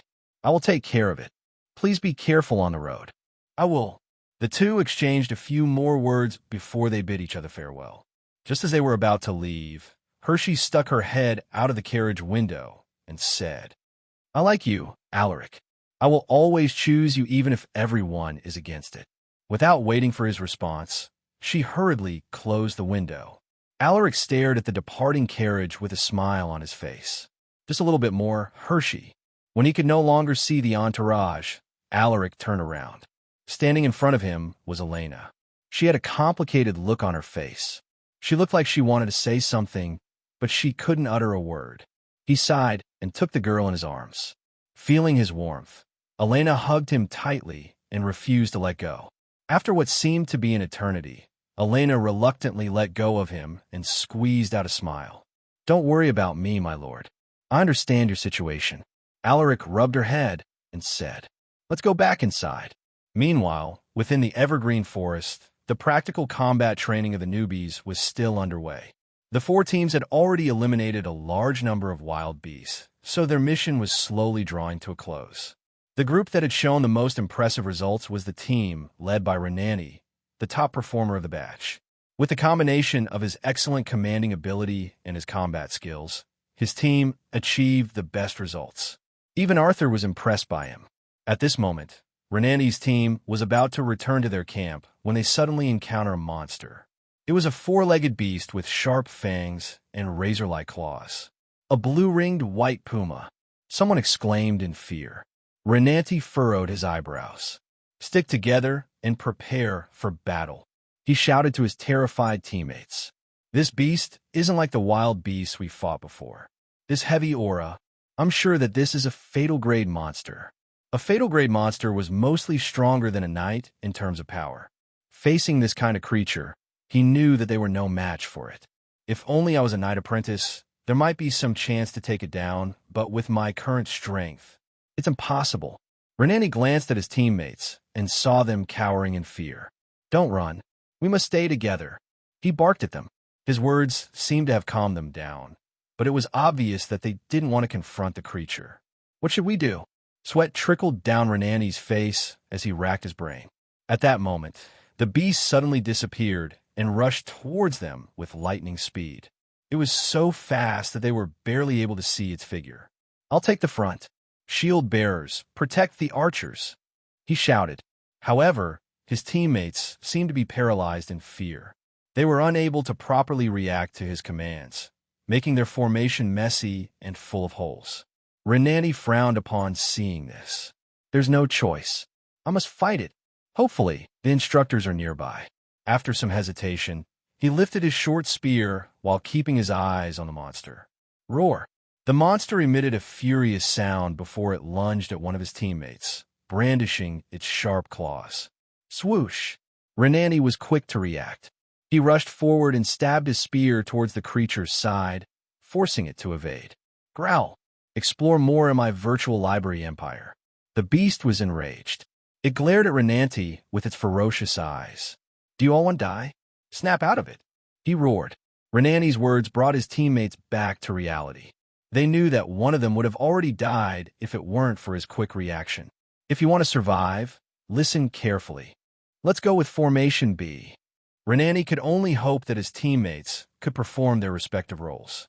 They had trained to fight in different formations before, and each individual had a crucial role. A slight error could destroy their formation. The blue-ringed white puma growled at them. Its legs were taut, as if it was prepared to take action at any second. Renani stared deeply at the creature. He didn't dare blink his eyes, afraid that he would miss its attack. There wasn't anyone in his team who could follow the beast's movements, not even him. Formation B focuses on defense, but there are two sides that are intentionally left open to serve as bait. Since they couldn't match its speed, they could only try to predict its action. With its natural instincts, it will definitely attack the sides that are left open. My job is to predict where it will go. Renani took a deep breath as he narrowed his eyes. After a few seconds of deadlock, the puma finally lost patience and pounced at their formation with a growl. Growl! Its figure blurred as it rushed towards them in a flash. "Left hole, sword out!" Renani shouted almost instantly. One of his teammates stuck his sword to the left opening upon hearing his commands. By some stroke of luck, the sword's blade stabbed into the puma's paws, making it whimper in pain. However, the force of its claws still broke their formation apart, and the shield bearer, who took most of the damage, crashed into the ground with a bang. Bang! In its rage, the puma swiped its claws, sending half of Renanti's group flying into the air, leaving deep claw marks on their bodies. When the enemy is too strong, no amount of strategy can stop them. Renani thought bitterly when he saw the creature destroy their formation like it was nothing. Just when the beast was about to attack the remaining half of Renani's team, a figure suddenly appeared to block its path. Instructor Owen. Your next chapter awaits on my virtual library empire. The trainees' eyes flashed with relief when they saw this man appear. Go tend to the wounded. Leave this monster to me. Owen instructed with a stern voice as he pulled the sword tied to his waist. In the next moment, Owen and the blue-ringed white puma engaged in a fierce battle. Bang! Bang! So that's how powerful knights are when they are serious. Renani muttered in awe as he watched Owen fight the puma, without being at a disadvantage. They had been taught that monsters at the fatal grade were mostly more powerful than knights. However, their instructor seemed to have the upper hand, and he even managed to land a few hits on the puma. Instructor Owen is not an ordinary knight. This was everyone's thought as they watched the battle unfold. After more than a minute, Owen's sword slashed into the puma's neck, causing a spray of blood that left the creature severely wounded. It swayed awkwardly as it tried to escape, but Owen stabbed straight into his heart and killed the creature immediately. After killing the puma, Owen made a cut on its body and dug into the creature's chest. A few seconds later, he found its beast soul crystal and pulled it out from its corpse. Are you guys all right? Owen turned his head over to Renanti's group. Everyone is alive, sir, but one needs immediate medical attention, Renanti reported with a grim look. He felt that he was responsible for his teammates' injuries. Owen approached him and tapped his shoulder. Don't blame yourself. You did the right thing. If not for your instructions, some of your teammates would have died. His words comforted Renanti. Patch up the wounded. We will return to the estate once the other groups are here. Owen uttered. The four groups had mostly eliminated the wild beasts and monsters that had crossed the periphery of the evergreen forest, so it could be said that they had already accomplished their mission. The remaining wild beasts will be taken care of by the local hunters and wandering warriors. The death of the blue-ringed white puma marked the end of the trainees' first mission. Soon, the medical personnel on standby at the entrance of the town arrived to provide treatment to the injured trainees. At this moment, Renanti was watching the doctors administer treatment to his teammates. It's not your fault, Renanti. No one here is blaming you. In fact, I'm sure everyone is thankful that you are our leader. It would have been pure chaos if you weren't there. His injured teammate chuckled while grimacing in pain. Hearing this, Renanti forced a smile. You guys better heal up soon if you don't want the others to overtake you, he jokingly said. While the injured trainees were being treated, Owen and Arthur exchanged viewpoints about the four groups' performance. How is Renanti's team? Arthur asked. He had sensed the fluctuation of mana when the blue-ringed white puma appeared, but he didn't go to the location since he knew that Owen was there. However, he felt a bit regretful that he didn't see the action. They're doing fine. One of them broke his arms, but he should recover in a few weeks. Owen replied. He then took out the beast soul crystal and handed it to Arthur. By the way, sir, I got this from a monster's body. What should we do with it? Arthur inspected the crystal before giving it back to him. You killed it, so it should naturally belong to you. However, those kids managed to wound the creature, so you must give them a little something. Owen nodded. I will report this to Lord Alaric. I also believe that they deserve to be rewarded for their excellent performance. He had seen Renanti's team fight the blue-ringed white puma. With Renanti's strategy, they were even able to wound the monster. Then let's do that. Arthur nodded in agreement. Half an hour later, they all returned to the estate to report the situation to Alaric. Meanwhile, inside the room specially made for the saber-fanged wolf cubs, Alaric and Elena were playing with the little guys when a servant came to deliver a report. My lord, the trainees sent to the evergreen forest have returned. Hearing this, Alaric put down the wolf cubs and patted his pants as he rose to his feet. I'm listening. Go on. The servant cleared his throat and said with a serious face. Some trainees are injured, and from what I've been told, it seems like they encountered a fatal grade monster. Alaric frowned. All right, I'll be there to check on them. You may leave. The servant took the cue and left right away. Alaric turned his head over to Elena and said, I'll leave him in your care, Elena. I'll go check the trainees first. Knowing that the situation was urgent, Elena nodded. Yes, my lord. On his way out of the main mansion, Alaric checked his profile. Alaric's silver sword, knight, EXP. 500. Cannot receive more EXP before advancement. Potential B. Traits, horseback riding C. Swordsmanship, SSS. Close combat C. Archery F. Hunting E. Tracking E. Sixth sense F. Monster affinity F. Strength 100. Stamina 40+. Agility 100. Vitality 27+. Endurance 42+. Mana 48+. Battle points 4410. Enjoy exclusive adventures from my virtual library empire. Stat points 77. Requirements for the next advancement: 500 EXP, 100 in all attributes, and 5,000 battle points. I'm about to become an elite knight, but my potential is still B. I wonder what's needed to be done to improve it. Alaric thought as he closed the cyan screen. Well, at least I now know what the monster affinity trait does. After a series of tests in the past week, he discovered that most wild beasts and monsters would be unusually attracted to him.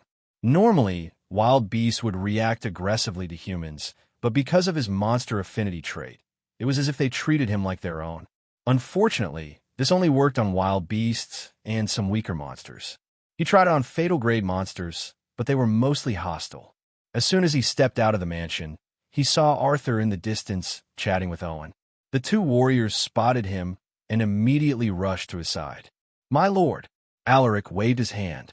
Tell me the situation. Arthur sent Owen a look as if telling him to give the report. Owen understood this and cleared his throat before he told Alaric about the events that had transpired within the evergreen forest. I see. It's good that everyone is all right. What do you guys think is a fitting reward for Renani's team? Alaric asked for their opinion. Owen thought for a moment before giving his response. My lord, I think giving them a custom-made weapon is a good reward for their performance. The ones they have are mass-produced weapons, which couldn't bring out their full potential. A custom-made weapon? Alaric didn't expect this suggestion. He was thinking of giving them some mana-rich resources, but Owen's words made him realize that their rewards had to be special. He rubbed his chin thoughtfully. House Silversword wasn't known for their smithing, but they still had a group of skilled blacksmiths who could make fine weapons. If he used the cyan screen's standard grading, the weapons they made should be at the uncommon grade. All right, I'll give you the funds for those custom-made weapons. Alaric gave his approval. Rewarding the exemplary trainees would definitely spur the others to do better.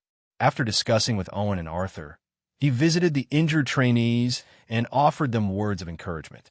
At the entrance of Vale, a group composed of 20 individuals arrived. All of them were armed, making the gate guards conscious around them. So this is Vale. They call this place a city. One of them uttered in a mocking voice. His companions snickered at his remarks. Shut up, reprimanded a middle-aged man with a horizontal scar that stretched from his left cheek towards his nose. The group immediately quieted down upon hearing his words. This was because this middle-aged man was their leader, an elite knight who strictly adhered to his principles. Remember what we came here for. Although this land isn't comparable to the central area, there still exists some powerful warriors here. The middle-aged man sternly reminded. Suddenly, he narrowed his eyes when he sensed a powerful aura approaching them. Sensing the change in his expression, his subordinates immediately followed his gaze. They saw a warrior with graying hair walking towards them with confident strides. Sir Anthony! The gate guards respectfully greeted the man as soon as he walked past them. It was Anthony. When he received a report that there was a group of powerful warriors at the gates, he quickly came here. One elite knight and the rest are knights. Anthony was stunned by this lineup. This group already had the power to rival a weak household on its own. Furthermore, the elite knight wasn't an ordinary warrior either. He could sense that this person was far stronger than him. I am Anthony, the captain of Vale's city guards. I'm pleased to meet you, gentlemen. He introduced himself with a faint smile. The middle-aged man with a horizontal scar stepped forward and extended his hand as he introduced himself. It's good to see you, Sir Anthony. I'm Roland, the leader of this party. Anthony shook hands with him while keeping the smile on his face. May I know the reason for your visit, Sir Roland?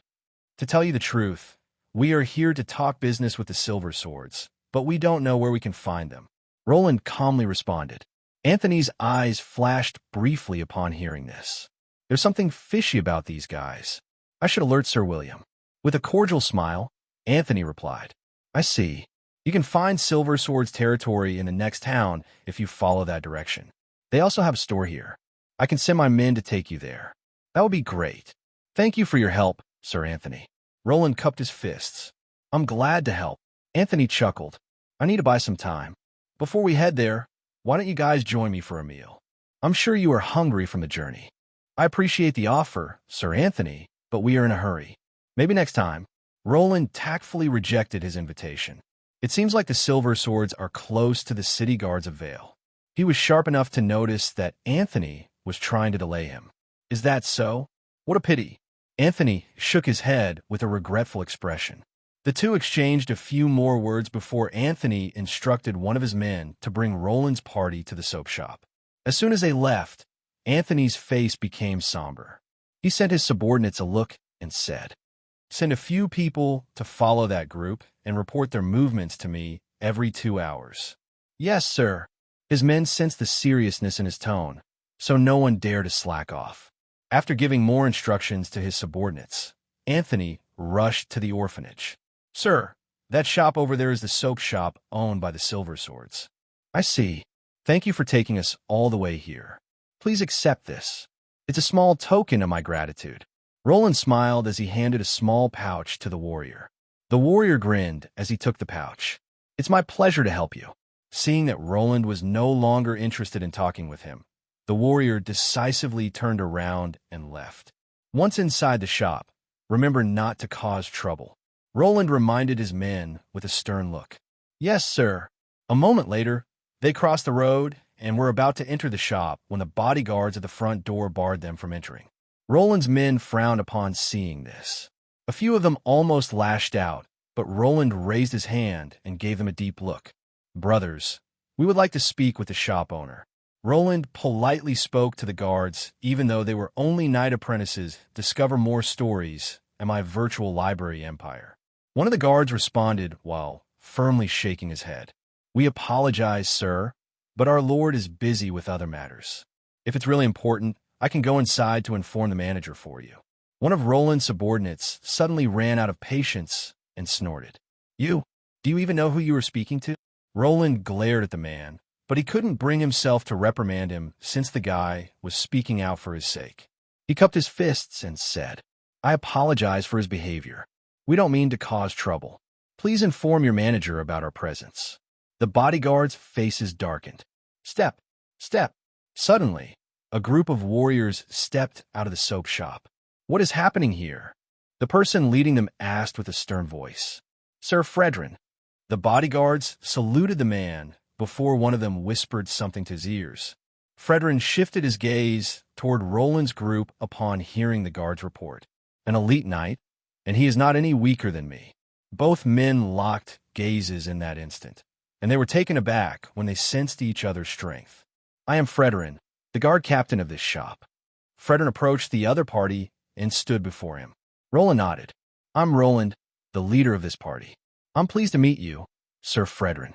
Likewise, Fredrin calmly replied. We came here to discuss business with the owner of the shop.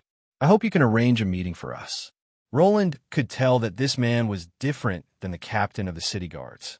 Anthony was polite and cordial, but Fredrin didn't seem to have the intention of being friendly with them. This guy might be difficult to handle. This was Roland's first impression of him. Fredrin shook his head.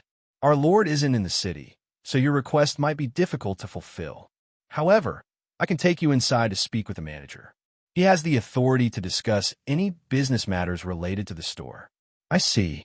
Roland was only trying his luck, so he wasn't too disappointed with his response. Discussing business is just a secondary matter. Our main goal is to have a chance to speak with the Silver Swords. Hopefully, the manager can help me arrange a meeting with them. Otherwise, we would have to visit their estate directly. Roland was very particular with etiquette. He also didn't want to offend the Silver Swords, so he was willing to go through this much trouble just to get the chance to meet them. Please lead the way. I would like to speak with the manager. Fredrin nodded. All right, but you can only take 2 people inside. We don't usually allow armed guests inside, so I hope that you will understand our situation. He explained. Roland understood the implications in his words, so he didn't make things difficult for Fredrin. No problem. He then turned around and chose 2 of his men to follow him inside. Sir, what if this is a trap? We can't trust these people, one of his men whispered. Hearing this, Roland shook his head. I don't think the Silver Swords will be foolish enough to offend us. Just stay right here and leave the talking to me. But he didn't wait for their response and headed inside the shop with Fredrin. Meanwhile, in the orphanage, Anthony got down from his horse. Uncle Anthony. A few kids who were familiar with him eagerly called out when they saw him. Anthony adjusted his breathing and forced out a smile as he spoke to them. Hello, kids. Where's your Grandpa William? Grandpa is resting inside. One of the kids pointed at the newly renovated orphanage. Oh, is that so? Just stay here and continue playing. Uncle Anthony still has some matters to discuss with your grandpa. Anthony excused himself and headed inside the renovated building to look for William. Just when he was about to head in, he suddenly saw a figure stepping out onto the balcony on the 2nd floor of the building. Sir William. William furrowed his eyebrows. What happened? He felt that something was amiss when he saw Anthony's expression. William invited Anthony to his meditation room. What is it this time? The old man asked as he gestured for Anthony to sit down. Anthony took his seat and responded with a serious look. Sir William, just earlier, a group consisting of 20 warriors came to the city. One of them is an elite knight and the rest are knights. Most importantly, They are heading to the soap shop. Hearing this, William's face fell as he rose to his feet. What did you say? Some of the kids in the orphanage were working at the soap shop. Please calm down, Sir William. I don't think those guys came here with bad intentions. Their leader seems to be a decent man. Anyway, I came here to tell you this. If you want to go there, we should get going now, Anthony suggested while trying to pacify the old man. William nodded with a grim look. Let's go. He didn't even bother to change his clothes, but he grabbed the sword leaning diagonally against the wall next to his cabinet. Experience more on my virtual library empire. At the soap shop, Roland was now sitting inside Vince's office while his two subordinates stood behind him. In front of him was the manager of the shop, Vince and Fredrin. After introducing themselves, Roland immediately stated his intention. Sir Vince, to tell you the truth, our main objective is to meet Lord Alaric and Lord Lucas. He paused for a moment before he emphasized his next words. There is something important that I would like to discuss with him. Vince understood the meaning behind his words. It was like politely telling him that he had no authority to hear the information and only the silver swords could hear it. With Fredrin beside him, Vince felt more reassured, so he managed to calm his nerves. He might not be a warrior, but he could tell that Roland wasn't an ordinary person based on his gait and bearing. Vince pretended to be in deep thought before he carefully replied. Since it's like this, how about I send Sir Fredrin's team to escort you to North Pine Town? I'll also write a recommendation letter for you, so that your group will be allowed to enter House Silver Sword's estate. What do you think about this, Sir Roland? He had already discussed this with Alaric beforehand, so he didn't bother to make things hard for Roland to prevent discord between both parties. That would be great. Roland was relieved. He was already prepared to be rejected, but it seemed like the Silver Swords had already made arrangements. Just give me a moment to write the recommendation letter. In the meantime, why don't you check the shop's products? We can give you some free samples to try. I'm sure you'll love them. Vince chuckled. Hearing this, Roland wanted to reject the offer, but he felt that it was too rude, so he reluctantly nodded his head. All right, then I'll trouble you to write the recommendation letter. It's no trouble at all. Vince waved his hand as if it was just a small matter. He then sent Fredrin a knowing look. When the latter saw this, he immediately stood up and nodded to Roland. Sir Roland, I will take you to see the products. Amen. Roland nodded and stood up from his seat. After they left his office, Vince could finally relax. Man, that was scary. Who was that guy? Phew. He wiped off the sweat on his face as he let out a heavy breath. Fredrin brought Roland and his two men to the display area. The shop was crowded with customers, and most were women from rich households, which was obvious from their flamboyant style. Fredrin beckoned to Josephus, who was keeping watch at the aisle. Seeing this, the young knight immediately headed towards him.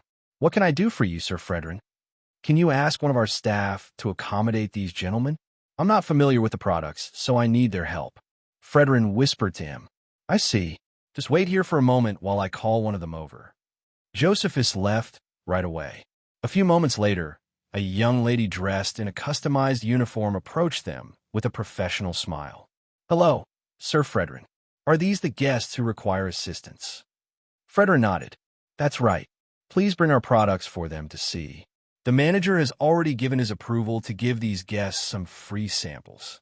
All right, just give me a moment to get the products. The young lady excused herself and left. The soap shop experienced a huge boom in sales, so more workers had been hired to accommodate the customers. Roland could see that the business was successful, even though he wasn't an expert. At this moment, he suddenly sensed a powerful aura from outside the shop. Furthermore, this aura was so much more powerful than his own that he felt suppressed. He narrowed his eyes as he turned his head at the entrance. From there, he saw an old man calmly walking inside the shop. His gaze was tranquil and unfathomable. When their eyes met, Roland felt like he was looking at a predator. A transcendent knight? Sir William. Fredrin was also surprised to see the old man. After coming to the store, he had acquainted himself with this old man, so he was familiar with him. William nodded to Fredrin before he turned his gaze towards Roland. His stern face broke into a smile, and the pressure from earlier seemed to have vanished like a puff of smoke. I am William. My grandchildren work here, so I came to check on them. The old man spouted a random reason to explain his arrival. William? I don't remember there being another transcendent knight under House Silver Sword other than the Baron himself. Who is this old man? While gathering his senses, Roland extended his hand with a cordial smile. I'm honored to meet you, Sir William. My name is Roland. William observed the atmosphere, and he realized that he might have jumped to conclusions earlier. He nonchalantly nodded and just decided to go with the flow, since it was already too late to turn back. You have good taste, Sir Roland. The scented soap here is a unique product. As you can see, the noble ladies love it. William had a wealth of experience, so he managed to come up with a good topic. Roland laughed awkwardly. Yes. You're right, Sir William. At this moment, the young female worker whom they had spoken with earlier came back with a basket full of scented soap boxes. Continue reading on my virtual library empire. She politely greeted William before she showed the products to Roland. Sir, these are our products. This one is the... She introduced the different kinds of scented soap one by one. With her arrival, William immediately took the chance to leave after waving at Roland and Frederick, but he didn't step out of the store. He headed straight to the production room where the children at the orphanage were working. Meanwhile, Roland was relieved now that the old man was gone. The pressure emitted by the old man was so intense that he thought that he was being targeted. Please don't mind him.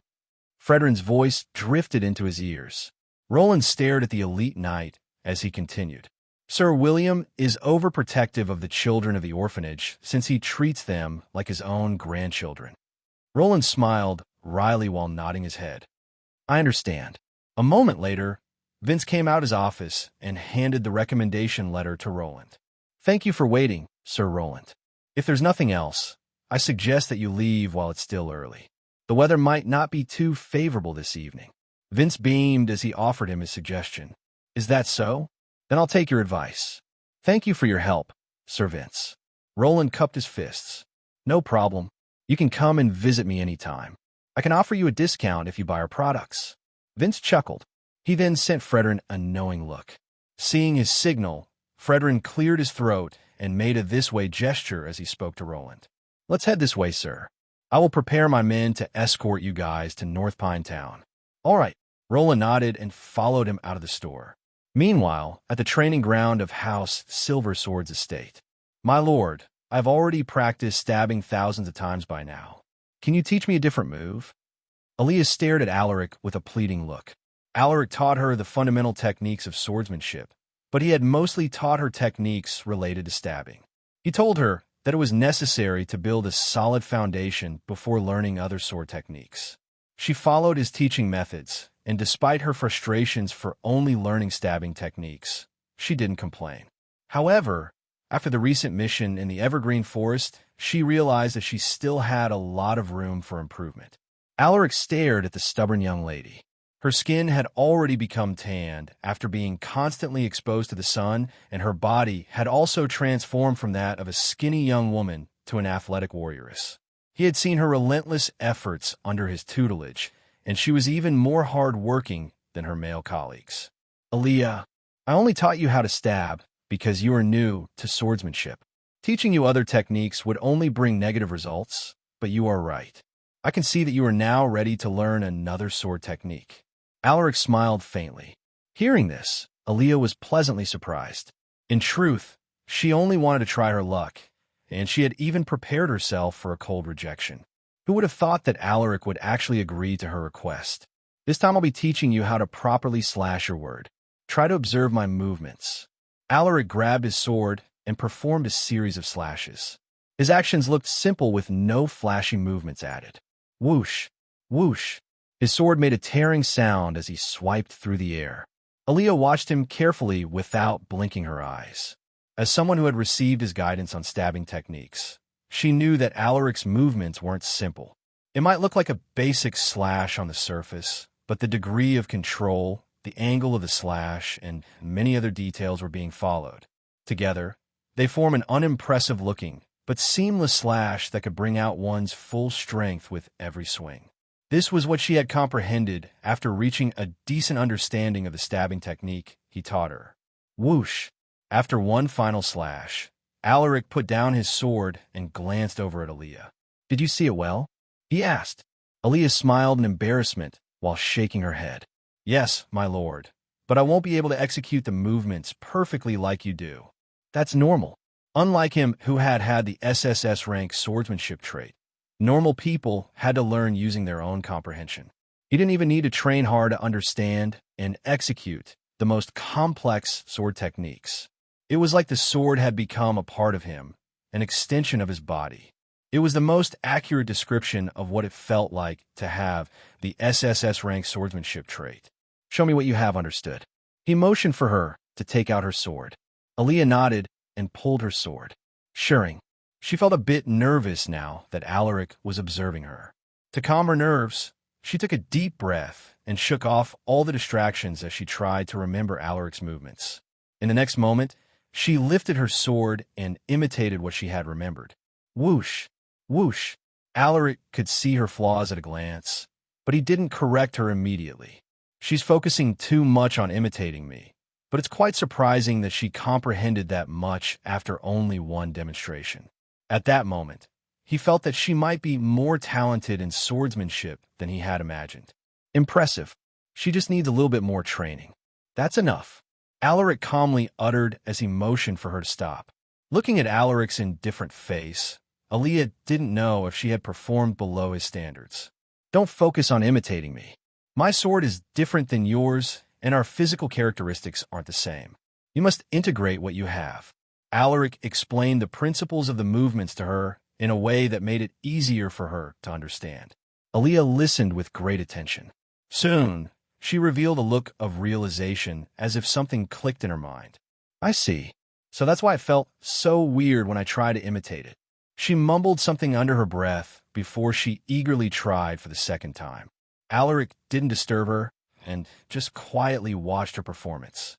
Whoosh, whoosh, The strength behind each slash is stronger now, but it still needs some work. She already has the basic principles, so she just needs to incorporate everything she learned until it is deeply engraved in her mind. While she was absorbed in her training, Alaric sensed someone approaching from the distance. He turned his head and frowned when he noticed a few unfamiliar figures riding on horses together with Fredrin's team. With just a glance, he could already feel the aura emitted by the man who seemed to be the leader of the group. A peak elite knight. It was a level that was comparable to Fredrin and Warwick, but still a bit weaker than Galliner. "Hold on. That person." Alaric's eyes trembled when got a clearer look at the man. It was a familiar face, one who had been with him for the longest time on the battlefield. "It's been a while, Sir Roland." This man was one of the battalion commanders who led the Crown Prince's army in his past life. He was a powerful warrior who would soon have his name etched in the Astanian dragon leaderboard. Clip-clop, clip-clop. The clip-clop sounds of the horses made Aaliyah stop her training. She was a bit annoyed after having been disturbed, but when she saw the intimidating group coming towards them, her annoyance turned into alarm. A few moments later, the group stopped in front of them and climbed down their horses. Fredrin and his subordinates walked towards Alaric and bowed to him. "Greetings, my lord." Roland's group seemed to have realized Alaric's identity when they saw this. "Can you tell me what's going on here?" Alaric calmly asked. Although he already knew the other party's identity, he had to pretend like he didn't know. "My lord, this man is Sir Roland, an elite knight under." Fredrin quickly made the introductions. "It's a pleasure to meet you, Lord Alaric. I have been eager to see you in person after I heard tales about your amazing talent." Roland stepped forward and gave him a standard salute. He's just as I remember him. Scary on the outside, but a kind man deep down. Alaric's lips curved upwards as he stared at his friend. Alaric's eyes were filled with complex emotions. He had so many words to tell him, but they seemed stuck in his throat. "You flatter me, Sir Roland. Why don't we head in first? As for your men, I'll send someone to arrange their accommodation." Roland was surprised by his friendliness, and he had this weird feeling as if they hadn't known each other for a long time. He couldn't point his fingers as to why he had this reaction upon his first encounter with Alaric. "All right, I'll take you up on that offer." Roland nodded with a faint smile. Before heading inside the mansion, Alaric told Aaliyah to practice by herself. He had already taught her the basic principles of slashing, so she only needed to comprehend the movements on her own. A while later, Alaric brought Roland to the spacious guest hall, and he even asked the servants to prepare a sumptuous meal for him and his subordinates. After taking their seats, Alaric was the first to open his mouth. "So can you tell me why someone from the central area has come to visit our small town?" Hearing this, Roland's expression turned serious as he adjusted his sitting posture. "My lord, I won't hide it from you then." He paused as if he was gathering his thoughts before he continued. "I don't know if you have already heard about this. His Majesty is not in good health. It's been months since he was bedridden. The imperial physicians provided him with numerous treatments, but nothing worked." By this point, Roland shook his head with a grim look.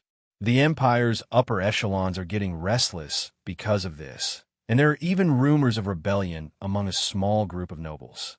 To prevent chaos from happening, His Highness, the Crown Prince, is gathering the loyal subjects of the Empire to rise into arms and protect Astania from the traitors. We have gathered." Roland disclosed the existence of a force behind the Crown Prince, but he didn't tell him their most important secrets. After all, Alaric was only a prospective ally. Alaric remained silent as the other party laid down everything on the table. They were very sincere in their invitation. This was also why he joined the Crown Prince's army in his past life. Their sincerity moved him. However, he wouldn't make the same choice this time because he had seen the results of that choice, and it was something that he didn't want to witness again. "This is a very important matter, Sir Roland. I can't decide on my own." Alaric didn't give him an answer right away. "Why don't we take things slowly while I discuss this with the Baron? Your group can stay here in the meantime. I'm sure you guys will love the natural landscapes here." Roland didn't make things difficult for him, so he nodded with a smile. "All right. Thank you for letting us stay here, my lord." Alaric waved his hand. "It's just a minor matter." About 20 minutes later, a servant came to inform him that the food was ready to be served to the guests. "Sir Roland, I have prepared a sumptuous meal for you and your men. You guys should eat first since you traveled a long way to get here. I also need to speak with the Baron about the information you told me." Alaric had to inform his parents about the situation. Roland couldn't bring himself to reject the offer. Besides, his men haven't eaten anything since they came to North Pine Town. "All right. I hope to hear the good news from you soon, my lord." Hearing this, Alaric didn't say anything and just chuckled. "Read exclusive chapters in my virtual library empire. I'll take my leave first. Please enjoy your meal." Alaric stood up and left after excusing himself. He immediately sent someone to call his mother before he headed to the Baron's study. "Knock, knock, knock. Come in." Alaric pushed the door open after getting the Baron's approval. He noticed that the butler, Bastian, was there pouring tea for the Baron. When the old butler saw that it was Alaric, he respectfully bowed to him. Alaric smiled and nodded at the butler. "I heard that we have guests from the central area. Are they the same people who caused a scene at your soap shop?" the Baron asked as he pointed the seat in front of his desk. Alaric sat and moved the chair closer. "Yes, it's them, and according to that person, they are working for the Crown Prince." The Baron didn't respond immediately and motioned to the butler to give Alaric a cup of tea. The butler was quick to react. He grabbed a teacup from the cabinet next to the window and wiped it clean with a white cloth before placing it in front of Alaric. With practiced movements, he poured tea into the cup. While the butler was pouring tea for him, Lucas finally spoke. "The Crown Prince, huh? I've seen him on multiple occasions. His Highness doesn't seem to be a bad person, but he tends to make wrong decisions because of his rash personality." This was his impression of the Crown Prince. He is a charismatic man, so I'm sure that many households would support him. Unfortunately, he lacks a reliable advisor. He sighed and shook his head. The imperial family was full of intrigue. He was once scouted by the Emperor 2 decades ago, but Lucas rejected him and decided to guard the north instead. This was because he didn't want to be involved with the schemes and plots of the imperial family, since his wife was pregnant with Alaric at that time. At this moment, there was a series of knocks on the door. "Knock, knock, knock. Come in." Maria stepped inside the room dressed in thick winter clothes. She nodded to the butler before she glanced at her husband and son. "Take your seat. We need your advice on the situation." Lucas pointed to the seat opposite Alaric. Maria flicked her hair as she elegantly took her seat. "What's the matter?" "I see. So it's the Crown Prince." Maria fell into deep thought after hearing the situation from them. After a moment of silence, she lifted her head and said, "We will proceed as planned." Hearing this, Alaric and Lucas nodded with grim faces. The next day, Roland still didn't receive any response from Alaric. "Continue your saga on my virtual library empire." It seems like they are still debating over the matter, but their hesitation is understandable. After all, His Majesty is still alive. If he recovers, the Crown Prince could receive punishment for gathering private forces, and the people who followed him would also be punished.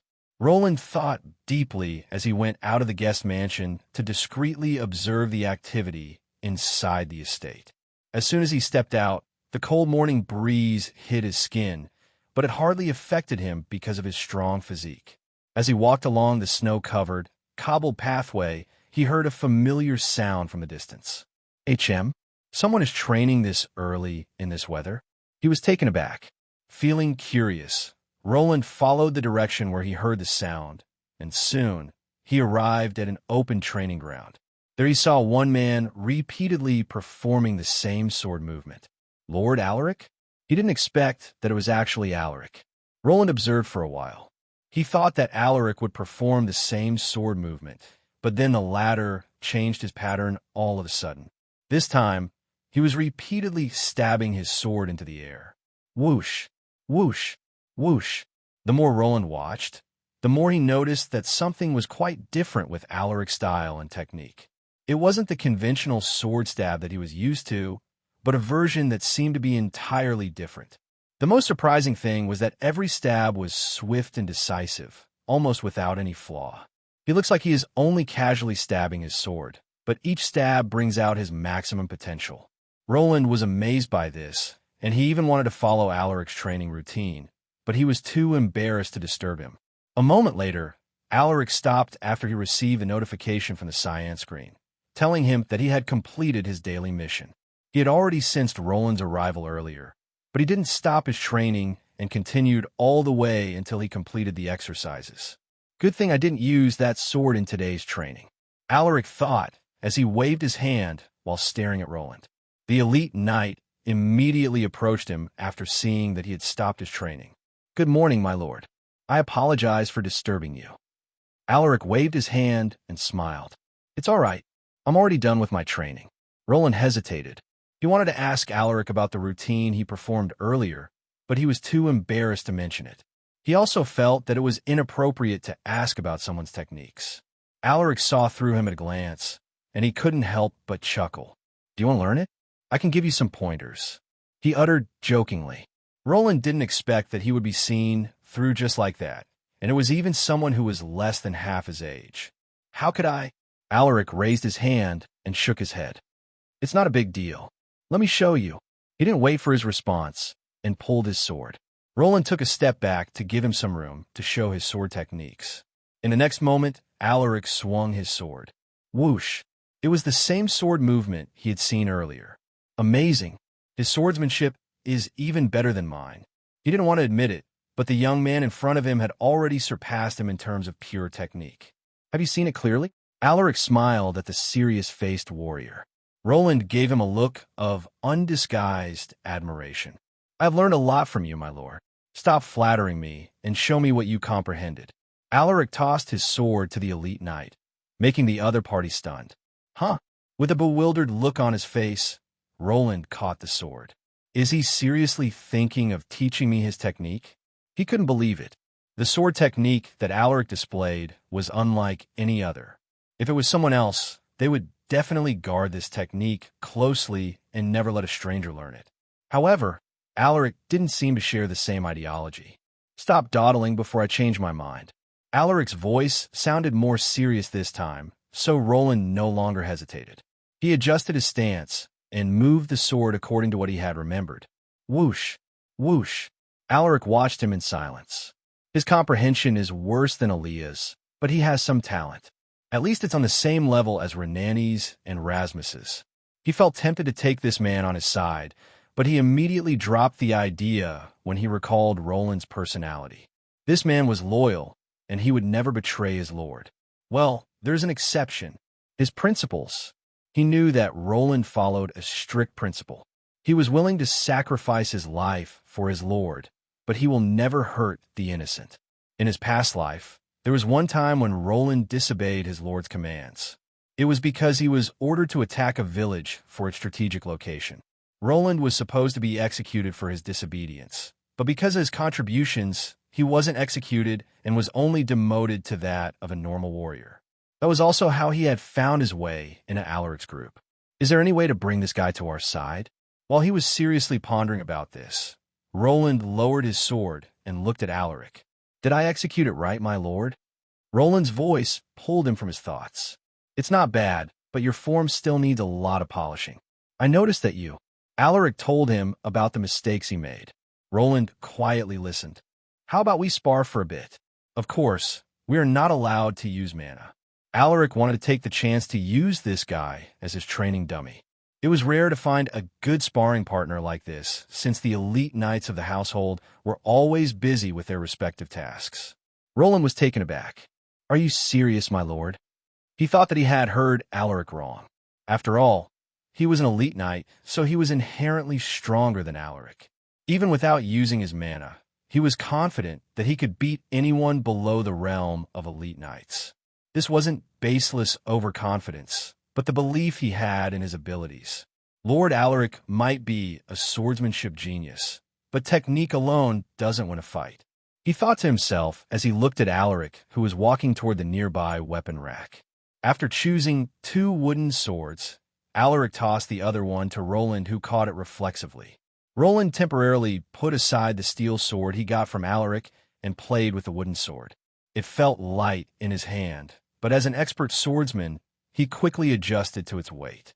Then I will accept your challenge, my lord. Please guide me. He lightly bowed to Alaric. Good. Alaric chuckled. He thought that he would trigger a system mission, but there was no reaction from the cyan screen. This left him a bit disappointed.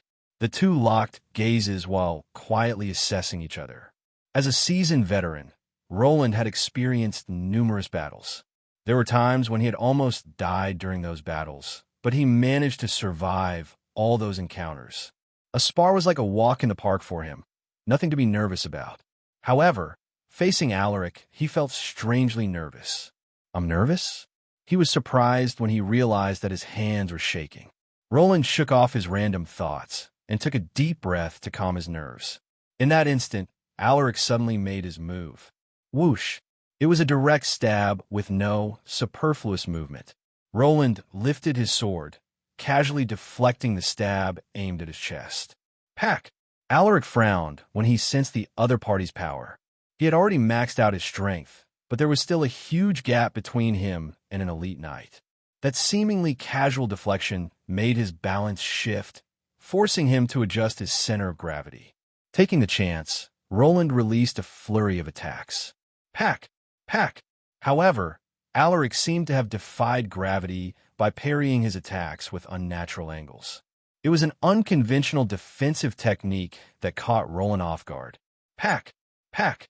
Their spar continued for another half a minute when an urgent shout forced them to stop. My lord!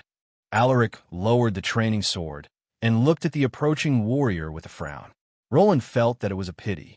He was starting to enjoy the spar, but it was unfortunately cut short. Alaric sent him an apologetic gaze. Let's do this again next time, Sir Roland. The elite knight knew that it must be something serious, so he nodded without complaining. What happened? Alaric asked the warrior with a stern look. The warrior took a moment to gather his breath before he replied. My lord, there is a request for reinforcements from Alverton. Their messenger told me that they had sighted a large group of orcs approaching the town. Hearing this, Alaric was bewildered. Orcs? The orc invasion isn't supposed to happen anytime soon. Why did it suddenly? From his memory, there was still more than a year before the orc invasion. Furthermore, the orcs targeted Vale and not Alverton. Something has changed. Alaric felt that he had something to do with the sudden changes of the events. Inform the warriors and have them gather in front of the main mansion, Alaric instructed. Yes, my lord. The warrior acknowledged his command with a solemn nod. Go. I need to inform the Baron about this. Alaric waved his hand. The warrior didn't dawdle and left after giving him a snappy salute. Alaric turned his head over to Roland and smiled bitterly as he said, "Sir Roland, it seems like our discussion has to be delayed. Are you planning to send reinforcements?" Roland asked in surprise. "Of course. Alverton doesn't have a proper military, and they only have a handful of knights and knight apprentices. They wouldn't be able to survive an orc invasion." Alaric responded with a grim voice. "I'm sorry, Sir Roland, but I need to go." Without waiting for his answer, Alaric turned around and left. Roland watched the young knight leave with haste.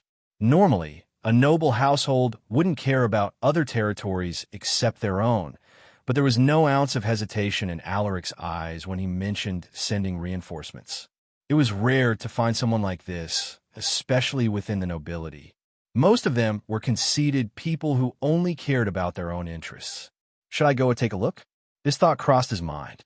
After some internal struggle, he shook his head and headed back to the guest mansion. Meanwhile, Alaric went straight to the Baron's study to inform him about the situation, but when he arrived, he discovered that Lucas was speaking with Warwick and Henry. "Alaric, it's good that you're here." Lucas beckoned to him. From the looks of it, the Baron was already aware of the situation. Alaric didn't say anything and just nodded at Warwick and Henry before he took his seat. "I'm discussing with Warwick and Henry on who should we send to Alverton. Now that you're here, why don't you help me decide?" Lucas stared deeply at him. "Find more chapters on my virtual library empire." Without hesitation, Alaric responded, "I'm going there myself." Lucas and the two elite knights weren't surprised to hear this. They had already expected that he would volunteer for the task. Lucas leaned on his seat and nodded. "All right, you have my approval, but you must bring at least 2 elite knights with you." Alaric left the Baron's study after getting his approval. Following behind him were Henry and Warwick, who were persuading him to let them join the reinforcement team. "My lord, please allow me to go with you." "Please take me with you, my lord. I have to be there to lead those stubborn warriors." Alaric already planned to bring them, so he agreed with a nod. "Of course. Besides you two, I will also bring Galliner, Arthur, and Fredrin." The orc invasion was a major event that had almost destroyed Vale in his past life. He wasn't certain if the number of orcs heading to Alverton was on the same scale as it was in his past life, so he wanted to bring as many elite knights as possible. The two were stunned upon hearing his words. "Wouldn't it be too much to bring 5 elite knights, my lord?" Warwick remarked with a baffled look. Orcs might be powerful, but they were reckless and relied too much on their brute strength, so, with the right tactics, an army of warriors could take them down. "No." Alaric shook his head. "Don't you find it strange? Why would Alverton ask for reinforcements? Although they don't have a proper army, they can still defeat a small tribe of orcs on their own." Warwick was the first one to realize what he was trying to say, and a look of realization dawned on him. "You mean the number of orcs is too high for them to handle on their own?" Alaric stopped in his tracks and muttered in a grave tone. "If my guess is right, there could be hundreds, if not thousands, of orcs outside of Alverton." "What?" Henry and Warwick were shocked upon hearing this. They couldn't believe his words. In a single orc tribe, there could be over 20 to 50 orcs, but their number never exceeded 100. There was no such precedent, so they thought that it was impossible. However, when they saw Alaric's unusually grim face, they felt that it might be true, and the thought of it made them tremble. A small tribe of orcs could decimate a village, and a strong orc tribe could even ruin a town. Now, what would happen if there were hundreds of orcs? It would be a disaster. "Shouldn't we report this to the Baron?" Warwick hesitantly spoke. "No, this is just my speculation, so we don't need to alert the Baron. We would only end up wasting his time if I'm wrong." Alaric shook his head. Truthfully, he was already 100% sure that there were 1,000 orcs, and the reason why he didn't want to tell this to the Patriarch was because of a new mission that appeared in front of him. Mission: defeat the orcs. Mission difficulty: hard. An army of more than 1,000 orcs are heading towards Alverton. Defeat them and prevent the destruction of the town without the help of a transcendent knight. Rewards: random trait upgrade card X1, 100 stat points, 1,000 battle points, C-rank trait card X1. Penalty for failure: 2,000 battle points, 200 EXP. It was his first hard mission. All the missions he had received were mostly easy and normal. Although this mission carried serious risks, he didn't want to miss this rare opportunity. Upon stepping out of the mansion, they saw that the warriors of the household had already gathered. They formed neat rows and columns, displaying their strict order and discipline. The warriors immediately straightened their backs when they saw the three coming out of the mansion. Alaric scanned the over 200 warriors with a stern gaze before he turned his head to Warwick and Henry.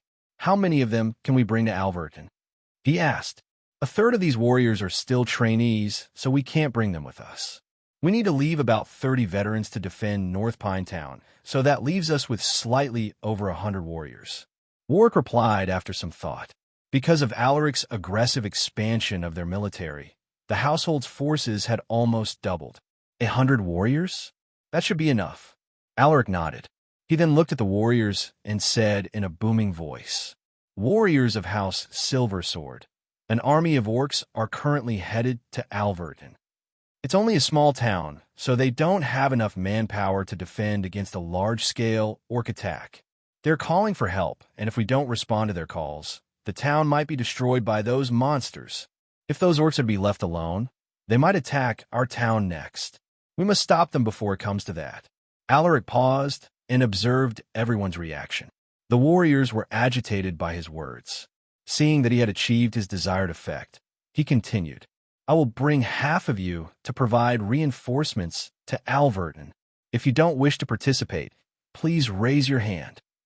He scanned the crowd, but everyone remained unmoved. No one raised their hand. Even the trainees wished to partake in the mission. "Good. I will now select the people who will participate in this mission. If your name is called, please go to that side and wait for further instructions." In the next moment, Alaric carefully selected the warriors that they would bring. He couldn't bring all the knights, since North Pine Town also needed protection. After almost 30 minutes, he had finally selected over 100 warriors. "To the people who aren't chosen, please stay here and ensure the safety of the town while we're gone." "Yes, my lord." "To those who are chosen, I will give you half an hour to bid farewell to your families. Read latest chapters at my virtual library empire." "Yes, my lord." While everyone was making preparations, Alaric headed to the household treasury hidden within the main mansion. He planned to bring a special item with him for this trip.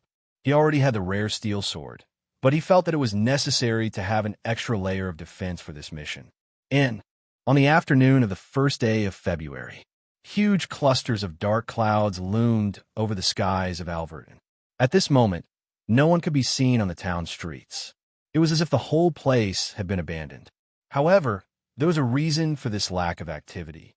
At the western gate of Alverton, the town guards gathered atop the walls, looking in the distance with grave faces. "Sir Ronan, our scouts have reported that the orcs will be here before nightfall."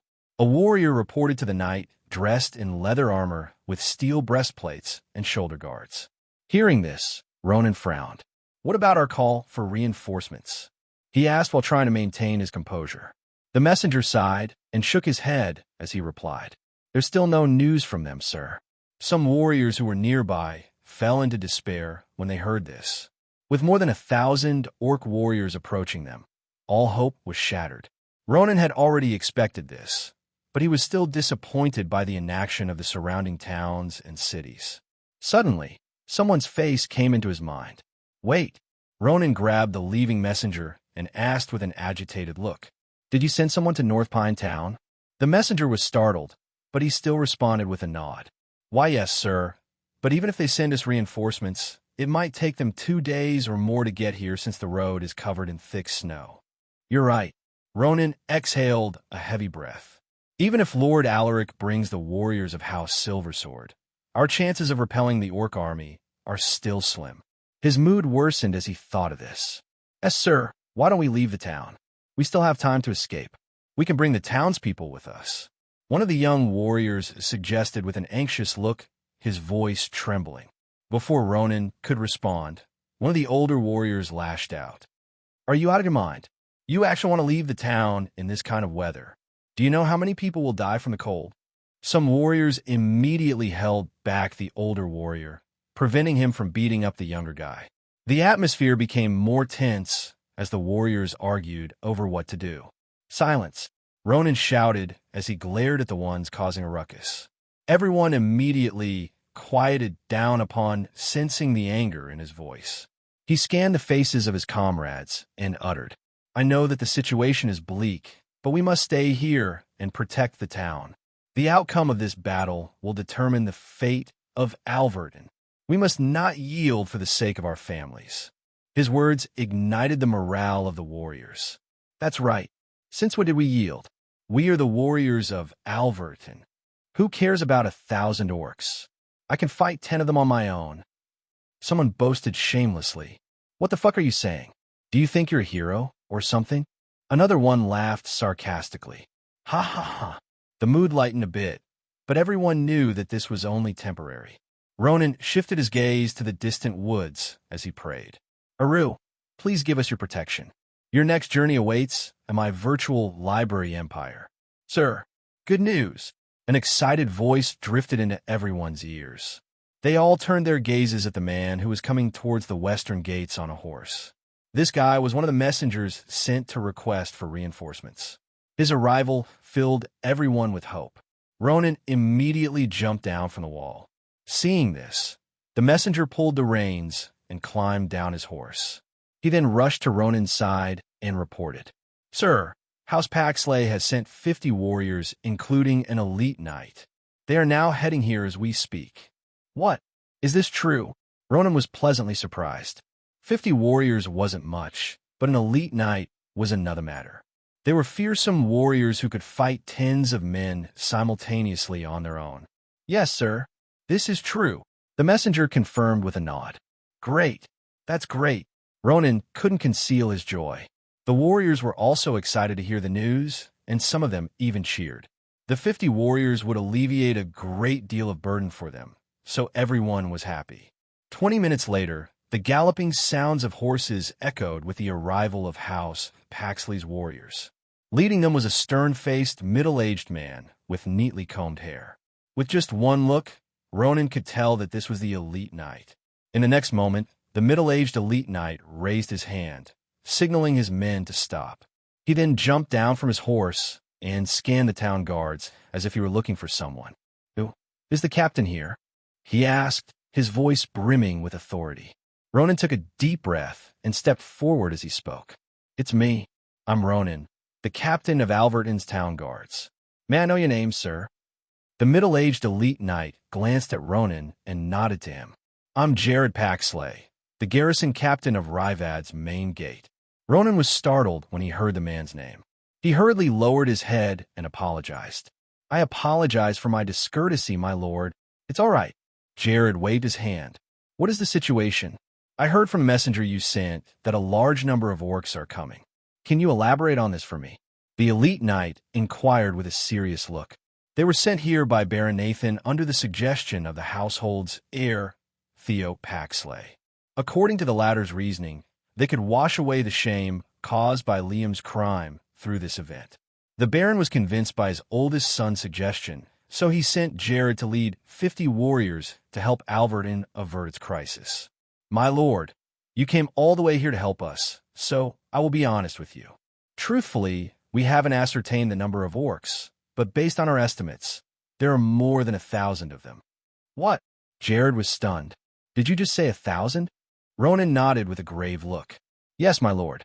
With the speed of their march, they will be here before nightfall." Jared's expression darkened.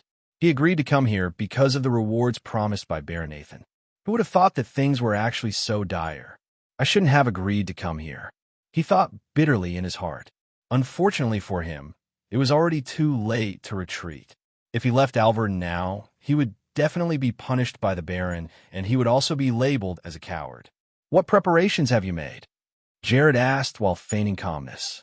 "We dug some trenches yesterday. It's not noticeable since the snow has covered the holes we dug. It should slow them." Ronan told him about the preparations they made for this defensive battle. Jared frowned. "It looks like this will be a tough battle." He sighed in his heart. While he was inwardly regretting his decision, Ronan's voice resonated in his ears. "Do you have any instructions, my lord? I will arrange it immediately." The elite knight shook his head. Not for now. Be on standby and wait for my commands. Yes, my lord. Soon, a few hours passed, and the sky turned even darker. They are here. The orcs are coming. A scout who was sent out to observe the orc army shouted as he headed toward the western gate on his horse. His words was like a bomb that awakened the warriors.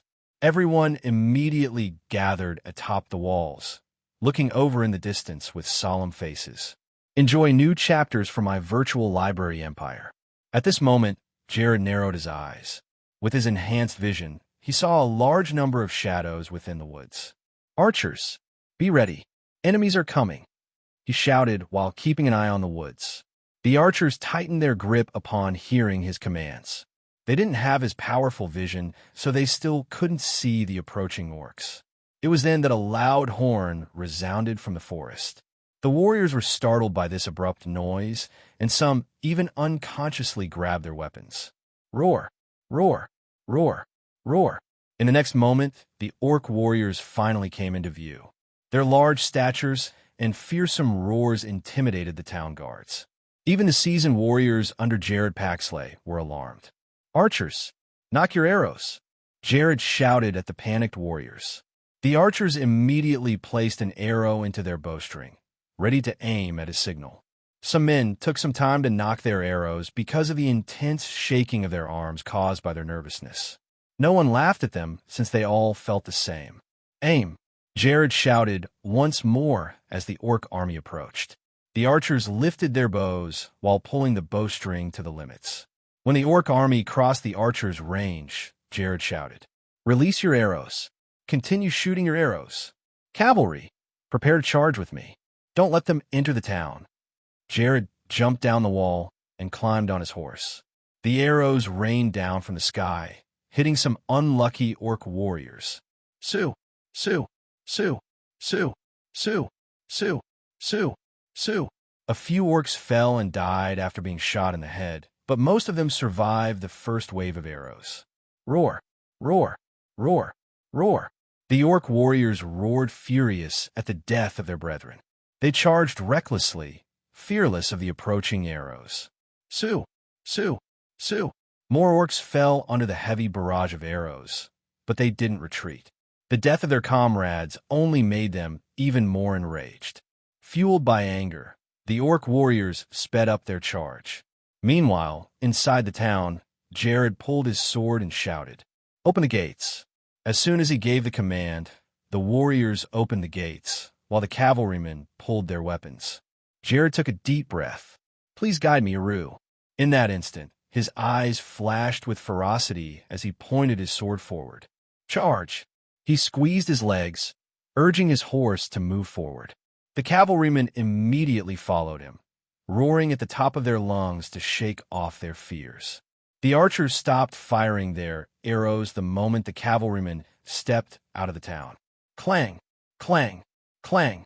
The fearsome clash between both sides finally erupted. The momentum of the cavalrymen crushed the scattered orc warriors, killing dozens in the blink of an eye.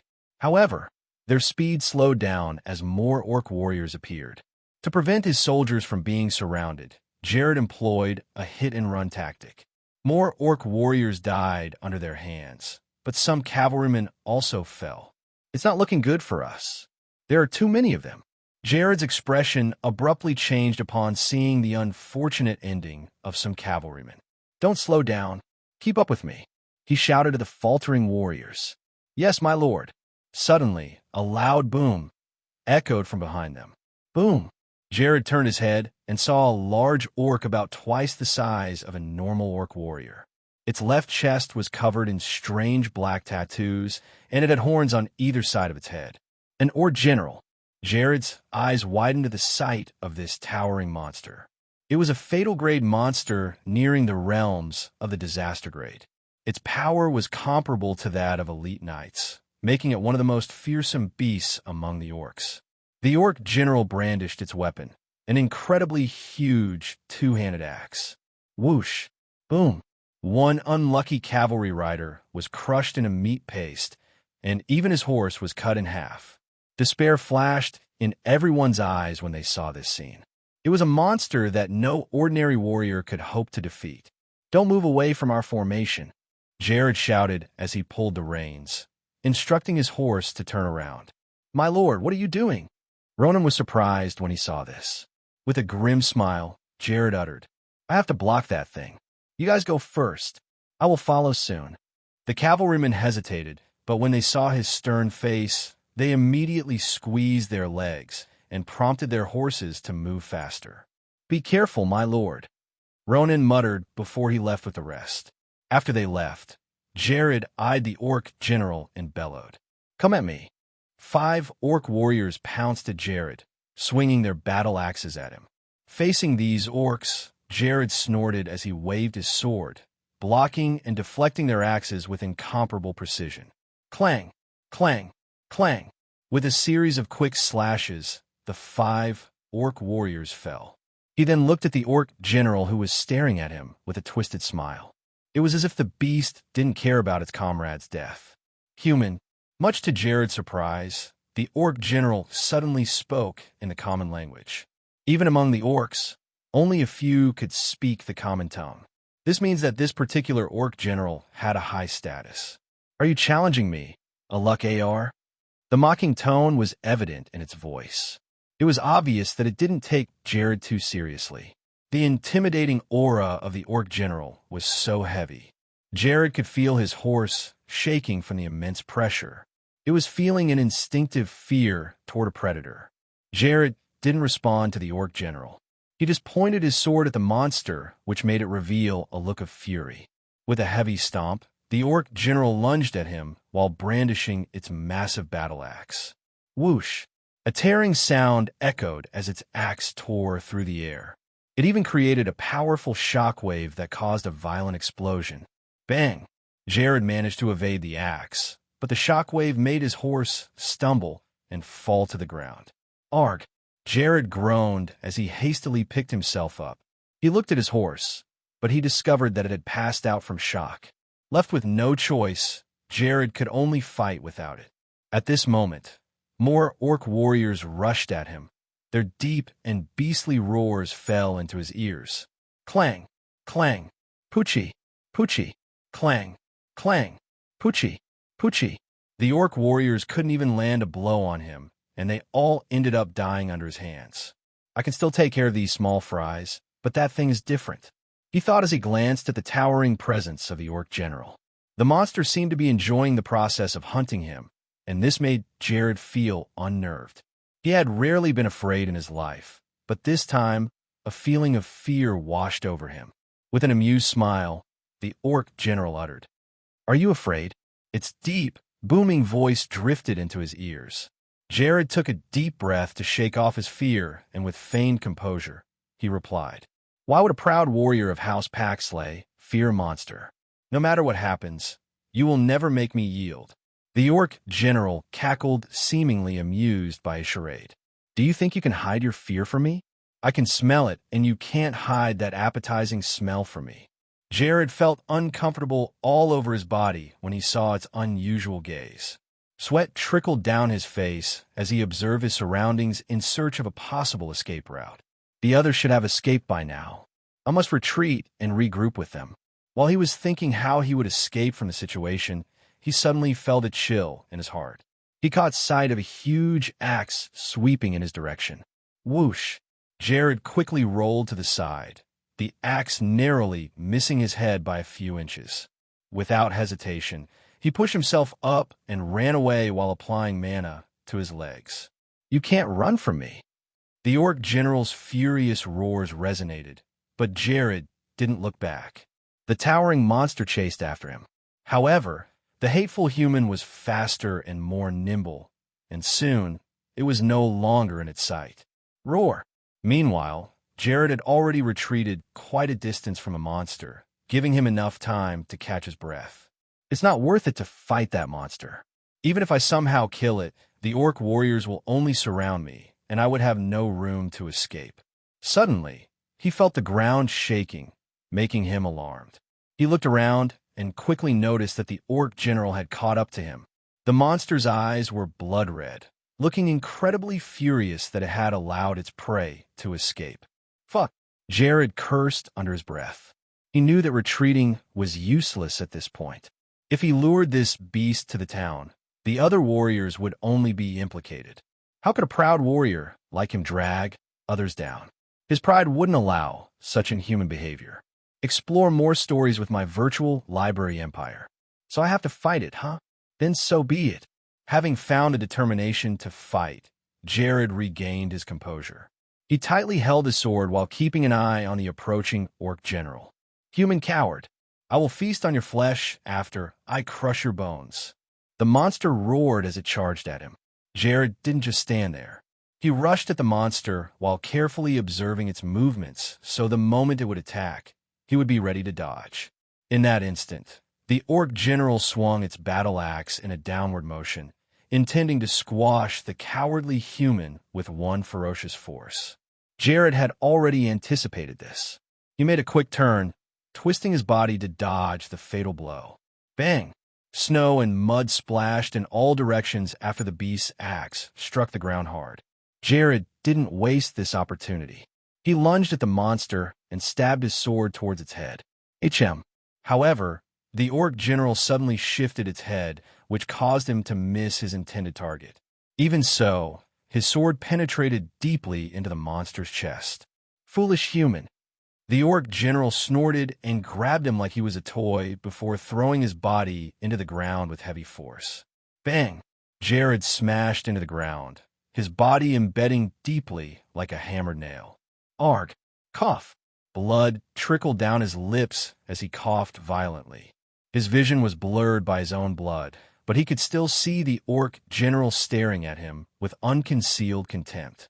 Just when he thought that he would meet his end, a hand pulled him out of the pit. Are you all right, my lord? Jared turned his gaze and realized that it was Ronan, the captain of Alverton's town guards. Why did you come back? He muttered with difficulty. Ronan grinned at him. We can't let you die here, my lord. Go and bring Lord Jared away from here. We'll buy you some time, shouted a knight who came with Jared. Hearing this, Jared wanted to say something, but he couldn't utter a word as he spat a mouthful of blood. Cough. Please take care, my lord. Let's drink and feast in the afterlife. The knight shouted his last words while laughing heroically. No. Jared stumbled when he pushed Ronan away. Don't waste their sacrifice, my lord. You must survive. Ronan grabbed him and carried him to his horse. Hiya. Ronan squeezed his legs and urged his horse to leave while holding Jared firmly to prevent the latter from falling off. Jared watched his subordinates attack the orc general. That was the last thing he saw before he lost consciousness. After they left, the orc general released its fury on the humans who took away its prey. Cowardly humans! Die! Whoosh! With one swing of its battle axe, it slashed 2 warriors in half, killing them on the spot. Seeing this, the knight who came to rescue Jared was flustered. He stabbed the monster's body with his spear, but it hardly did much damage. The orc general glared at the knight and grabbed him, lifting him into the air. It then opened its huge mouth and crushed the knight's body with its sharp teeth. The knight didn't die immediately. He screamed while trying to pull out his body from the monster's mouth, but with another bite, his body was ruthlessly torn apart. Blood splashed all over its mouth, giving it a more cruel image. The orc general casually threw the lower half of the knight's body into its mouth, swallowing everything in one large gulp. Human knights taste the best. The monster grinned as it eyed the remaining warriors who were now trembling with fear. Seeing the cowering humans, it excitedly licked its lips before it shouted to the orc warriors, "Kill them all and feast on their flesh." Upon hearing his command, the orc warriors eagerly rushed at the humans. Soon, cries for help echoed as the human warriors were eaten alive by the orcs. Meanwhile, Ronan had already regrouped with the remaining cavalrymen. Please bring Lord Jared inside the town to be treated, he instructed as he handed the unconscious elite knight to a town guard. Yes, sir. The town guard took the unconscious warrior and left with haste. What should we do now? Someone asked Ronan. With Jared incapacitated, Ronan had to lead the group as the next person in command. Feeling everyone's gazes on him, Ronan felt the heavy responsibility on his shoulders. He took a deep breath and scanned each warrior's face before he uttered, "We will fight." Hearing his words, everyone tightly gripped their weapons. "Many of our comrades died to protect the town. We will only waste their sacrifice if we retreat now." Seeing their hesitation, he added, "I know that all of you don't want to die, so I won't force you to fight with me. To those who are prepared to die, follow me into battle. Let's kill as many orcs as we can." "Fuck! How dare you look down on us? Do you think we will escape? I'm not a coward," someone shouted with agitation. "That's right. Who do you think you are? I will follow you and kill 5 orcs before I die." More warriors spoke, expressing their determination to offer their lives for one final struggle. Ronan smiled upon hearing their words. He raised his war hammer and shouted at the top of his lungs, "For Alverton, kill them all! Kill them all! Kill!"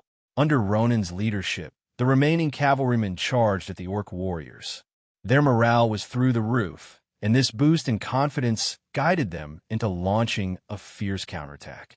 At this moment, Ronan lifted his war hammer and smashed the head of an orc warrior like watermelon. Splat! Blood and brain juices splattered all over his face and his armor.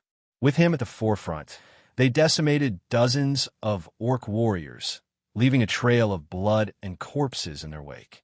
However, their ferocious charge soon came to an end when their exhaustion began to take over. One cavalryman after another died after being surrounded by a group of furious orc warriors. The situation quickly turned around with their stamina running low. Even Ronan was now gasping for breath as he forced his way out of the encirclement together with the remaining cavalry riders. "Brothers, let's feast in Aru's kingdom."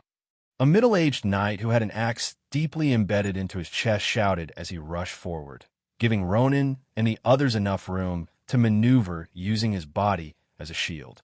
Seeing his selfless sacrifice, Ronan and the remaining warriors felt a wave of sorrow and grief.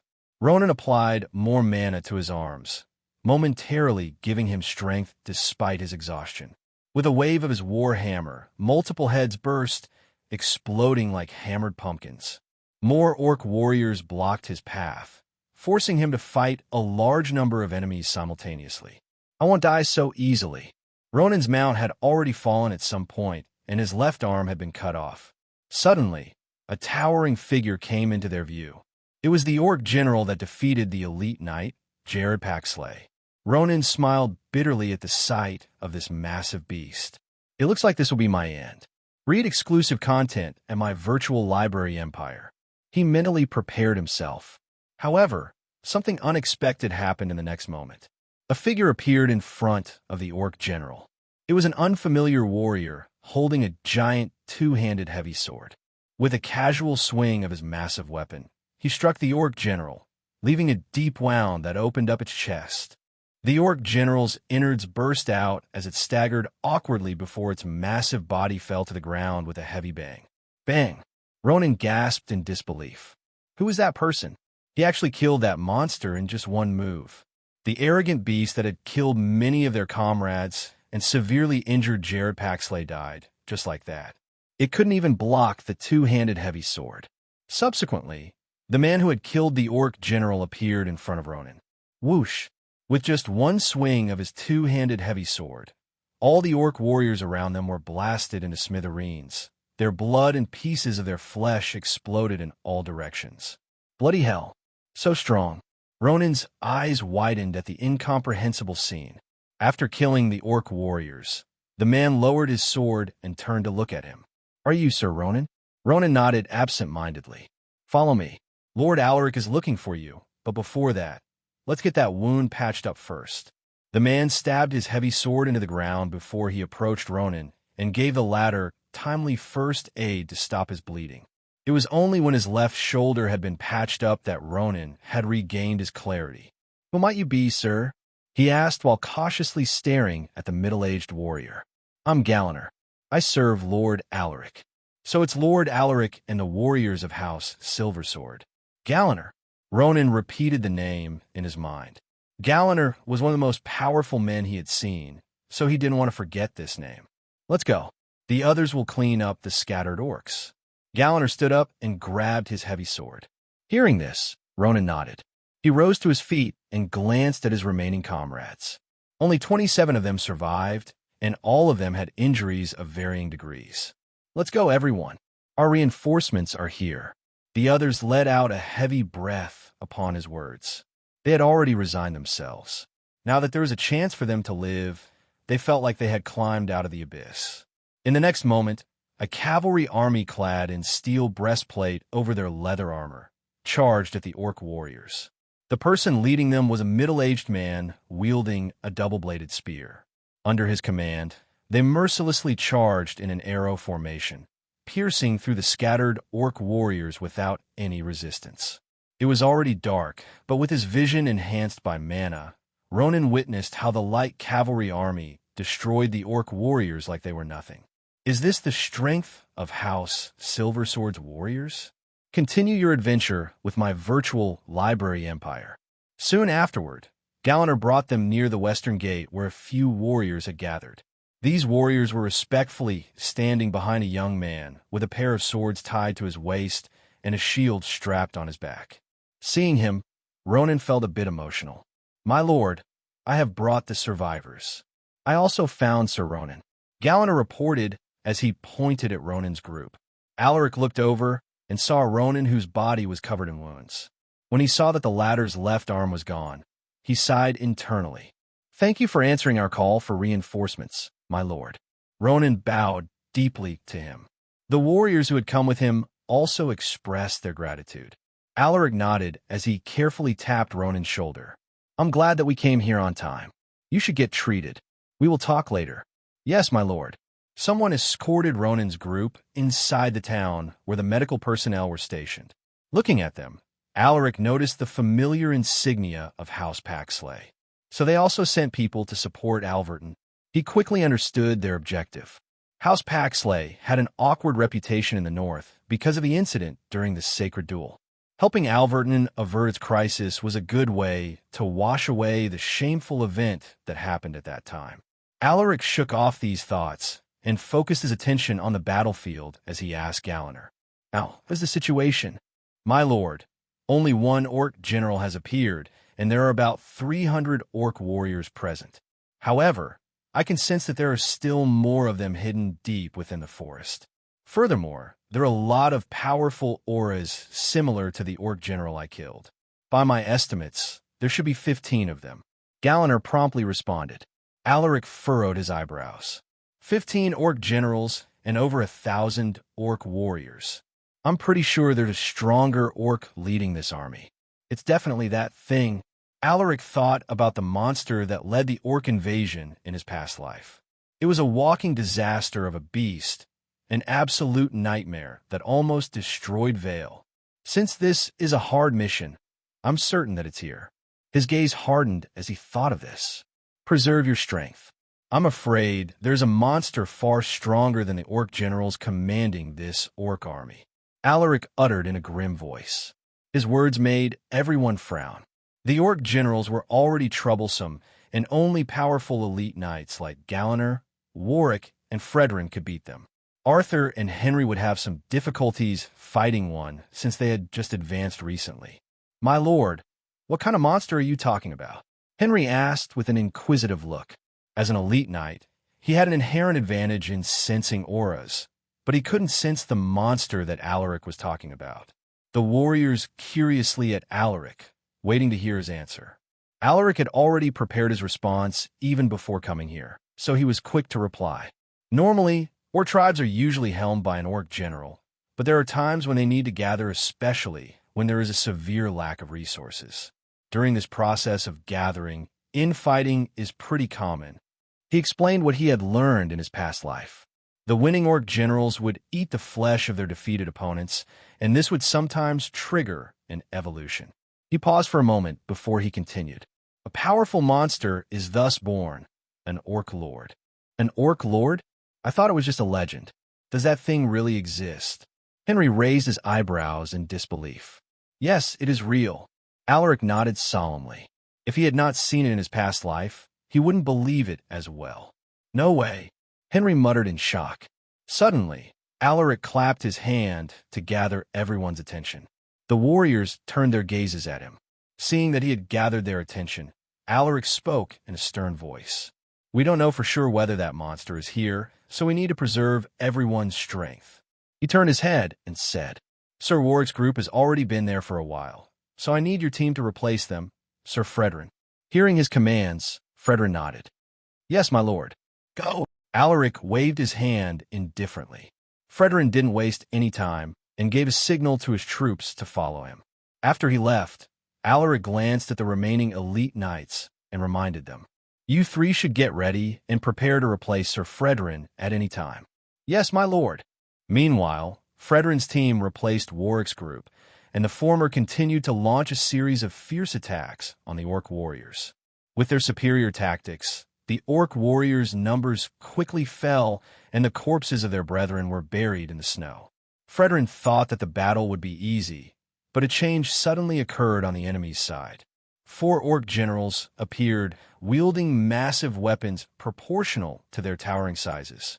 Behind them were hundreds of Orc warriors, pouring into the battlefield with loud and sonorous battle cries.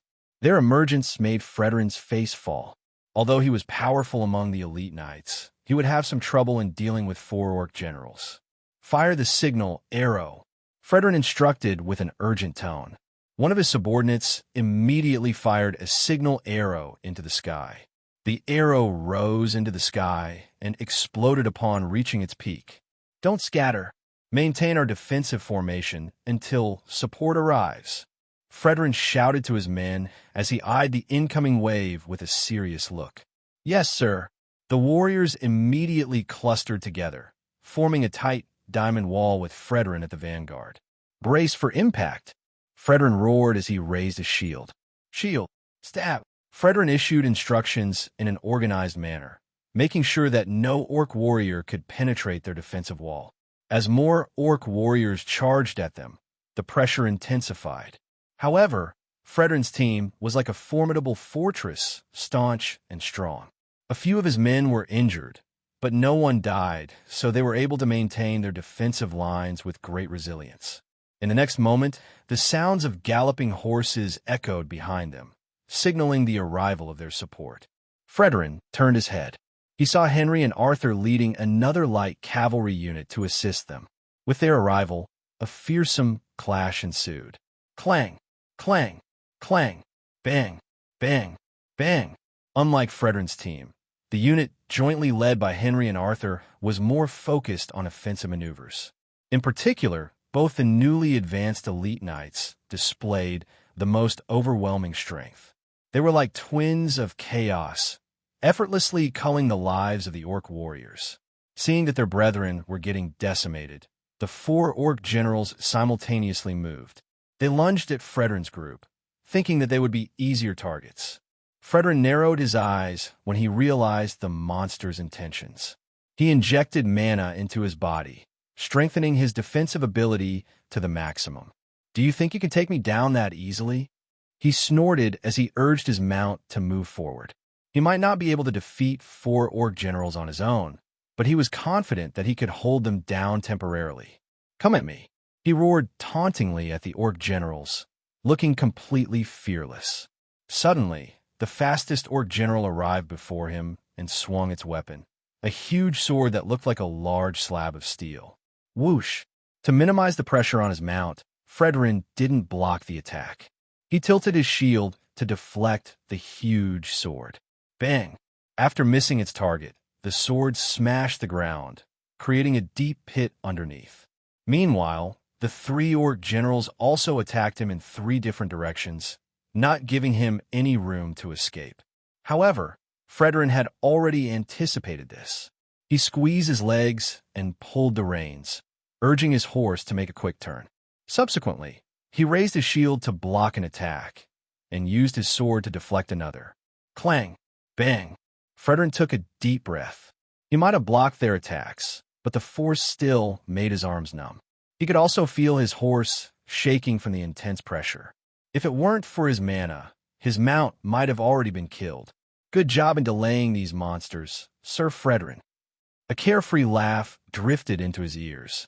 Soon, a figure holding a sword appeared behind an orc general and swiftly swung his sword into its neck. Poochie! A huge head flew with one slice, and its headless body fell with a heavy thud, collapsing to the snow-covered ground.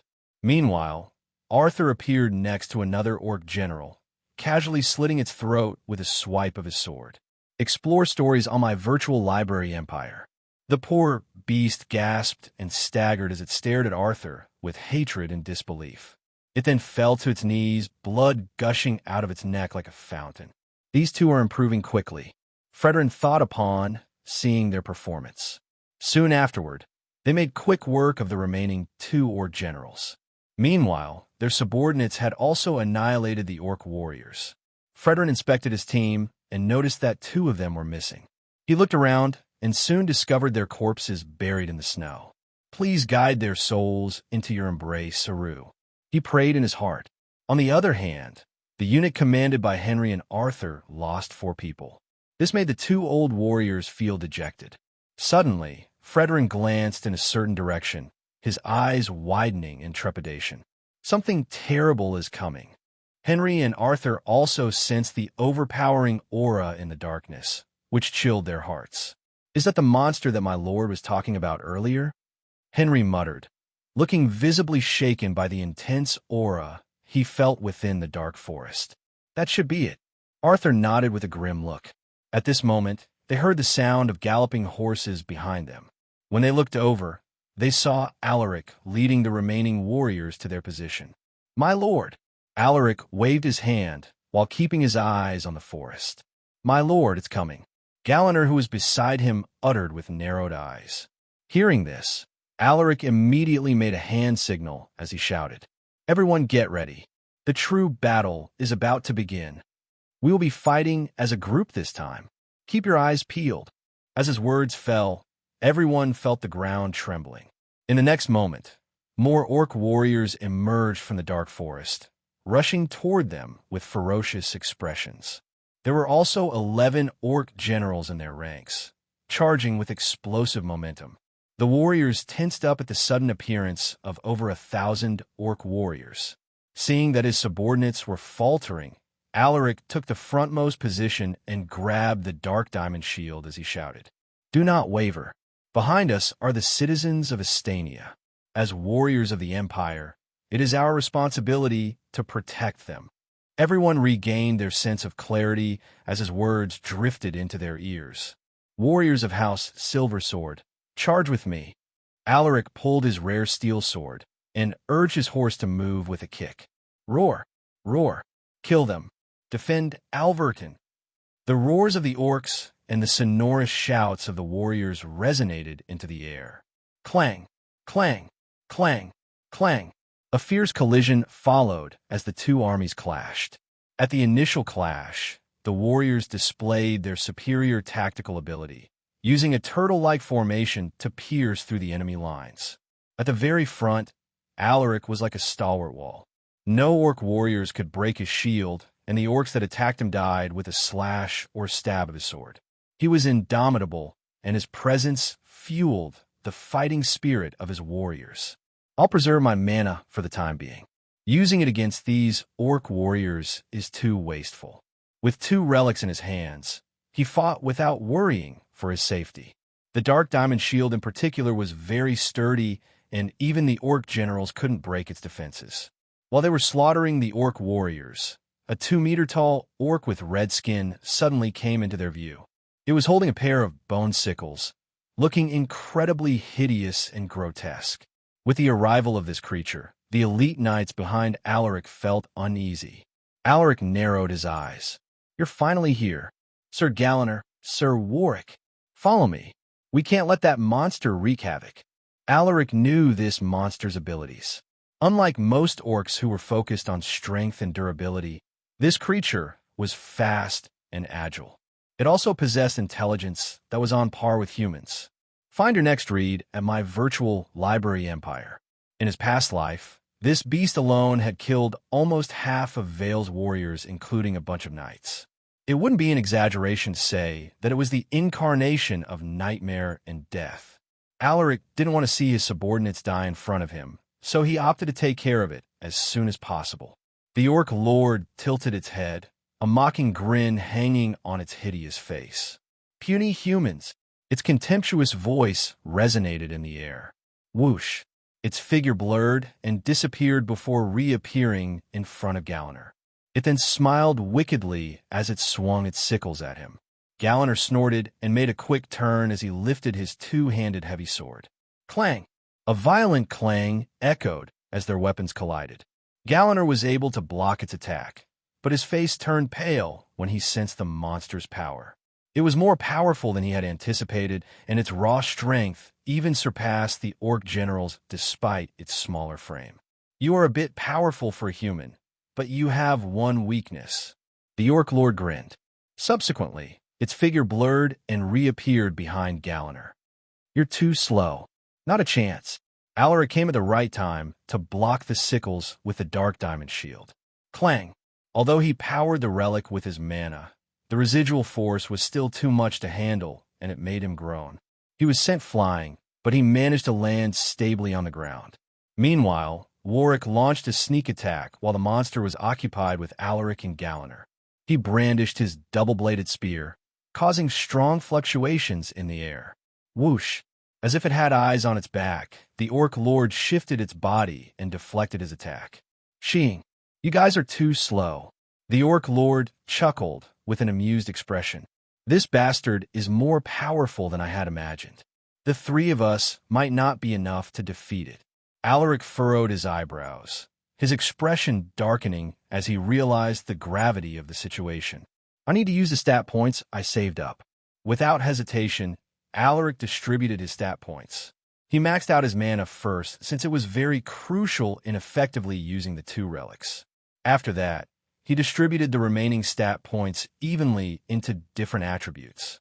Alaric's Silver Sword, Knight, EXP, 500-500, cannot receive more EXP before advancement.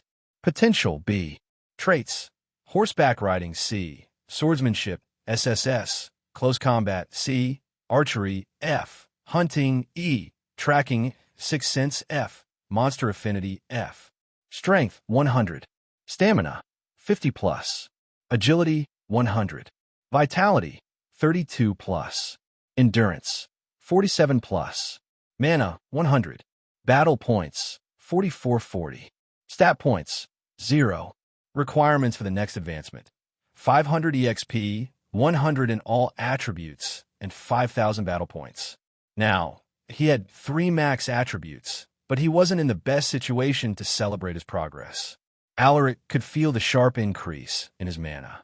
It was so substantial that even the Orc Lord was surprised when it sensed the fluctuations of mana around him. What a peculiar human. The monster tilted its head as it looked at Alaric with interest. Your mana? How did you unleash that amount of mana? Alaric didn't say anything and lunged at the creature while injecting mana into his rare steel sword. As his mana began to coalesce within the sword, the archaic patterns on the surface of its blade lit up. The moment he swung his sword, a crescent-shaped blade light shot towards the Orc Lord. Whoosh! Seeing this, the Orc Lord revealed a look of surprise. The blade light was so fast that it almost failed to evade the devastating blow. With a twist of its body, the blade light only made a slight graze in its chest. The monster looked down and stared at the wound on its chest. When the pain registered, its eyes revealed a look of fury. Suddenly, it disappeared from its location. It moved so fast, and coupled with the darkness, it became even more difficult to pinpoint its position. Whoosh! In the next second, the monster appeared behind Alaric and slashed its sickles at him, intending to tear him apart. Alaric's instincts kicked in, and he turned while lifting the Dark Diamond Shield. Clang! The monster's sickles struck the shield. Alaric's legs wobbled from the impact, and his arms were almost crushed. Your next chapter awaits on my virtual library empire. He quickly imbued his limbs with mana to increase his endurance, but the pain made him grimace. My lord! Galliner and Warwick immediately attacked the Orc Lord upon seeing this. Clang! Clang! Bang! The two elite knights couldn't even touch its shadow as it effortlessly evaded their attacks. Alaric watched the scene with sweat trickling down his face. We need more people here, but Fredrin and the other two are needed there to take care of the orc generals. Just then, he suddenly heard a familiar voice in the distance. Lord Alaric, we're here to provide support. Alaric turned his head and was pleasantly surprised to see Roland and his subordinates joining the fray. Roland was rushing towards them on his horse, while his men had already engaged with the orc warriors. The orc lord was visibly annoyed by the appearance of another human. Furthermore, this human's aura was also powerful, just a little bit weaker than the human with a heavy sword. Did I come right on time, my lord? Roland chuckled as he pulled the reins of his horse in front of Alaric. I didn't expect to see you here, Sir Roland. Alaric smiled back in response. I owe you for that swordsmanship lesson, so I came here to repay the favor, Roland responded before he looked at the orc lord. It was the first time he had seen this monster, and its aura gave him quite the shock. A disaster-grade monster. Looking at his stunned face, Alaric explained. That's an orc lord. As you have seen, it's fast and nimble, so it's very difficult to subdue.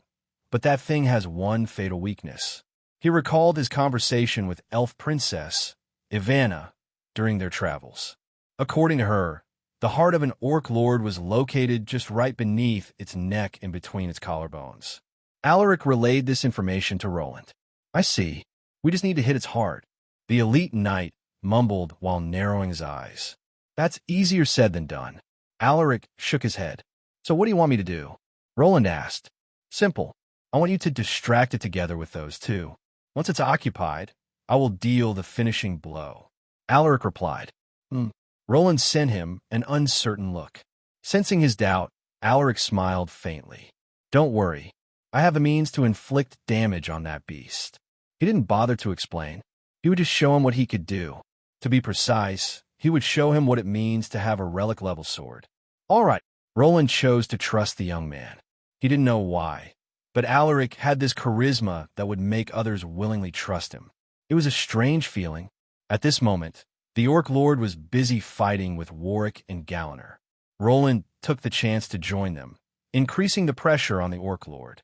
Meanwhile, Alaric silently blended into the darkness while retracting his mana, making sure that the beast wouldn't sense his presence. I have to wait for the right moment. I only have one chance. If I fail, then it will be difficult to find another chance since it will be on guard. Alaric thought. Bang! Clang! The battle between the orc lord and the elite knights was becoming increasingly violent. Their fierce clash caused massive destruction to the surroundings, and it almost looked like a tornado had struck. The arrogant beast no longer held back. It released its mana, greatly amplifying its physical strength. With its power nearly doubled, Roland and the other two could hardly defend its attacks. If it weren't for their resilient and sturdy body, they would have already collapsed from the repeated beatings. Their armor was like paper, unable to provide them with protection against the sharp sickles of the orc lord. So this is the power of a disaster-grade monster. No, I'm sure that this guy is not just an ordinary monster at this level. It must be stronger than other monsters in the same classification. Roland thought with gritted teeth. He had only joined the fight, but he had already sustained more than a dozen cuts and stab wounds. Where is Lord Alaric? If this goes on, not to mention, I bet those two won't survive for long. He glanced at Galliner and Warwick, whose injuries were far worse than his own. What surprised him was the calmness of the man named Galliner. Despite his wounds being the most severe, he stood tall like an unbending pillar. Filthy humans, your resistance is futile. The orc lord relaxed its guard as it stared at the battered faces of the humans.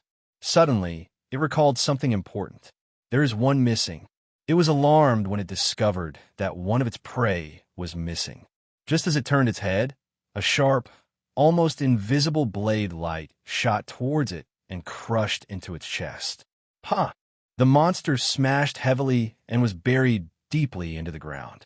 A large wound could be seen in its chest that exposed the heart that was located just in between its collarbones. The orc lord was still processing what had happened when another blade light struck it. This time, it pierced its heart and crushed it thoroughly with tremendous force. Bang! As the orc lord gradually lost consciousness, it saw a figure emerging from the darkness, a human wearing an expressionless face. It's you. The orc lord soon collapsed after uttering those words. See if it's dead and dig out its beast soul crystal. Alaric shouted as he appeared behind Galliner and the other two. Galliner nodded upon hearing his command and rushed toward the body of the orc lord. He then raised his two-handed heavy sword and swung it down. Bang! The orc lord's head was cleanly separated from its body. After making sure that it was dead, Galliner dug out its beast soul crystal and handed it to Alaric. My lord, here's the beast soul crystal. Alaric took the red crystal from his hand and quietly inspected it. What a fearsome energy. This is definitely top class among the disaster-grade beast soul crystals. He carefully stowed the crystal. This wasn't the right time to admire it. The battle was far from over. Alaric lifted his head and looked at the battlefield with narrowed eyes. Among the 11 orc generals, 4 had already been killed, but a large number of orc warriors were still alive. Let's help them clean up the remaining monsters, Alaric commanded while signaling with his hand. Yes, my lord. Warwick and Galliner immediately rushed to support the warriors, while Roland lagged behind them. Meanwhile, Alaric walked towards the headless corpse of the orc lord and frowned. This monster isn't as strong as I had remembered. Is this really the same orc lord that killed half of Vale's veteran knights? Alaric turned the corpse over and studied its appearance. Is it weaker because it appeared earlier than it did in my past life? Or are there stronger orc lords out there? No one could answer his questions, and it made him feel frustrated. While Alaric was ruminating over this, the battle against the orcs was still raging. In that short span of time, 3 more orc generals had been killed, while hundreds of orc warriors had been slaughtered. Half an hour later, the last orc warrior fell lifelessly into the ground. Mission complete. Rewards. Random trait upgrade card X1, 100 stat points, 1000 battle points, C-rank trait card X1. Do you want to use the random trait upgrade card? Yes, no. Do you want to use the C-rank trait card? Yes, no. Alaric clicked yes, since the battle was already over. Congratulations. Your trait 6 Sense, F, has been upgraded to 6 Sense, E. Congratulations. You have awakened the C-rank mana gathering trait. Alaric quickly inspected his profile. Alaric's Silver Sword, Knight. EXP. 500. Cannot receive more EXP before advancement. Potential B. Traits. Horseback riding C. Swordsmanship SSS. Close combat C. Archery F. Hunting E. Tracking E. Sixth Sense E. Monster affinity F. Mana gathering C. Strength 100. Stamina 50 plus. Agility 100. Vitality 32 plus. Endurance 47 plus. Mana 100. Battle points 5,000. Cannot receive more battle points before advancement. Stat points 100. Requirements for the next advancement: 500 EXP, 100 in all attributes, and 5,000 battle points. Just then, more prompts appear before him. Mission Evacuation. Stay tuned for updates on my virtual library empire. Mission difficulty Normal. Alverton will face another orc attack in a month. Persuade the residents to relocate to North Pinetown before that happens. Rewards 100 stat points. Penalty for failure 1,000 battle points. Seeing this, Alaric furrowed his eyebrows. So there are still more orcs coming, and it's also possible that there is another orc lord. Alaric's expression changed. Things had already deviated from what originally happened in his past life. From what he remembered, there was only one orc lord that attacked Vale, and it had an army of thousands of orc warriors. The next mission had already hinted that an even larger orc army would attack Alverton. Suddenly, he heard someone approaching him. "My lord, I'm here to give my report." Warwick saluted with a solemn voice. Hearing his tone, Alaric nodded with a serious look. "Go on. I'm listening." 18 of our warriors died in battle. 2 of them are It was a casualty report, and hearing that they had lost almost 20 men made him feel a sense of sorrow. Those warriors were his loyal subordinates, and losing them made his heart heavy. Gather the corpses of our comrades. They will be buried as heroes of the Empire, and their families will receive compensation to reward their sacrifice. Furthermore, their children will receive educational funding, and they will also be prioritized for night training. He paused and took a deep breath before he continued. The date of their burial ceremony will be decided upon our return to the estate. Warwick was surprised to hear this. Usually, the nobility would only compensate the families of the fallen warriors. There was no such thing as a burial ceremony for the average warrior. I understand, my lord. I will relay this to the Baron upon our return. Alaric hummed while nodding his head. Do as you see fit. Afterward, the warriors gathered the corpses of their fallen comrades and brought them inside the town. Meanwhile, another group was tasked to dig out the beast soul crystals of the orcs. They had come to an agreement that the spoils would be divided evenly among the participating groups. As for the beast soul crystal of the orc lord, no one dared to demand it from Alaric. Everyone tacitly agreed to give it to him. To speed up the cleanup process, they asked the mayor to send them a group of skilled laborers to help in gathering the corpses of the orcs. Unlike the goblin corpses that had little to no use, the corpses of orcs were more valuable, so they had to be collected. The next morning, the first thing Alaric did after waking up was to visit the injured warriors of House Silversword. They were receiving treatment at the biggest clinic in the town, and their treatment fees had even been waived by the mayor to reward them for their efforts in helping the town repel the orc army. After visiting all his subordinates, Alaric went to find Ronan, who was admitted to the same clinic. The man's left arm had been cut off during the battle last night, and this would greatly affect his career as a warrior.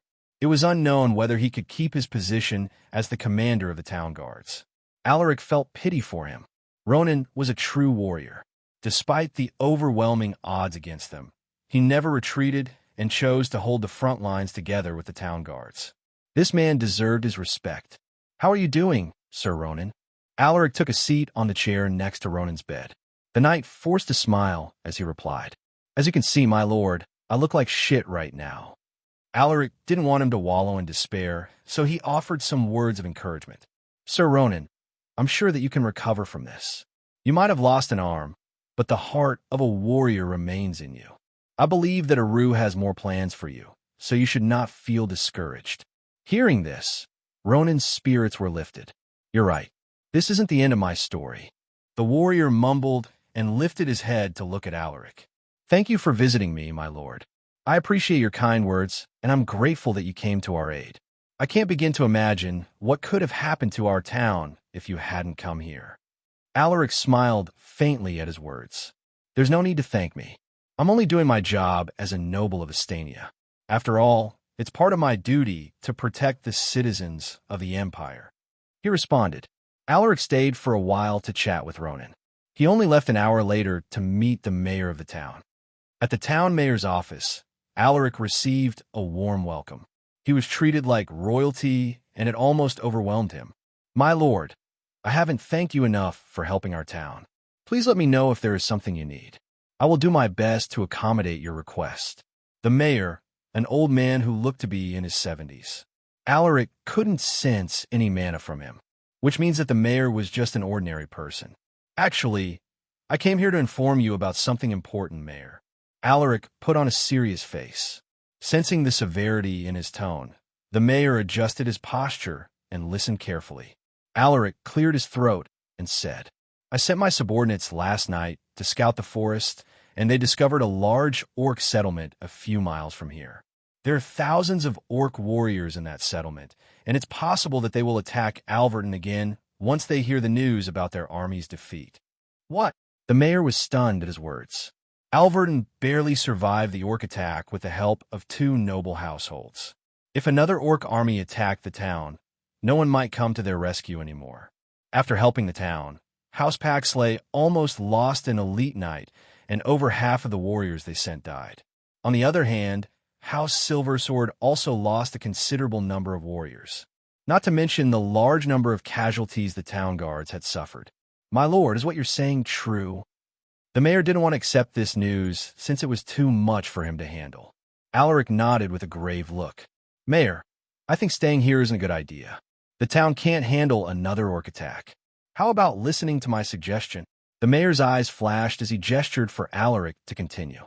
Please tell me, my lord. I'll consider it after hearing your words. Alaric stared deeply at the mayor and said, Why don't you relocate the residents of Alverton to North Pine Town? The mayor was taken aback. He didn't expect to hear this absurd suggestion from him, but upon careful thinking, he realized that it might be the best option for them. If they chose to stay here, they would only end up as food for the orcs. The mayor fell silent as he weighed his options. After about 2 minutes of silence, he glanced at Alaric and asked, My lord, please pardon my insolence, but can House Silversword handle the expenditure if we choose to follow you to North Pine Town? He was worried that Alaric might not have thought things prudently before offering this suggestion. You can rest assured, Mayor, House Silversword has enough funds to help Alverton's residents relocate. I promise that we will help them build their new homes, and we will also keep them safe during the relocation. Alaric reassured him. The mayor was still doubtful. He couldn't understand why Alaric was willing to go this far for them. Helping the entire town relocate would require an enormous effort and funding. He believed that no noble household would offer such terms without anything in return. What do you want in return, my lord? The mayor asked, his face looking incredibly serious. Alaric was satisfied with this old mayor. He showed his concern for the overall welfare of the residents. He didn't even ask Alaric what would happen to his position once they had relocated to North Pine Town. It was rare to find such a leader, and Alaric felt comfortable talking with such an individual. Alaric smiled while facing the mayor's scrutinizing eyes. I just want to turn North Pine Town into a bigger city, and your situation happened to fit perfectly with my plans. Experience tales at my virtual library empire. The mayor was visibly shaken by Alaric's grand ambition. And the mayor hesitated. My lord, this is such an important matter. I can't decide without consulting the officials of the town. Can you give us some time to discuss this? I promise to give you an answer tomorrow. Alaric didn't force him. According to the system, he still had a month left until the orc army would launch another attack. All right, please think about it carefully, Mayor. I hope I'll get a satisfactory response tomorrow. Alaric stood up and left the mayor's office after saying those words. As soon as he left, the mayor let out a deep sigh as he leaned weakly on his seat. Oh, Aru, I don't know what to do. I don't want to leave the town, but I also don't like the townspeople to be in danger.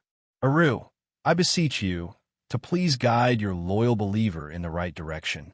At the estate of House Silversword, a royal messenger arrived to deliver a letter to the Baron.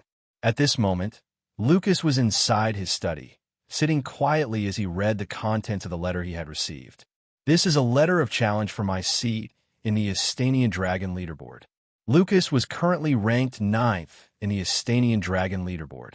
He had received this ranking almost a decade ago after he had successfully protected the Empire from foreign invaders. He had proven himself on the battlefield, so no one dared to challenge him for a long time, but someone was finally willing to stand before him on the battle platform. Lucas stared at the challenger's name, Roderick Lassiter. It was a familiar name, one that had left quite an impression on him. This man was also a war hero, a warrior who had been through numerous life and death experiences. However, Lucas felt that something was amiss with this challenge. This was because of Roderick's identity. Roderick Lassiter was the maternal grandfather of the second prince. Discover exclusive tales on my virtual library empire. If I don't accept this challenge within 2 months, my rank will automatically be forfeited. And if I accept the challenge, I'm certain that someone from the second prince's side will use the opportunity to speak with me. His Highness might even come to see me himself. Lucas furrowed his eyebrows. His head hurt the more he thought about what might happen. With a deep sigh, he put down the letter and beckoned to the butler. The butler immediately approached him and lowered his head. My lord, Bastian, please call the madam and bring her here, Lucas uttered with a stern voice. I understand. Bastian acknowledged the command with a nod of his head. You may go. Lucas waved his hand, urging the butler to leave. Bastian didn't linger and left right away. Creak. Lucas stood up and paced around the study while rubbing his chin. Now that we have decided to remain neutral, how should I respond to the second prince if he decides to approach me? He pondered for a long time, but he couldn't come up with a proper solution. In the next moment, he heard a series of knocks on his door. Knock, knock, knock. My lord, I have brought the madam. Bastian's voice drifted. Come in, Lucas uttered as he went back to his seat. I can only rely on my wife to help me think of the best answer. The next day, in the small town of Alverton, the mayor visited Alaric's room early in the morning. Looking at the dark circles under the old man's eyes, Alaric could already tell that it must have been a tough decision for him to make. Please take your seat, Mayor. As he took his seat, Alaric pointed at the chair adjacent to him, gesturing at the mayor to sit. Thank you. The mayor nodded. Do you want a cup of coffee or tea? Alaric asked with a faint smile. No, I'm good. I just had tea before coming here, but thank you for the offer, my lord. The old man tactfully rejected while shaking his head. I see. Alaric didn't insist. He then glanced at Galliner, who was standing by his side, and gestured at him to pour him tea. Galliner's arms were covered in bandages, but it didn't stop him from serving Alaric. Without saying a word, he faithfully poured tea for his lord. Meanwhile, Alaric turned his gaze to the mayor, his expression hinting at the old man to speak. The mayor understood the meaning behind his gaze and immediately cleared his throat. My lord, I have discussed things over with the officials of the town, and we have decided to follow you to North Pine Town. Hearing this, Alaric was inwardly relieved. I'm glad to hear that, Mayor. Again, I will guarantee everyone's safety, so you can rest assured. The mayor nodded with a serious look. I will announce this to the residents of the town, but I can't promise that everyone will be willing to follow us. To some people, Alverton is their home, a place that contained their most cherished memories. Alaric furrowed his eyebrows, but he understood the mayor's words. Let's try our best to persuade everyone to relocate. I know that this town is where they grew up, but their lives are more important. I'm sure that Aru wouldn't want to see them get destroyed with the town. The mayor took a deep breath. He agreed with Alaric's statement. I will try my best, my lord. Good. Do what you need to do. In the meantime, I will send word to North Pine Town and ask them to send us more personnel to help with the relocation. I will also collaborate with the carpenters and laborers to help the residents build their new homes. Alaric placed great importance on this mission, not just because of the promised reward from the system, but also because of the huge benefits that would follow once the residents were successfully relocated. All right, I'll excuse myself first. Just let me know if you have more instructions, my lord. The mayor left after bidding him farewell. In the next few days, the mayor and the officials announced to the whole town about the relocation and the reason for their decision. Some residents expressed their concerns about the decision to move, but most of them agreed after learning that another orc army would come to attack the town. Even with a few people refusing to leave the town, the mayor and the officials pushed through with the relocation plan. The personnel and the warriors sent by House Silversword had already arrived, ready to escort the residents to North Pine Town. Because this was a large-scale relocation involving a whole town, Alaric had to ask permission from his father. Luckily for him, the Baron agreed with his plans after being persuaded by Maria. On the 8th of February, the residents left Alverton and began their journey toward their new home. At this moment, Alaric was riding his horse, overlooking the entire situation with a stern face. In the next moment, Warwick came to give his daily report. My lord, we prioritize the old, the injured, and the children according to your arrangements. The carriages dedicated for them have already left, and they should arrive at the town by tomorrow or 2 days later, depending on the weather. All right, what about our rations? Do we have enough for all the residents? Alaric asked while keeping his gaze on the long caravan of people. Yes, my lord. We also have 10 groups of hunters on standby who will hunt for wild beasts. In addition, we also have a team dedicated to. Warwick responded to his queries. Good job, Sir Warwick. Alaric nodded in praise. I didn't do everything, my lord. Everyone did their jobs perfectly to make things happen. Warwick smiled while shaking his head. Alaric chuckled at his words. You're right. Please convey my gratitude to everyone. I will relay your words to them, my lord. By the way, how are your wounds? Alaric glanced at the visible bandages on his neck and arms. Warwick had fought hard with the Orc Lord, and he had even sustained some serious injuries. Thank you for your concern, my lord. Some wounds still hurt, but I feel much better now. Warwick responded, feeling touched by his concern. That's good. Don't overwork yourself. You can rest if you feel like you need to. Alaric reminded him. Yes, my lord. Later that evening, everyone stopped to set up their camp. Alaric summoned Galliner to his tent and handed something to him. My lord, this is... Galliner was stunned as he looked at the red crystal in his hand. It was the beast soul crystal of the Orc Lord. I have thought things through, and I have decided to reward you with that crystal. Galliner, I know that you will never betray me, so I feel assured to give that to you. Alaric smiled as he looked at the Elite Knight. This man came out of nowhere after he had activated the Elite Knight card. His background was still a mystery to him even until now. He tried asking Galliner about his origins, but when they talked about these topics, Galliner's voice would be strangely muted as if there was a greater being preventing him from learning the truth. Alaric gave up on asking about his origins since then. Although Galliner's identity was unclear, he had already proven his undying loyalty. Giving him the Orc Lord's Beast Soul Crystal was definitely the best choice. For the first time, Galliner revealed an expression of joy. Enjoy new adventures from my virtual library empire. Thank you for the reward, my lord. The giant of a man bowed deeply. Alaric waved his hand. If you want to absorb the crystal's energy, you should ask Henry or Arthur to protect you. He suggested. I understand, my lord. All right, you may leave. Galliner saluted before he left the tent. After he left, Alaric leaned on his seat and took out a miniature calendar from his shirt's inner pocket. The calendar showed the month of February, and the 14th day was specifically circled with black ink. There's only a week left before your birthday. I wonder when I will get to see you again, Ivana. During their travels, the elf princess had once told him about her birthday. Alaric had never forgotten about it, and as the date neared, the memories with Ivana surfaced in his mind repeatedly, as if reminding him of her. A few days ago, in a city called Riverwake, somewhere in the northeastern corner of the empire, 10 figures dressed in oversized robes entered the city through a discreet entrance. One of them removed his hood, revealing his pointed ears and handsome facial features. Your Highness, we asked around, and we received intel that our targets are now hiding in the slums. Apparently, they're the overlord in that area. The blonde-haired elf reported with a hint of disdain in his voice. The person he was referring to removed her head and revealed her face. She wore an expressionless look on her enchantingly beautiful face. It was Ivana. So they are here. How many people do they have? She asked in a cold voice. The handsome elf thought for a moment before he responded.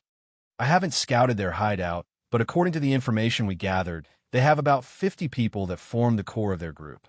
They also have over 100 errand runners, but they're insignificant. Hearing this, Ivana scrunched her eyebrows. She glanced at the rest of the group, whose faces were still obscured by their hooded robes. How confident are you to eliminate them without alerting the public? One of the robed figures removed his hood. It was a middle-aged elf with a claw mark across his face. His face showed extreme hatred as he replied, Your Highness, I can assure you that we will remove those filthy humans without disturbing the city. Do you want me to offer their heads to you? Ivana shook her head. There's no need. I just want them dead, but before you kill them, find out if they had captured one of our people. Yes, Your Highness. Warning, this chapter contains racial discrimination, abuse, and bullying that may not be suitable for some readers. In the slums of Riverwake, there was an illegal underground fighting ring that was established by one of the local snakes. It was quite famous among the noble circle, and some of them would even come to visit the facility to watch the battles. On this particular day, a special guest was present, so an event was hosted by the owner of the underground fighting ring to liven up the atmosphere.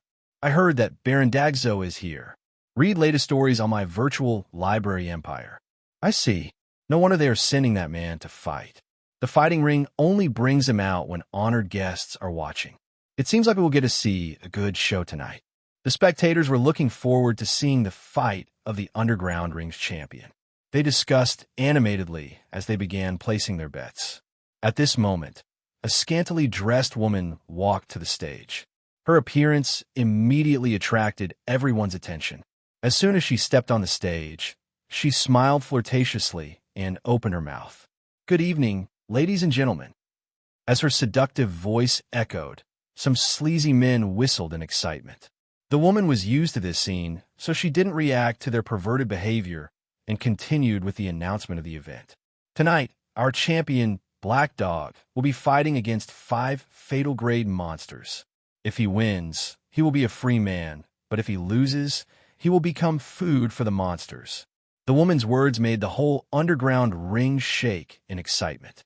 After her announcement, 5 monsters were taken to the cage-like ring. These monsters had the appearance of wild jackals. The only difference is that they had muscular bodies and 2 whip-like tails. As the monsters were introduced, the crowd gasped in shock. "Those are 2-tailed red jackals," someone exclaimed as he pointed at the monsters. Sensing everyone's gazes on him, the man cleared his throat and showed off his knowledge. "I heard that 2-tailed red jackals have the strength of a knight apprentice at birth." The color of their furs became darker as they grew older, and looking at the 5 monsters on the cage, I'm certain that they are fully grown adults with strength equivalent to that of peak knight. "That's strong. Wow." While the spectators were discussing animatedly, the champion was finally summoned to the stage. It was a bald, dark-skinned man who looked to be in his late 30s. He didn't have armor on him, and he only had a pair of dirt-covered linen pants. His lean, slightly muscular body was full of scars, some of which hadn't fully healed. These scars made everyone realize the tough battles he had gone through. This man was Black Dog, a slave warrior who had survived 99 battles in the underground ring. He had gotten this nickname from the owner himself because of his skin color and his identity as a slave. Tonight was his 100th battle, and freedom was within his reach. Looking at the 5 fierce monsters, Black Dog tightened his grip on the steel sword in his hand. "Aru, I have killed numerous people, all for my selfish desire for freedom. I know I can't be forgiven, but for the 100th time, I will ask your forgiveness." He silently prayed.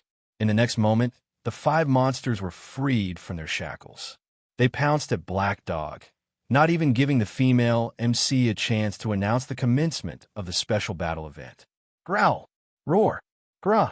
Black Dog narrowed his eyes into slits. He immediately adjusted his posture as the jackals closed in on him. In that instant, one of the jackals swung its claws at him. Whoosh! Black Dog lifted his sword to block the jackal's claws. Clang! Subsequently, the 4 jackals launched an attack. Black Dog fought fiercely, disregarding the wounds that had slowly accumulated over his body. As someone who was a slave at birth, he had no access to any training. His battle techniques and skills were learned from the hundreds of battles that he had experienced in his life. There was no fancy movement in his swordsmanship. All there was to it was the intent to kill. After a minute of intense struggle, one of the 2-tailed red jackals collapsed, its neck bleeding excessively after being pierced by Black Dog's sword. The spectators cheered as soon as one of the monsters died. As the bloody battle inside the caged ring continued, a group dressed in oversized robes entered the facility. Their appearance didn't arouse suspicions since some of the guests were also dressed in similar attire. After all, this place was where many people from different backgrounds were gathered. Some heinous criminals would even come here to hide their identities, so it wasn't surprising to see people covering their faces. "Your Highness, the target is inside that room. According to the information we gathered, he is currently entertaining a noble guest." Ivana frowned upon hearing this. Sensing his sudden silence, the handsome elf immediately assured her, "You don't have to worry, Your Highness. The target has many enemies, so we can make it look like it was done by an opposing faction." "Amen." Ivana hummed coldly. "End things cleanly and make sure not to hurt anyone uninvolved," she uttered in a commanding tone. "As you wish, Your Highness." The handsome elf bowed. Whoosh! Whoosh! 8 of the robed figures disappeared, leaving only one with Ivana. "Your Highness, you should leave. This place is too filthy for you," uttered the elf with claw marks across his face. "No, I want to see that person die with my own eyes. Don't tell me what to do, Sir Neo. Ivana muttered emotionlessly. The scarred elf named Neo immediately bowed. I apologize for my rudeness, Your Highness. Ivana waved her hand without saying anything. It was then that she noticed the situation inside the caged ring. These filthy humans. How can they be so cruel to their own kind? Inside the VIP room, the owner, a middle-aged man named Dexter, was chatting with a luxuriously dressed chubby man. My lord, if Black Dog wins this battle, I can sell him to you at half the market price. You can't find a knight like him in the slave market.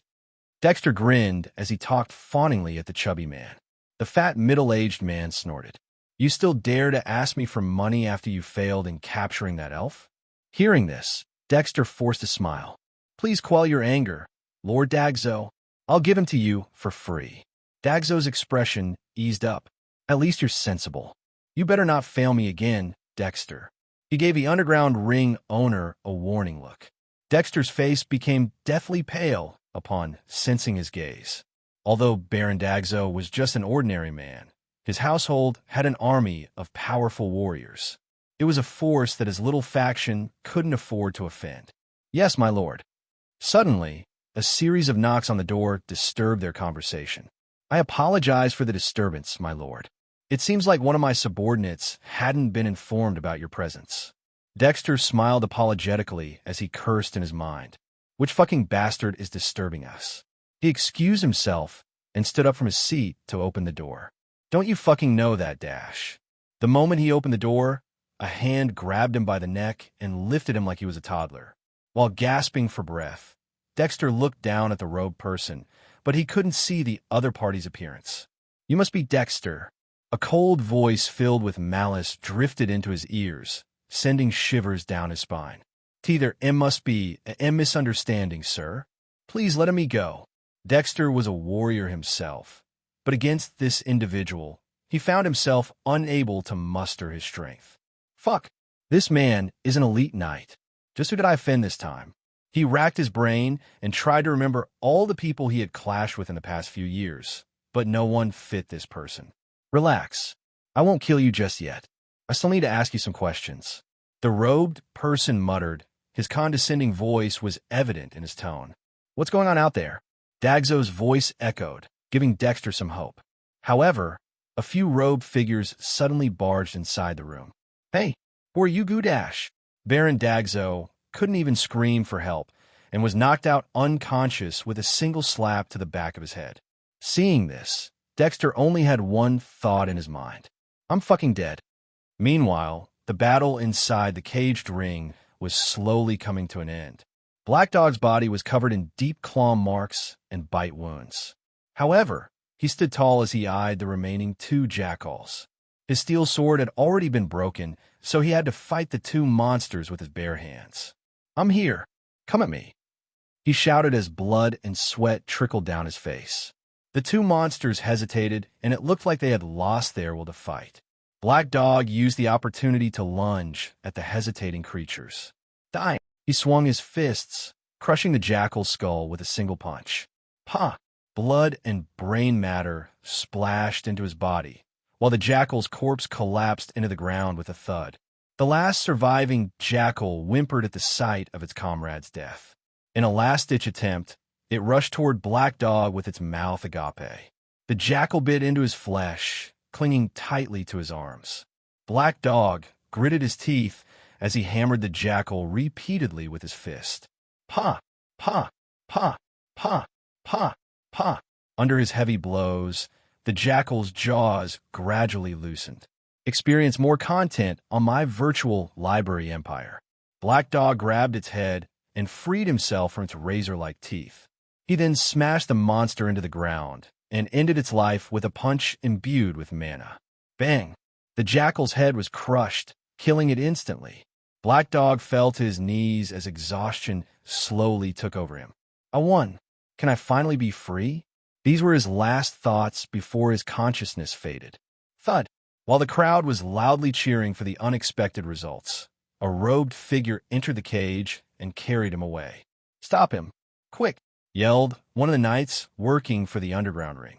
However, his voice was drowned by the cacophony of shouting from the audience.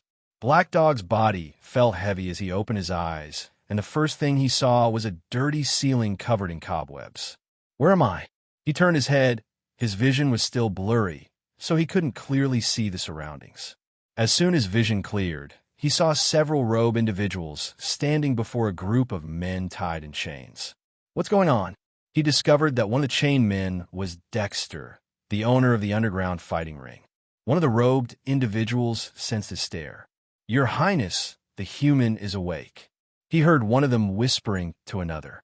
Afterward, one of the robed individuals approached him. Black Dog was alarmed, and he immediately tried to get up, but he suddenly felt a searing sensation in his chest that made him grimace in pain. "Ark, there's no need to be alarmed. We mean you no harm." A pleasant voice drifted into his ears. Black Dog realized that this person was actually a woman. "What are you guys doing?" Black Dog cautiously asked. He was clueless about what was happening. "We are only doing what is right," the woman responded in a cold voice. At this moment, Black Dog heard Dexter screams. "Oh, it's not me. I'm only following someone's orders. It was Dagzo. It was him. He asked me to capture a female elf. I beg you, please don't kill me, One of the robed men twisted his middle finger, making Dexter scream like a dying pig. Just what is happening here? Black Dog was disconcerted as he watched the scene. Back to the present time. Before the sun rose, the residents of Alverton had already cleaned up their stuff to prepare for the trip. It was already the 10th of February, and they still hadn't reached Vale. This was mostly due to the snow-covered terrain and the warriors' consideration of the safety of the residents. At this moment, Alaric was about to climb up his horse when he saw Galliner approaching him. When he saw the latter, his eyes lit up. Galliner had been absorbing the energy of the Orc Lord's beast Soul Crystal, so Alaric hadn't seen him for a while. Now that he had come out, this could only mean that Galliner had already advanced. Your next read is on my virtual library empire. My lord, I bring you good news. The giant bowed his head. The thrill in his voice was evident. Alaric smiled and nodded while gesturing for him to speak up. Galliner's lips slightly curved upward as he said, "With the beast's soul crystal you gave me, I managed to break through the bottleneck and successfully advanced. I am now a transcendent knight, my lord." "That's great, Galliner." Alaric was ecstatic, including his father. House Silversword now had 2 transcendent knights. Once this leaked out, it would definitely shake the power structure of the North. Thinking about the possible consequences, Alaric's expression turned serious as he reminded in a stern voice, "Hide your aura and don't let anyone know about your advancement." Hearing this, Galliner nodded without asking for the reason. "Yes, my lord. I will be careful. Oh, by the way," Galliner seemed to have recalled something important. He took out something from his pocket and handed it to Alaric. It was the beast soul crystal of the Orc Lord, but more than 2/5 of its energy had been depleted. There is still over half of its energy left. I think it will be better to give this to someone close to breaking through, Galliner suggested. He felt that it was too wasteful to use it on his own, so he had come to this decision after his advancement. "All right, I will give this to someone suitable." Alaric nodded. The first person that came to his mind was Fredrin, but the guy was still not ready to advance. The next candidate was Warwick. He was the most loyal subordinate of Lucas, and he had also followed Alaric in his past life after the Baron died. "I'll keep it for now." Later that day, the group finally saw the towering walls of Vale in the distance. The residents were excited since this meant that they were close to their destination. The officials of Vale had already been informed about the mass relocation, so the city guards weren't alarmed after seeing them. Surprisingly, the retired warrior, William, came to help with the evacuation, and he didn't come alone. Following respectfully behind him were 100 warriors armed to the teeth. "Lord Alaric, I'm here to help with the evacuation. I also brought some men to provide support." The retired warrior pointed at the warriors behind him.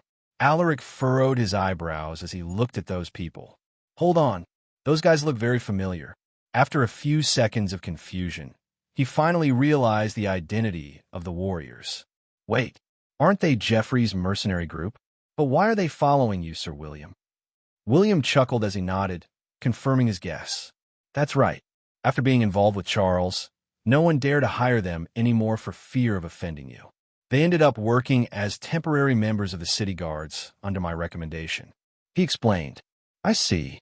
What about you, Sir William? Do you have any thoughts of returning? Alaric probed with an inquisitive look. William saw through him right away. He shook his head and uttered, I haven't thought about it, my lord. I don't want to leave my wife and the orphanage. Look at you. I'm just asking casually. There's no need to be so serious. Alaric laughed and waved his hand. The old man laughed in amusement.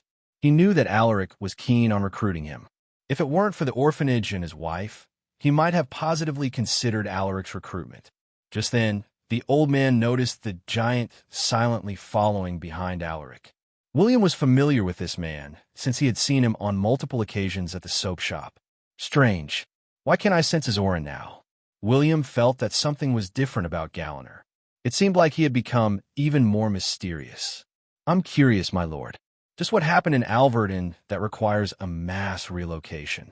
I tried asking the officials, but they were tight-lipped. Is this perhaps related to the recent orc attack? William had been curious about this for a while, but no one told him the details. Alaric frowned and nodded. This is indeed related to the orc attack. We discovered that there's a large orc settlement near Alverton, so there's a high chance of another orc invasion. William's eyes flashed upon hearing this. That's concerning. He muttered.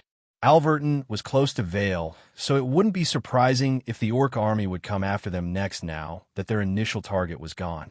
If that happened, William couldn't even begin to imagine the consequences. He finally realized why the officials were unusually tight-lipped about the situation. Sensing the change in his mood, Alaric tapped the old man's shoulder. Don't worry, Sir William. I won't sit idly by knowing that there is a hidden danger in our territory. With a cold look in his eyes, he uttered, Once the residents of Alverton have settled down, I will call upon the warriors of the north for a large-scale subjugation against the orc settlement. William didn't expect to hear this, but knowing Alaric's personality, he was certain that the latter would do this. When that time comes, I might join you in battle, my lord. He didn't mind breaking his promise if it meant protecting Vale. Meanwhile, in North Pine Town, a group of robed individuals arrived at the entrance, and because of their strange appearance, the townspeople were wary of them.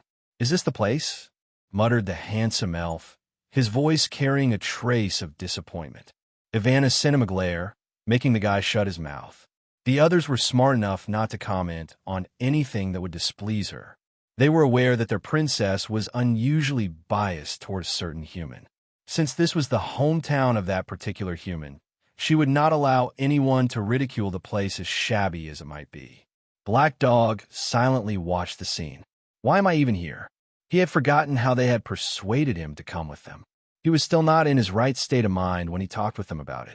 Now that he was fully aware of the situation, he felt that the whole matter was unbelievable. After traveling with the group for a few days, he had already discovered their identities.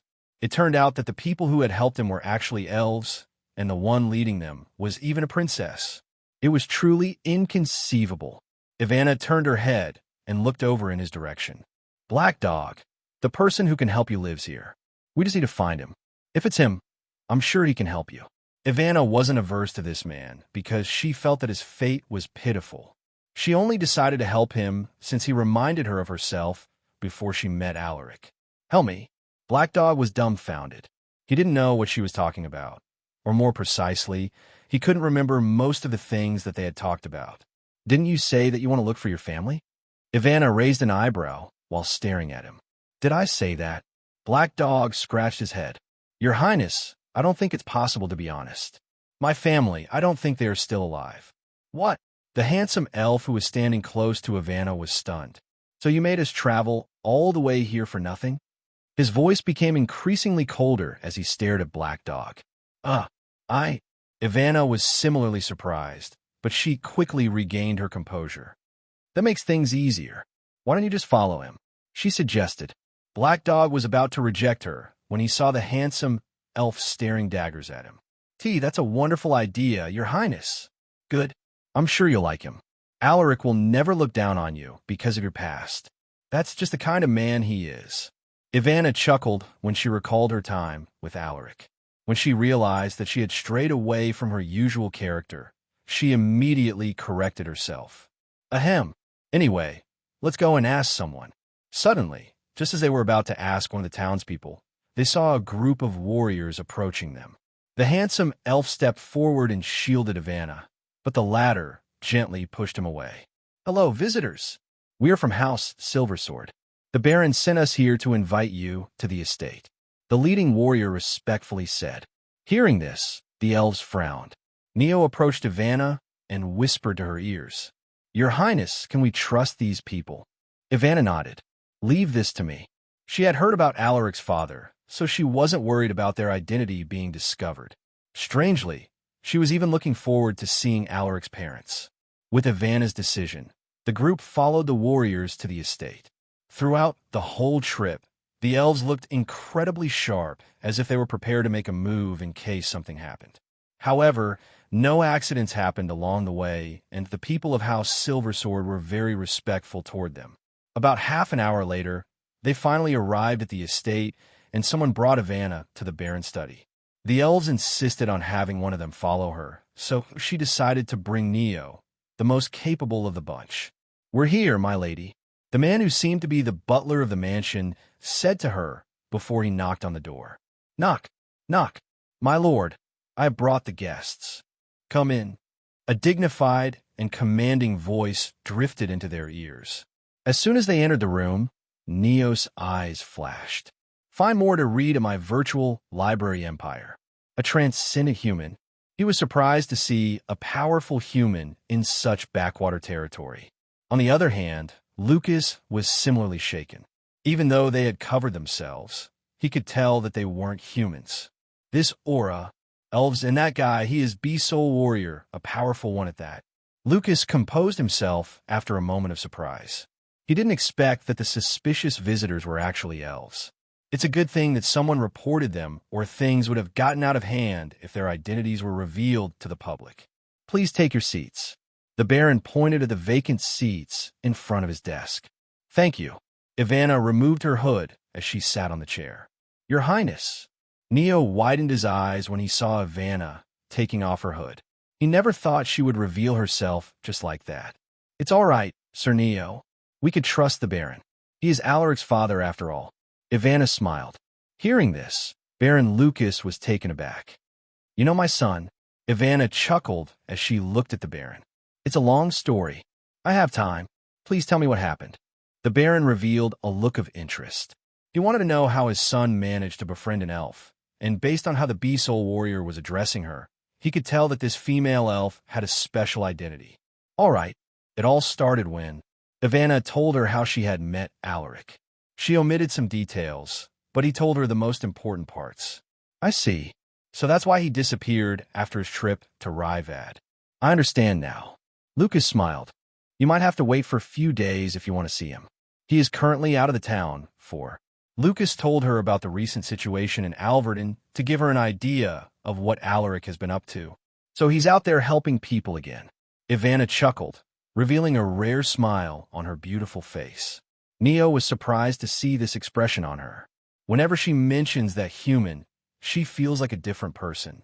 Now I want to see this human and see what is special about him. Ivana was usually cold and emotionless, but after her return, she learned how to express her emotions differently. Neo didn't know if this was a good thing or not. I hope that those anti-human high elves won't learn about this. In their kingdom, there was a faction of elves who were strongly prejudiced toward humans. This group wouldn't hesitate to punish someone who had ties with the human race. Even their princess might not be able to escape punishment since the leader of the faction was a high elf whose status was only beneath that of their king. If they dare to hurt her highness, I won't be lenient regardless of their identity. Neo was determined to protect Ivana. How about I send some people to bring you to his location? Lucas suggested with a faint smile. He felt that there was an unusual relationship between her and his son. Your journey continues with my virtual library empire. If Alaric really chooses to pursue this elven woman, it will be tough for him. But who cares? If he can't hold the sky, I will destroy it for him. Lucas might have decided to live in a rural area, but this doesn't mean that he was afraid of trouble. If it really comes down to it, he was ready to bring the entire house Silver Sword into battle. I don't want to trouble you. Ivana still didn't know what to call him without sounding too distant. Lucas waved his hand with a faint smile on his face. It's just a small matter. There are many warriors on standby, so it won't be an issue. I see. In that case, I will accept your offer. Thank you very much. Ivana no longer hesitated after his insistence. Lucas noticed that she was having trouble with what to call him, so he suggested, "Just call me Uncle Lucas." If that's too much, Sir Lucas is fine too. All right, Sir Lucas. Ivana felt that others might misunderstand if she called him Uncle, so she decided to call him Sir instead. Afterward, Lucas arranged a team of warriors to escort them to Alaric's location. A few kilometers from Vale, right next to a frozen creek. Behind the snow-covered bushes, 5 warriors were laying low as they observed a 2-meter-tall monster feasting on a wild beast carcass. "My lord, are we really targeting that monster?" A warrior who looked to be in his late teens asked while nervously looking at the huge bear-like monster. "What are you scared of? There are 4 of you, and it's just a juvenile spiked grizzly bear. I'm sure you guys could take care of it." Alaric nonchalantly responded. 4? But there are 5 of us." The young warrior seemed to have understood his intentions, and it made him ashen-faced. "My lord, you're not asking us to fight that thing by ourselves, right?" Another young warrior muttered, his shoulders visibly shaking. "Shut up. Stop embarrassing yourselves," berated a young woman with a scarred face. It was Aaliyah, the former slave who had been abused by Liam. After the recent practical combat training, she showed outstanding results, so she was promoted as a squad leader. Now, she had 3 warriors under her command. The young warriors immediately shut their mouths. They were afraid of their fierce squad leader. At first, they couldn't accept working with her, so they challenged her to a duel, but all 3 of them got beaten up and terribly at that. Since then, they no longer dared to go against her orders. Seeing how they were so meek in front of Aaliyah, Alaric grinned and gave her a thumbs up. It's still busy with its meal, so now is the best time to attack. Alaric made a slitting gesture while saying this. The young warriors gulped nervously upon hearing his words. Only Aaliyah looked calm, but in truth, she was also feeling incredibly tense. Although the spiked grizzly bear in front of them was just a juvenile, it was still a dangerous monster close to being classified as fatal grade. Normally, a team of knight apprentices would be needed to take care of a monster at this level. At this moment, Aaliyah was feeling the greatest pressure as the squad leader. "This isn't a real mission, but I need to give a good performance so as not to embarrass myself in front of Lord Alaric." She took a deep breath to calm her nerves. "We can do this." Aaliyah grabbed the handle of her sword while giving a signal to her squad members. The young warriors nodded with determined faces upon seeing this. In the next moment, Aaliyah rose to her feet and rushed at the monster with her fastest speed. Meanwhile, the 3 young warriors followed her, tightly holding their weapons while cautiously eyeing the spiked grizzly bear. Whoosh! Aaliyah lifted her sword and swung it at the clueless monster. Because the snow had silenced their footsteps, the spiked grizzly bear only sensed them when it heard the whistling sound of Aaliyah's sword. Poochie! Aaliyah's sword cut deeply into the monster's body, but its thick skin managed to prevent her sword from hitting, leaving a fatal wound. Roar! The bear swung its sharp claws in her direction out of instinct, but Aaliyah was already prepared for its counterattack. With a quick roll, she deftly evaded its claws. Over 15 meters away, Alaric watched this with a satisfied smile. She has improved a lot. The spiked grizzly bear showed its ferocious nature. Despite the wound on its back, it didn't appear to hinder the beast's movements. Continue attacking it. Once the damage accumulates, its movements will slow down. Aaliyah shouted at her squad members. Under her leadership, they fought with the beast and showed a surprising level of teamwork. Aaliyah's squad members strictly followed her instructions, and this revealed her strong ability to command. They were weak overall, but with Aaliyah's commands, they were able to move like one body. While watching this unfold, Alaric nodded repeatedly while rubbing his chin. Not bad. She is even better than Rasmus at giving commands. She is more precise in her instructions, and her approach is also more effective. Alaric commented internally. 5 minutes later, the bear fell on its knees while breathing raggedly. Its body was covered in blood, and it looked like it was about to collapse at any moment. Now, Aaliyah shouted as she lunged her body forward while swinging down her sword. Whoosh! Her sword slashed deeply into the bear's chest. Poochie! Her squad members also struck the bear with their weapons, leaving it screaming in pain as it fell to the ground with a thud. Aaliyah didn't make it suffer for long, and with a stab, her sword pierced into its head. KHHSHHK. The light in the bear's eyes slowly faded. Good job, everyone. Aaliyah smiled proudly as she praised her squad members. She then looked over at Alaric, who was watching them not far away. Clap, clap, clap. Not bad, everyone. You guys did great. Although I intervened a few times, it was mostly because of your efforts that this beast was taken down. I'm satisfied with your performance. Alaric approached them with a smile. During the battle, he secretly threw stones at the spiked grizzly bear when Aaliyah and her squad members were in danger. It was also because of his silent intervention that they were unharmed. Hearing this, Aaliyah furrowed her eyebrows. No wonder the bear appeared weaker than I expected, so it was actually because of Lord Alaric. She sighed while shaking her head. We still have so much to learn. Suddenly, a warrior riding a horse rushed toward Alaric. He then pulled the reins of his horse and jumped down, giving Alaric a snappy salute. My lord, someone is looking for you. Enjoy exclusive adventures from my virtual library empire, the warrior reported. Hearing this, Alaric frowned. He didn't recall having a schedule with someone. All right, just give me a second. He turned his head to Aaliyah and said, I'll leave the rest to you guys. Once you're done with skinning the beast, bring the meat over to be cooked for the residents. Yes, my lord. Aaliyah nodded. After giving his instructions, Alaric followed the warrior to see which person was looking for him. Your Highness, I think there's something suspicious about this house silver sword. Neo whispered into Ivana's ears, making the latter raise an eyebrow with a perplexed look. They had just arrived at the location of the relocating residents, and he had discovered another transcendent human among the warriors escorting the group. In their kingdom, there were only less than 10 elves at the level of transcendence, so he found it shocking to see 2 humans at this level in just one household. Furthermore, it was from a rural household in the north. Why so? Ivana stared at him with a questioning gaze. Including the Baron that you had spoken with earlier, that old man over there is also at the level of transcendence. Neo responded with a serious face. Following his gaze, she saw an old man wearing a fur coat over his leather armor.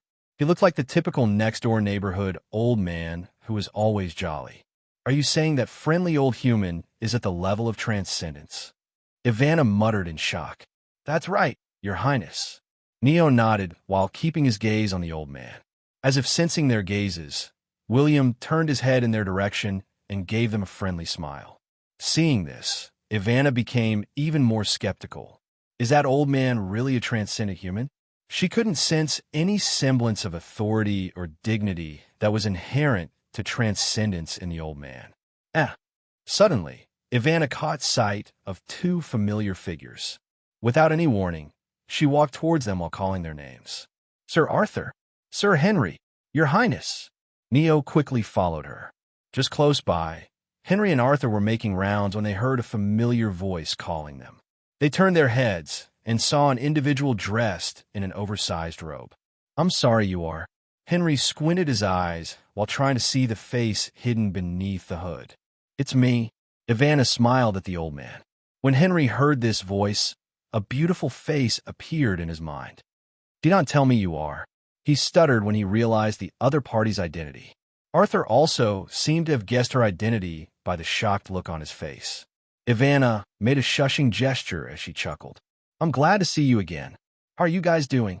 She was excited to see them. We are both doing well, Your Highness, and we're also happy to see you. Henry replied in a whispering voice, afraid to reveal her identity to the others. That's good. By the way, what are you doing here? Henry awkwardly changed the topic when he sensed the sharp gaze of the person behind Ivana. We just happened to pass by during a trip, so I decided to see you Ivana replied with a random excuse. While they were chatting, Alaric caught sight of them. That's them, my lord. They said that they know you, uttered the warrior as he pointed at the robed figures. Alaric narrowed his eyes as he walked towards Henry and Arthur, who were chatting with two robed individuals. My lord. Henry and Arthur immediately greeted him upon seeing him. Meanwhile, Ivana smiled beneath her hood as she said, It's been a while, my friend. Hearing this voice, Alaric widened his eyes. You are Ivana. That's right. It's me, but please understand that I can't show my face. Ivana uttered. Now that he was here, all the things that she wanted to tell him seemed to have disappeared from her mind. What's this feeling? For some reason she couldn't explain, she felt embarrassed to look him in the eye.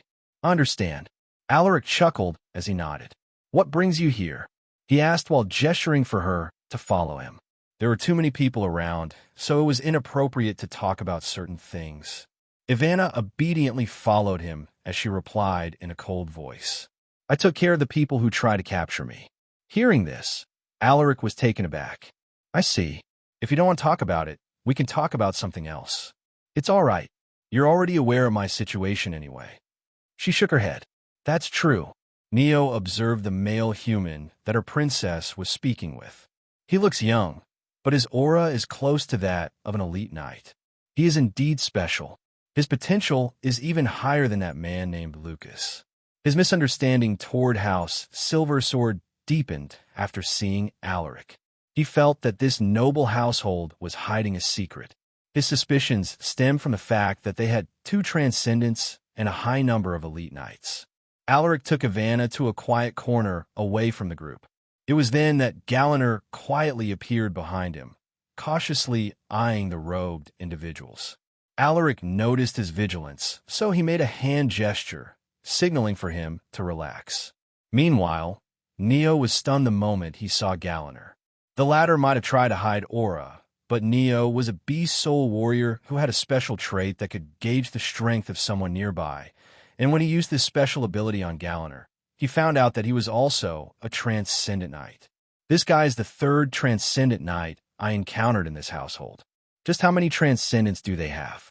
Galliner seemed to have sensed his scrutiny and looked over in his direction, casting the latter a calm glance. Neo furrowed his eyebrows. In that brief moment when their eyes met, he realized that this giant of a human was not an ordinary transcendent. His aura was more powerful than the old man he had met earlier. Furthermore, there was this feeling of suppression similar to the one that Lucas gave off. Neo retracted his gaze. In the slums of Riverwake, a group of men gathered inside a dilapidated apartment.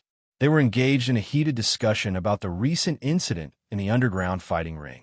Boss, what should we do? Now that Dexter is dead, I'm sure the local gangs will try to acquire his properties. One of the men spoke as he looked at the young man seated at the most prominent seat.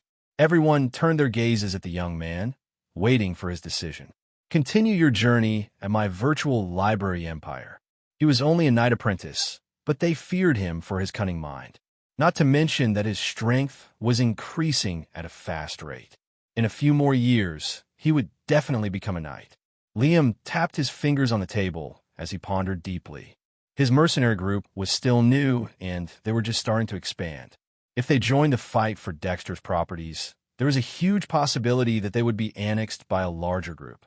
However, the money they could collect from those properties would be enough to completely transform his mercenary group.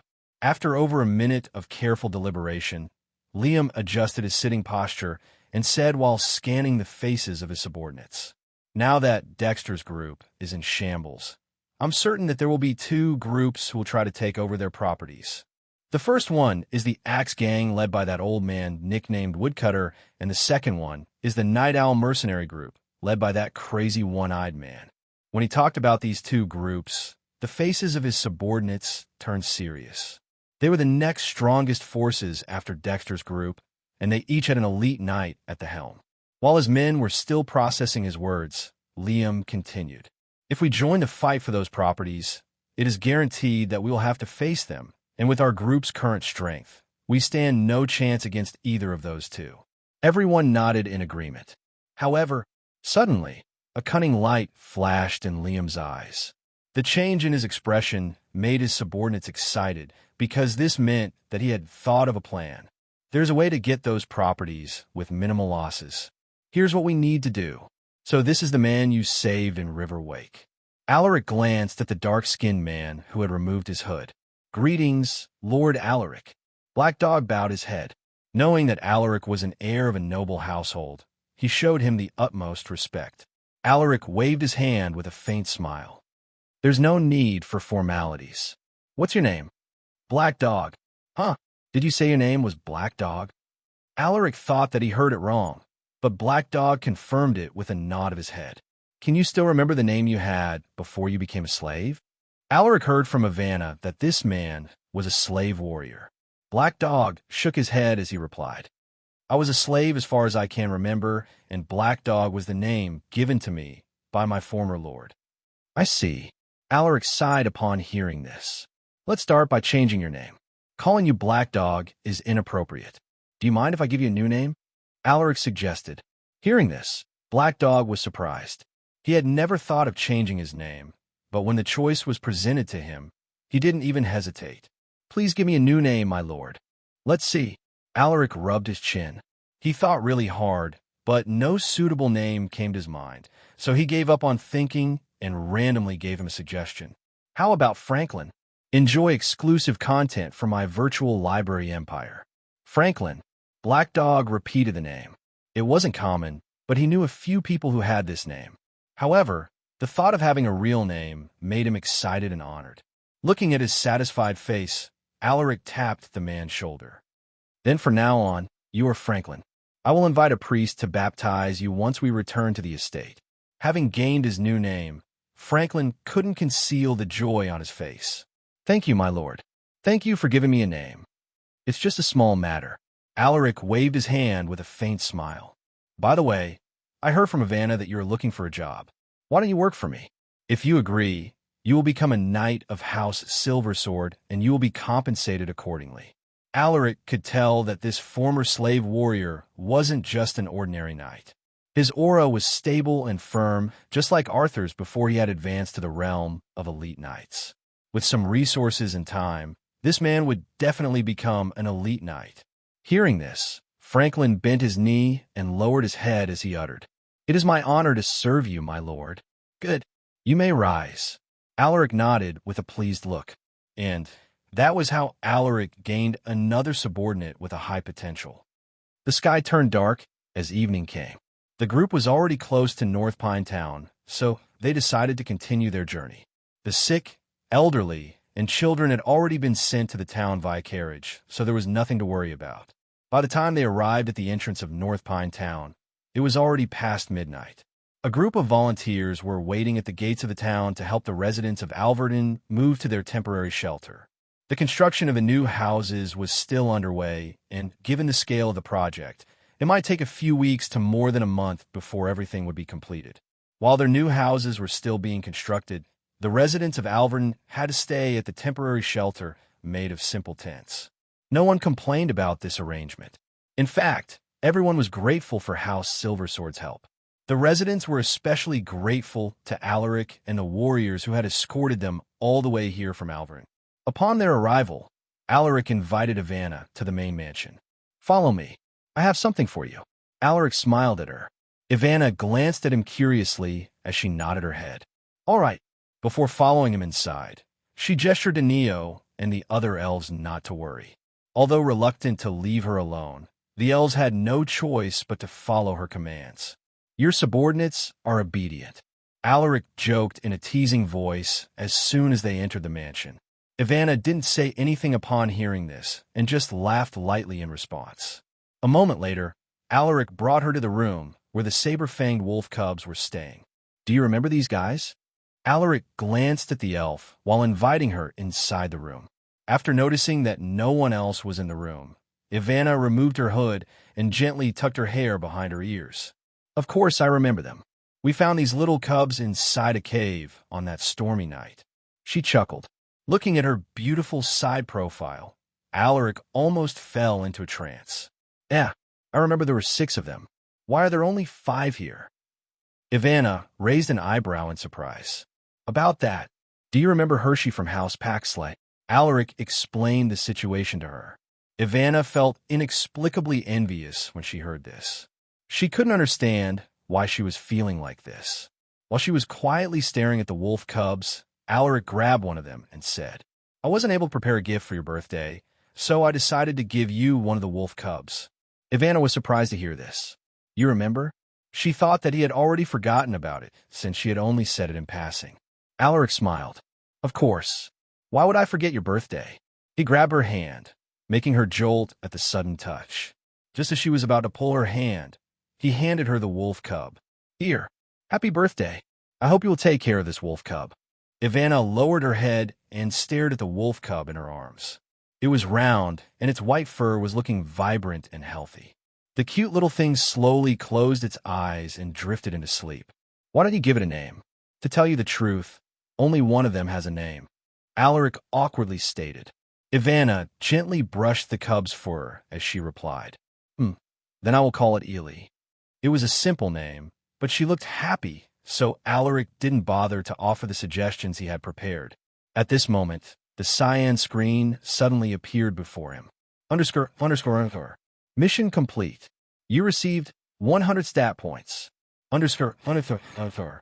Alaric Silver Sword, Knight, EXP, 500. Cannot receive more EXP before advancement. Potential B. Traits, horseback riding C. Swordsmanship, SSS. Close combat, C. Archery, F. Hunting, E. Tracking, E. Sixth Sense, E. Monster Affinity, F. Mana Gathering, C. Strength, 100. Stamina, 50+. Agility, 100. Vitality, 32+. Endurance, 47+. Mana, 100. Battle points, 5,000. Cannot receive more battle points before advancement. Stat points, 213. Requirements for the next advancement. 500 EXP, 100 in all attributes, and 5,000 battle points. Looking at his stat points, Alaric realized that he finally had enough to max out all his attributes. Without hesitation, Alaric distributed his stat points. Stamina, 50, 100. Vitality, 32, 100. Endurance, 47, 100. Stat points, 213, 42. You have completed the requirements for your advancement. Do you want to use 5,000 battle points to advance to the next realm? Yes, no. Ivana was still there, so Alaric hesitated momentarily, but he still clicked yes. You have been promoted to the Elite Knight realm. Alaric Silver Sword, Elite Knight, EXP, 0/1000. Potential, BA. Traits, horseback riding C. Swordsmanship, SSS. Close combat C. Archery, F. Hunting, E. Tracking, E. Sixth Sense, E. Monster Affinity, F. Mana Gathering, C. Strength, 100, 150. Stamina, 100, 150. Agility, 100, 150. Vitality, 100, 150. Endurance, 100, 150. Mana, 100, 150. Battle points, 0. Stat points, 42. Requirements for the next advancement. 1,000 EXP, 250 in all attributes, and 10,000 battle points. New daily mission has been loaded. ___. Daily mission. Set A. 1,000 weighted push-ups. 1,000 weighted pull-ups. 1,000 weighted squats. 1 hour weighted planking. Set B. 1,000 mana-infused vertical slashes. 1,000 mana-infused horizontal slashes. 1,000 mana-infused diagonal slashes. 1,000 mana-infused stabs. Rewards: 20 battle points, 3 EXP, 3 stat points. Penalty for failure: none. ___. A suppressive aura leaked out from his body as soon as he advanced. Alaric also felt a searing pain in every inch of his muscles as his attributes increased dramatically. Furthermore, the mana that coalesced in his body started spreading out, providing overflowing energy to every fiber of his being. Since Ivana was just in front of him, she immediately felt the abrupt change in his aura. This aura, she was so shocked when she sensed his aura that she couldn't believe that it came from him. With her eyes wide open, she called out to him. Alaric. Alaric smiled and made a shushing gesture. You were really a lucky star. Last time we found the wolf cubs, and now I managed to advance because of your presence. He chuckled. Ivana stared at him speechlessly. So he wants to brush off his advancement just like that? The elven princess couldn't be bothered to argue with him. Since he didn't want to tell her how he had broken through, she didn't pursue the matter. Congratulations and thank you for your gift. I will cherish Ely and treat him like a family. Ivana beamed at him, her smile looking even more enchanting than the most beautiful flower. Find adventures in my virtual library empire. Note, Ely is a male wolf cub. Thank you. Alaric smiled at her. By the way, how long do you plan to stay here? He quickly changed the topic. Hearing this, Ivana thought for a moment before she replied while shaking her head. I'm not sure. Why don't you stay here for a while? Alaric suggested. He enjoyed being with her, so he didn't want her to leave too soon. Ivana hesitated. She had already completed her goal here, so they were supposed to return home. But looking at his expectant gaze, she couldn't bring herself to reject him. There's not much to do in the kingdom anyway. It should be fine if I stay here for a few days or so. Thinking about this, she responded. All right, we can stay here for a few more days. Great. I'll have someone clean up the guest mansion. You and your subordinates can stay there. The next morning, Alaric and Elena headed to the dining hall to eat breakfast with his parents. My lord, I was already asleep when you returned. Elena sighed as she revealed a look of regret. It's all right. Alaric gently smiled at her. The two chatted along the way, and they only stopped when they were already outside the dining hall. Upon entering, Alaric greeted his parents before nodding at the old butler. Sit down, you two. Maria beckoned to them as she pointed at the vacant seats. Meanwhile, Lucas raised his eyebrows when he sensed Alaric's aura. Elite Knight. Alaric didn't intentionally reveal his aura, but how could he hide it from a transcendent knight like Lucas?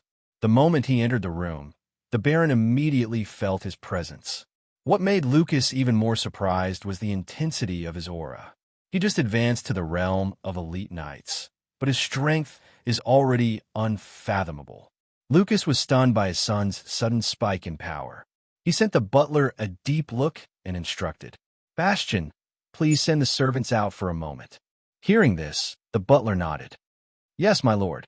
While Bastian was instructing the servants to step out of the dining hall, Elena pointed at herself as she whispered to Alaric. Should I leave too? Alaric shook his head. It's fine, Elena. You can stay here. Okay. Elena felt that she was about to hear something important, so she felt uncomfortable.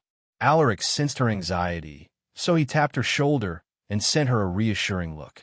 After all the servants left, Lucas stared at Alaric and uttered in a serious voice, When did you become an elite knight? Hearing this, both Maria and Elena were dumbstruck. They couldn't help but stare at Alaric in disbelief and waited for him to confirm the truth. Sensing everyone's gazes on him, Alaric remained calm. He knew that his father would notice his aura, so there was no use in hiding it. I advanced last night. Lucas narrowed his eyes, but he soon relaxed his gaze after a few seconds. Good job. The Baron praised him with a faint smile. Thank you, my lord. Alaric chuckled. Alaric, is it really true? Maria still couldn't believe it. Alaric turned his head and nodded at his mother. Yes, Mom. Your son is now an elite knight. Maria gasped in shock. Elena also covered her mouth with her hands.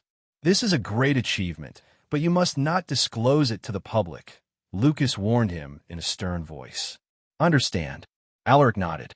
He understood his father's implications. The whole empire would be turned upside down if news about his advancement would spread. It was even possible to attract jealousy, and there was a high chance that Alaric would be targeted by someone. Oh, right. There's one more thing, my lord. Alaric thought about Galliner's breakthrough. What is it? Lucas raised an eyebrow while staring at him with an inquisitive look. Galliner has become a transcendent knight. What? Lucas couldn't remain calm anymore. There were only a few transcendent knights in the entire empire, and all of them were famous warriors whose names were etched in the Astanian dragon leaderboard.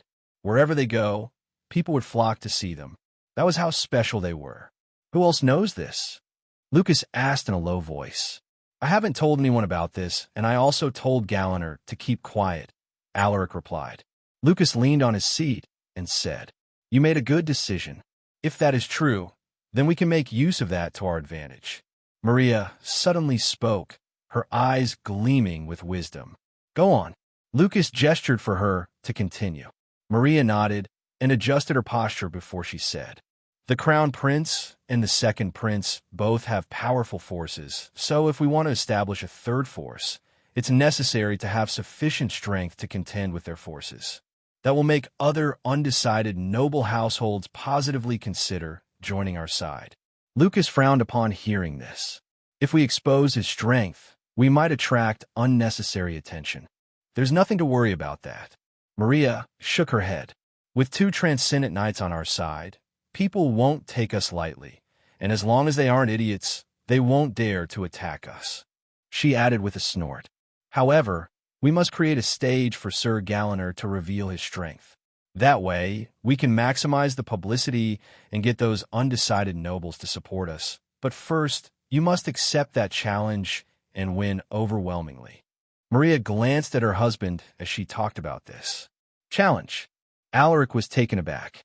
Someone from the leaderboard challenged me. Lucas chuckled while shaking his head, looking seemingly amused by this. Oh, Alaric was stunned upon hearing his confirmation. He knew that his father had kept the 9th rank in the Astanian dragon leaderboard for a long time. He wondered which brave person dared to challenge him. I was postponing this since you were still out of town, but now that you're here, I can go without worry. Lucas's lips curved upwards. He then waved his hand and said, Let's discuss the details later. We should eat first. As soon as he uttered those words, he called Bastian and told him to serve their food. After breakfast, they headed straight to Lucas's study, and the Baron also told Alaric to bring Galliner. As soon as they gathered, the meeting began. At first, the Baron asked Galliner some questions about how he had broken through. It was only a simple question and answer, so it didn't take much time. After that short interview with Galliner, they finally talked about the main objective of the meeting. If only there was a quick way for us to make Sir Galliner's name known to the public, Maria mumbled as she entered into deep thought. Hearing this, Alaric thought about a brilliant plan. How about this? Everyone turned their gazes at him the moment he spoke. Alaric didn't shy away and continued. Do you remember the large orc settlement close to Alverton? When this was mentioned, Maria's eyes lit up. Are you thinking of subjugating the orc settlement? Alaric nodded. Truthfully, I already thought of doing it when I suggested the relocation of Alverton's residents. That's indeed a good idea. This matter is big enough to shake the north, and we can also invite the other households to join the subjugation. This way, they will witness Sir Galliner's power themselves. The more she spoke, the more excited she became.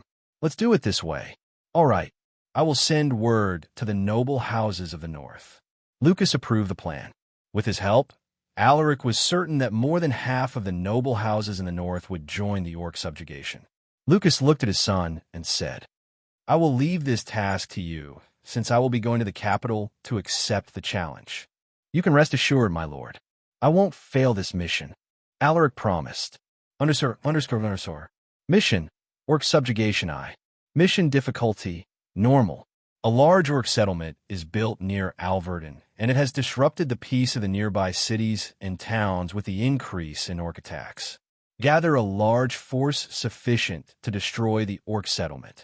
Rewards, 500 battle points, 30 EXP, 30 stat points, random trade upgrade card X1. Penalty for failure, none. Underscore.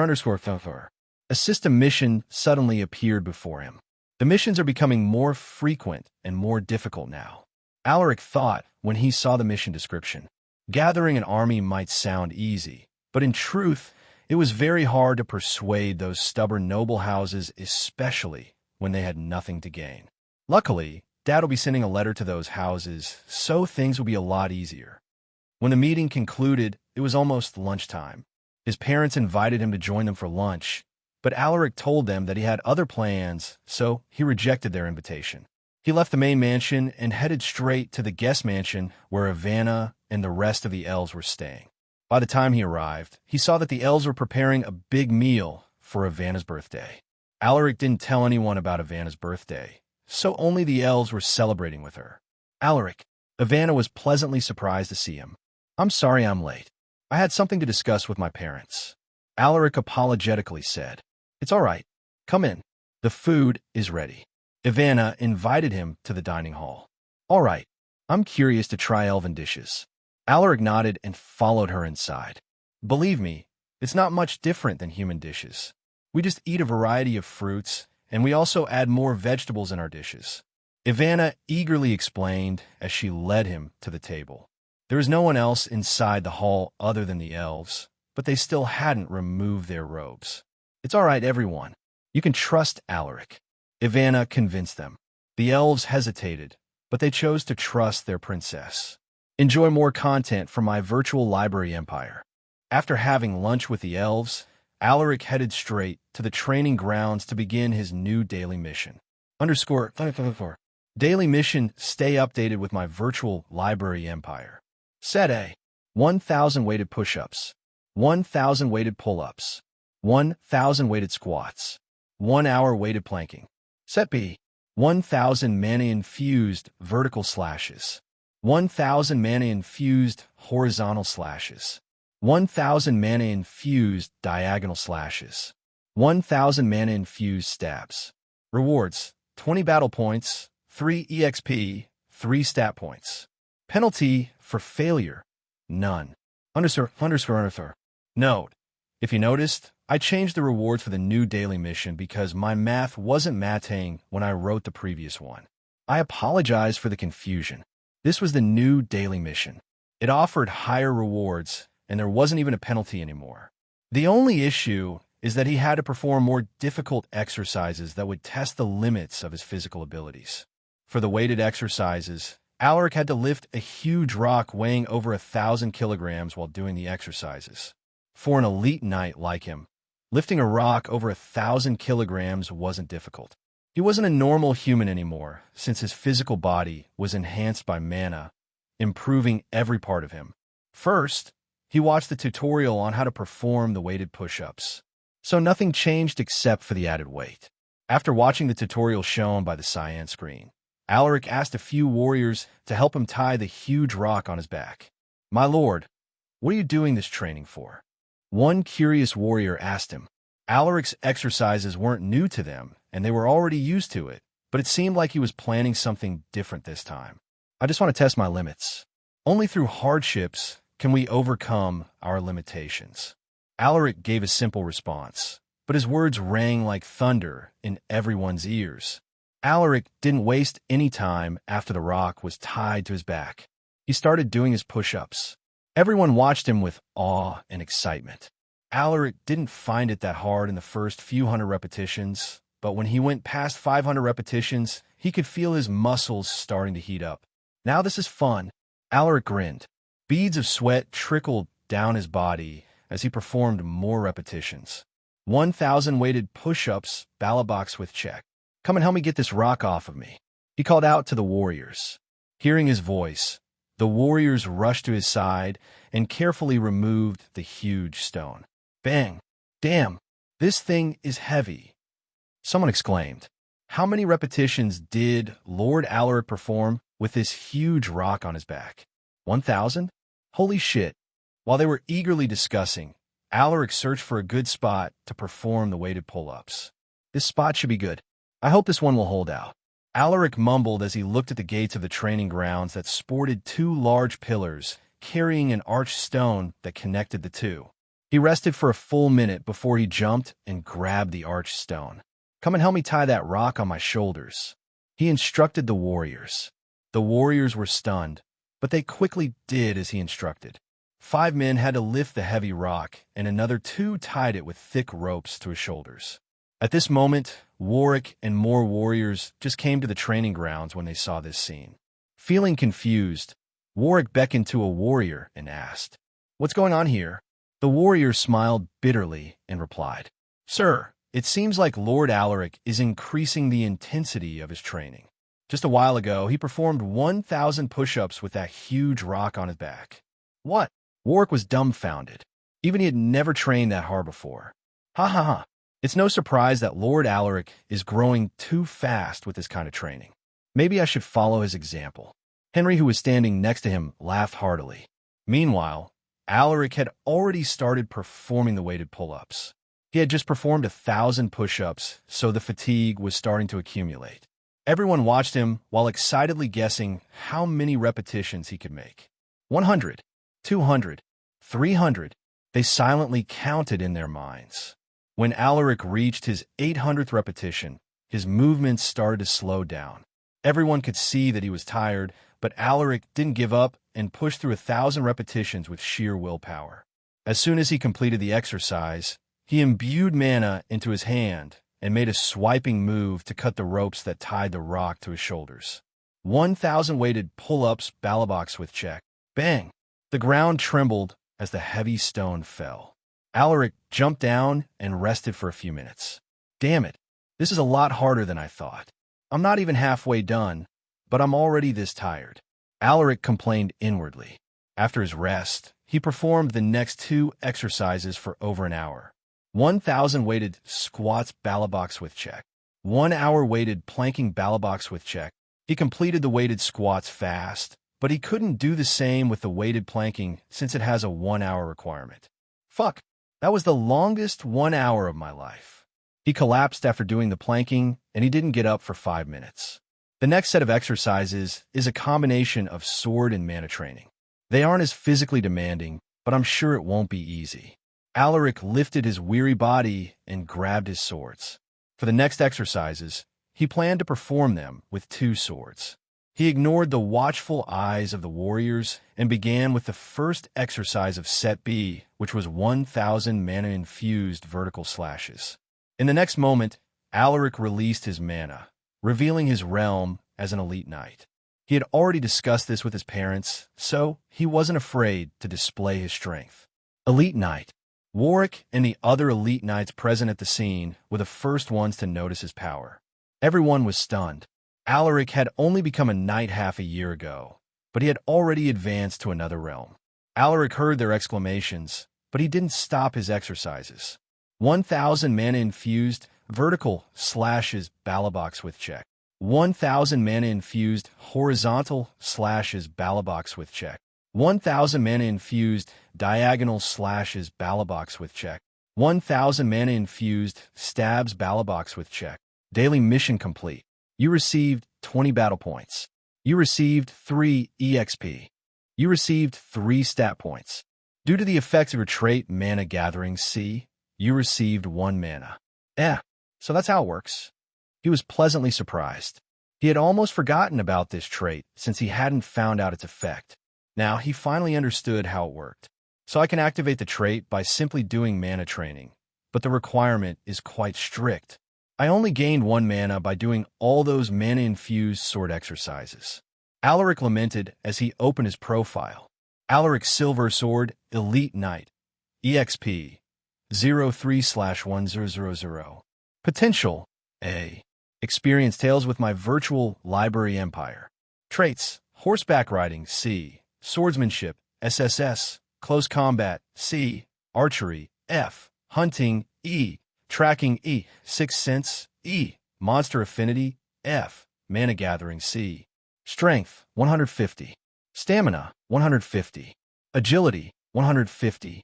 Vitality, 150. Endurance, 150. Mana, 150, 151. Battle points, 0/20. Stat points, 42, 45. Requirements for the next advancement.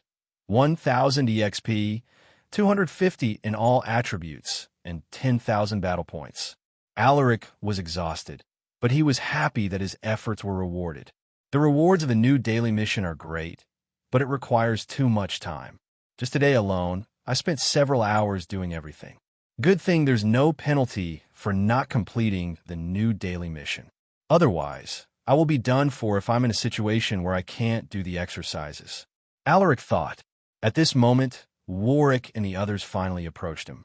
"My lord." They greeted him with even more respect now that he had become an elite knight. Before this, their respect stemmed from the fact that he was the heir of House Silversword and his incredible talent for swordsmanship. But it was different now that he had become an elite knight. He was already standing on the same level as them. Alaric got up and returned their greeting. "My lord, since when did you become an elite knight?" Warwick asked while staring at him with a serious face. "Just yesterday." Alaric shrugged without bothering to explain. Seeing that he had no intention to disclose the details, he no longer pressed the matter. "I see. Congratulations on your advancement, my lord." "Congratulations, my lord." Everyone showered him with congratulatory words. Alaric responded to them one by one. "By the way, Sir Warwick, I have something for you. Please follow me to my study." Alaric turned his head toward Warwick. The latter raised an eyebrow, feeling curious about his invitation, but he still nodded in response. "Yes, my lord. Also, please inform the workers to repair that. Tell them to make it more durable." Alaric pointed at the arched stone that he used in his pull-ups. There was noticeable damage to the architecture because of the unexpected weight that it had to carry. Everyone smiled wryly upon hearing this. "Yes, my lord." After giving a few more instructions, Alaric nodded to Warwick and left the training grounds. Warwick quietly followed him. Just as they were about to enter the main mansion, they saw Roland with two of his subordinates walking toward them. "My lord." Roland cupped his fists. Suddenly, Roland widened his eyes. "Elite Knight." Alaric seemed to have sensed a shock and sent him a smile. "What's up, Sir Roland?" he asked. Roland cleared his throat while gathering his thoughts. "We have overstayed here, so I'm here to bid you farewell. Although it's rather unfortunate that you won't be joining our side." He expressed his regret with a long sigh. "It is indeed unfortunate, but I hope that this won't affect our friendship." Alaric shook his head, also feeling regretful. "Of course not." Roland shook his head and smiled. "That's good." Alaric's face suddenly turned serious as he said, "I hope that you will properly convey our concerns to His Highness. We don't want the Empire to fall into ruin, so we are making this choice." Roland understood his worries. This was also one of his concerns once the two princes would clash. He was certain that their battle would cause great damage to Astania. "Understand. I will convey your message to His Highness. You can rest assured, my lord," he promised. The two exchanged a few more words before Roland left with his subordinates. Looking at his departing figure, Alaric smiled. "We will meet again soon, my friend." "I'm sure we will." "He is a respectable warrior," Warwick commented. "Amen." Alaric hummed in agreement. When they could no longer see Roland's group, Alaric turned around and uttered, "Let's go." Warwick nodded and followed him inside the main mansion. Alaric brought Warwick to his study and took the beast soul crystal of the Orc Lord that was hidden in his desk drawer. Galliner had only used less than half of the energy it contained, so there's still plenty of energy left. "You have done well in performing your duties. You deserve this reward. I hope that you will advance with the help of this beast soul crystal." Alaric handed him the crystal. "My lord, this is—" Warwick was flabbergasted. He could tell that it was the beast soul crystal of the Orc Lord. Although some of its energy was gone, it still contained enough energy to facilitate his advancement. "Please take it, Sir Warwick." Warwick no longer hesitated after seeing his insistence. "Thank you, my lord. I won't fail your expectations." He had been an elite knight for a long time, but he hadn't found a chance to break through because of the lack of natural resources and mana. However, with this beast soul crystal, not to mention a week, he would probably advance in just a few days. Alaric tapped his shoulder. "Keep up the good work." He offered a few more words of encouragement to the veteran elite knight before he sent him out of his study. After Warwick left, Alaric took his seat. Once Sir Warwick becomes a Transcendent Knight, House Silversword will have 3 Transcendents. There's Sir William too. If only I could convince him to officially join us. Maybe there will be a chance once we gather the surrounding forces for the Orc subjugation plan. As he thought of this, his lips curved upwards. 2 weeks passed by after that. During these 2 weeks, Alaric honored his promise to give the warriors who had died in Alverton a proper funeral. House Silversword also invited a cleric from the church to officiate the ceremony. This gesture tugged the hearts of the warriors and the families of those who had fallen. Usually, the fallen warriors would only be buried together, and there would be no ceremony whatsoever, so everyone was moved by Alaric's decision to hold a funeral. The residents of North Pine Town and the former residents of Alverton attended the event to bid farewell to the heroes who were killed to protect their lives, and also to express their gratitude for their selfless sacrifices. The funeral lasted an entire week, and the heroes were buried on top of the mountain beside the estate. The mountain was formerly called Mount Canla, but Alaric took it upon himself to rename it Mount Tedra, which means Land of Protectors when translated into common language. It was Ivana who suggested this name, and she even attended the funeral, but something came up halfway through the ceremony, which forced her to leave North Pine Town. Alaric asked what happened, but the elven princess refused to tell him and decisively left after bidding him farewell. After the fallen warriors were buried, Alaric sent his subordinates to inform the families of the dead that they would receive monthly compensation and other benefits to ensure their livelihood. On the 3rd day of March in the year 209 of the Astanian calendar, Alaric was heading to Redunia to meet the leaders of the noble households in the north. When these arrogant leaders received the letter sent by Lucas Silversword, almost 80% of them agreed to join the orc subjugation. The leaders unanimously agreed to hold a gathering in Redunia, which was situated at the very center of the north. At this moment, Alaric was checking his character profile on the cyan screen. Alaric Silversword Elite Knight, EXP 351/1000. Potential A. Traits: horseback riding C. Swordsmanship SSS. Close combat C. Archery F. Hunting E. Tracking E. Sixth Sense E. Monster Affinity F. Mana Gathering C. Strength 150. Stamina 150. Agility 150. Vitality 150. Endurance 150. Mana 151, 167. Battle points 20, 340. Stat points 45, 93. Requirements for the next advancement: 1,000 EXP, 250 in all attributes, and 10,000 battle points. He hadn't neglected his daily missions despite the busy schedule he had the past 2 weeks. Although he wouldn't be penalized for not completing his daily mission, Alaric didn't skip even a single day. The requirements this time are high, but if I strictly complete the daily missions, I should be able to fulfill everything in 3 years. He didn't dare be complacent, since the future he knew was becoming more and more uncertain. On the morning of March 4th, Alaric's entourage finally arrived at the town. At the entrance of Redunia, they were received by Dylan Heinrich, the heir of the Heinrich household. Explore more adventures at my virtual library empire. He escorted them to their family's estate and showed deferential treatment to Alaric throughout the trip.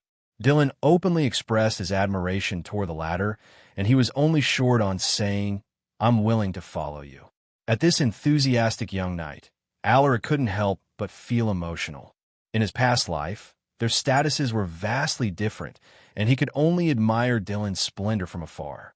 "Lord Dylan, has everyone arrived?" Alaric suddenly asked, his face turning serious.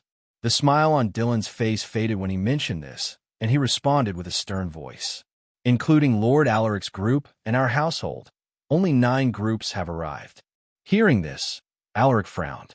14 households promised to join the orc subjugation, and it was already close to their agreed meeting time. "Any news from them?" Alaric inquired, his voice turning cold. Dylan cleared his throat and replied, "House Ermac sent us a letter yesterday saying that they would be delayed. House Sarion also informed us that they will arrive tomorrow. As for the remaining households..." He paused and observed Alaric's expression before he continued. "They didn't send any letter." Alaric's face darkened. "Send more messengers to those families and tell them to hurry. If they don't come before the agreed time, House Silversword will stop all our cooperation with them." In the past few months, House Silversword expanded their iron ore mining business at his insistence, which turned them into the largest iron ore supplier in the north. They had even extended business dealings with many noble households. If he cut off cooperation with those families, they would definitely face a severe lack of iron ore. Dylan was stunned. For him to utter those words, this showed that Alaric, or rather House Silversword, wasn't afraid of those noble households. "Yes, my lord. I will send our messengers to relay your message to them." Dylan subconsciously responded in a more respectful tone. "Amen." Alaric hummed in response. Soon, the walls that surrounded the estate of House Heinrich came into view. "We're almost there, my lord," Dylan said as he pointed in the direction of their estate. Alaric followed his gaze. House Heinrich's estate was strategically located on top of a hill. In case of a siege, they would have a higher ground, making it harder for invaders to attack. On top of the walls, he also saw some warriors occasionally patrolling, ensuring that no trespassers were nearby. They headed straight to the main gate where a welcoming group was waiting for them. Among them was Baron Smith Heinrich, the head of the household. As soon as the carriage stopped, Alaric got off and greeted the Baron. Unlike Baron Nathan of House Paxley, this man was very particular about his health. He looked strong and fit with the visible muscles on his arms. Furthermore, he was also an elite knight. Alaric approached the Baron with a confident gait. Meanwhile, Dylan matched his pace, but he subconsciously maintained a distance of half a step behind him. "I'm pleased to meet you, my lord." Alaric's face broke into a smile as he greeted the Baron. Baron Smith Heinrich had been observing Alaric the moment he stepped out of the carriage, and the young man gave him a strong impression. Alaric was completely different compared to someone his age. He already had the dignity of a lord, and he also had this unique charisma that made others subconsciously follow him. "He is very much like his father," he thought in his heart. "I'm pleased to meet you, my lord." Facing Alaric's polite greeting, Baron Smith responded with a smile. "I'm honored to meet you, Lord Alaric. I hope your journey was smooth." The two exchanged polite remarks before Baron Smith introduced the people who came with him. 3 were middle-aged men, and the last one was an old man who looked to be in his late 60s. It turned out that these 4 were heads of noble households. No wonder they looked so familiar. Alaric thought to himself. He disregarded them earlier, thinking that they were merely cousins or brothers of the Baron. Alaric respectfully greeted them one by one. After greeting each other, Baron Smith suggested that they continue their conversation inside his mansion. He also sent his men to inform the other family heads about Alaric's arrival. An hour later, Alaric and the family heads gathered in a meeting hall inside House Heinrich's mansion. Other than the family heads, they also brought their most trusted guards, with each of them bringing 2 at most. Meanwhile, Alaric brought Galliner and Fredrin with him. In front of these family heads, he had to show some power to maintain the prestige of House Silversword. At this moment, Baron Smith sent Alaric a knowing look. Sensing his gaze, Alaric cleared his throat before he opened his mouth. "Everyone." His voice was calm and unhurried, but the moment he spoke, everyone shut their mouths and turned their gazes toward him. "First, I would like to thank you all for coming all the way here." Alaric started with some opening remarks, expressing his gratitude to the ones who attended. He then took a short pause before he headed to the main topic. He stood up from his chair and said, "As mentioned in my father's letter, we spotted a large orc settlement in this location." He pointed to a certain location on the map pasted on the table. It was an area close to Alverton. He circled this spot with his finger and continued. "Based on our investigation, there are approximately 7,000 to 10,000 orcs in this settlement." When the family heads heard this, there was a collective gasp of surprise. This wasn't mentioned in Lucas's letter. They all thought that there were only 1,000 orcs at most, so they were stunned when he revealed this information. Suddenly, a family head spoke up. "My lord, if there are that many orcs, how can we even defeat them? Even if we were to gather all our warriors, we would only have slightly over 1,000 at most. To defeat an orc settlement of that size, we need at least 5,000 warriors. Enjoy exclusive content from my virtual library empire." Some family heads nodded in agreement. None of them wanted to fight a losing battle, especially one without much to gain. Alaric glanced at the man who had spoken. He was the oldest man in the room, and his territory was also the largest since he controlled a big part of Vale. His name was Argus. He was a baron, and he was also a retired warrior whose realm was at the level of knights. He might not be gifted as a warrior, but he was a shrewd leader who had won the highest seniority in the north. Alaric looked away from the old baron and scanned the faces of the family heads as he said, "I'm sure you are aware of the recent attack on Alverden. Do you know how many orc warriors attacked the town at that time?" His voice was calm, and everyone also sensed a trace of coldness in his tone. More than 1,000. Everyone's eyes widened upon hearing this. They were aware of the recent orc attack, but they didn't know that it was at such scale. With only less than 200 warriors, we managed to defeat them. His dignified voice drifted into everyone's ears. The family head stared at the young man in disbelief. Orc warriors were known for their strong physical bodies and aggression. Normal warriors would have difficulty handling a single orc warrior. While they were reeling in shock, Alaric continued, "It is not impossible to defeat them with smaller numbers. We only have to outwit them. Take a look at this place here." Alaric pointed at the map. The orc settlement is located in a large cave within this mountain. Initially, they stayed here, but because of the freezing temperature, they relocated to the cave. Here's what I plan to do. Alaric had already planned things with his mother before coming here, so he presented what they had prepared to the family heads. At first, everyone didn't think much of it, but the more they listened, the more astonished they became. "My lord, if I may speak." The one who spoke was still Baron Argus. Everyone turned their gazes toward the old man. "Your plan is feasible, but you mentioned that there are orc warriors patrolling outside the mountain. If they notice us, it could destroy our plans, and we may even have to confront them head-on. If we are to clash with their army, do you think we can win against them considering that Lord Lucas wouldn't join us in this battle?" The old man asked with a deep look. Alaric's plan was brilliant, but one mistake could make things go wrong. He wanted to know if Alaric had an alternative solution in case an unexpected situation happened. Sensing everyone's eyes on him, Alaric simply smiled as he beckoned to Galliner. "Sir Galliner, please reveal your aura so that these gentlemen can be assured about our victory." Hearing his command, Galliner, who was standing quietly behind Alaric, immediately stepped forward and released his aura. Transcendent Knight. The warriors who had followed their lords exclaimed in shock when they felt the oppressive aura akin to a heavy mountain coming from him. When the lords heard their subordinates' words, they were stupefied.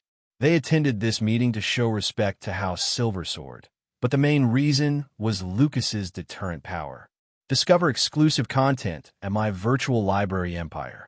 Another Transcendent Knight? Baron Argus almost fell from his seat after Galliner revealed his aura. The former was a knight, so he could sense the overwhelming presence of the latter. He had only felt this kind of pressure from Lucas and the few transcendents that he had met. At this moment, everyone finally realized why Alaric was so confident about this orc subjugation plan. It turned out that a new Transcendent Knight had appeared in their household. The first one to regain his composure was Baron Nathan, who had been quiet the entire time. He slapped the table out of excitement and laughed heartily. "Good. With Sir Galliner and Lord Alaric leading us in battle, what is there to be worried about?" Ha ha ha. He had been silent this entire time since he was thinking about how he should pull out of this operation. However, the moment Galliner revealed his power, he immediately discarded the thought. Heck, this was a Transcendent Knight, a powerful human weapon that could kill dozens of enemies in a single strike. Indeed, with Sir Galliner's power and Lord Alaric's brilliant plan, this mission would definitely be successful. Another lord chimed in. The lords no longer hesitated, and everyone readily expressed their desire to join the mission. Looking at the arrogant lords who were now flattering him like experienced bootlickers, Alaric smiled faintly. This is the commanding power of a Transcendent Knight. He thought to himself, if he had come here without Galliner, half of these lords might have pulled out from the plan. This was why it was important to have a strong leader in the army. Just their presence alone could drastically increase the army's morale. Is this enough, Lord Argus? Alaric turned his head toward the old baron who was still reeling in shock. Hearing Alaric calling out his name, Baron Argus cleared his mind and subconsciously adjusted his posture.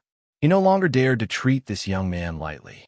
With a transcendent knight at his command, only an idiot would oppose him. With a forced smile on his aged face, the Baron responded, "Enough. It's more than enough, my lord." Alaric nodded with a pleased look. "Great."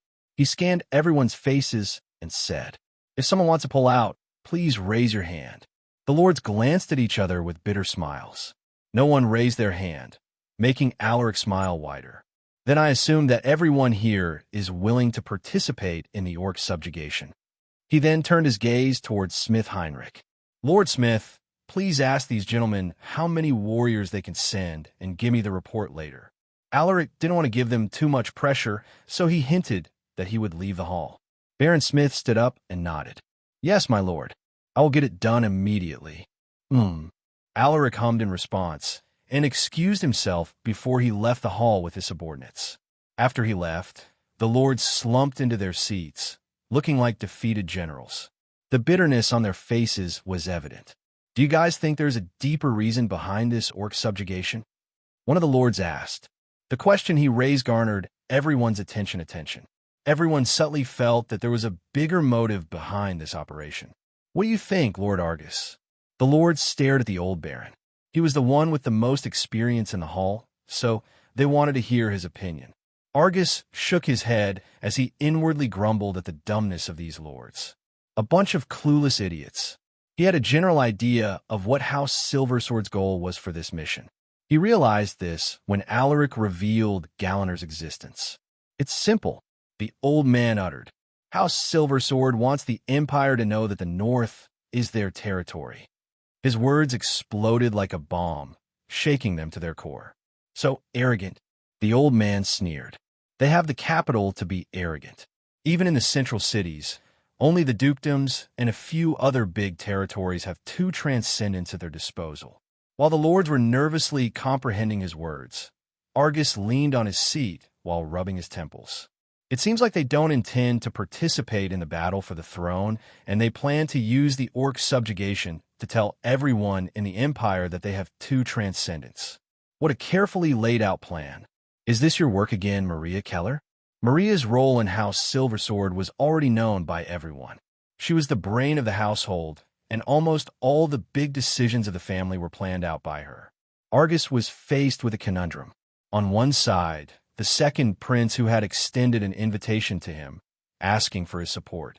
On the other hand, there was House Silversword, a tiger that had finally bared its fangs. He thought hard, but he couldn't come up with a decision.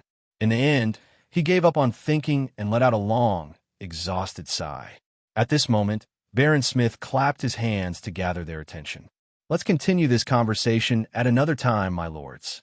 For now, please cooperate with me and tell me how many warriors you can bring for the orc subjugation. It would help a lot if you specify the levels of the warriors." He didn't dare neglect Alaric's instructions. "I'll go first." Baron Nathan eagerly volunteered. Smith Heinrich nodded to him and said, "Go ahead, Lord Nathan. Please tell me how many people you can bring." We don't have a lot of warriors right now, so I can only bring 50 warriors with me.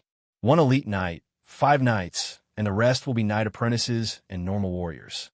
News about Galanor spread like wildfire in the north. No one expected the quiet house Silversword to suddenly reveal this hidden expert. The noble houses who had ignored Lucas's letter were now regretting their actions, and some even hurried over to Redunia to make amends. In the next few days since Alaric's arrival to the town, 7 more noble houses arrived. 2 of them were houses that hadn't sent a response to Lucas's message. No one could ignore House Silversword anymore, especially now that they had 2 transcendent knights. On the 10th of March, exactly a week after Alaric's arrival in Redunia, a large army had gathered outside the town. They were the warriors of the 16 noble houses who had volunteered to join the orc subjugation, their numbers totaling more than 1,200 men. At this moment, Alaric stood before this 1,000-man army, his gaze looking sharp like that of a hawk as he scanned the flags of those present. Underscore. Mission complete. Rewards: 500 battle points, 30 EXP, 30 stat points, random trait upgrade card X1. His eyes gleamed when he saw the notification. He then closed the cyan screen and took a deep breath before he opened his mouth. To everyone here, I commend your courage. You are the true warriors of the North. His dignified voice echoed, subconsciously making the warriors stand straight like unbending swords. We are gathered here for one purpose, and that is to destroy the orc settlement that has threatened the safety of the North. Alaric took a short pause and narrowed his eyes. We can't allow those beasts to come closer to our home, so they have to be eradicated. Everyone felt a chill when they sensed an overwhelming killing intent oozing out from his eyes. It was then that everyone realized Alaric's current power. Elite Knight. Lord Alaric is an elite knight. No way.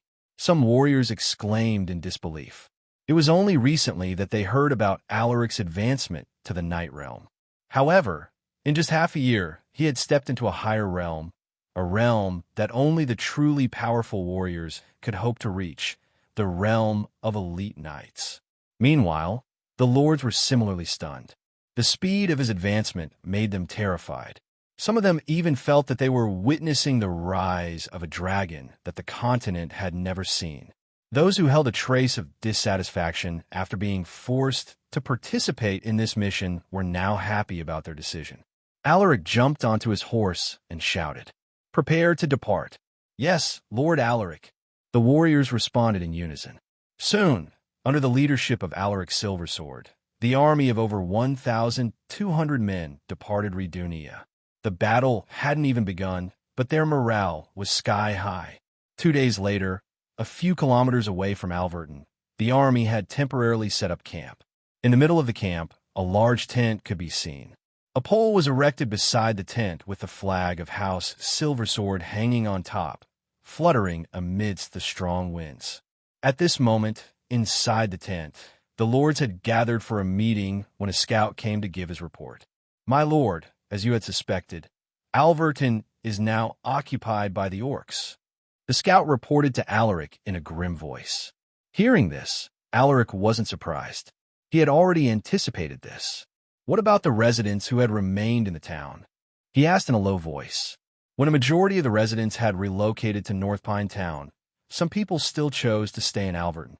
The scout's face darkened as replied, "They're being slaughtered by those beasts as we speak." His words weren't loud, but those who were present heard him clearly. "How dare those filthy creatures kill the citizens of Astania? My lord, please give me 200 men. I promise that I will destroy those beasts." One of the lords uttered with rage. Some of the lords frowned upon hearing his righteous words. They knew that he was only trying to get some brownie points from Alaric. Alaric raised his hand, indicating to the lord to keep quiet. He then beckoned to the scout and asked, "How many orc warriors are inside the town?" "We haven't done a detailed check, but based on our estimates, there should be around 500 orc warriors in the town, and they are led by 4 orc generals." The scout replied. Alaric nodded and turned his gaze at the lord who had volunteered earlier. "Lord Ermac, you heard him. There are 500 orc warriors in the town. If I give you 200 soldiers, do you have the confidence to kill every last one of them?" Everyone stared at Lord Ermac with cold smirks on their faces. Lord Ermac was tongue-tied, but when faced with everyone's mocking gazes, he had no choice. "Yes, my lord. Just leave it to me. Stay tuned for updates on my virtual library empire." He puffed his chest to appear as confident as he could, but everyone could see through his bluff.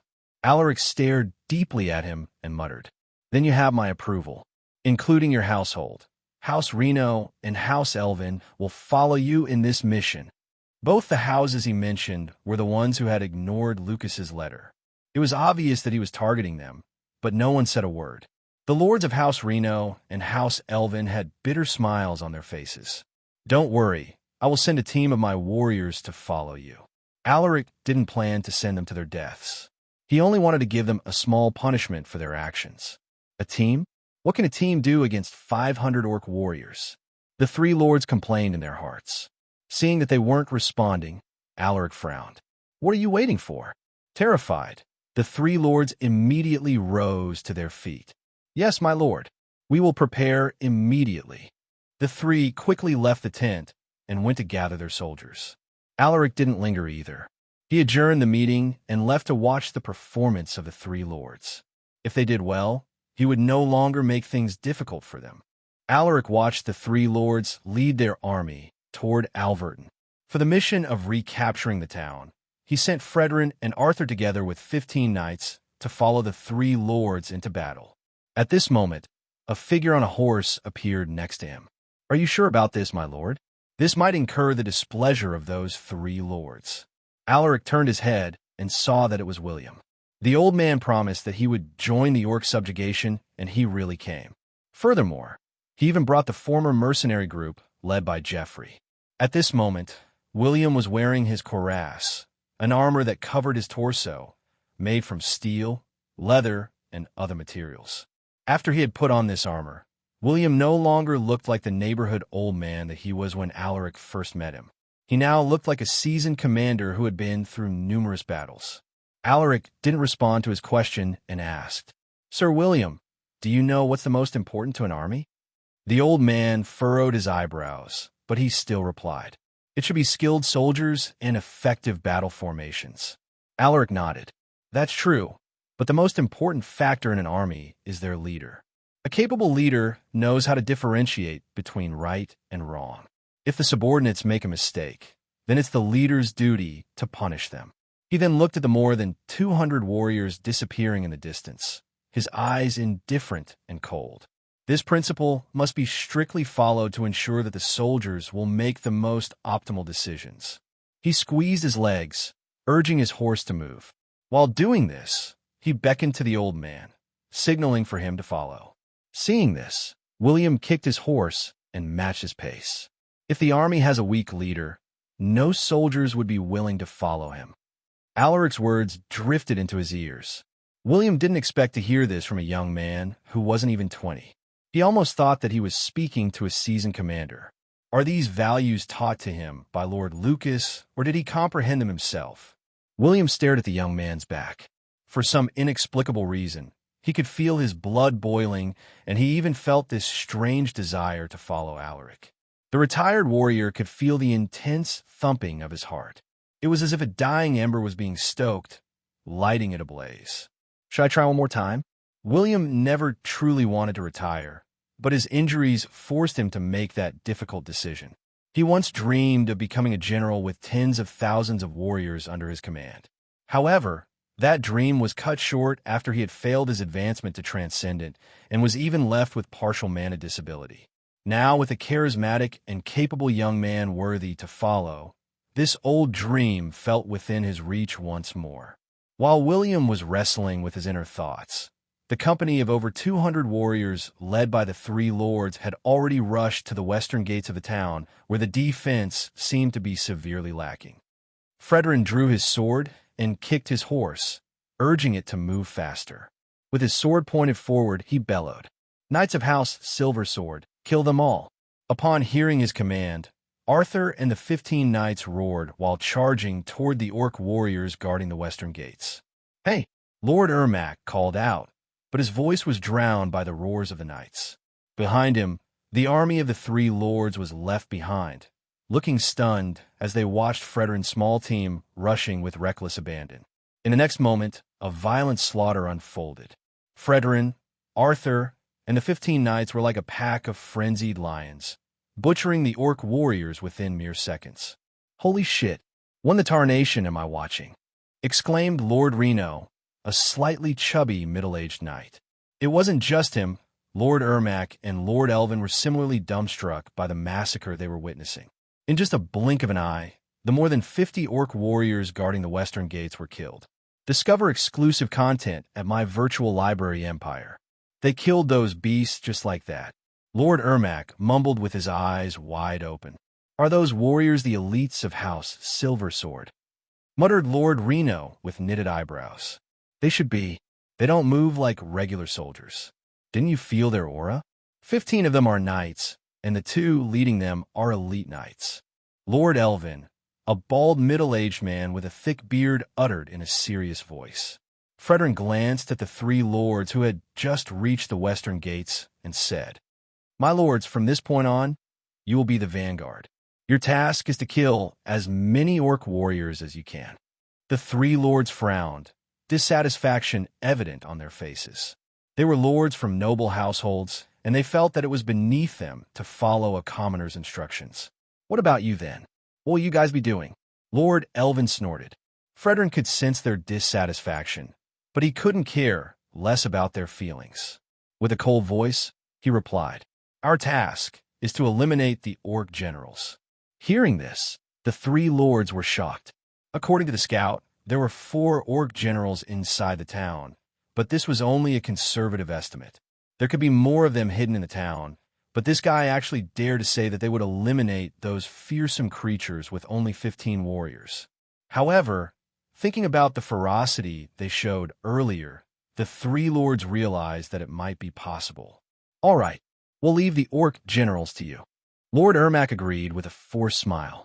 Dealing with the orc warriors was much better than fighting the orc generals. Fredrin nodded and made a hand gesture, instructing his men to make a path for the three lord soldiers. The three lords nodded to each other with solemn faces. "Let's go," Lord Ermac shouted. When the three lords led their warriors into the western gates, they saw a large number of orc warriors coming toward them. Seeing the aggressive beasts approaching them, the warriors felt uneasy. "Don't be afraid. We also have elite knights in our midst," Lord Ermac shouted when he noticed the soldiers' anxiety. He then nodded to the 2 lords next to him. "My lords, we can't lose face here with everyone watching us. We must show them that we aren't pushovers."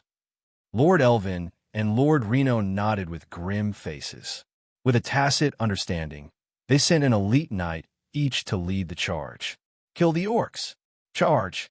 The 2 sides clashed soon afterward and a bloody battle followed. With 3 elite knights leading them, the army of the three lords took the upper hand right from the start.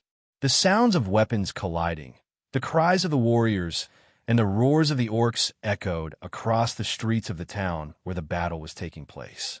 "They're doing much better than I thought," remarked Alaric, who was watching the fight from the high ground. William nodded in agreement with his words. "They are after all warriors of the north," he said with a faint smile. The northern part of Astania faced the enchanted woodlands, which was the home of countless ferocious beasts and many enemy species. Other than this dangerous forest, there is also the barren land called Snake Valley, where scattered tribes of barbarians had built their homes. Because of these factors, the north always experienced attacks. This made the warriors of the northern houses more experienced in battle. The three lords didn't embarrass themselves. Under their leadership, they destroyed the hundreds of orc warriors, leaving the streets near the western gates of the town drenched in blood. Lord Ermac, who was covered in blood, turned his head, looking for Fredrin's team in the crowd. After seeing them, he let out a triumphant smile. Sensing his gaze, Fredrin nodded, expressing his acknowledgement of their victory. "You have done well, my lords." His team also participated in the battle, but they didn't actively fight. They just cleaned up the orc warriors that came their way. According to Lord Alaric, all spoils gained from this battle will be divided between you 3. We won't be taking anything, including what we could get from the orc generals. He added. His words made the faces of the 3 lords light up. "Are you saying that we can take everything, even the beast soul crystals of the orc generals?" Lord Elvin inquired with an inquisitive look. "That's right." Fredrin nodded. Hearing his confirmation, the 3 lords were excited. The beast soul crystals of the orc generals were valuable, and just one piece could help a peak knight have a higher chance of advancing to the next realm. Just the thought of it made them excited. Knowing that everything would be distributed between them, the 3 lords energetically searched for the remaining orcs scattered in the town. However, their enthusiasm was cut short when 4 large beasts came into view. Orc generals! The 3 lords were horrified upon seeing the towering creatures. Even the elite knights under their command halted, their faces unsightly to behold. Just then, a calm voice resonated in their ears. "My lords, please take care of the orc warriors. We will handle the orc generals." Fredrin's team rode forward. They remained calm in the face of those monsters, a stark contrast to the nervous warriors under their command. Without waiting for their response, Fredrin raised his sword and shouted, "My brothers, our targets are here. Don't let them get away. Charge!" Fredrin kicked his horse, making it neigh before bolting forward. Arthur and the 15 knights also urged their horses to move, closely following behind Fredrin, who was acting as the vanguard. At this moment, the orc warriors suddenly threw a rain of javelins at them. Sue! Sue! Sue! Sue! Sue! Sue! Seeing this, Fredrin snorted. He raised his shield to the left side of his head as he swung his sword. Swoosh! Multiple javelins broke apart after that one swing. Meanwhile, Arthur and the knights weren't idle. They also deflected the javelins coming their way with a few swings of their swords. Swoosh! Swoosh! Pa! Pa! Pa! The small team's momentum didn't slow down, and they continued charging toward the orc generals. Some orc warriors tried to stop them, but they were effortlessly killed. In the next moment, Fredrin's team killed their way through into the orcs' flimsy formation, carving a straight path toward their targets. The 4 orc generals were enraged after witnessing the death of their brethren. They lifted their huge weapons and roared while charging toward Fredrin's team. Roar! The ground seemed to tremble as the 4 large monsters moved with heavy strides. Clang! Fredrin blocked an axe-wielding orc general, causing a violent clang that made everyone's ears itchy. Soon, a fierce battle broke out between the 4 orc generals and Fredrin's small team. To the surprise of the 3 lords, Fredrin's team actually managed to hold off the 4 violent creatures. What made them even more surprised was Fredrin himself. The man was like an immovable fortress, casually blocking the attacks that could even kill a knight. What incredible defense! Lord Elvin exclaimed without bothering to hide his admiration. Stop the chit-chat and focus on our task, Lord Ermac reminded him with a snort.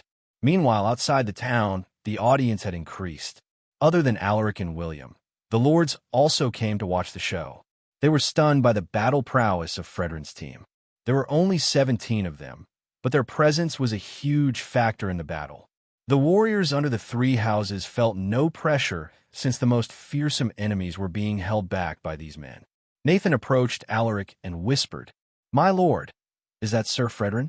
I heard about him from my brother, Jared. Enjoy new adventures from my virtual library empire." The sharp-eared lords listened closely, showing great curiosity about the elite knight. Amen, Alaric hummed in response.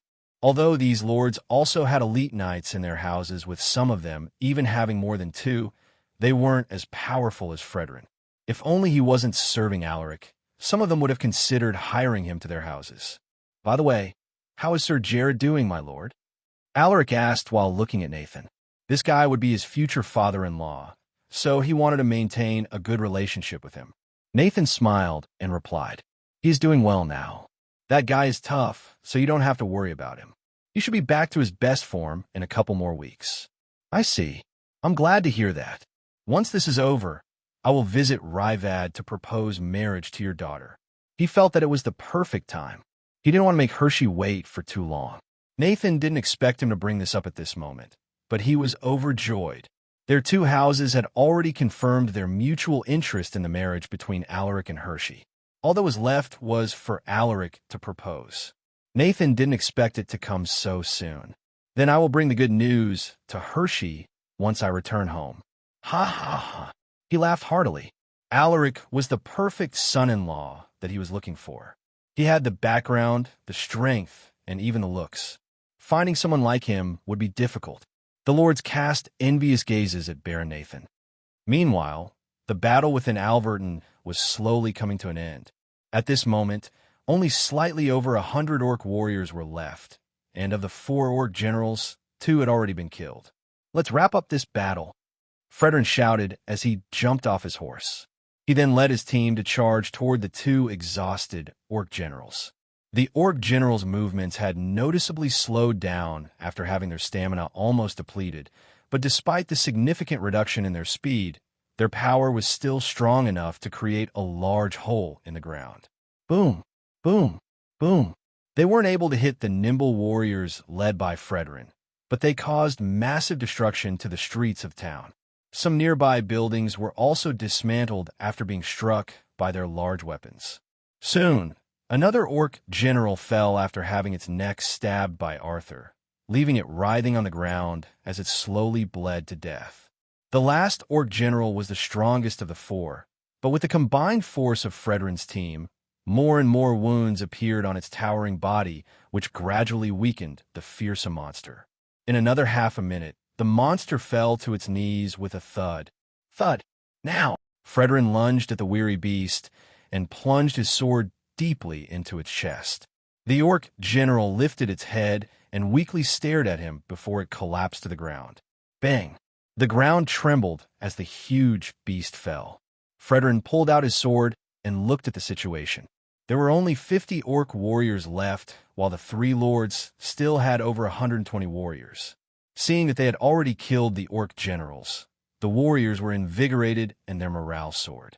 It only took them less than 15 minutes to kill the remaining orc warriors. We won! Victory!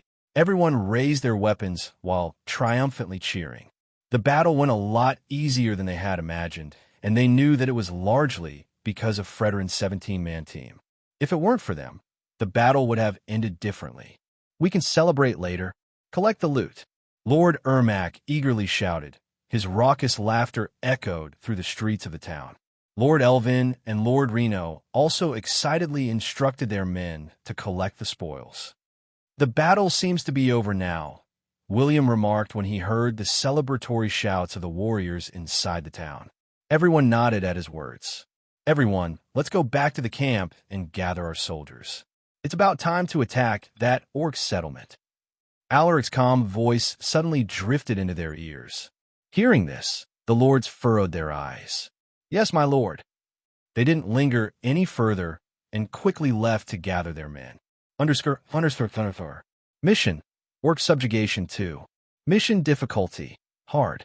Now that you have gathered enough men, head to the orc settlement and destroy it. Rewards: 800 battle points, 40 EXP, 40 stat points, equipment upgrade card X1, random trait card X1. Another hard mission. Alaric squinted his eyes upon seeing the system prompt. He then closed the cyan screen and headed to the camp to make his preparations. An hour later, the 1,000-man army began their march. The snow was starting to melt as spring approached. Now that a large portion of the snow had melted, the group marched unhindered. I see someone coming. Argus frowned as he stared in the distance. With his enhanced vision, he saw a few men coming toward them. Upon hearing his voice, the warriors subconsciously grabbed the handle of their weapons. Wait, they are allies. Alaric raised his hand, signaling to the warriors to keep calm. Earlier, he sent a separate force to eliminate the patrolling orc warriors in the forest beyond Alverton, ensuring that the beasts at the orc settlement would remain unaware that they were coming. Soon, 11 men came into view, and leading them was a familiar face. It was the warrior who had always been with Lucas from the start, and was now the current commander of House Silversword's armed guards. It was Warwick. My lord, I have come to give my report. Warwick saluted respectfully. After getting the Orc Lord's beast soul crystal from Alaric, he had successfully advanced and became the third transcendent knight of House Silversword. However, his breakthrough hadn't been publicized yet. Speak. Alaric nodded. My lord, we have completed our task. All the orc scouts have been killed without any accidents. Warwick reported. Alaric smiled faintly. Good. You can follow us now. Yes, my lord. Discover exclusive content at my virtual library empire. Alaric Silversword Elite Knight. EXP 72 102/1000. Potential A. Traits: Horseback riding C. Swordsmanship SSS. Close combat C. Archery F. Hunting E. Tracking E. Sixth Sense E. Monster Affinity F. Mana Gathering C. Strength 150. Stamina 150. Agility 150. Vitality 150. Endurance 150. Mana 167. 174. Battle points 480. 980. Stat points 114. 144. Requirements for the next advancement: 1,000 EXP, 250 in all attributes, and 10,000 battle points. He wasn't able to complete the daily mission in the past 2 days since he couldn't find time to train, but he wasn't too disheartened. He could make up for the loss once he cleared the ongoing mission. Do you want to use the random trade upgrade card? Yes, no. Alaric decided to use the card now. Please upgrade something that can help me. He silently prayed in his heart as he clicked, yes. Your trait Archery F has been upgraded to Archery Yeah. Alaric's face darkened when he saw the system notification. He then closed the cyan screen with a thought. Archery? I don't even have a bow with me. He could only smile bitterly. There was nothing he could do. The random trait card was entirely based on luck. Alaric erased his messy thoughts and focused his attention on the surroundings. He had Warwick to his left and Galliner to his right, but he didn't want to rely on their protection. He kept his eyes peeled throughout their march. After another 2 hours, they finally saw the mountain where the orcs had settled. Beneath this mountain was an entrance to a cave. It was partially covered by frozen vines, and more than 10 orc warriors were guarding this entrance. Alaric made a hand gesture, signaling the army to dismount quietly. Upon dismounting, he beckoned to Henry, Rigger, and Aldrin. Seeing his signal, the 3 warriors silently approached him. Alaric tapped Henry's shoulder, pointed at the orc warriors guarding the cave entrance, and made a slitting gesture. Henry and the 2 knights understood his intentions. They nodded with serious gazes before they left. Everyone watched as the 3 warriors rushed to the targets without making a sound. In the next moment, they lunged at orc warriors and killed them in just a few seconds. Everything happened so fast that the orc warriors weren't able to call for help. Now that the cave entrance was unguarded, Alaric commanded the army to move forward as quietly as they could. He didn't want the monsters to discover them, or they would have to fight a prepared orc army. With a large difference in their numbers, attacking them by surprise was the best option. This cave is much bigger than I thought, Alaric remarked as soon as they stepped inside the cave. The tunnel leading inside was big enough for 20 men to walk side by side. There was also a unique kind of moss growing on the walls of the cave that emitted weak light, giving them some kind of lighting within the dark passageway. Suddenly, they encountered a group of patrolling orc warriors, but they were quickly put down by the crossbowmen and archers. Sue! Sue! Sue! Sue! Sue! Sue! Sue! Sue! The poor monsters weren't even able to grab their weapons, and they all died in just a blink of an eye. Soon, they arrived at a large cavern where the orcs had built their dwellings. At this moment, a sharp screeching sound echoed throughout the cave. We have been discovered. Alaric frowned. With no time to waste, he gave a series of instructions to the lords. They had already discussed this beforehand, so everyone knew what to do now that it had come to this. To kill as many orcs before they could react to the situation. Enjoy new tales from my virtual library empire. Under the lead of their lords, the warriors swarmed into the cavern and attacked all the orcs they encountered. Kill these beasts. Kill them all. The orcs were caught off guard by the unexpected invasion. They tried to defend themselves, but most of them were unarmed, so they weren't able to do much against the properly equipped warriors. Alaric watched the carnage with a frown. He noticed that the orcs here were mostly comprised of juveniles and even children. Only a few were adults. Just then, a loud roar reverberated like thunder. Everyone subconsciously turned their gazes. Coming out from the passageway at the opposite side of the cavern were hundreds of orc warriors. They roared with rage when they saw their young being slaughtered. Shield bearers, forward! Alaric immediately shouted. He had to prevent those orc warriors from piercing through their formation. 100 warriors carrying large shields stepped forward and planted their feet firmly upon, taking formation. Brace for impact, shouted Fredrin, who was leading these men. It was only a few hours since he had participated in the battle to reclaim Alverton, but his face showed no signs of exhaustion. Clang, clang, clang. The shield bearers grunted after the orc warriors smashed into their defenses. Hold your ground. Don't be afraid. Fredrin's voice drifted into their ears. Hearing his voice, the shield bearers stubbornly resisted the charging orc warriors. At this moment, the commander assigned to lead the ranged units raised his hand and shouted, "Release your arrows! Sue! Sue! Sue! Sue! A barrage of arrows and crossbow bolts was fired, piercing dozens of orc warriors and leaving them with bloody holes in their bodies.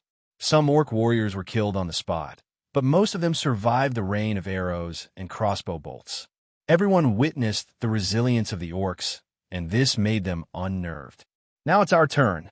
Henry looked at the 200 infantrymen behind him and grinned. Warriors of the North, follow me into battle. The old man shouted while raising his sword into the air. Kill them all. Kill the orcs. The infantrymen were fired up and they looked eager to fight. Charge with me. As soon as Henry gave the command, the shield bearers created a path for them. With Henry at the front, the infantry unit charged toward the orc warriors, resulting in a brutal clash that killed dozens of orcs. The members of the infantry unit were the most skilled warriors in each household handpicked by Alaric himself. Most of them were only knight apprentices, but their skills in wielding their weapons had already reached a terrifying level. Faced with these skilled warriors, the monsters were so completely outmatched that the orc generals were forced to intervene. Filthy humans! How dare you destroy our home and kill our kind? An orc general roared furiously as it casually killed a soldier with a smash of its huge hammer. Boom! Henry knew that he had to stop this monster quickly to prevent more casualties. With quick strides, he rushed toward the orc general while killing the orc warriors that stood in his path. In just a blink of an eye, numerous orc bodies lie breathlessly in his wake. Sensing his presence, the orc general angrily pounced at him as it swung its gigantic hammer that weighed over a ton. Boom!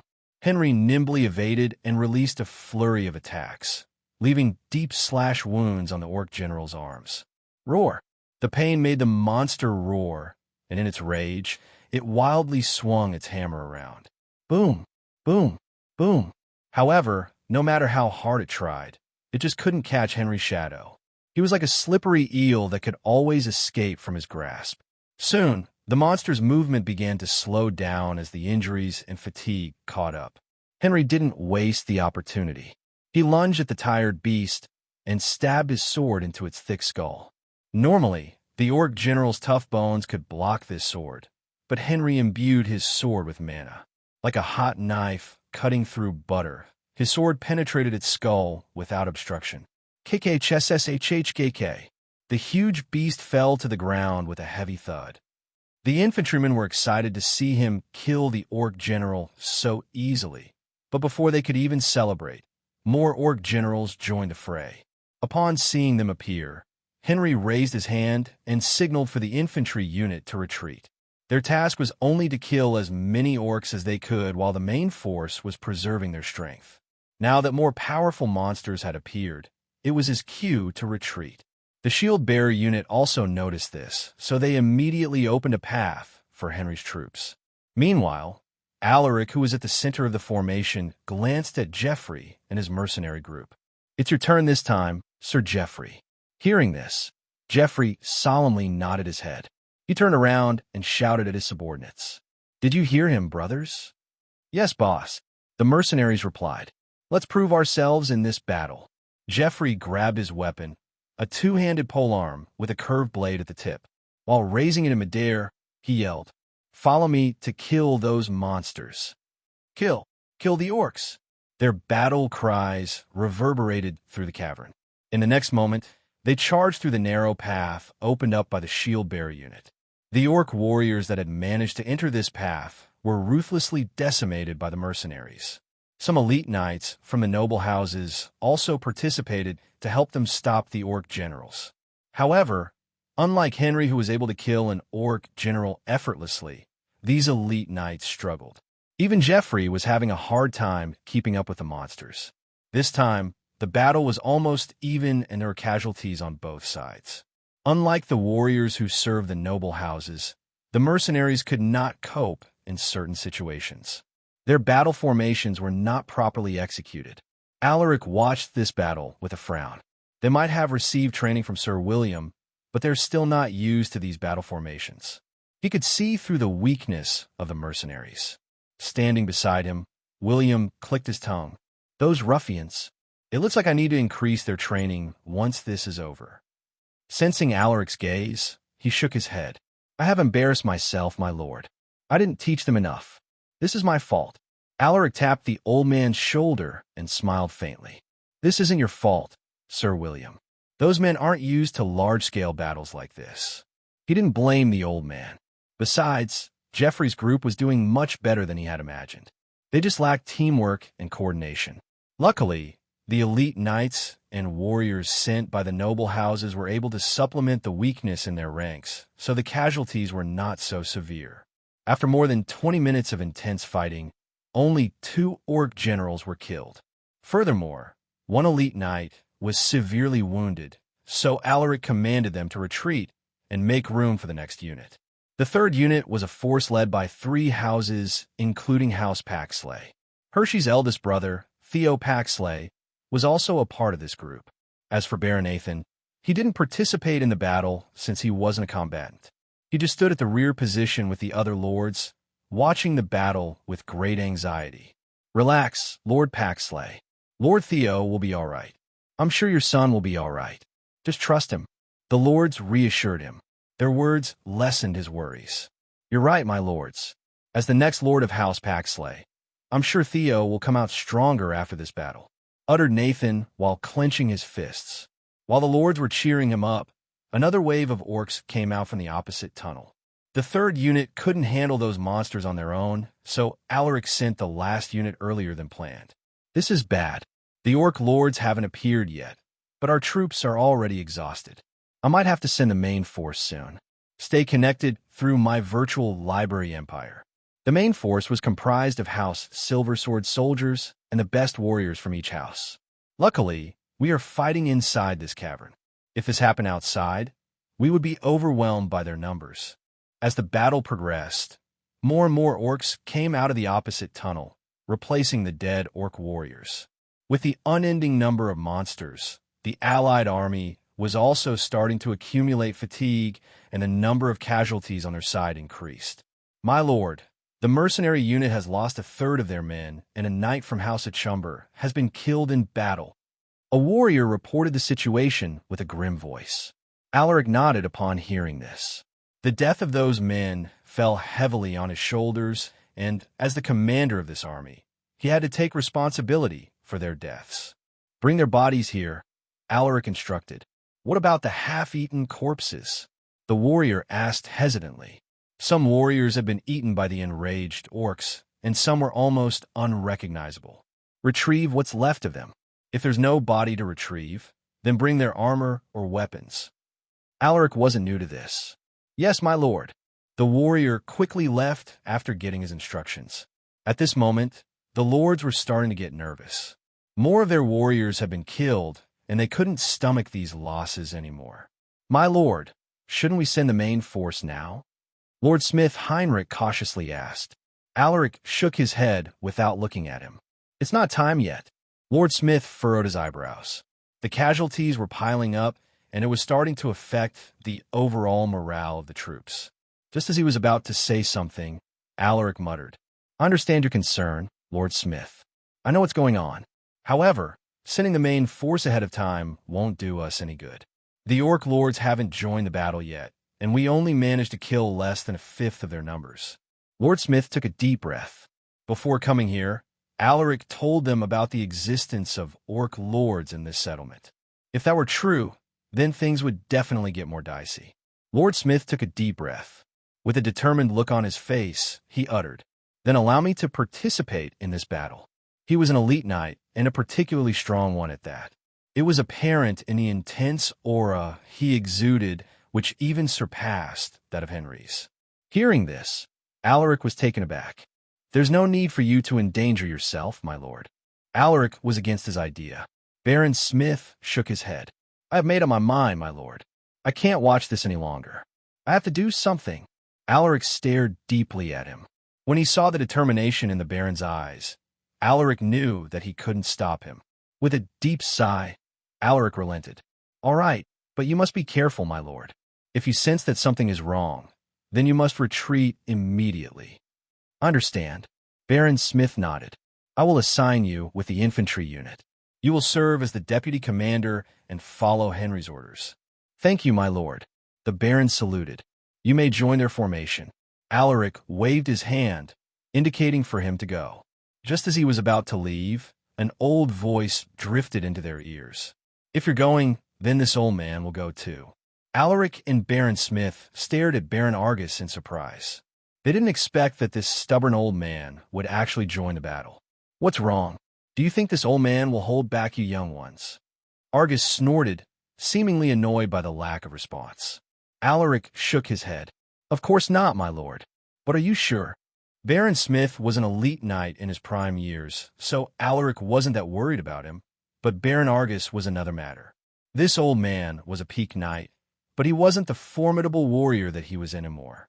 Age had caught up with him, and it had affected his battle prowess. Seeing Alaric's hesitant face, Argus smirked. Look at you hesitating. A commander has to be prepared to sacrifice his men.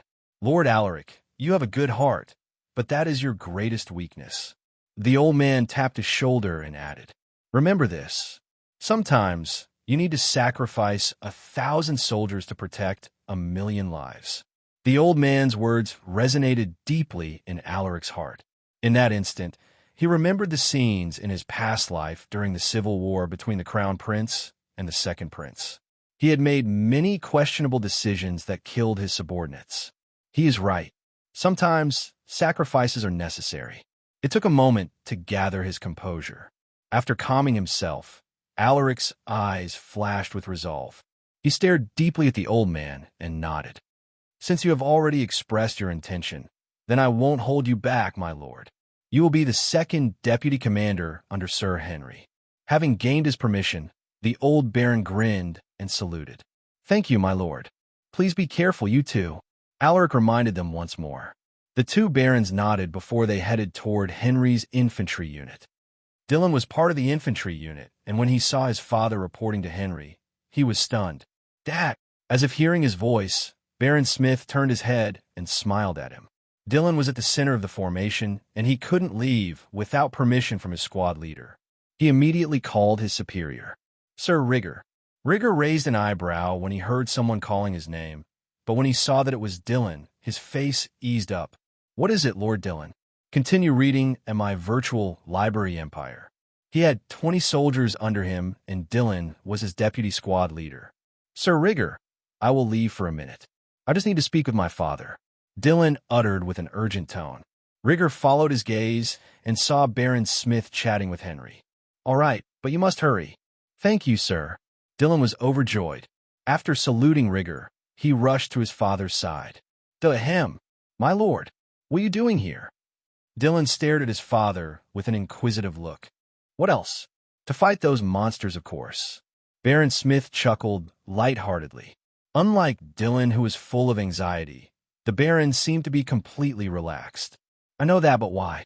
You don't need to place yourself in danger. Dylan stared at his father with a worried look. Baron Smith's expression turned serious as he shook his head. He then pointed at the ongoing battle and uttered in a solemn tone. The situation is urgent, and if nothing is done, there will be more casualties. Dylan, as the future Lord of Redunia, there are times when you will be forced to make a choice.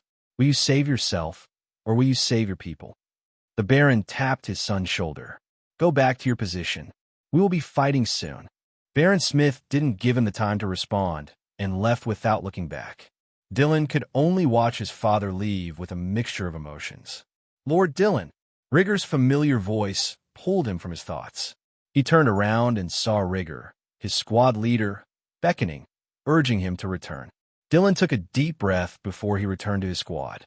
At this moment, the first row of the shield-bearer unit collapsed from exhaustion while they were covering the retreat of the combat unit.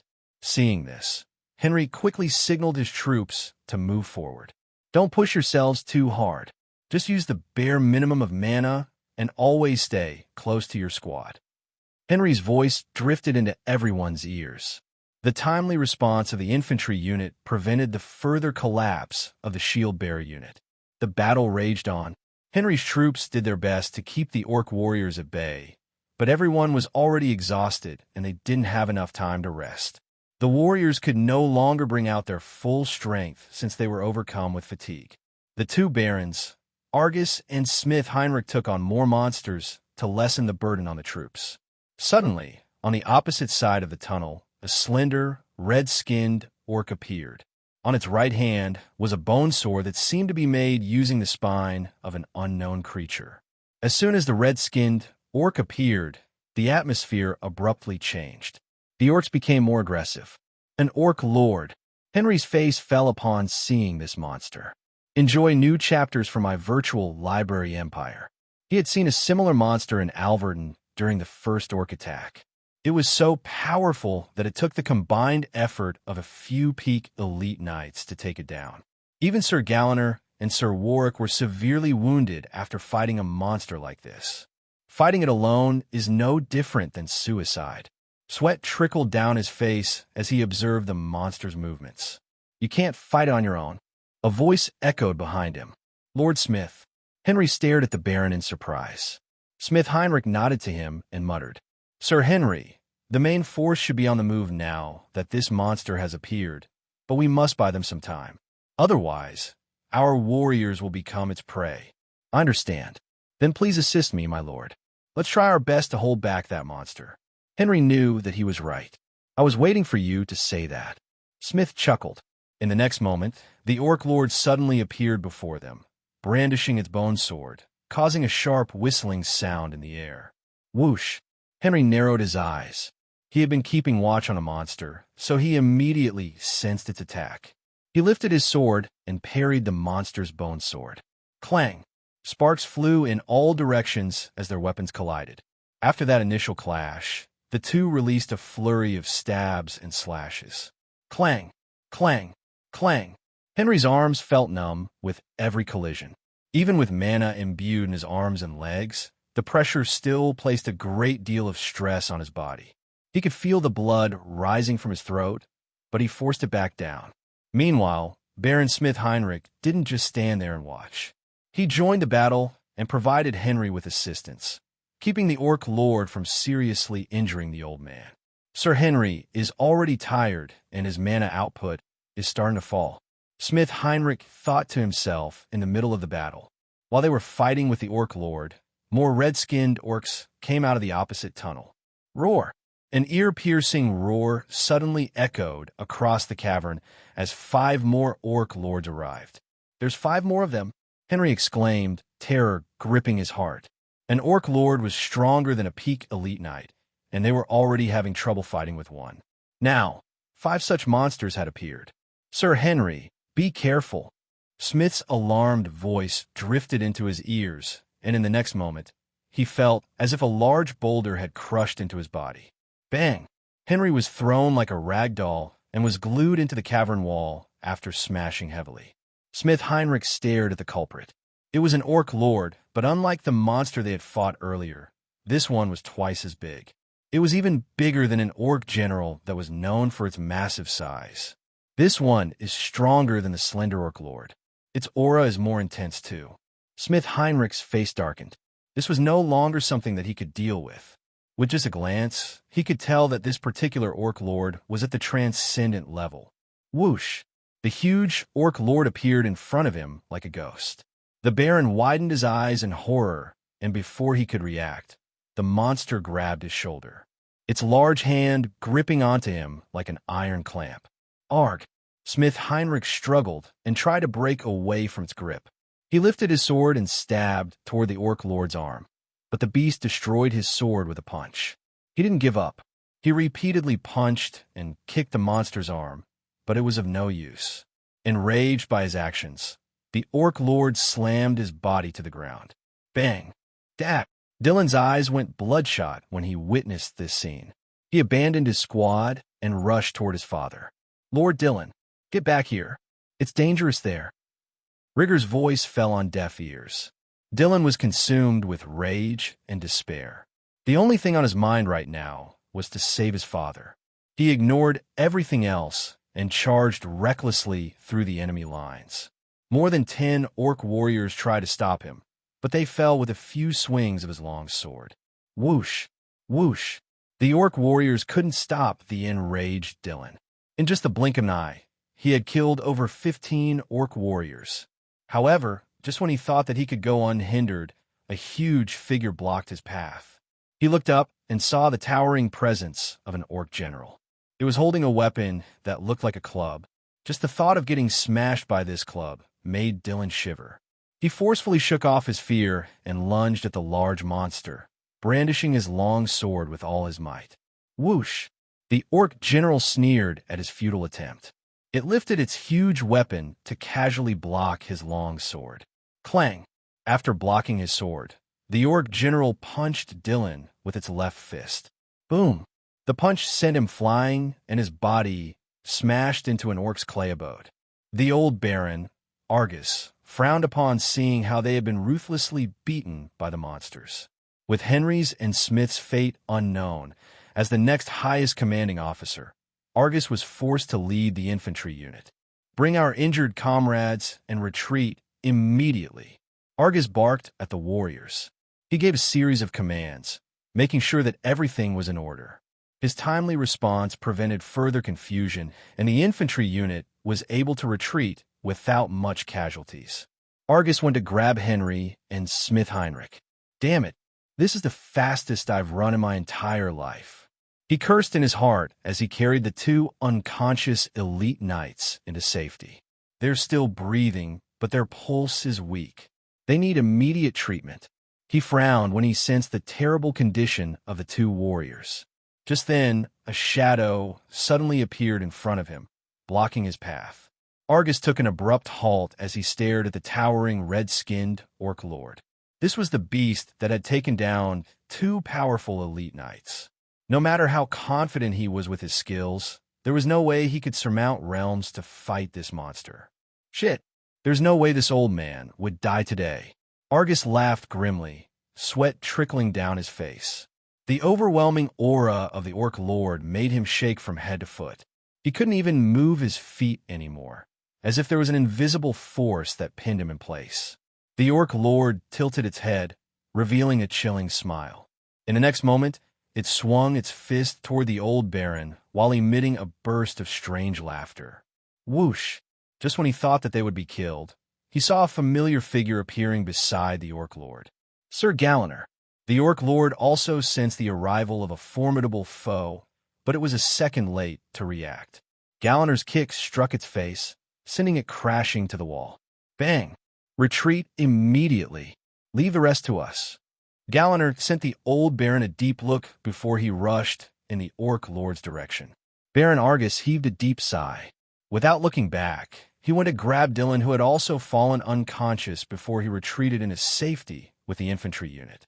Baron Argus grabbed a medical practitioner and pointed at the three people he had saved. Please prioritize these three. They are gravely wounded. The medical expert was stunned after being suddenly yanked, but when he saw that it was the old baron, he forcefully swallowed his anger. I'll see what I can do, my lord. Argus nodded with a grave look. He then turned his head. The main force had already clashed with the orcs, and a brutal slaughter followed. Under Alaric's leadership, the main force destroyed all the orcs in their path, piercing through the enemy formation with unstoppable momentum. That old man. Argus squinted his eyes as he looked at the old man, who was currently fighting two orc lords. Sir William? How is this possible? His eyes widened in shock and disbelief. He had heard about William's recovery, but there was no news about his advancement to Transcendent. Wait, there's another Transcendent. Baron Argus stared at Warwick, who was also fighting against two orc lords. Sir Warwick is a Transcendent too? Just how many Transcendents do they have? Lord Lucas, Sir Galliner, Sir Warwick, and if Sir William is included, they have 4 Transcendents. Insane. It wasn't just him. The lords of the noble houses were also flabbergasted. They all thought that Galliner was the only Transcendent after Lucas. Fucking awesome. So fucking awesome. Lord Nathan's eyes twinkled after they had revealed their powers. This further solidified his desire to latch onto the coattails of House Silversword. Honor? Who cares about honor? Can that be eaten? Lord Nathan clenched his fists as he watched the battle unfold. The main force displayed their strength. Coupled with the rage that they had been suppressing earlier, they brought out a terrifying force that rendered the orc warriors unable to defend themselves. Even the orc generals weren't any better. The powerful elite knights from each noble house furiously attacked the monsters. Meanwhile, Alaric was at the forefront of the formation, showing the courage of a true commander. Continue your journey on my virtual library empire. Looking at his back, the warriors felt invigorated and the morale was sky high. With Galliner and the other two holding back the orc lords, there is nothing that can stop us from massacring these orcs. Alaric thought to himself, but for some reason, his instincts were giving him signals, as if a far more terrifying beast was hiding inside the cave. I hope I'm wrong. He tried to convince himself, but he knew that his instincts had never been wrong. It looks like I don't need to use my stat points for the time being. Alaric still had over 140 in used stat points. He had been keeping them in case of emergencies. My lord, why don't you leave the front to us? You should get some rest. An elite knight from another household suggested with a look of concern. I'm fine. Besides, my presence in front is necessary. Alaric calmly responded. Look behind you. Do you know why they are fighting so hard even with all these enemies around us? The elite knight quietly stared at him while listening to his words. It's because I'm here. As long as I stand in front of this formation, those warriors will never retreat. Alaric uttered before his figure blurred and reappeared next to an orc general. With a rotating slash, the orc general's head flew and its towering body fell to the ground with a heavy thud. Unreal, the elite knight mumbled when he saw Alaric effortlessly killing such a powerful monster. With Alaric's dominant performance, the warriors of the main force were thrilled. The excitement positively affected everyone, boosting their confidence and fighting spirit. As more orcs were killed, Alaric's instincts started kicking in once more. It was screaming at him as if telling him about an incoming danger. In the next second, the cavern suddenly trembled and a deep, booming voice echoed. Humans, you have enraged this king. An oppressive pressure abruptly descended that almost forced everyone to kneel. Alaric's eyes constricted when he sensed the aura coming out from the opposite tunnel. It was heavy, appalling, and filled with bloodlust. A large hand grabbed the edges of the opposite tunnel, and soon, a huge figure twice the size of an orc general came out. It had a mixture of red and dark purplish skin covering its humongous body. On top of its head was a pair of long, curved horns that were as sharp as swords. There were also black scales on its arms and legs that looked like steel plates. As soon as this creature emerged, Alaric widened his eyes in disbelief. Orc King. There's actually an Orc King here. There were cases when Orc Lords evolved into much stronger beings, but this took a long time and a large number of sacrifices. In every 1 million orcs, only one Orc King appears. That was how rare they were. This was a peak disaster grade monster, a creature close to becoming a calamity grade. The latter were monsters that could threaten several cities, if not contained immediately. Sir Galliner, Sir Warwick, Sir William. Alaric called out with a grim expression. The three transcendents abandoned their targets and rushed to his side after hearing his call. My lord, we await your orders. Read latest chapters in my virtual library empire. Alaric stared deeply at the Orc King and uttered. Change of plans. You three will attack the Orc King. We will handle the Orc Lords. This was the only option for them, since no one else could fight the Orc King other than Transcendence. I obey. Galliner nodded without complaint. Yes, my lord, answered Warwick after taking a deep breath. Meanwhile, William hesitated for a moment before he nodded. I will do my best. Alaric gave them one last look before he made a hand gesture, signaling for them to make a move. Seeing his signal, the three Transcendent Knights immediately rushed toward the Orc King.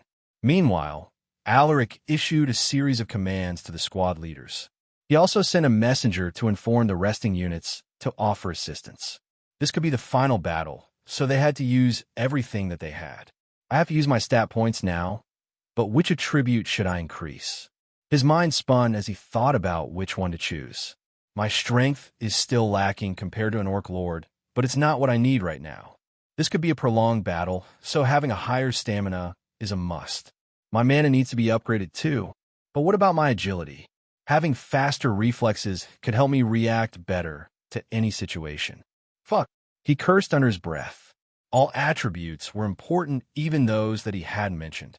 While wrestling with his thoughts, the Orc Lords had already recovered, and they were approaching the main force with unimaginable speed. Shit. Alaric no longer bothered to think. He quickly distributed his stat points to the attributes that he believed would be useful. Strength, 150, 170. Stamina, 150, 180. Agility, 150, 180. Endurance, 150, 160. Mana, 174, 228. Stat points, 144, 0. He felt a bit annoyed that he had to use his stat points on his mana, but there was nothing he could do. Mana was very crucial in this situation, and having more to spare could be a huge factor. After increasing his attributes, Alaric lunged at the most dangerous Orc Lord, intending to fight it by himself. It was the Orc Lord that took out Henry and Smith Heinrich. Facing this monster, Alaric didn't dare to be careless. He pulled the Dark Diamond Shield while wielding the rare steel sword in his strong hand. In the next moment, a violent shockwave burst forth as Alaric and the Orc Lord clashed. Huh! Alaric grunted as he blocked the Orc Lord's punch. Its strength made his left arm go numb, but he endured the pain. He planted his feet firmly so he wouldn't be knocked down. The ground beneath him fractured from the impact, and his legs almost buckled. The Orc Lord stared at him in surprise, not expecting a weak human to withstand its punch. Interesting. You aren't a transcendent, but you managed to block my punch. The Orc Lord revealed a twisted smile while staring at him with curiosity. Alaric ignored its muttering. He retreated backward while keeping his eyes on the monster. The Orc Lord licked its lips and laughed wickedly. I wonder what you'll taste like. Kakik. Alaric felt a chill in his heart. Alaric calmed his nerves. The monster was powerful, but with the Dark Diamond Shield mitigating most of the damage, he could barely keep up with it. Even with all the upgrades he made to his attributes, it was still insufficient. After all, this particular Orc Lord was at the level of transcendence. Without the Dark Diamond Shield and the rare steel sword, he wouldn't be able to last long against the monster. This was an undeniable truth. The Orc Lord's laughter ceased, and it suddenly appeared in front of him. Whoosh! Alaric saw a huge fist coming his way, so he instinctively lifted the shield to protect his body. Bang! However, he was sent flying this time. It started to get serious. The punch was a lot stronger than when it first attacked him. He even felt his bones cracking after blocking that blow. Alaric twisted his body in midair to stabilize himself before he landed on the ground. With a grave look, he stared at the Orc Lord. The creature flashed a taunting smile, as if mocking him for his weakness and futile efforts. Without that shield, you are nothing, the Orc Lord uttered. The disdain in its voice was evident. Faced with its mockery, Alaric snorted. He imbued his body with mana to provide more protection for himself. This was rapidly decreasing his mana, but Alaric didn't care. Just one direct hit from the monster could kill him, so he would rather use his mana for additional protection. He then poured more mana into his sword, activating its hidden power. With a forceful slash, an invisible sword wave shot toward the Orc Lord, slicing through the air. Whoosh! Alaric felt the sharp decline in his mana after he had released that slash. Normally, only Transcendent Knights could pull off this move, but the rare steel sword allowed him to use this ability. The smile on the Orc Lord's face vanished when it sensed the approaching danger. It grabbed the ground, peeled off a large chunk of stone, and threw it in Alaric's direction. Bang! The invisible sword wave smashed into the large stone, breaking it into smithereens. The stone managed to weaken the sword wave, and the residual force struck the Orc Lord, leaving a deep, long laceration on its chest. Roar! The Orc Lord was furious. With quick and heavy strides, it lunged at Alaric and swung its muscular arm with a terrifying force that split the air. It moved so fast for its size, and it had even exceeded Alaric's speed. Out of options, Alaric could only imbue more mana into his arms. He held his breath and mentally prepared himself for the impact. Bang! Like a kite with a broken string, Alaric was sent flying toward the opposite side of the cavern. He slammed into the wall and was pinned for 2 seconds before he fell to the ground. My lord, Lord Alaric. Everyone was horrified when they saw this, but they were also occupied in their battles, so no one could lend him a hand. Cough, cough. Alaric spat a mouthful of blood as he rose to his feet. He felt his insides shaking and contorting with pain that made him grimace. Sensing the wavering spirits of the troops, Alaric immediately shouted, "Keep your eyes on your enemies. I can handle things here."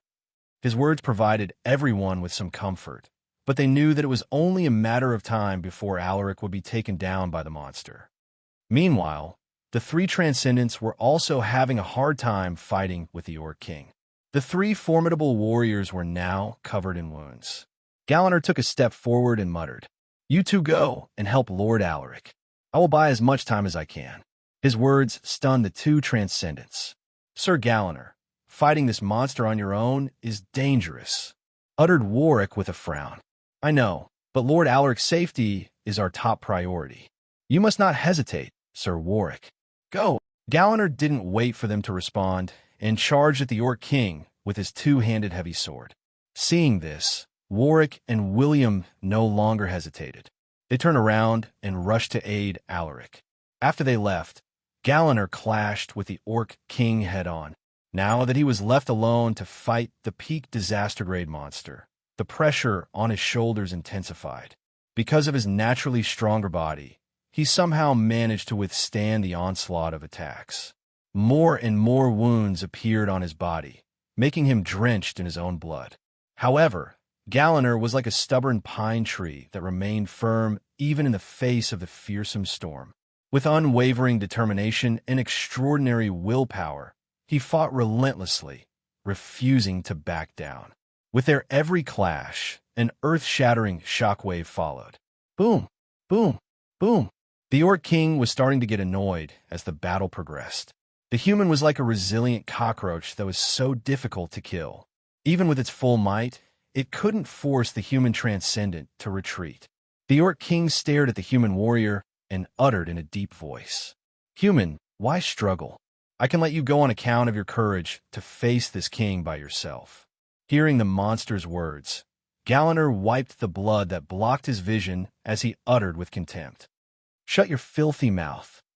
Find adventures on my virtual library empire." Veins protruded on the Orc King's face. "I gave you a chance." Its cold voice drifted into Galaner's ears, and in the next moment, it abruptly reappeared on his left. Whoosh! Seeing the incoming fist, Galaner used his 2-handed heavy sword as a shield. Bang! As the monster's fist struck his weapon, the blade shattered into pieces, and its fist continued unimpeded, striking hard into Galaner's chest. Arg! Galaner grimaced when he felt his ribs cracking from that blow. However, he ignored the pain and grabbed the monster's arm, twisting it into an unnatural angle. The Orc King's elbow made a popping sound as its joints snapped from the forceful twist. The Orc King's face darkened, and it roared furiously as the pain registered. Roar! It grabbed Galaner and tried to pull him away, but the latter was like an octopus, tightly clinging to its arm, refusing to let go. Feeling enraged, it swung its arm and rained punches into Galaner's body. However, instead of letting go, Galaner grabbed even tighter and used all the strength he could muster to yank off its arm. Soon, the tearing of flesh echoed as the Orc King's right arm was forcefully pulled apart by Galaner. Roar! The Orc King's eyes turned bloodshot. It opened its gaping mouth and bit into Galaner's shoulder. As its sharp teeth sank deeply into his flesh, Galaner shivered from the intense pain. Arg! Blood and sweat trickled down his face, obscuring his vision. The Orc King tore a huge chunk of flesh from his shoulder before it grabbed him and tossed him to the ground. "I like the taste of your flesh," the monster uttered after swallowing down the flesh it had torn off. Galaner stood up with great difficulty. His shoulder was bleeding profusely, so he immediately used his mana to stop the bleeding. "I stopped the bleeding, but this is only a temporary solution. I won't be able to hold on for long." His weapon was broken, and he could hardly stand on his feet. Galliner raised his head and looked at the approaching monster with a deep frown. It was staring at him with a twisted smile on its hideous face. Taking a deep breath, Galliner adjusted his stance and prepared himself for another round of battle. "Come at me." Meanwhile, William and Warwick rushed to support Alaric. "My lord, we are here to help you." The two transcendents attacked the muscular orc lord, giving it no room to breathe. The monster might be powerful, but facing the fury of the two experienced transcendents, it received a brutal punishment. William and Warwick took turns stabbing into its body. KHHSKKK. KHHSKKK. The orc lord tried to fight back, but the more wounds it took, the weaker it had become. Its speed had noticeably slowed down, making things easier for the two transcendents. In just 2 minutes, the arrogant monster staggered backward before it collapsed to the ground. Blood continuously leaked out of the holes in its body, slowly taking away its life. Soon, the orc lord's breathing ceased. "Are you all right, my lord?" Warwick rushed to Alaric's side and inspected him from head to foot. Alaric's body was still screaming in pain, but he acted like he was fine to prevent them from worrying. He waved his hand and said, "Go and help the others." "I'm fine." Hearing his words, Warwick nodded. "Yes, my lord." The situation was urgent, so the two transcendents didn't waste any time and left to take care of the remaining orc lords. After they left, Alaric searched for the orc king. He saw that Galliner was still fighting with the monster, but when he saw the transcendent's condition, Alaric's face fell. "Galliner!" He moved his feet and rushed in their direction. "Sir Galliner," Alaric called out as he threw his rare steel sword and the dark diamond shield toward his direction. Seeing this, Galliner jumped and caught them in midair. He could feel the potent power of the sword and the shield as he held them in his hands. When he injected them with mana, the inscriptions lit up, bursting forth with incredible power. Fear flashed in the Orc King's eyes when it sensed the power coming from the equipment. At that moment, the monster thought about fleeing, but before it could escape, Galliner lunged forward while brandishing the rare steel sword. A bigger, more powerful sword wave was released and shot toward the Orc King. Whoosh! A snapping sound echoed as the sword wave cut through the air. Alarmed by the frightening force that was approaching it, the Orc King evaded with a quick turn of its body. The sword wave struck the cavern wall and caused a violent explosion. Boom! The cave shook from the impact, and cracks started to form on the ceiling. With a few more such attacks, the cave might collapse. For the first time in its life, the Orc King felt a wave of terror. Its beastly eyes trembled as it stared at the dauntless human warrior. Galliner charged toward the monster while imbuing more mana into the rare steel sword. The Orc King didn't just stand there and wait for him. It gathered mana on its left arm, enlarging it to an unnatural size. Subsequently, a fierce collision followed as the rare steel sword struck the hardened black scales of the monster's arm. Clang! Boom! Galliner's hair danced wildly as a violent shockwave erupted across the cave. "My mana is almost drained. I need to end things quickly." His face turned pale as he injected more mana into the sword. The Orc King noticed this, and it immediately bombarded him with heavy punches. Bang! Bang! Bang! Galliner used the dark diamond shield to block its attacks. Powered by his mana, the shield was able to absorb most of the force, so he was able to withstand its barrage of attacks. Bang! Bang! Bang! The Orc King became more frustrated as the battle dragged on. It used its full power, but the damnable human didn't even budge. "Go and die already!" It roared, its face twisting with rage. Galliner sensed that it was getting restless, which also allowed him to see more openings in its defense. Suddenly, he slapped its arm with the shield and used the momentum to swing the rare steel sword. Continue reading on my virtual library empire. This time, an even bigger sword wave was released. Since the monster was in close proximity, it wasn't able to evade the sword wave. Just like that, the fearsome force struck the Orc King and tore open its flesh, slicing through unobstructed. It couldn't even utter a sound as its huge body was cut vertically in half, its blood and insides bursting out like a broken piñata.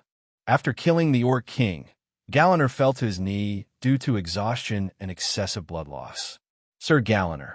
Alaric's voice drifted into his ears, and he felt a pair of hands holding on to him, preventing him from falling over. My lord, I have done my job, the Transcendent uttered with deep breaths. Hearing this, Alaric smiled faintly and nodded. Yes, Sir Galliner, you have exceeded my expectations. Please don't say anything more and take this chance to rest. We will handle everything here. Galliner acknowledged his command with a nod of his head. He then handed him the dark diamond shield and the rare steel sword. Thank you for lending me your shield and sword, my lord. Explore more adventures in my virtual library empire. Alaric brought him to a safe corner before he returned to the battle.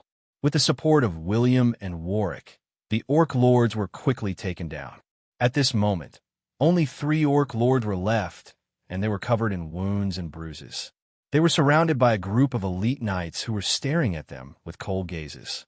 At this moment, Alaric appeared next to the elite knights. I'll handle one of them. You guys take care of the other 2. Yes, my lord. The elite knights responded. In the next moment, Alaric chose his target. It was an Orc lord holding a pair of axes. With a quick pounce, he brandished his sword, bringing forth a destructive sword wave that tore through the air. Whoosh!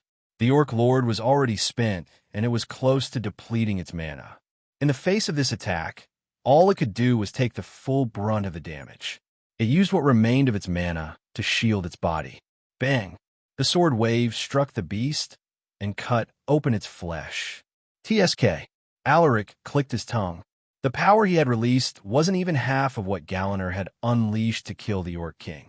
This left him dissatisfied and also marveled at the huge difference in strength between a Transcendent Knight and an Elite Knight.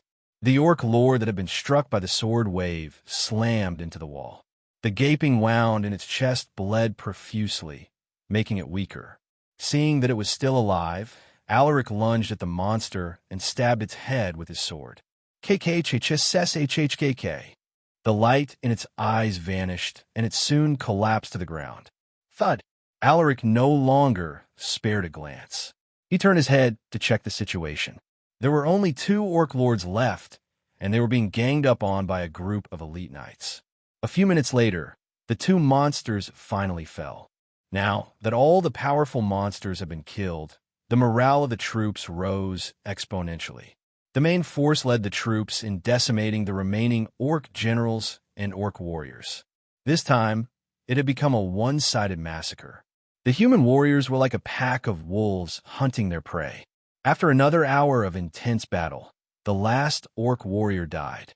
We won. I'm alive. It's finally over. Everyone cheered as they collapsed in exhaustion. It was a tough battle, and not one warrior was uninjured. Meanwhile, Alaric also received a notification from the system. Mission complete. Rewards: 800 battle points, 40 EXP, 40 stat points, equipment upgrade card X1, random trait card X1. Do you want to use your random trait card? Yes, no. Alaric clicked yes without much hesitation. You have awakened the B rank appraisal trait. Appraisal? Alaric raised an eyebrow after receiving the notification. Do you want to select the target for appraisal? Yes, no. A notification written in white characters appeared in front of him when he subconsciously moved his gaze to the approaching Argus. Huh, what's this? He curiously clicked yes. Argus, Knight, EXP. 489 out of 500. Potential D. Traits: horseback riding, C. Swordsmanship, C. Archery, D. Territory management, B. Close combat, D. Strength, 85. Stamina, 62. Agility, 77. Vitality, 66. Endurance, 71. Mana, 88. Alaric was stunned when he saw the rows of text that appeared in front of him. It actually showed Argus's attributes. Appraisal. One app name. Alaric was excited at the new trait he had acquired. It could actually show the numerical representation of someone's attributes. While he was immersed in his thoughts, Argus stopped in front of him and smiled. My lord, congratulations on the victory. The old man's words pulled him from his thoughts. Alaric stared at the old knight. He was also injured, but he only had light injuries. With a shake of his head, he replied, "I don't deserve your words, my lord. It is only because of everyone's efforts that we managed to emerge victorious." The old baron smiled at his words. "That's true, but you were the one who gathered us here." Argus stared at the young man with admiration. To achieve this kind of success at his age, even his father wasn't this good. "By the way, how are Sir Henry and the others doing?" Alaric asked, his face turning serious. Sensing the sternness in his voice, Argus immediately responded, "Lord Dillon has awakened, and his condition is already stable. As for Sir Henry and Lord Smith, they are still receiving treatment." Hearing this, Alaric frowned.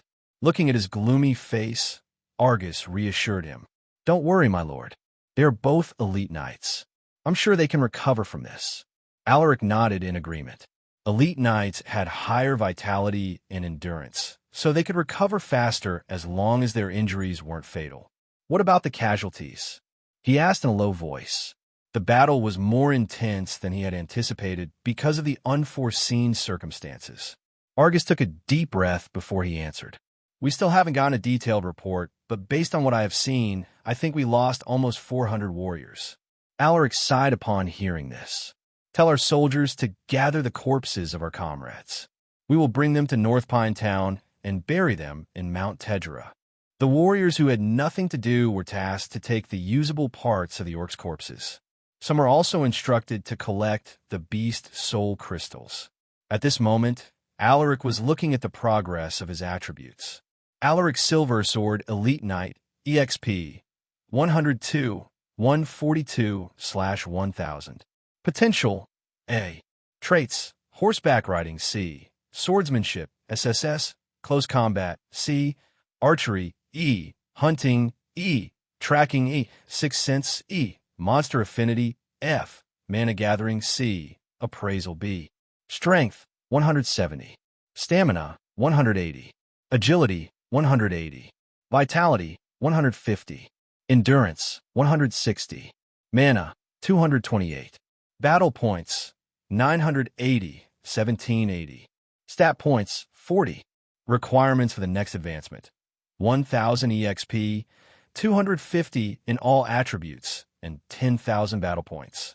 Just then, he heard someone approaching. He raised his head and saw Fredrin walking toward him with a solemn look on his face. Fredrin saluted and said, "My lord, I'm here to give you the battle report." Alaric nodded at his words. "Go on. I'm listening." "We have already retrieved the corpses of our fallen comrades, and 389 were killed in the battle. 220 are seriously wounded. We have already retrieved the corpses of our fallen comrades, and 389 were killed in the battle. 220 are seriously wounded." Fredrin reported the casualties with a grim expression. After hearing his report, Alaric let out a deep sigh. He then tapped Fredrin's shoulder and told him, "You should get some rest. Have someone treat your wounds too." Fredrin nodded. "Yes, my lord." Alaric went to visit the warriors who were receiving treatment and gave them a respectful salute. "Thank you for coming here with me, my brave comrades. The victory would have been impossible without your presence." He paused and scanned everyone's faces one by one before he continued. "I don't know what your lords have promised you, but I guarantee that all warriors who have participated in this battle will be rewarded accordingly." The warriors were ecstatic upon hearing this. "All hail Lord Alaric! All hail Lord Alaric!" Alaric waved his hand and left. This time, he headed to where the corpses of the dead warriors were gathered. He saw a few warriors standing in front of the dead bodies with distraught faces. He also heard some people crying and bawling in front of their friends' corpses. Looking at the rows of corpses, Alaric felt a heavy pressure descending upon his shoulders. Some warriors sensed his presence and were surprised. In the next moment, they saw him giving the fallen warriors a respectful salute. While he was silently honoring the sacrifices of the fallen man, a voice drifted into his ears. "My lord, we have gathered all the beast soul crystals from the orcs' bodies." Alaric turned around and saw that it was Baron Nathan. "You don't need to tell me this. All the spoils from this battle will be divided between the houses who have participated in the subjugation," Alaric uttered in a calm voice. Baron Nathan revealed a troubled look.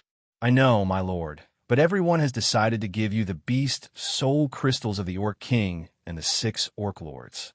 He beckoned to the warrior, standing behind him. The warrior understood his intentions and presented the 7 beast soul crystals to Alaric. Alaric was taken aback. He thought that these greedy lords would take everything. He didn't expect that they would actually take the initiative to offer the best drops to him.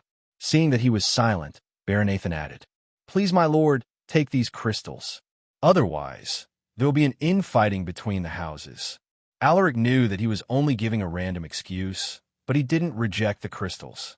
He took them and placed them inside a leather pouch. "Tell the lords that I'm grateful for their thoughtfulness." Baron Nathan grinned. "I will relay your message to everyone, my lord. Please excuse me." Alaric nodded and waved his hand, indicating for him to leave. The Baron didn't linger any further and left. He then relayed Alaric's exact words to the lords. "That's good. I'm glad that Lord Alaric took the crystals." A lord sighed with relief. "Indeed. I'm sure everyone here agrees that House Silversword deserves most of the credit." Lord Argus squinted his eyes while observing the lords' faces. He was the one who suggested offering the 7 beast soul crystals to Alaric. He felt that only Alaric and House Silversword should take them. Of course, if someone thinks otherwise, I will be the first one to punch their face.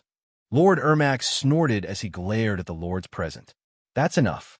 Everyone here is an ally. There's no need to create unnecessary tension," Baron Argus sternly remarked. The lords nodded upon hearing his words. The battle brought them closer to each other, and they even thought of creating an alliance with House Silversword as the core. At this moment, an urgent voice suddenly echoed. "My lords!" Everyone turned their heads and saw a group of warriors rushing toward them, their faces filled with excitement and joy. "What is it?" Lord Argus asked while raising an eyebrow. "We discovered a huge deposit of cold iron," the warrior reported. "What?" The lords were stunned upon hearing this. "Cold iron? There's such a thing here. What should we do, my lords?" The warrior hesitantly asked. Argus frowned. This could fracture the alliance that they were about to establish. When melted and refined, cold iron was even more durable than steel. The equipment made from it was also more valuable, so it was sought after by many lords and rich merchants. Unfortunately, this metal was rare and difficult to find. Argus grabbed the warrior's shoulder and asked with a serious look, "How huge is this cold iron deposit?" The lords became silent, and they all stared at the warrior, waiting for him to speak. Sensing everyone's eyes on him, the warrior almost collapsed from the pressure. "We just discovered it, so we're not sure about the size, but based on what I saw, I think it's more than enough to arm the entire North with equipment made from cold iron." "That much? Did you send someone to inform Lord Alaric about this?" Argus asked. "Yes, my lord. I'm sure Lord Alaric has already heard of it by now." The warrior replied with a nod. "All right, you may go back and continue with the investigations. There might be more treasures hidden in this cave." Argus waved his hand, gesturing for them to leave. The warriors didn't stay any longer. They bowed and left to continue their investigation. Argus turned his head and noticed the gloomy faces of the lords. When he saw this, he already knew what was going on in their minds. "Stop overthinking it," he snorted. His words gathered everyone's attention. Sensing their gazes, Argus said, "Haven't you seen what kind of person Lord Alaric is? If you want a share of that cold iron deposit, then you guys better work for it. Don't even think about planning anything shady." He warned them. They could understand the implications of his words. Betraying House Silversword was no different than suicide. They had seen their military power, and it was something that their little houses couldn't afford to offend. "Don't worry, Lord Argus. We know our limits. We are not stupid. That's right. We will never betray Lord Alaric and House Silversword." Meanwhile, Alaric had also received a report about the discovery. "I have never heard of a cold iron deposit in my past life." He frowned as he tried to remember the major events that had occurred in his past life. "I have never heard of a cold iron deposit in my past life." He frowned as he tried to remember the major events that had occurred in his past life. Suddenly, he seemed to have recalled something important. "I remember that the Imperial family sent their army to wipe out the Orc tribes after Vale was almost destroyed. In his past life, the imperial family sent a huge army to destroy the scattered orc tribes near the northern borders. It was even led by the second prince himself. Many northern lords were even asked to participate at that time. Did the second prince swallow the entire cold iron deposit all by himself? That was the only conclusion he could think of. Alaric shook off the random thoughts and focused on the matter at hand.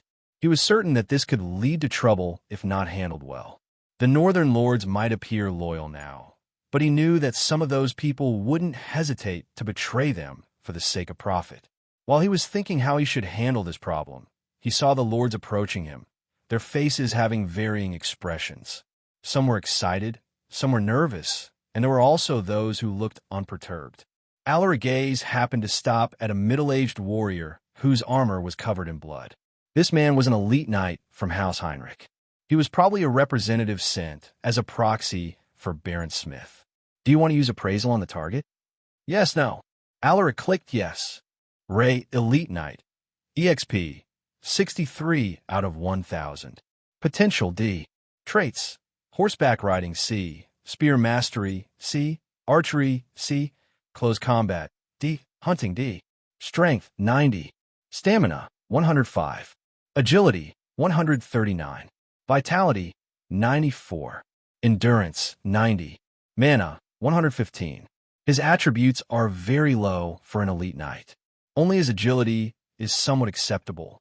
Alaric commented in his mind, "My lord, I apologize for disturbing you when you have a lot of things to do, but I think we should discuss how we should handle the cold iron deposit."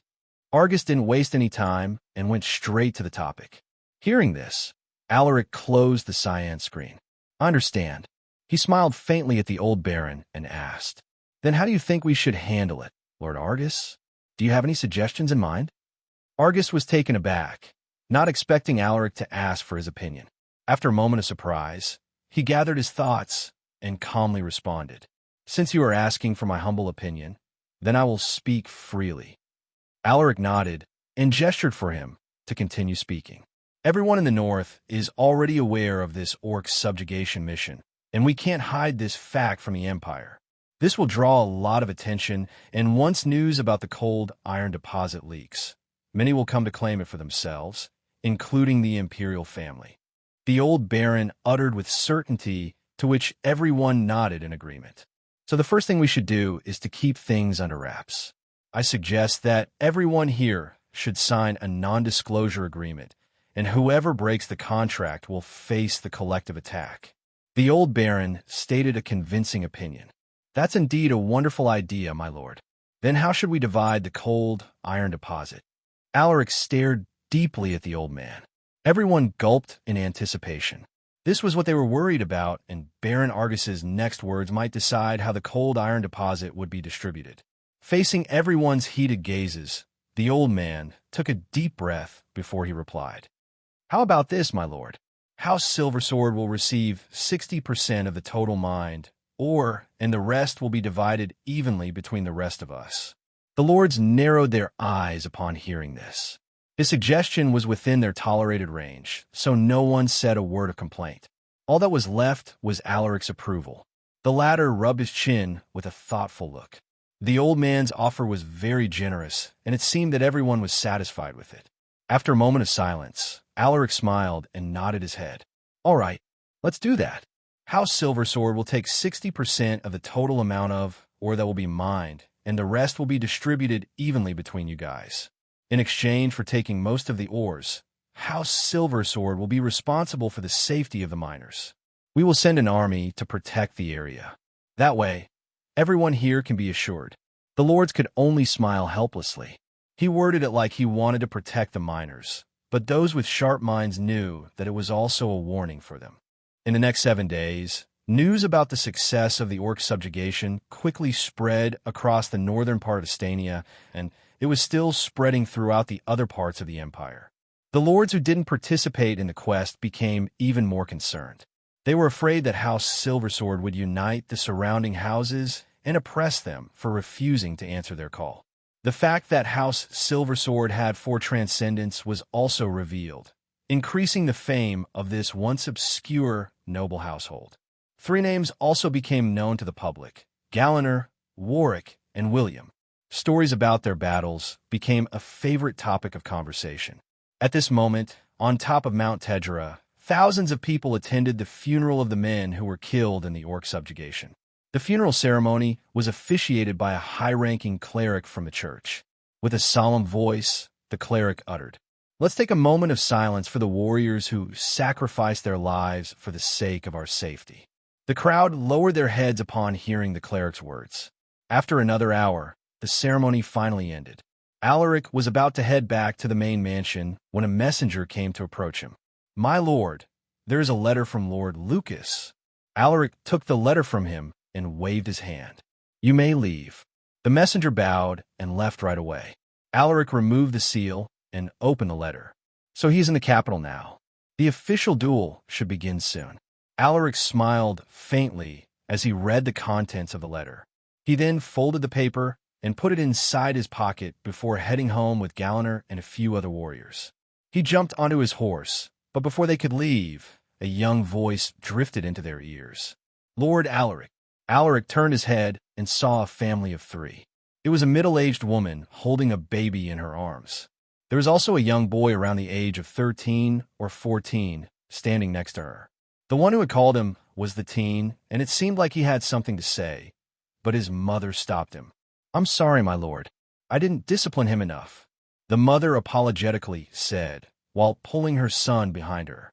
"Mom, I want to say something to Lord Alaric," the young man pleaded, but he was met with his mother's stern glare. Seeing this, Alaric was curious to know what he had to say. "It is all right. Let him speak." He nodded to the mother before giving the young man a look of encouragement. The mother hesitated, but since the Lord had already spoken, she could only comply while hoping that her son wouldn't say something rude. The young man eagerly stepped forward and gave Alaric a snappy salute. Alaric was a bit surprised to see this. From how he had performed the salute, it felt like the young man had been practicing it for a while. "My lord, I want to become a warrior of House Silversword. I want to be a hero like my father," the young man uttered with strong conviction. The mother, who was initially worried, suddenly cried when she heard her son's words. Alaric's gaze softened. "What is your name?" he asked. "My name is Wolf," the young man responded. "Wolf, what is your father's name?" Alaric stared at the young man. "Jerry. My father's name is Jerry," the young man replied. Alaric nodded his head. "Wolf, son Jerry, if you want to become a warrior of House Silversword, then I will gladly accept you. However, becoming a warrior is not easy. It is filled with many challenges and dangers. Are you sure about this?" The young man nodded with a determined look. "I have already discussed this with my father. Have you gotten your mother's approval?" "This?" The young man glanced at his mother, whose face was covered in tears. "You should discuss this with your mother first. Once you have gotten her permission, then you can come and visit me." There was a reason why Alaric was willing to spare his time for this young man, despite his busy schedule. Wolf, Knight Apprentice, EXP, 50 out of 100. Potential, A. Traits, Swordsmanship, F. Archery, E. Close Combat, F. Hunting, F. Farming, D. Strength, 12. Stamina, 15. Agility, 18. Vitality, 11. Endurance, 12. Mana, 8.